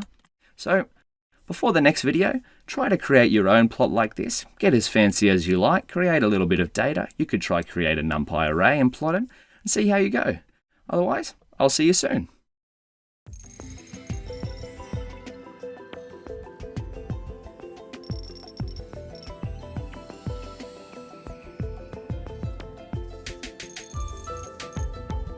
In the NumPy section, we talked about how many Python data science packages are built off NumPy arrays. The same goes for Matplotlib. And one of the beautiful things about Matplotlib is it's about as flexible as NumPy arrays. If you can dream up a way to visualize data, chances are you can do it in Matplotlib. But there are some common kinds of visualizations than others, or some more common, ones you're more likely to come across. And these plots are the ones like line, scatter, bar, hist, and subplots, or plotting multiple visualizations on one figure. Let's have a look at some of these kinds of plots that you'll see more often, plots or figures, remember that word's kind of interchangeable, using pure NumPy arrays. So we'll start it off. So we'll go making figures with NumPy arrays. We'll make this Markdown so it's a little bit communicative, and then we'll go import. If you haven't already done this, we've done this at the top, but we'll do it again. Import NumPy as NP. And we'll start off by create some data. X equals np.linspace 0, 10, 100. Might be going, hold on, Daniel, we haven't seen linspace. Well, in that case, remember, what can you do? Did you get it? Well, if you didn't, doesn't matter. We can press Shift-Tab and see what linspace actually does. So we want np, linspace, yep, start, stop, num. Okay, so they're the first three arguments. We've got 0 as start, 10 as stop, 100 as num. All right, well, let's have a look. Return evenly spaced numbers over a specified interval. Returns num evenly spaced samples calculated over the interval start, stop. So it's going to return num evenly spaced intervals between start and stop. So what do you think will happen here? Well, if in doubt, run the code. Let's check it out. Well, there's going to be 100 samples, so we don't want to see all that. Let's see the first 10. Wonderful. Well, let's see the first 100. Why not? I'm into taking risks, aren't you? So there we go. We've got 100 different samples here, 100 different floats values here, between 0 and 10. So we start at 0, it goes all the way up to 10. Wonderful. We'll reduce this back to 10 to save some space. Excellent. Now, let's go plot the data. So remember, we're going to create a fig and an ax, or figure and axes. But these are the common short names for figure and axes. We'll go plot.subplots, because this is the method that we're going to be using. We'll go ax.plot, x, and let's do, because plot takes x and y, but we don't have a y. Let's just do x to the power of 2. Well, let's see what happens. We'll put a little semicolon. Wonderful, we get this beautiful curved line. So the default here in Matplotlib when you call plot is a line plot. This is a line plot. So, and create a line plot. There we go. So as you can see, just a straight line. Now, use the same data. Let's create a scatter plot. Use the same data because these are the most common types. Let's write these down. We want line plot, scatter plot, bar plot, hist, and hist is short for histogram, and a subplot. They're the main types of plots we're going to be focused on. Of course, there are more, but we could be going all year for the amount of plots you could do in Matplotlib. So we'll focus on the baseline ones, and then you can build upon that knowledge. So we want use same data to make a scatter plot. We'll see what a scatter plot is. So if we want to recreate it, we have to always reset fig and ax. If we're in a different cell, equals plt.subplots. Wonderful. Ax. Now we're going to use scatter. So up here we use .plot, but if we want a scatter plot, we'll see what that looks like in a second, we need to call .scatter on ax. So here we go. We want x, and then we want np. Maybe we'll do the exponential of x. And remember, if you're not sure what exp means, you can go Shift-Tab, read the doc string here, what it says it is, and if it's still not clear, you can look up the documentation. There we go. Well, it's kind of like a line, but a scatter plot is just another word for lots of dots on the plot. These are really close together, these dots, so they kind of look like a line, but they are all just dots. All right, well, how about another scatter plot? Let's make another one, just so we can see. Fig, ax, I want you to get really used to typing out this. Fig, ax, plt.subplots. This is going to be our bread and butter for Matplotlib. Ax.scatter, x.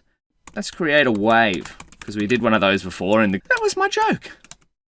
Beautiful. So we got a nice little wave here, and if you're not sure what this is, well, this is a sine wave. And again, you can always see the doc string, or look it up. Remember the steps, you can search it up if you're still not sure after looking that.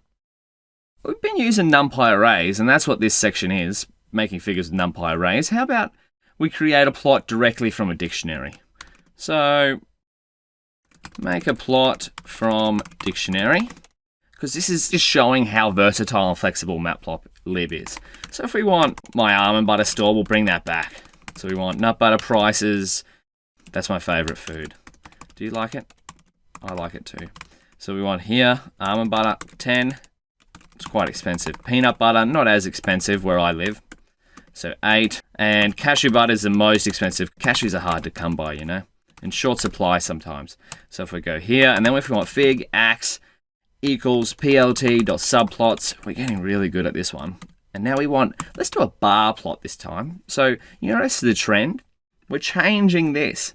Now I know it's kind of confusing because this is a line plot, but it says plot, doesn't say line. You're just going to have to get used to the fact that the default Matplotlib is a line plot. But now we're going to create a bar plot. So ax.bar. And we're going to pass it x and y. So our x, maybe we'll be a bit more formal. X equals nut butter prices.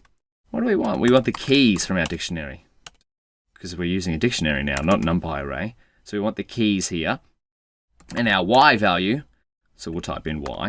That's what plot or bar or scatter always take. X and y. Might put that in a little comment. X, y. Nut butter prices dot values. Beautiful. And now we might see what this looks like. Ah, error. Missing argument. Height. That's interesting. I see this. This one doesn't take y.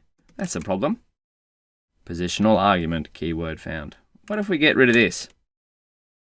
My bad. This doesn't take x and y. See? You're learning something new every day. Shift-Tab, x. Oh, well, it is x. X equals that. That's what we can't have. We can't have that equaling that. So we're going to leave this at that. Ax.bar, Shift-Tab. So this is a little Python thing. If you haven't seen this before, it's a syntax error where in a Python method, if you have a positional argument, say x equals this, you need something after it to go like, say, y equals this. You can't have x equals something and then followed by that. But you can have it the other way around. So see how we don't have x equals? We can have this being height equals. It'll come out with the same thing. So the first one can't have a positional argument, where the second one doesn't, but the second one can, and the first one doesn't have to. That's a little bit of a Python tidbit there. So we're getting a lot of value from this Matplotlib lecture here. Now, this doesn't really make sense. We've got a few bars here. You could kind of infer that that's prices. Let's customize it. Let's add a little bit of a title. We want Dan's nut butter prices store. And see, that little exploration that we just did before, that's going to happen, right? You're going to make mistakes. You're going to think you know things like me. And then you're going to go, oh, that's actually not like that. And then you'll look at the doc string, you'll fix it up, and you'll combine your previous knowledge and go, oh, that's why that's like that. So don't worry if it happens to you. It happens to me. Y label equals price. But what we do is we strive forward and we figure things out. Shift enter. There we go. That looks a bit better. And what can we do to remove that ugly line of text there? I believe we can do ax.show. No, well, that has no attribute called show. But we can add a semicolon up here, I believe. Or maybe down here. Yeah, okay, there we go. So we're learning on the fly here. If you want to remove that nasty line of output code, you can add a semicolon to the last line where you call ax. We've seen this semicolon before, but we've just seen where you actually have to put it. It's on the last line where you reference ax. Well, there we go. You can create your own store. We've just seen how to plot from NumPy arrays. We'll look at a little bit more in the next video, but to prevent this one from getting too long, we'll pause it here. So take a little break, create your own plot from a dictionary or a NumPy array, and I'll see you shortly.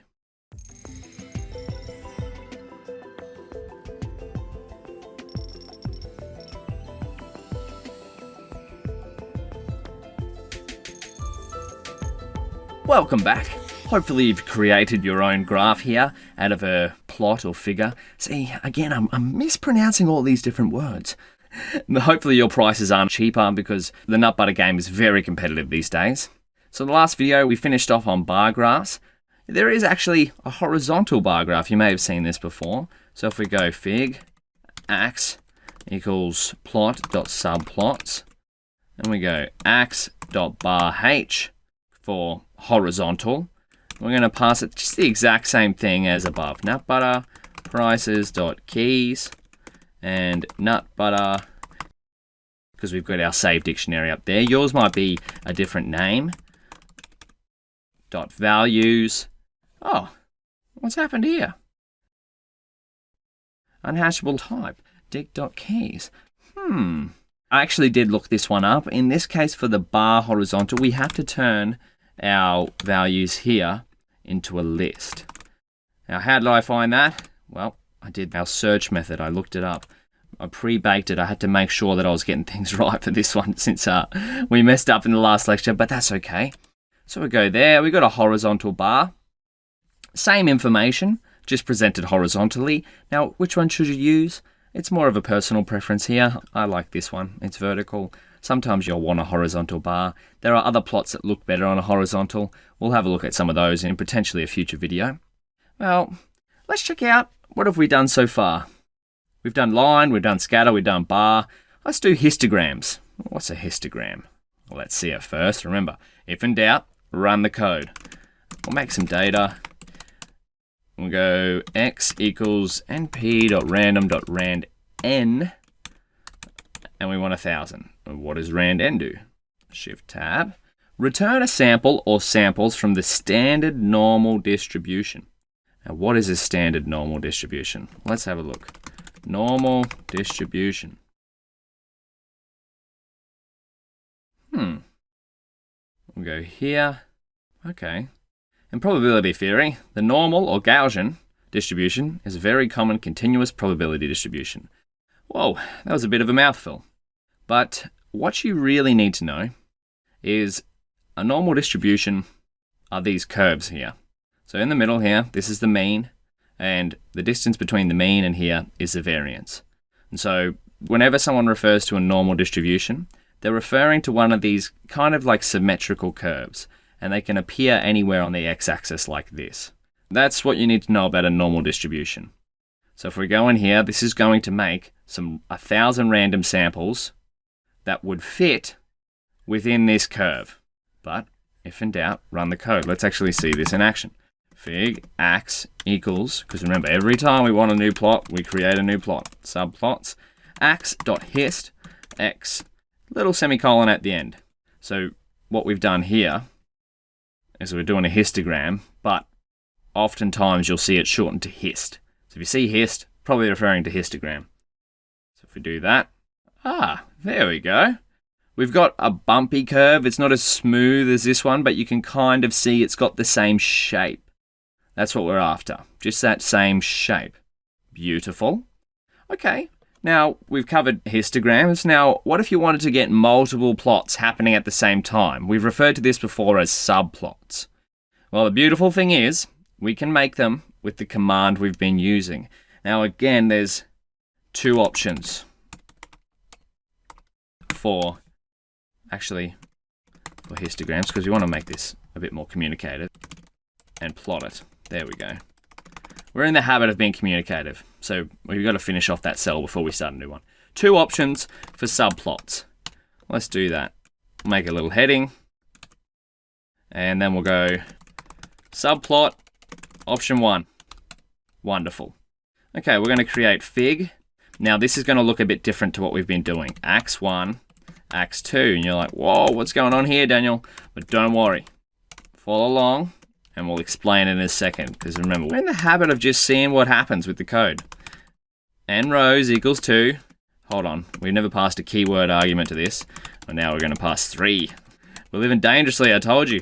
Fig size equals 10, 5. Oh, my 5 key is a bit sticky, you know. So if we look, what is this actually doing? Let's run it. Whoa. Look at that.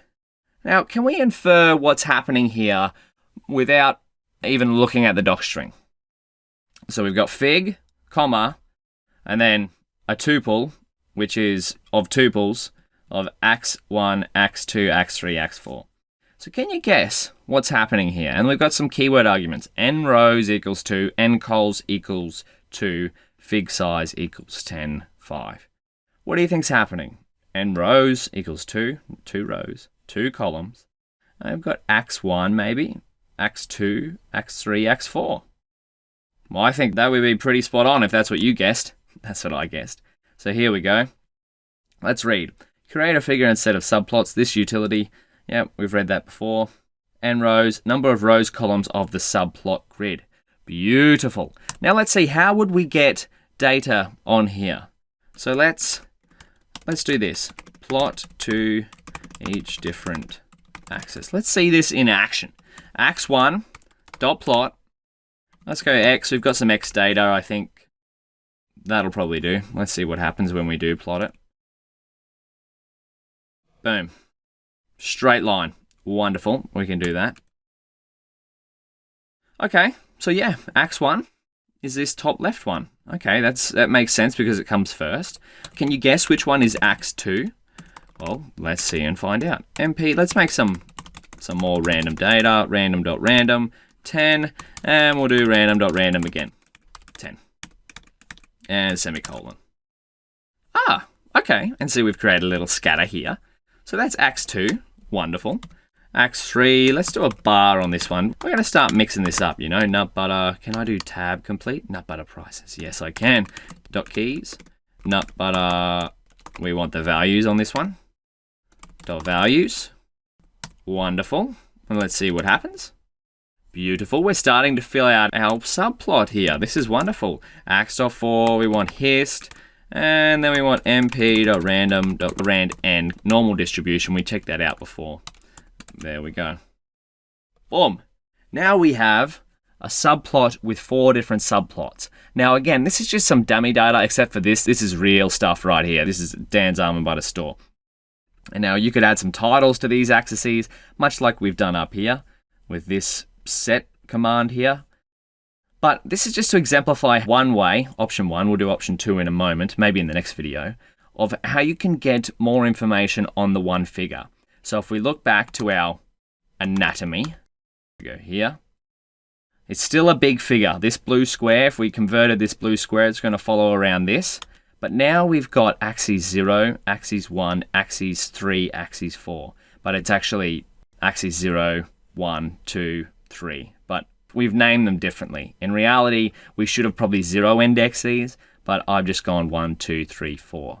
But now you're starting to see, if you wanted to get more information in just one image rather than having 4 different figures, you can see you can do that with subplots.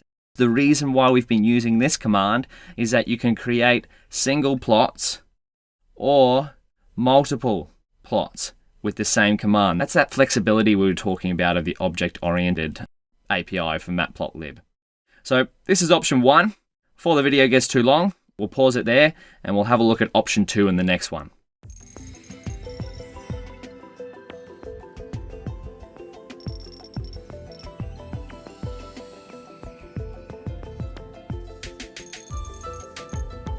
Okay, welcome back.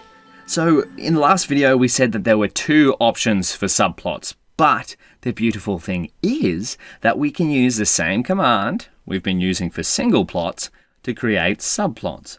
So we've seen a preview of option 1.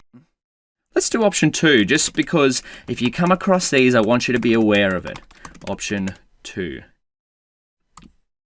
In your research, you might see both of these come up. So that's why we're checking out 2 different ways. Do you have to use 2 different ways? No, you don't. We'll probably stick to using option 1 throughout the rest of the series. But this is just so you know what's going on. So go fig and ax. Oh, whoa. This syntax looks different already. This is just like we're making 1. But rest assured, we are creating subplots. And rows, so n cols equals 2. And then we want fig size. We're just replicating what's here. You could copy and paste and delete it, but again, remember, we're always in the habit of rewriting code. And we want here, plot to each different axis. Now, this is kind of the, I guess you could say the tuple way, and this is the list index way, this other option. Yeah, maybe we do that, each different index, to prevent confusing here. So we want ax, 0, 0. Now, can you guess, before we even plot anything, what is this doing? So if I do this, fig ax equals plot.subplots, n rows equals 2, n cols equals 2. If we were to index into this ax for 0, 0, can you guess which one of these 4, because we're creating the same, this code here, and this code here does the same thing except for variable names. What are we going to plot to if we pass these index coordinates? 0, 0. Row 0, column 0. Well, let's see and find out. No cheeky reveals here unless we've run the code. There we go. Okay. So it's just the same as this here. But then if we go, let's do the same thing. So if we want 0, 1, we want to scatter. And we're just going to do the same random.random, I believe it was. 10, random.random. Wonderful. Boom. There we go. So again, these plots are different because it's random. So these scatter plots, same thing. Numbers between 0 and 10 or 1 and 10. But because we're calling different random ones, they're going to appear randomly. So each time we run this, probably have a different plot. There we go. But all this is saying is access row 0 and plot on column 1. So column 0, column 1. There we go. And so now you can probably guess what's going to happen next if we go 1 and 0 dot bar, and we want nut butter prices. Beautiful. All this talk of nut butters is making me hungry. Might have to do that after this, nut butter prices. And that's the beautiful thing about owning a nut butter store, right, is that you can just eat your own supply. Not too much though, because we need to still make profits. We're going to do 2 at the same time here. Hist rand n. That's what I want. There we go. But you see what we've done? We've forgotten a semicolon there. And now, there we go. So we've created the same plot here, same subplot, using 2 different types. I personally prefer option 1, because it's a bit more readable for me if I look at something like this. You may prefer option 2. List indexing can be helpful in some scenarios. It's all about just trying it out and see how you go. But I think we'll stick with option 1 for the rest of Matplotlib section. So that's just to show the 2 different ways of doing subplots with the same command here. plt.subplots. All right, so now we've seen different ways of plotting directly from NumPy arrays, but it's most likely most of your plotting will probably take place from a Pandas data frame. So we've seen Pandas data frames in the past, and we know that they're built on top of NumPy arrays, and we know that Matplotlib plots are built on NumPy arrays. So let's see how this synergy works. I'll see you in the next video.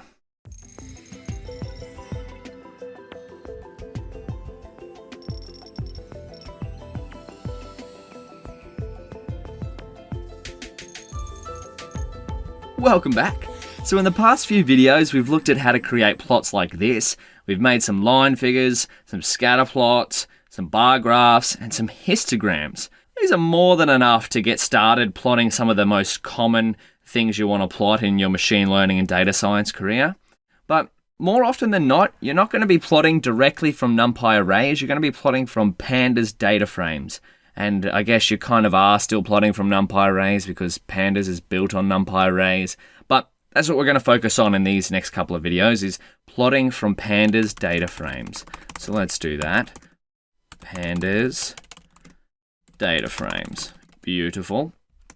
So we're going to make that into a little heading using escape and pressing M.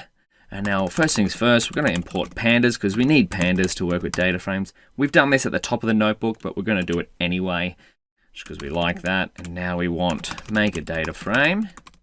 Now we've got up in here, we've got our trusty car sales CSV, which we've seen before, which is just like a spreadsheet that's been exported into a comma separated value format, or .csv.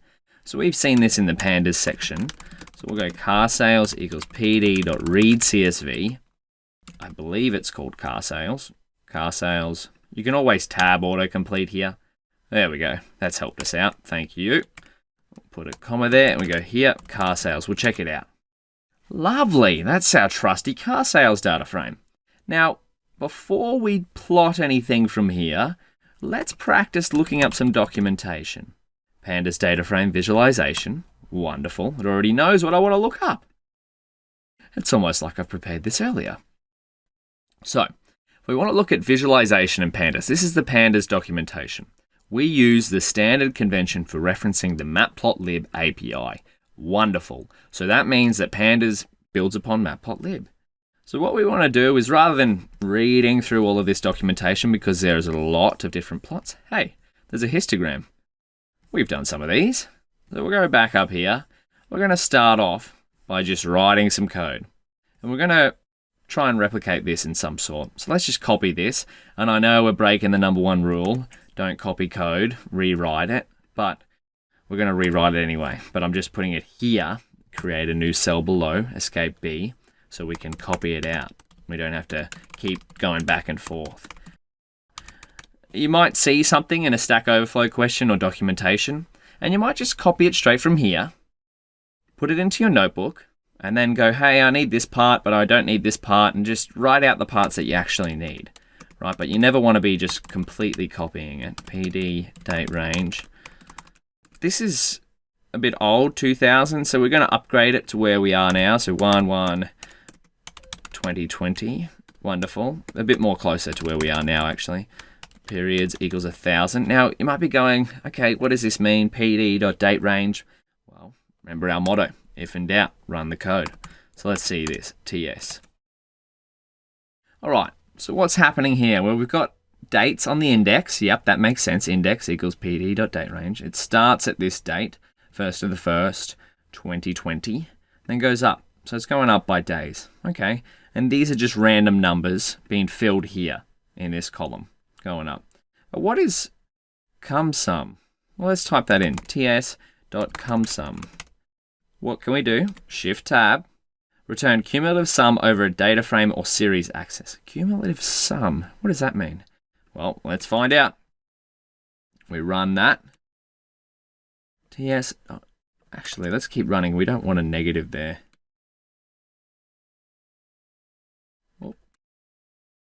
What is happening here? This should be adding up. Maybe we go here. TS. This is interesting. This should be adding. TS equals that. I know what cumulative sum does, and it doesn't seem to be doing it here. What it's supposed to be doing is adding this one to this one, and then adding that one to this one, and then adding this one to this one. Oh, that's why. TS equals TS. Ah, classic. Daniel just trying to get ahead of himself and run the code. My own motto's letting me down. Let's see what happens. Okay. We got something kind of similar to this, but again, remember it's always going to be different because we're using random.randn. Well, this is just demonstrating that when we call plot from a pd.series. We haven't done it from a data frame yet. It comes out as matplotlib.axes.subplots. So that's what we've seen before with this. So really, it's straight from a Pandas series. We might delete this cell because we don't need that anymore. But it's using Matplotlib. That's really handy to know. All right, now we've seen plotting straight from a series. Let's plot from our data frame.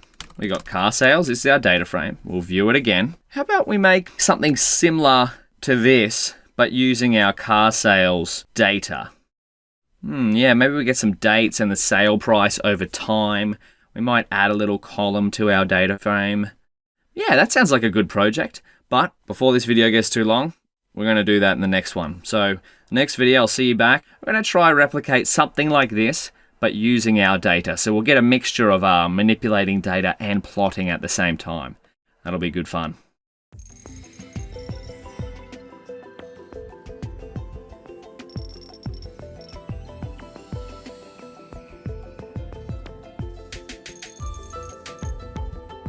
Hey, it's Andre here again with another quick note. Now, if you want, you can pause the video and read this little comic by XKCD. But I want to talk quickly about data visualizations. Now, we talked about this idea of exploring our data, right? And we can explore our data by looking at something like mean or variance or any statistical method to explore our data. But data visualization is another method we can use along with statistics to explore our data. So we often create these data visualizations like graphs to derive meaning from data. But it's easy to make graphs that are meaningless or misleading. And your job as a data scientist is not just to make pretty graphs and pretty visualizations, but to make visualizations that are actually meaningful and that are accurate. For example, axis is important. You need to know what the x-axis and y-axis is here. Otherwise, well, this graph is completely meaningless because we have no idea what it's measuring. This is a common mistake with beginners. That is, we assume that a graph is always telling the truth, and we jump to conclusions right away from data. Instead, we want to pause and reflect and make sure that whatever we're visualizing is accurate and testing it with different methods, trying different visualizations. We don't want to jump to conclusions right away from data. It takes a lot to understand this data. So, just a quick note, that is, just because we have data doesn't mean we have knowledge. All right, back to work.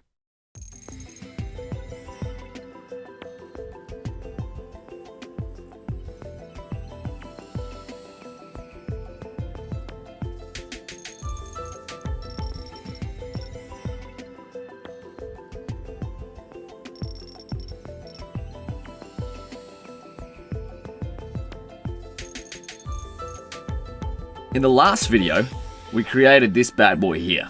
Now, let's try and make something similar, but using our own data so we can practice a little bit of data manipulation along with plotting and put some of our Pandas and Matplotlib skills together. So what we'll do, we'll format the price column first. We'll get it into integer format because right now we don't want those dollar signs and columns and commas.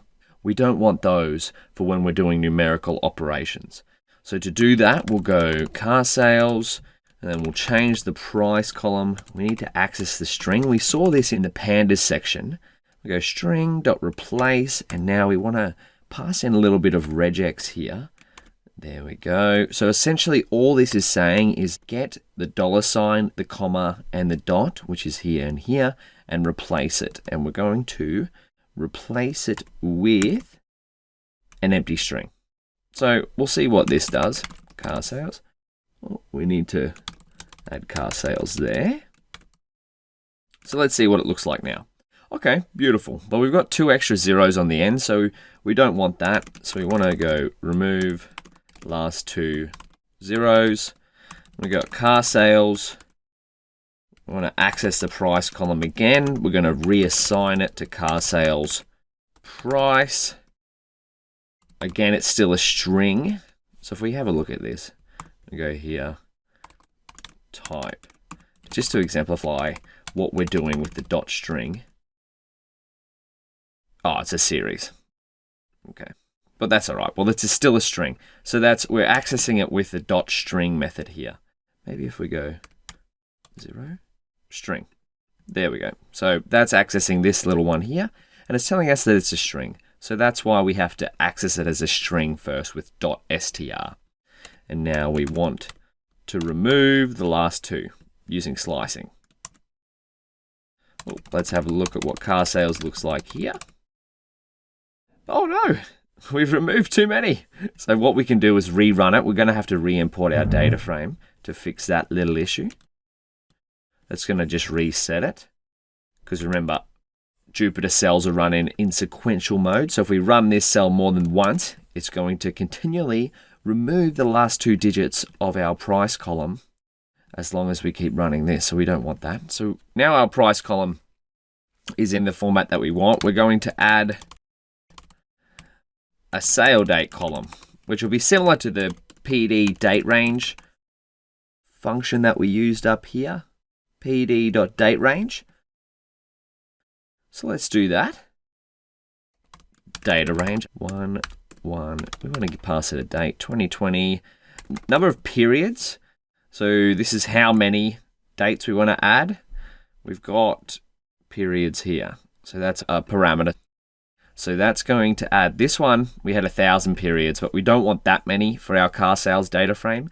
We actually just want date period for each row here.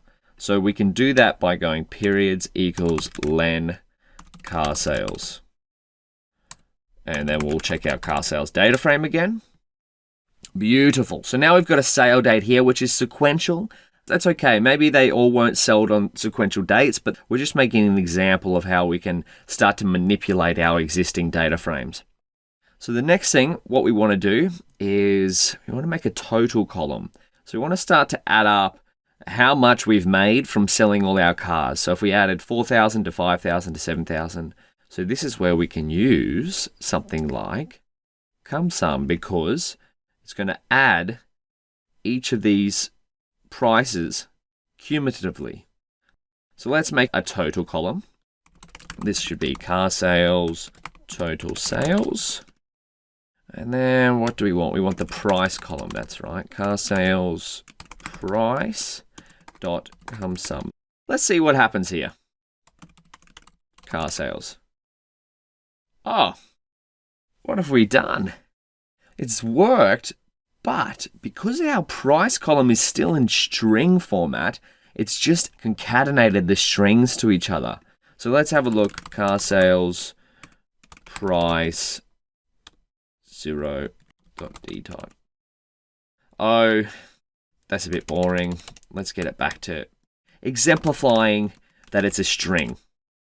There we go. So our price column is still a string. So to fix this, we have to change it first into an integer and then call the CumSum function. So we can do .asType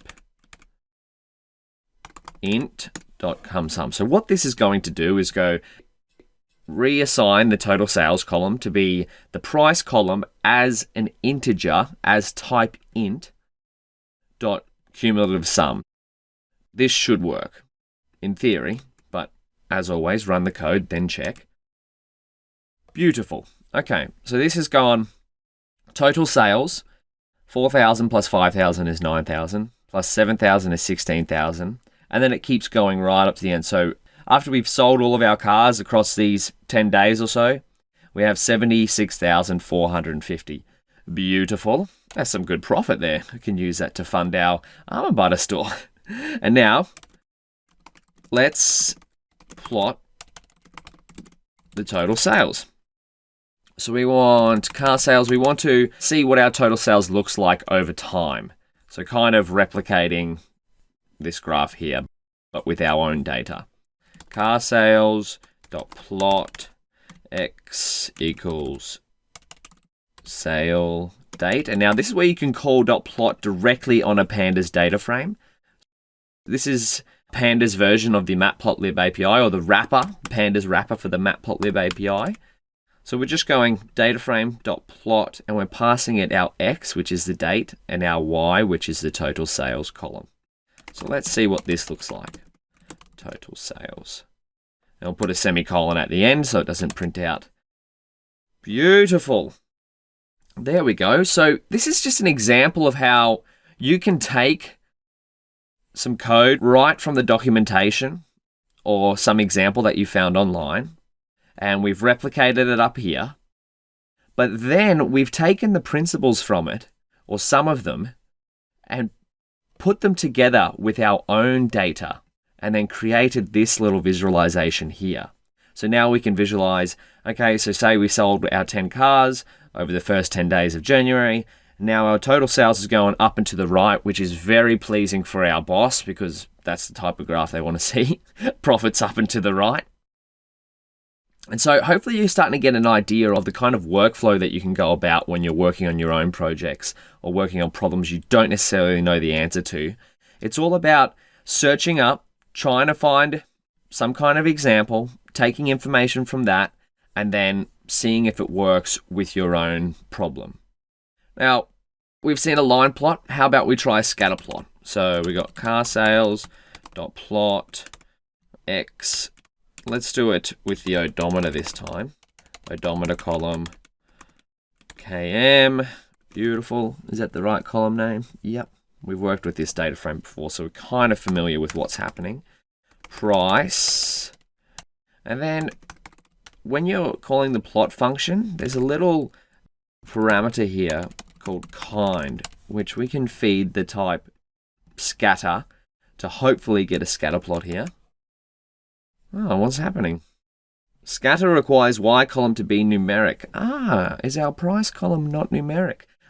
It's still not numeric because here we've called as type int. So this is only going to turn the price column into an integer for running this single line of code. It's not going to reassign the price column to be an integer. These are still strings in the car sales data frame.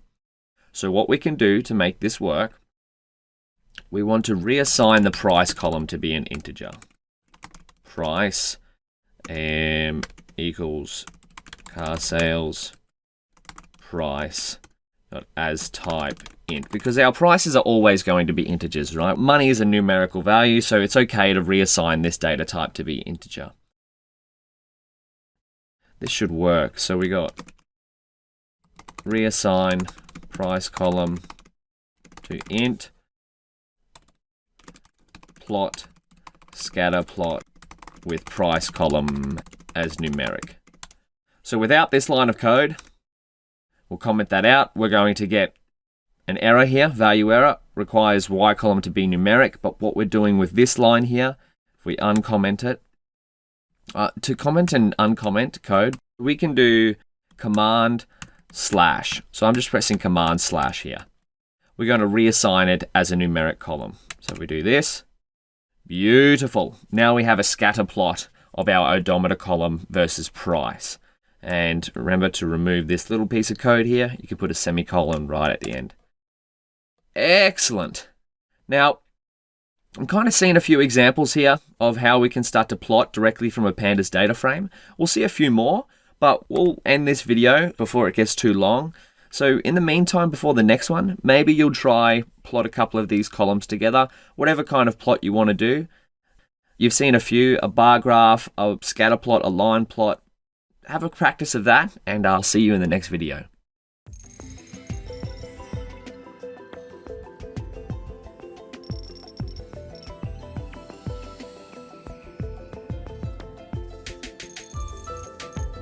Welcome back.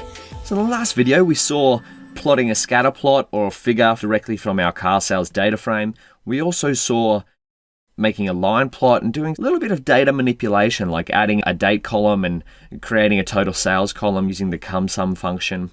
But how about we look at a few different other kinds of plots from our data frames? How about a bar graph?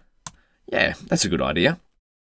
Let's make some data actually, because we want to just keep practicing all these different types of ways of plotting, creating data, and just seeing as many different examples as we can. So we'll create X variable here.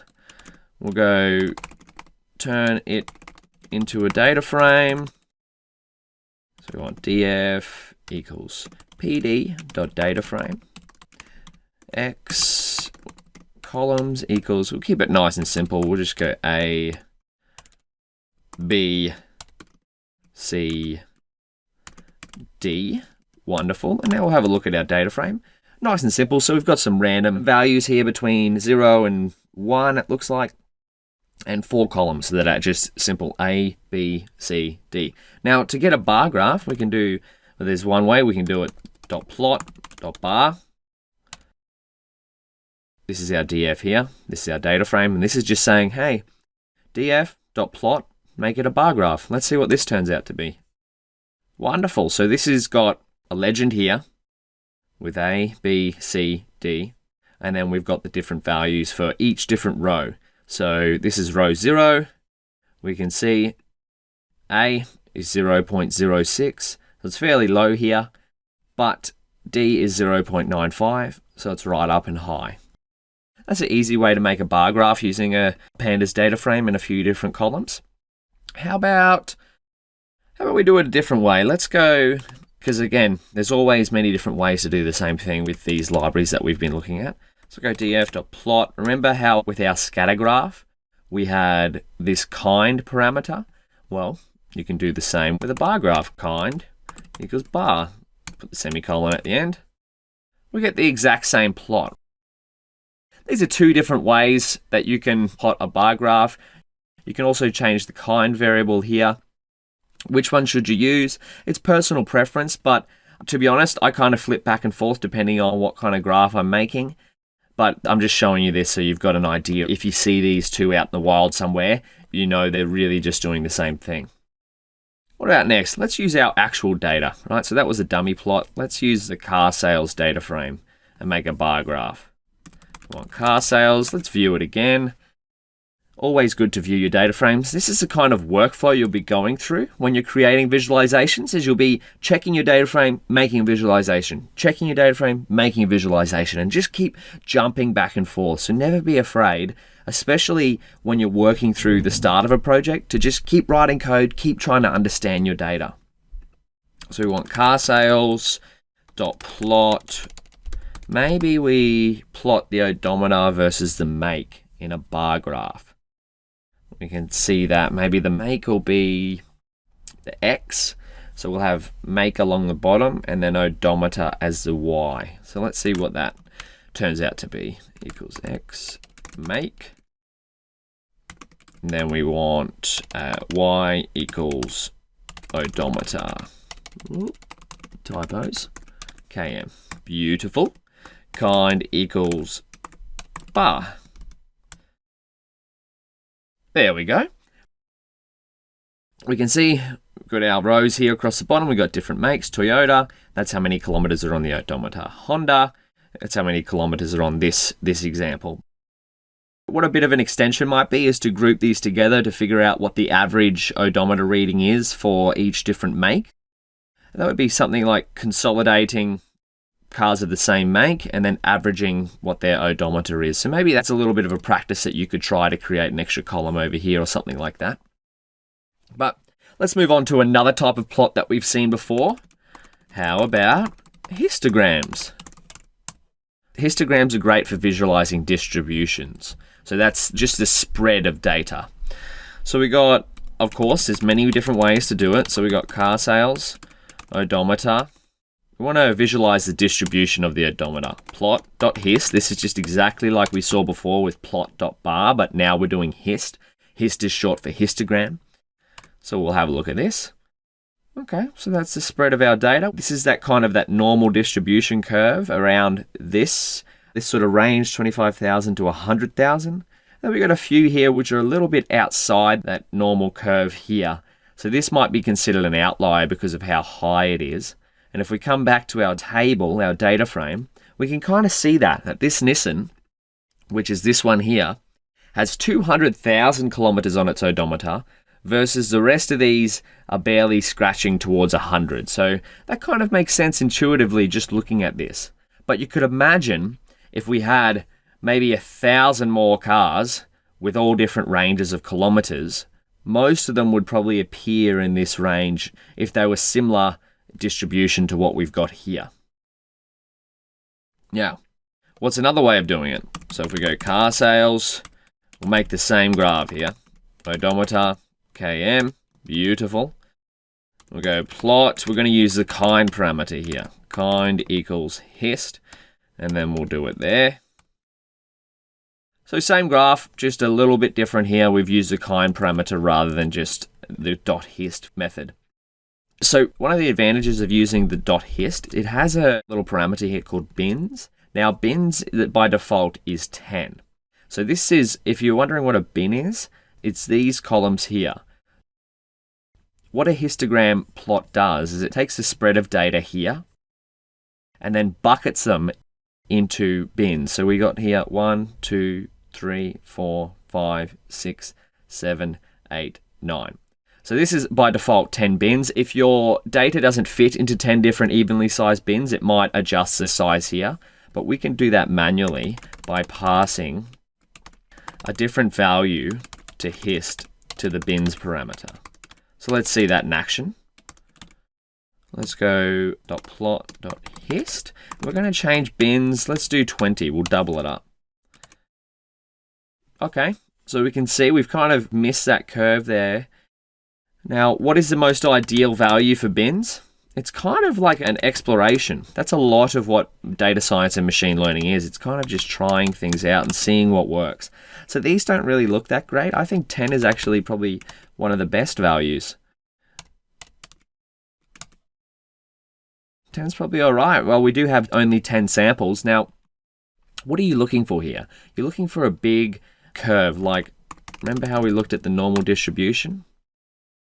You want to try and find something like this with your histograms, a curve like this. If you can't find exact curve because your data doesn't fit this exact curve, that's not a problem. It's just about having a different go and figuring out what is the most ideal number of bins for your histograms. All right. So we've seen a histogram, we've seen bar graph, we've seen scatter plots, we've seen line plots on our car sales data set. Let's try do something a little bit similar but with another data set just to make sure that we've kind of got these methods down pat. So in the meantime, have a little bit of a practice, make a bar graph, make a histogram on the car sales data frame, and I'll see you back in the next video. We'll do something similar with another data set.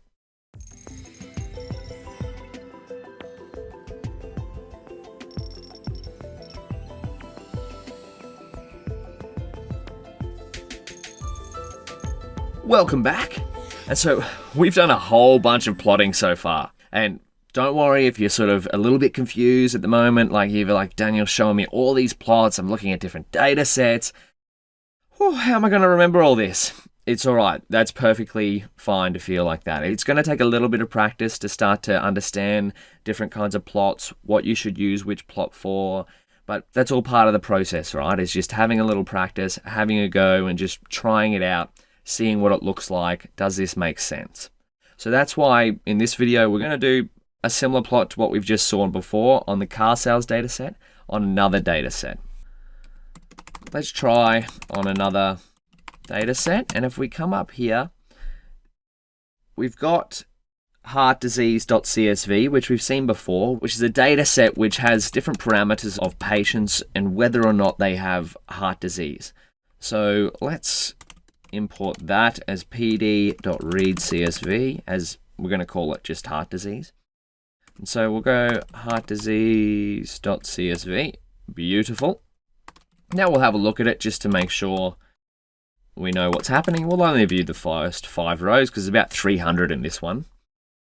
Excellent. We have these parameters. We've seen them before. And we've got a target column right on the end. So what we might do is create a histogram just to see the distribution of the age column.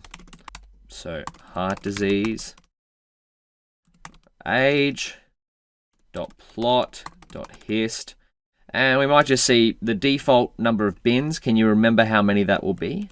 Shift tab, bins is going to be 10. Beautiful, so we'll just leave it at that. Okay. So this is where we're starting to see that curve, right? This is that normal distribution. It's very common. So we're kind of getting that curve here. We would say that most of the patients are around It's this line here, so maybe late 50s, early 60s, thereabouts. So what if we change the number of bins? So let's go bins equals 20. Okay, we're starting to lose that curve shape a little bit. 30. Still relatively there. We're definitely starting to see this more pronounced line here, right at the late 50s there. Maybe we jack it up to 50 and see what happens. All right. So that shape is still relatively there. Our initial shape, that what we got from just having 10 bins, is kind of consistent the whole way through. And maybe we'd look at this and go, okay, this one's a bit of an outlier. These are a bit of an outlier. Why are they outliers? Well, because they're so far from the middle. When you hear the word outlier, that's kind of what it's talking about. In statistic terms, it's about more than 3 standard deviations away from the mean. Now, of course, that definition will change depending on what data you're working with, but this is kind of a way that you can visualize it. So let's take that back to 10. That looks pretty good. All right. Now, these kind of visualizations are the things you'll do whenever you deal with a new data set. Let's finish. There's one more type of plot we haven't looked at directly from a data frame. And that's subplots. So we'll finish that off. We'll go heart disease dot head. Okay, this is our data frame. Now let's plot every single column's histogram in one plot. Let's see how we would do that. Heart disease. So we've got the age histogram here, but let's just make one for all of these and check the distribution. Dot plot, dot hist. So remember, this is just going straight from the entire data frame. Up here, we selected the age column. Dot hist. And maybe we want subplots equals true. Does that make sense? Because we want to put it all on the one plot. Keyword args, so that's part of that. Maybe if we could read down a little bit. Examples. So this is one of those scenarios where if you wanted to use this .hist method and have it all on one plot, because the docstring doesn't really have an example of putting it all with the subplots, this would take a little bit of research. So you might look up a question like how to plot a histogram on subplots from a Pandas data frame, and then you'd find this little parameter here. Only reason I know it is because I've had a little bit of experience plotting subplots from Pandas data frames. So let's see what this looks like. Might take a little while because we're plotting 10 columns or 15 columns thereabouts. Oh, that doesn't look very good, does it? We've got overlapping plots, we've got legends everywhere, we've got these things aren't even to scale, so maybe to fix it up, we'll change the fig size. So what do we want? We want width, height. We want it to be a bit higher so it stretches it out because there's hardly any space here. Okay, that's looking a little bit better, but still you got columns like this which are just all clumped up here because what it's doing is it's using the same scale for all of them. But in reality, these all have different measures. That's not very ideal, right? It might work out for some, like this one, cholesterol, might work out for that column, but it doesn't work at all for the other ones, right? So slope, old peak, exang. So what can we do? Well, this code runs, but it's not ideal. And then there's different scales and it's probably a bit too much going on for this plot to even be meaningful. But this is a good segue though. Now we've covered a few simple plots directly on a Pandas data frame. Let's have a look at how we'd make some visualizations using the OO method. So remember back in a previous video we talked about OO method, which is subplots. Don't worry if it's confusing, we'll have a look in a second. But what we've been using so far is plotting directly from Pandas using the stateless method. So in the meantime, have a practice, keep using the plot, make another plot of your own before we come into the next video. And I'll see you there. We'll practice using the more flexible object-oriented Matplotlib API directly with Pandas.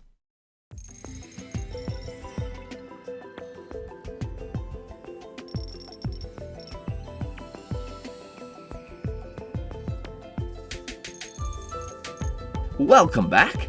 So in the last video we left off saying that this plot probably isn't ideal. We've got a few subplots going on here. And we've been using the pyplot method, plotting directly from a Pandas data frame rather than the object-oriented method. And I'm sure you're wondering, you're going, Daniel, you've introduced so many different ways of plotting, and you're telling us there's 2 ways of doing it, and you're saying one is less ideal than the other. Which one should I use? And that's a perfectly great question. So which one should you use? PyPlot versus Matplotlib OO method. Now, there is no real definitive answer here. The documentation on Matplotlib will push you towards the OO method always. However, when plotting something quickly, okay to use the PyPlot method. Right, so what we've seen up here, when you want to get a quick visualization, maybe not something like this, but definitely something like this, it's okay to use the PyPlot method that we've gone through in the last couple of videos. But when plotting something more advanced, use the OO method. So we're going to see an example of that in this video. Something a little bit more advanced than just something singular like this. But if you're just making a quick plot like this, you just want to see the distribution of a column, it's perfectly okay to go dot plot. But now we'll see the OO method in action. Let's create a subset of our data frame so we can do a little bit of data analysis. Let's say we wanted to explore the patients which are over the age of 50. We only wanted to look at those patients. And we want to create a little bit of a plot and start to do some data analysis on those. So we'll create another data frame called over 50, which is equal to our heart disease data frame, which we'll get a little refresher here so we know what it looks like. This is the kind of workflow you'll be going through, is looking at your data frame and going, okay, my colleague or my teammates and my boss want to know what's some data analysis of our patients which are over 50. So let's do that. We can access those by using Boolean indexing. So we want heart disease, actually we want to use the age column, which are greater than 50. Wonderful. And then we want to have a look at our over 50 data set. What have we got wrong here? Age, key error. Oh, I've used a capital A. That's all right. Wonderful. And we might check the length of this. 208. So we have 208 versus about 300 or so of the original data set. So that's fine. Dot head. Wonderful. And again, we've dropped out these 2 rows, so 37, 41, using our Boolean indexing. So now it goes 0, 3, 4, 5, 6, but the rest of the columns are still the same. How about we start with a scatter plot of the age and cholesterol, but we want to color it with the flavor of the target column. Whoa, that's a lot going on there. Let's see the code first, and then we'll figure it out from there. Over 50.plot kind equals scatter. And then we want x equals age. And then we want y equals, we want the cholesterol column, which is this one here. CHOL is short for cholesterol. And then we want to color it using the C. So C is short for color via the target column. So we want plot kind scatter. Yes, that makes sense. X, age, Y, chol, or chol, cholesterol. Kind of a hard word to say, CHOL. And the color is target. Let's see what happens. All right. So we can kind of see what's going on here. We've got chol on the Y. That makes sense. The X doesn't really show us much. And C is giving us this color bar to show us that, because target has values of 0 or 1 for if someone does have heart disease or they don't. Does this look okay to you? To me, it doesn't look very good. It's doing what we want it to do. It's got different dots on here if they're a target value of 0 or 1, but it doesn't show us anything on the x-axis, and these colors aren't really that great. So let's spruce things up a little. And how can we do that? With the OO method. So this is the PyPlot method, aka plotting directly from a Pandas data frame with plot. Now let's do OO method. We're going to recreate this, but using the OO method. So let's go fig, ax, we've seen this before, plt.subplots, and we might go fig size just to have some practice adjusting the size of our figures. And we'll go 10, 6. We want a width of 10 and a height of 6. These are in inches, by the way, I believe. So over 50.plot. Now this is going to look very similar to what we've done up here. But there's one slight difference. Kind equals scatter. Wonderful. Now we could copy and paste, but we're not going to do that because we're in the habit of writing out code. Y equals chol or col. C, we use the target column as color. And then the last part is the ax parameter. So when we're using the OO method with pandas, the plot function gets this ax parameter to tell us, hey, we're using the OO method and we want you to plot this data on this axis, the one we've just created. So let's see that in action. Ax, we'll put a little semicolon at the end. Beautiful. So what we've done is we've recreated the same plot, but it's already looking a little bit better. It's bigger because we've put the fig size parameter in there. And now because we've passed the ax method, we've now got this age column, which has been labeled. Beautiful. Actually, we might give this one a chance and say, hey, let's up this fig size and see if it does the same thing. Equals 10, 6. We still don't have the age x label there. Well, the OO method is already pulling out ahead. Now, what we might do is we set the x limit to be a bit wider so we can have more space on our data frame. So let's have a look what that looks like. If we're using the OO method, we can access the axis here. And remember, the axis is just this space that we're plotting data on. If we go back to the figure of our anatomy of a Matplotlib figure or plot, axis is this part here where we're adding data, whereas figure is the entire thing. So let's go back. We want ax dot set xlim to be 45, 100. Can we figure out what this does before we even look at it? So set xlim. We could do shift tab, but I want you to just have a think about it. So ax set xlim 45, 100. So that's all right if you didn't get it. If you press shift tab and read it, you cheated a little, that's also fine. That's actually a good thing to do, is start exploring what shift tab does. But this is going to change the limitations of our x-axis to be from 45 to 100 instead of what it is now, which is about 50 to 80. So let's see what happens. So see how we've got like a lot more white space over here now because we've upped the x limit. But if we didn't want to do that, we could comment that out and that looks a bit better. Just giving an example of how you could quickly adjust the limitations of your axes if they don't look too good. But Matplotlib is generally pretty good at creating axis limits that are suited to whatever data that you're using. Now this plot is okay, but it definitely could look nicer. So this black and white is kind of hard to get. This color bar is not really offering much at all. So let's take a little break there, and in the next video, we'll make this plot look a little bit nicer, and we'll build off what we've already done here.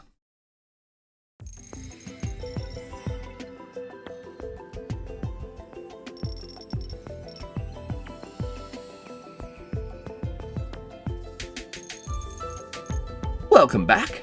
So in the last video, we saw two different ways of plotting from a Pandas data frame. One with the pyplot method, and we created this plot here. And then the other with the object-oriented method. I'll be honest with you. This is not directly the OO method. We've kind of passed it off here, but we're still kind of using the pyplot method here, but we've tricked it a little in combining it with the OO method. So what we're going to do is recreate this, but using the object-oriented method from scratch, and then we're going to customize it to make it look a bit more prettier. Let's start. We'll create a new figure and a new axis. We'll put in here OO method from scratch. And up here we might go OO method mixed with pyplot method. So then we'll go plot.subplots, and we know our fig size. This is a pretty good size, so we're gonna reuse that. 10, 6. That was correct. Yep. And then we want to do plot the data because that's part of our Matplotlib workflow. We'll call our figure. We'll rename it to scatter. We'll go scatter equals ax.scatter because we want a scatter plot, and we're going to go x, which is our age column. So we want over 50. Because remember, we're working with our over 50 data frame now. Age, and then our Y column is going to be over 50, And we're going to have chol or col for cholesterol. And then we want to color it with over 50, which is the C here. We want to color it with the target column. And what I mean by color it is just literally change the color of a dot depending on what the target column value is. And now let's see what this looks like. Okay, groovy. We're starting to get a few different colors here. It's looking similar, but it's still missing a few things. Like we don't know what the x-axis is and we don't know what the y-axis is, but that's okay. We've got a very flexible method here because we're using the object-oriented method from scratch. So now what we're going to do is customize. And we're going to go ax.set. We want to add in a title. Beautiful. So we got heart disease and cholesterol levels. That's all right. Keep it nice and concise. Then we want X label equals age. And we'll add a Y label, which is cholesterol. Now you could put the units here. I'm not actually sure what the units are of cholesterol. That would be something we'd have to look up. So we'll just keep that as just cholesterol. Nice and simple for the time being. And let's see what this looks like. Starting to get better. All right. So we've got a title now. We know what the y-axis is and we know what the x-axis is, but we're not sure what these dots are, right? These are just purple and yellow dots. Or what color is that to you? That's a purplish to me. So maybe we, oops. See, that's what happens when you run it without the semicolon. You get this code output. So maybe we add a legend. So how can we do that? We go ax, we call the legend method, legend. And then we're going to use this little star, which is kind of like just unpack all the values of title equals target. Let's add a legend to our axes, which is this here. And this little star is saying, hey, grab the values from scatter and unpack the legend elements, which is going to query this C parameter here and look back up at this data frame and go, what values are in this, in the target column? So we got ones and zeros. And then it's going to create the legend built off those elements. So let's see it in action. Path collection has no attribute legend elements. Oh, there we go. Typo. Beautiful. So if you type it right, that's what it's going to do. It just goes into the scatter variable, which is what we've created up here. And then it's going to find the legend elements, which it gets from this C parameter, which it then looks back up into our, we'll put it here so we can see, over 50 target dot values. It's going to look at this target column and then find that there's ones and zeros. And then it's going to color the legend the same as the values on here. So now this is looking a bit better. The object-oriented method from scratch is looking far better than what we've built here. This is how we've done a few more lines of code here, but now you're starting to see how customizable this object-oriented API is. What if we wanted to add a few more things? Well, the beautiful thing is we can do that.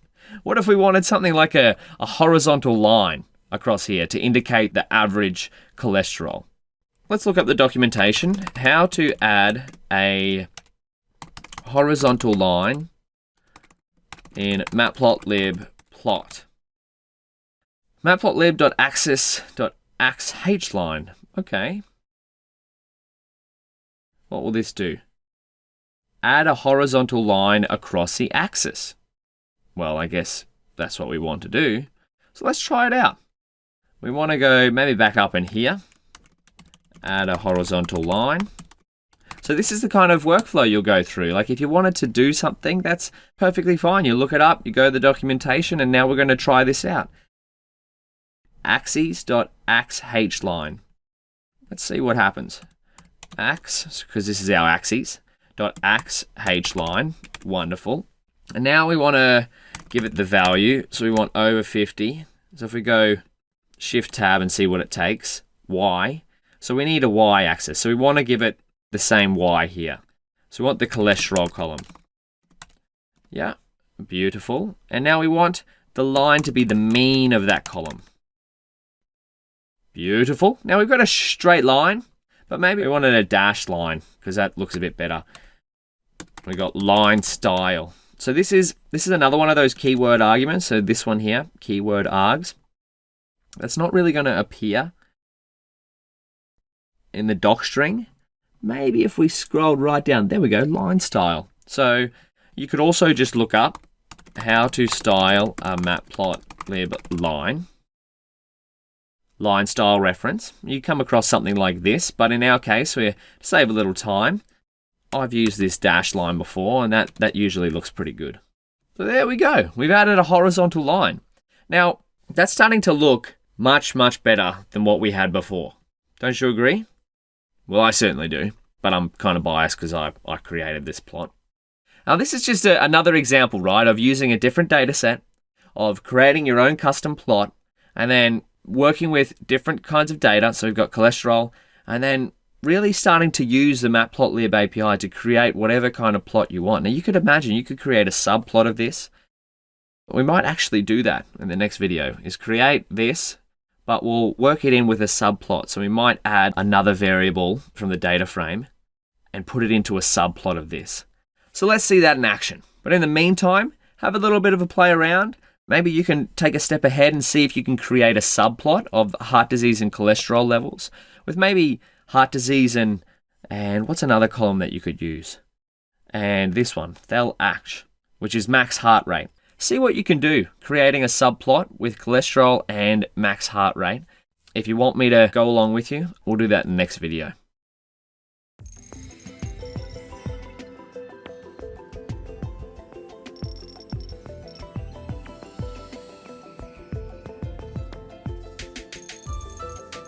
Welcome back.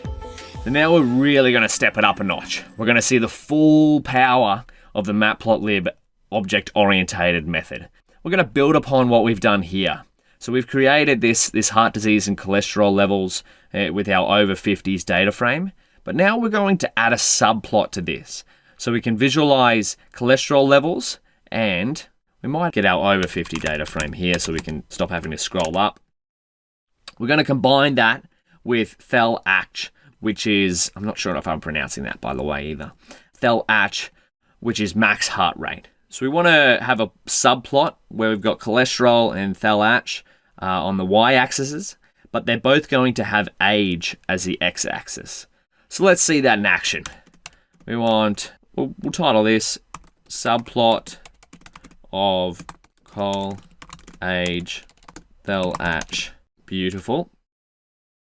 Oh, we want to go here. We're going to recreate this. We could copy and paste this code, but again, we want to practice writing from scratch. So let's see it in full force. Fig. We want to use the object-oriented method. Now, if you've had a go at creating a subplot on your own, this is the way you might have used, but if not, this is how I would create a subplot of these two. So remember, we want two different axes. So fig, ax 0, and ax, this is going to be ax 1. There we go. So what this is saying is, now we're creating a single figure, but it's going to have two axes on it. Remember, axes are this here, y and x, where you can add data. So let's use the same command as before, subplots, and we want n rows equals 2. We want n cols is going to be 1. Our previous figure size was 10 and 6, but let's make this 10 and 10. See what that looks like.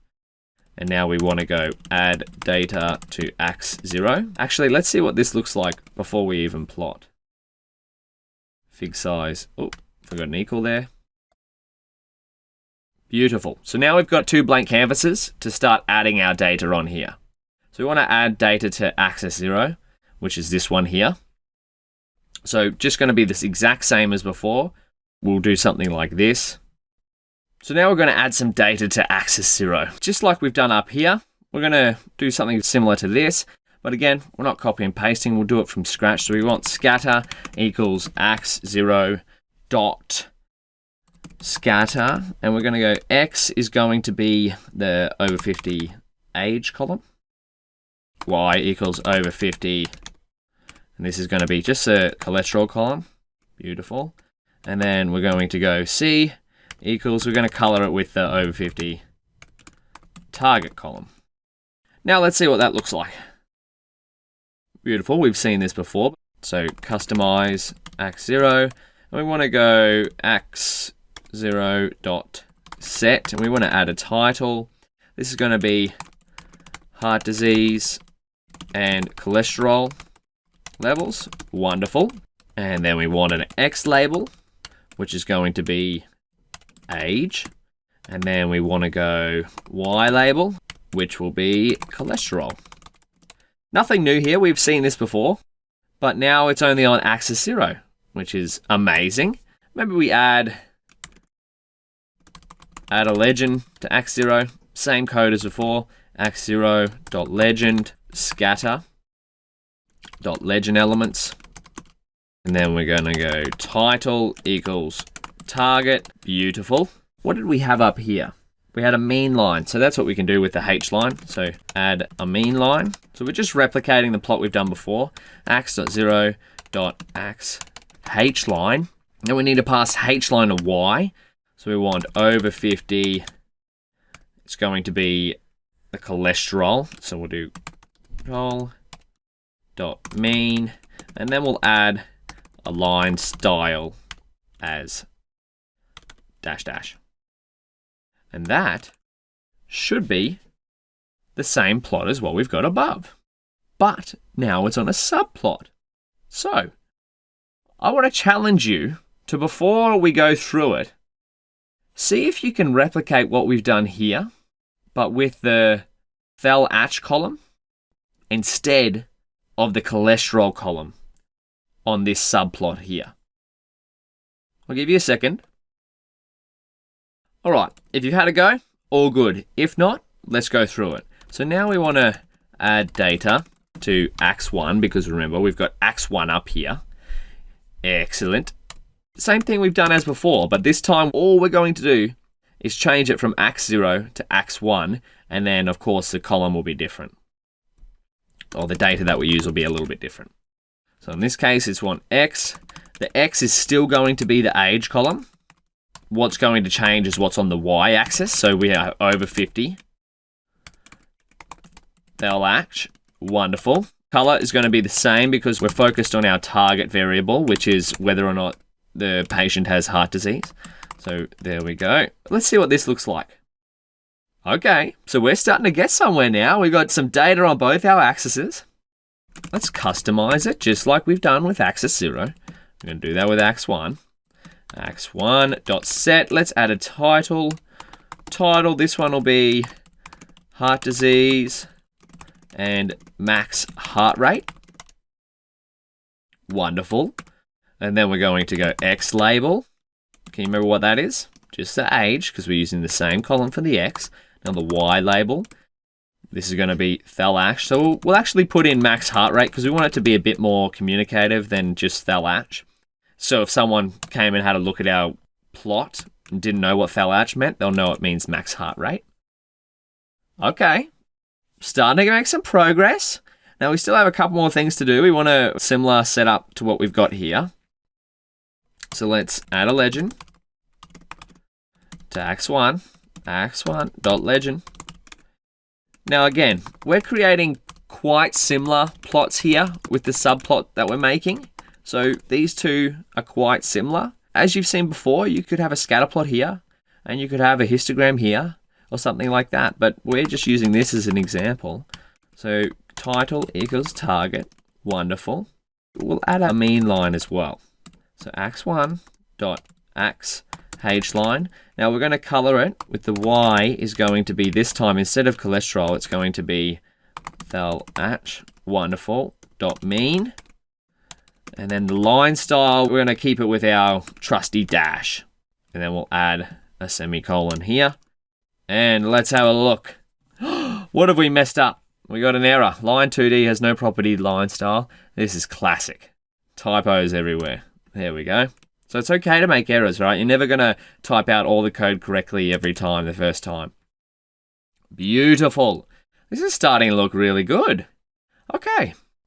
What we're starting to see, we've got an age x-axis label here, but this is also age. So maybe we could tell them to share the X. So let's see, where could we add that? Maybe up in here. I want to share the X. So share X equals true. But now we can remove this label on axis 0. So what is this going to do? If we put in share X equals true, what do you think? There we go. So what this has done is it's telling our plot to go that our subplots here have the same X value. So we don't need to put in the age label there. Maybe you would keep it in there for a bit more, so it's a bit more communicative. That's kind of one way you can start to clean up your plots. And now what we might do is add a title to this overall thing. So we've got both subplots are titled, but we might want to title the entire figure. So let's see how we do that. Add a title to the figure. Now this is fig, because remember, we've created a figure and we've added data and customization to the axes. But now we want to start to access the figure directly, which is that big blue square on our Matplotlib anatomy. We filled up these two on our subplots. Now we want to title our figure. So we can do that with fig.sup, which stands for, I think it stands for super title. I actually don't know what sup stands for. I just know that it's subtitle. And then we go heart disease analysis. And we'll create the font size. We want it to be pretty big font size and a font weight of bold. We'll put a semicolon at the end. Beautiful. Look at this. Maybe we have to zoom out a tiny bit so we can see it all in one hit. There we go. Now you're starting to see what this is kind of looking like. Remember right at the start in the concept lecture, we looked at the anatomy of a Matplotlib figure. We looked at that plot and it was quite complex. There's a lot going on. Well, what you've done is you've just followed along and recreated something very similar. Now what we're going to do in the next video is style this a little bit better. So fix up some of the colors. The important thing to remember is it looks like a lot of code here. It actually is. We've got 25, 30 lines of code there. But what we've done is we've built this figure from scratch using the object-oriented Matplotlib method. And so now what seemed at the start to be a very complex and complicated plot is actually just quite simple, right? You create a figure, you create a couple of axes, you add data to the axes, you add some customizations like titles and a legend and a horizontal line, and you start to get something looking like this. Now that's something that you could put in a demonstration or show your colleagues in a presentation, something like that, right? Now you're starting to see just how powerful Matplotlib, the object-oriented API, can be. All right, let's wrap this video up. Have a practice, maybe create your own subplot without a scatter. Try a histogram and maybe a bar graph. Can you do that on the same figure? Otherwise, I'll see you in the next video and we'll learn a little bit more customization of these plots.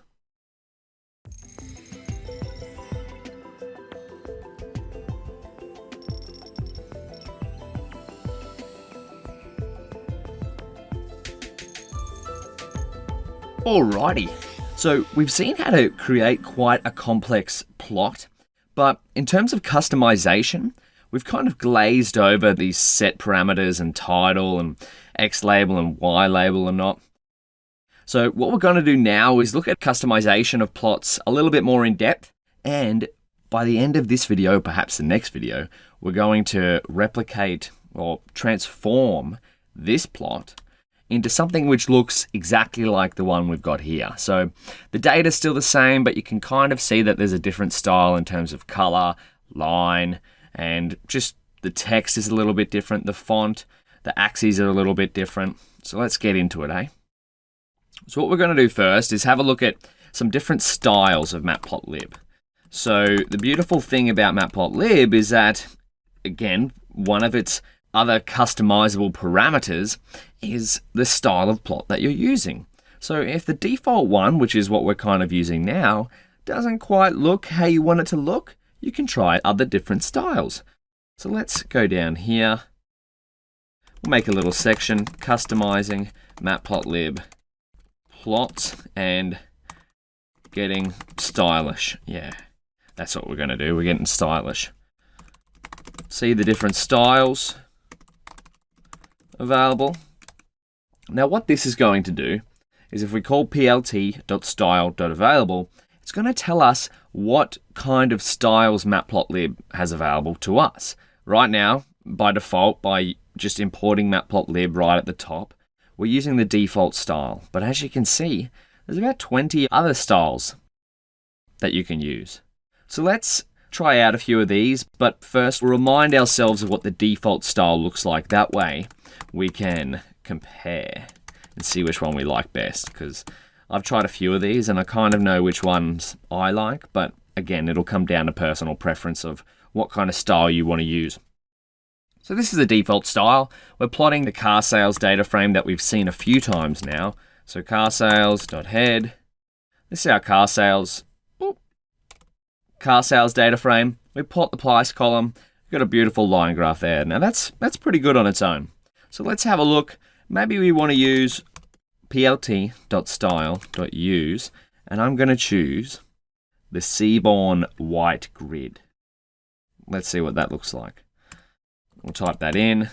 Seaborn white grid. Wonderful. So that's going to update Matplotlib's style internally. So if we call the same plot that we did before, price.plot, put a semicolon at the end. See how it looks a bit different? Now we've got some grid lines here. We've got a little bit of a gap here. Maybe the axes limit is a bit higher for the y-axis. But generally quite the same as the default Matplotlib style. Now, again, you might think that the Matplotlib default style is perfect for your needs, and that's okay. We're going through these different styles, right? Because I want you to understand just how customizable these plots are. Let's try another. Plot.style.use, and this time we might just use the default Seaborn. So if we go up here, Seaborn on its own. Now Seaborn is another plotting library that's built off Matplotlib. And now we're going to go car sales dot price plot. Wonderful. So now kind of a little bit different. So this is white grid, so we've got a white background. That kind of makes sense. But the default Seaborn style kind of has this grey background. But again, we're still plotting the exact same data, just mixing up the style, mixing up the colours. Why don't we try another kind of plot? We'll do car sales.plot. Now that the style is set to Seaborn, how about we check the odometer? KM, and then let's go odometer versus price. We've seen this plot somewhere before. Kind equals, we'll make it a scatter plot. There we go. It's a little bit different to the original scatter plot that we've seen before. This one maybe look a bit better to you. I personally prefer the Seaborn style. So I might run this line of code when I start a new notebook. So run it right at the top under my Matplotlib imports, just to make sure all my plots are in the Seaborn style. So we'll save that there. That's another good habit to get into, is just hitting Command or Control S every so often with your notebooks. And we might use one more plot just for good luck. Plot.style. This time we're going to use ggplot, which is up here. ggplot is a different kind of style. And so we'll do the price graph again. Price.plot. There we go. So now we've got a bit of a different, maybe a creamy grey. I don't know how you would describe that color, but the line is definitely changed to red. As you can see, Seaborn kind of comes with some axis titles by default, whereas these don't have them. Okay, now these are some sweet looking plots. And now we've seen how to change up the style. How about the titles, the legend, the axes? Like this one doesn't have any. It just has numbers on both axes. If a plot is worth 1,000 words, adding a few more can't hurt, right? So let's do that. We'll create some dummy data. Create some data. X equals, we've seen this before, numpy.randn. And we'll go 10, 4. There we go. We've got an array there. Wonderful. Now we'll put that into a data frame.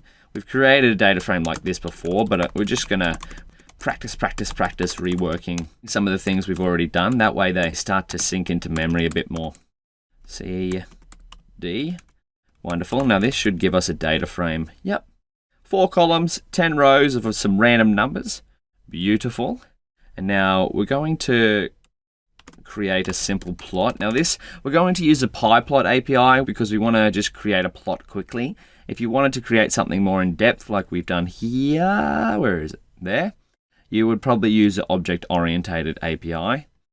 But because we're doing some quick and dirty plots at the moment, we'll just use we'll plot straight from the Pandas data frame with the PyPlot API. So kind equals bar, and then we're going to look at the type of ax.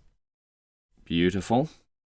So this is a bar graph that we've built just off this data frame here. We've got some negative and positive values, different colors for the different columns. That all makes sense. And now we're going to customize our plot with the set method. So we got ax, we'll rewrite it, ax, so we can see it all in one cell, df.plot kind equals bar, wonderful.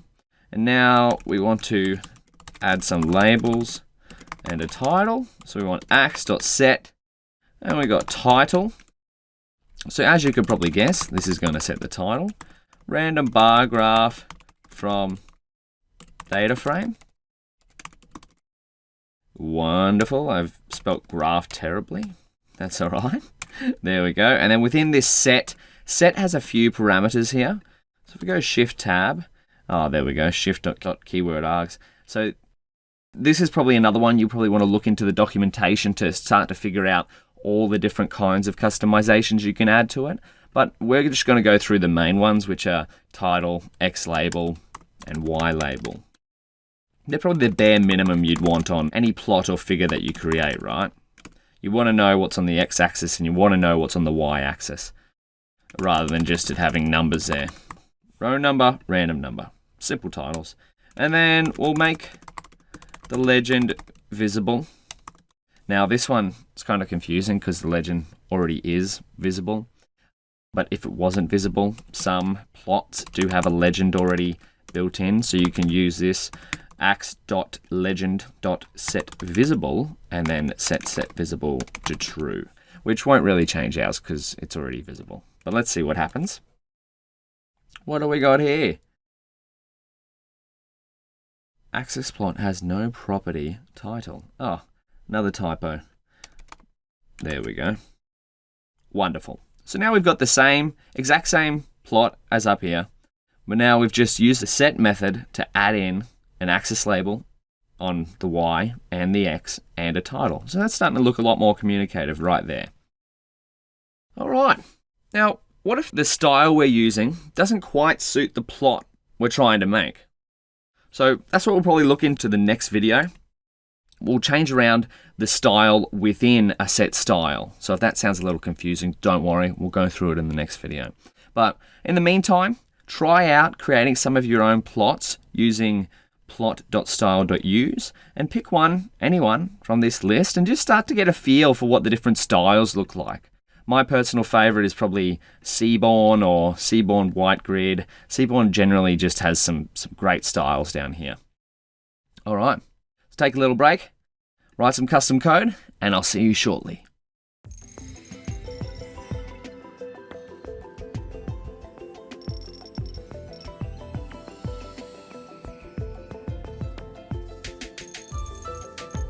Alrighty, now we've seen a few different ways of changing the style of our plots and figures. What we might do is change the style again, but from within an existing style. Let's see what that means, because that's kind of confusing when you hear it for the first time. What we might do is come back up here and take this code. Now this is one of the only times we're allowed to copy and paste, because I think we've kind of seen enough for now of writing out this type of Matplotlib style plotting. So we'll come right down, because what we're focused on now is just checking out how to change the style from within a style. So if we go here, now what we want to do is we want to, at the top of this cell, we've probably already set it above, but I'm going to reset the style. So plot.style, use, and I want Seaborn White Grid. That's the style we're going to stick with for the time being. Set the style. Wonderful. Now, we've created our over 50 data frame up before. That's the heart disease patients that are over 50. And this is going to plot out a scatter graph with this data. It's already got some customization, a legend, and a horizontal line. So let's see what this looks like with the white grid style. Just for a quick refresh, we'll go back up. This is what it looks like. This is the original one. We've just copied the code from this cell. And so we're going to come down, take a quick snapshot of that in your mind, and we're going to see what the Seaborn version looks like. So let's hit Shift Enter. Okay, so a little bit different. We've got the white grid. That makes sense because we're using Seaborn white grid. But these colors, I think the lines are different color. It's red now, and these dots are black and white by default. What happens if you say, I like the Seaborn white grid style, but I don't really like these colors that it's putting out?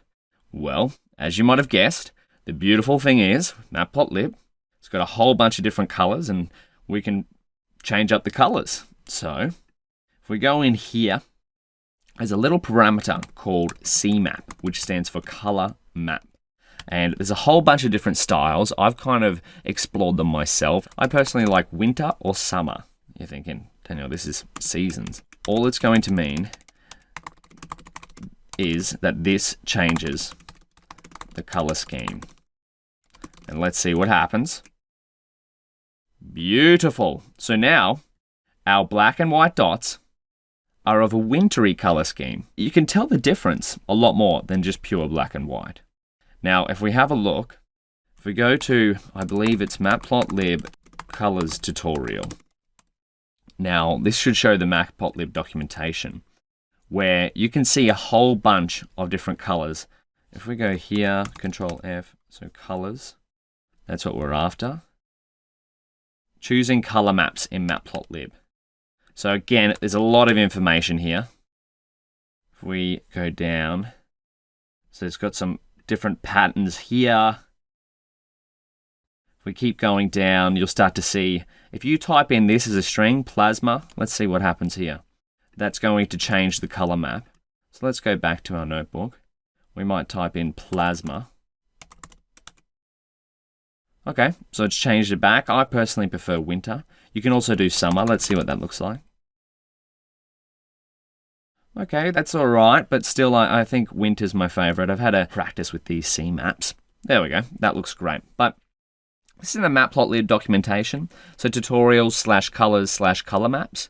And you can keep scrolling down. There's a whole bunch here. If you just wanted green and blue, or if you just wanted blue and purple, you can use these little color codes, PU, BU for blue and purple, or yellow, green, blue.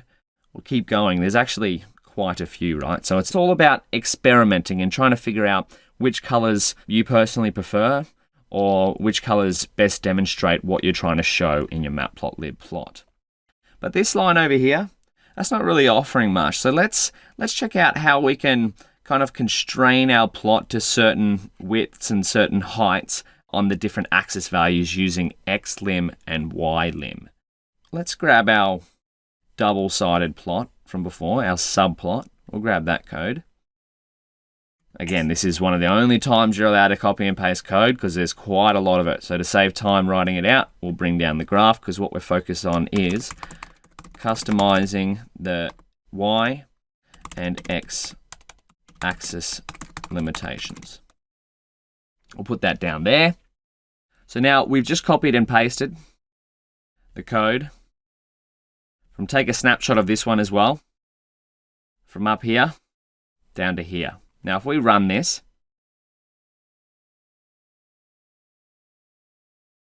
it's going to output that subplot that we saw before, but with the default Seaborn colors. So what do we have to do? We have to change the CMap. So let's see it in action. CMap. Again, this is just in our scatter plot like we've done up here. We've added a CMap parameter. So we'll do that here. CMap equals winter. Let's see what happens. Beautiful. That changes axis 0, so the first plot. Now we have to do the same for axis 1. We'll add in CMap equals winter. Beautiful. We'll go down and have a look. Beautiful. So now we've got two really good looking plots right here. So if we go back to our anatomy of a Matplotlib plot, starting to get really close to what we've got here. But as you can see with ours, we've got this line here, and this one up here. Whereas on here, it's kind of clean. The edge is nice and cut off at 50 there, at 200 up there. So let's see how we would do that. What we're going to do is come back up to our code. And now in the set parameter, we could do it in there, but I'll show you another way of doing it. So we'll customize axis 0 first, just to show you what's going on. Axis 0 dot set ylim to be, what do we want? Yeah, so we want to cut it off at about 50. Let's try that. So set xlim. So we're going to do that 50. Remember, we can always change this. So this is going to be change the x-axis limits. There we go. So let's see what this does. We go Shift Enter. Beautiful. So now we've cut off that line that was here before. So let's do this just to see what happens. Run. So that's what we've done. We've removed this line because we've changed the x limit of axis 0 to be 50. Remember, both of these are using the same x-axis as age. So let's do it. Let's keep that in there. We'll change that limitation there. We're going to add the same thing to axis 1. We'll put it under here. Change x1 x-axis limits. Oh, we're going to go x1 dot set xlim, and we're going to change that to be, I think it's the same, 50 and 80. Nice and simple. 50, 80. And we're also going to change the y limit on here to remove this top line to be a flat 200. Maybe we go from 50 to 200 or 60. 60 to 200, I think that'll be a good range. So we'll do that as well. x1.set ylim 60, 200. And let's see what happens. So now take a quick look at what we've got here. We've got this graph, we've got this line here, we've got this one, we've got this line here, and we've got this top line here. So let's see, because we've changed the xlim and the ylim of axis 1 and the xlim of axis 0, hopefully, if we've done it all right, beautiful. That's what we're talking about. So now we've fully replicated the plot that we have here. We've got the exact same thing going on here. We've cleaned up the x-axes, we've changed the color, we've changed the style, and you can't really see it all in one hit. So let's zoom out a little bit. There we go. So that plot is looking pretty darn good. I don't know if you agree or not. Maybe you create your own style, maybe some different colors or something like that. But to me, that looks like something we can share. So that's what we're going to look at in the next video, is saving and sharing this plot. So have a practice around, maybe change the limitations with some different data, or change the style, change the CMAP, and see if you can create your own version of this heart disease analysis.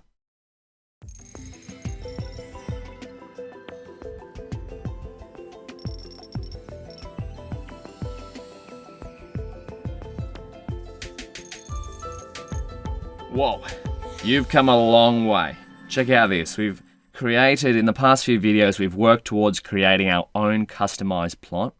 Now, of course, the final step in a Matplotlib workflow is to share this with someone else. Now, of course, if you've been working through your Jupyter notebook, you may put some communication up here. Like you might create a cell and it's like, this plot shows some information about the heart disease data set. Something like that. Of course, you might go a little bit more in depth than that to communicate your work, and then you could share your notebook. But what if you didn't want to share a notebook, you're doing like a presentation where you can't really just run through all the code and show someone what you've done? So what you may need to do is just export your figure. Now, probably the easiest way to do this, and it's the way I've done it in the past, is just to save the image as. you right click on it. You could save it to downloads, or I could save it in my machine learning course, sample project. I'm going to save it there. I'm going to go heart disease analysis plot. And let's see what happens. It's going to be a format as a PNG image.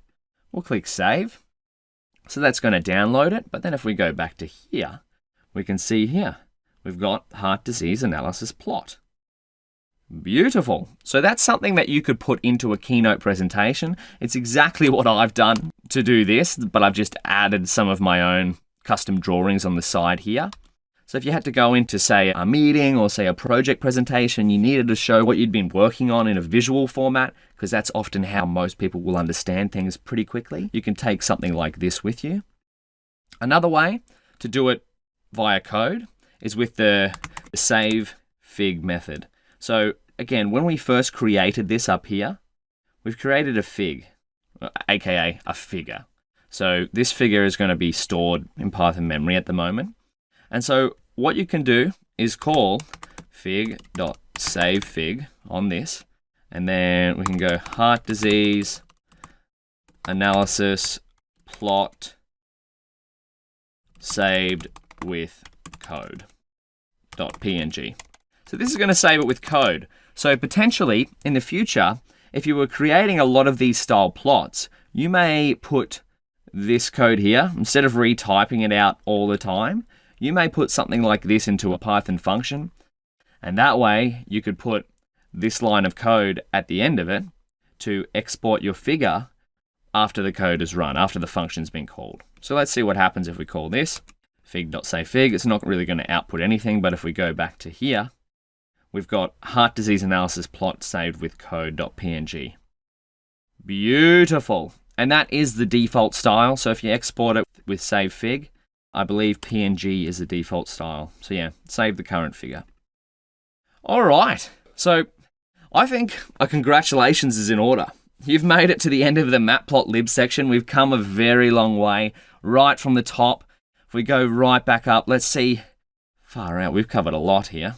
You've created, from creating an empty plot to making a full-blown subplot with customization from a data set that we've manipulated. So that's a big step if you've been following along. If everything seems a little confusing at the moment, don't worry. This kind of work takes a little bit of practice, a little bit of going through, getting used to, a little bit of rewriting code, a little bit of making mistakes and making errors. But don't forget, the best way to learn is to play around and practice on your own. As a start, maybe you could make a data frame with a NumPy array and then start creating some plots of your own and just get as creative as you can, right? Try a different style, try different data. Really, the sky is the limit. In the meantime, take a little break if you need, and I'll see you in the next section.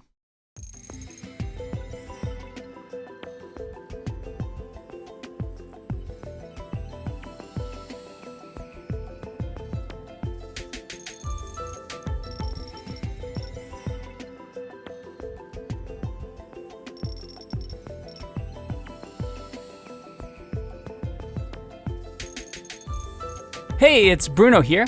By the way, meet little Timmy. This is my son.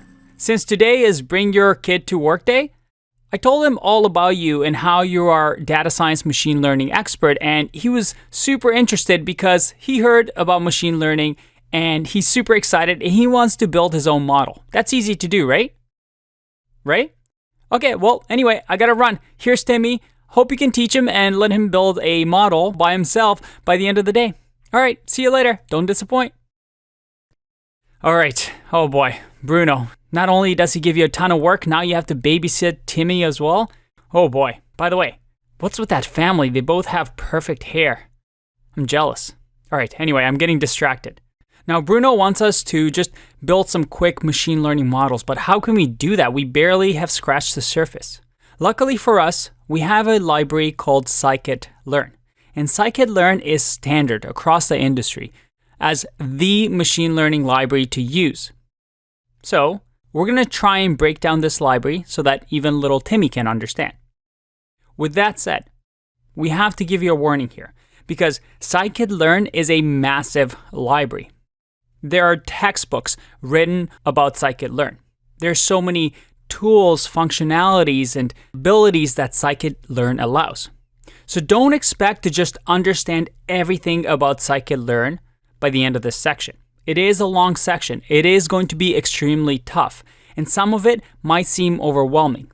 But as with anything, this takes time, and it's all about practicing and following along with code, doing the assignments, and through repetition, things are going to stick. But again, I want to warn you, if this section seems really tough, if it seems like Daniel just knows so much more than you, it's completely normal. Just hang in there, because after this section, we're going to start building some milestone projects where we repeat some of the workflows that we're going to see in this section. So even if you don't get it the first time around, we're going to keep revisiting it so that it sticks. All right, so there's your warning. If you ever have questions, you can always jump in our Discord server. Otherwise, it's time to learn this library Scikit-learn. It's going to be a lot of fun, and hopefully we survive this section. I'll see you in the next one. Bye-bye.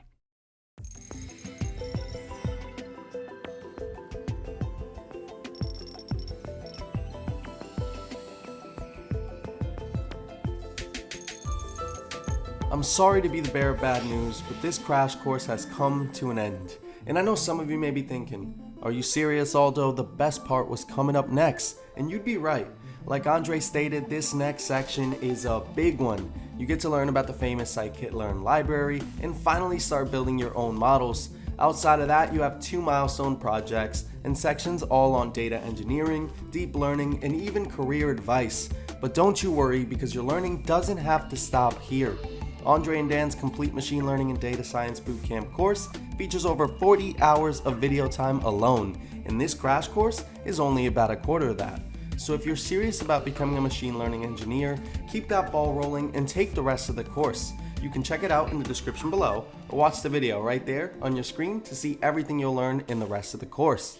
One last thing, if you enjoyed this crash course, the least you could do is show Andre and Dan some love by dropping this video a like and letting them know your thoughts in the comments below. Alright, that's it for today, and I look forward to seeing you inside the Zero to Mastery Academy.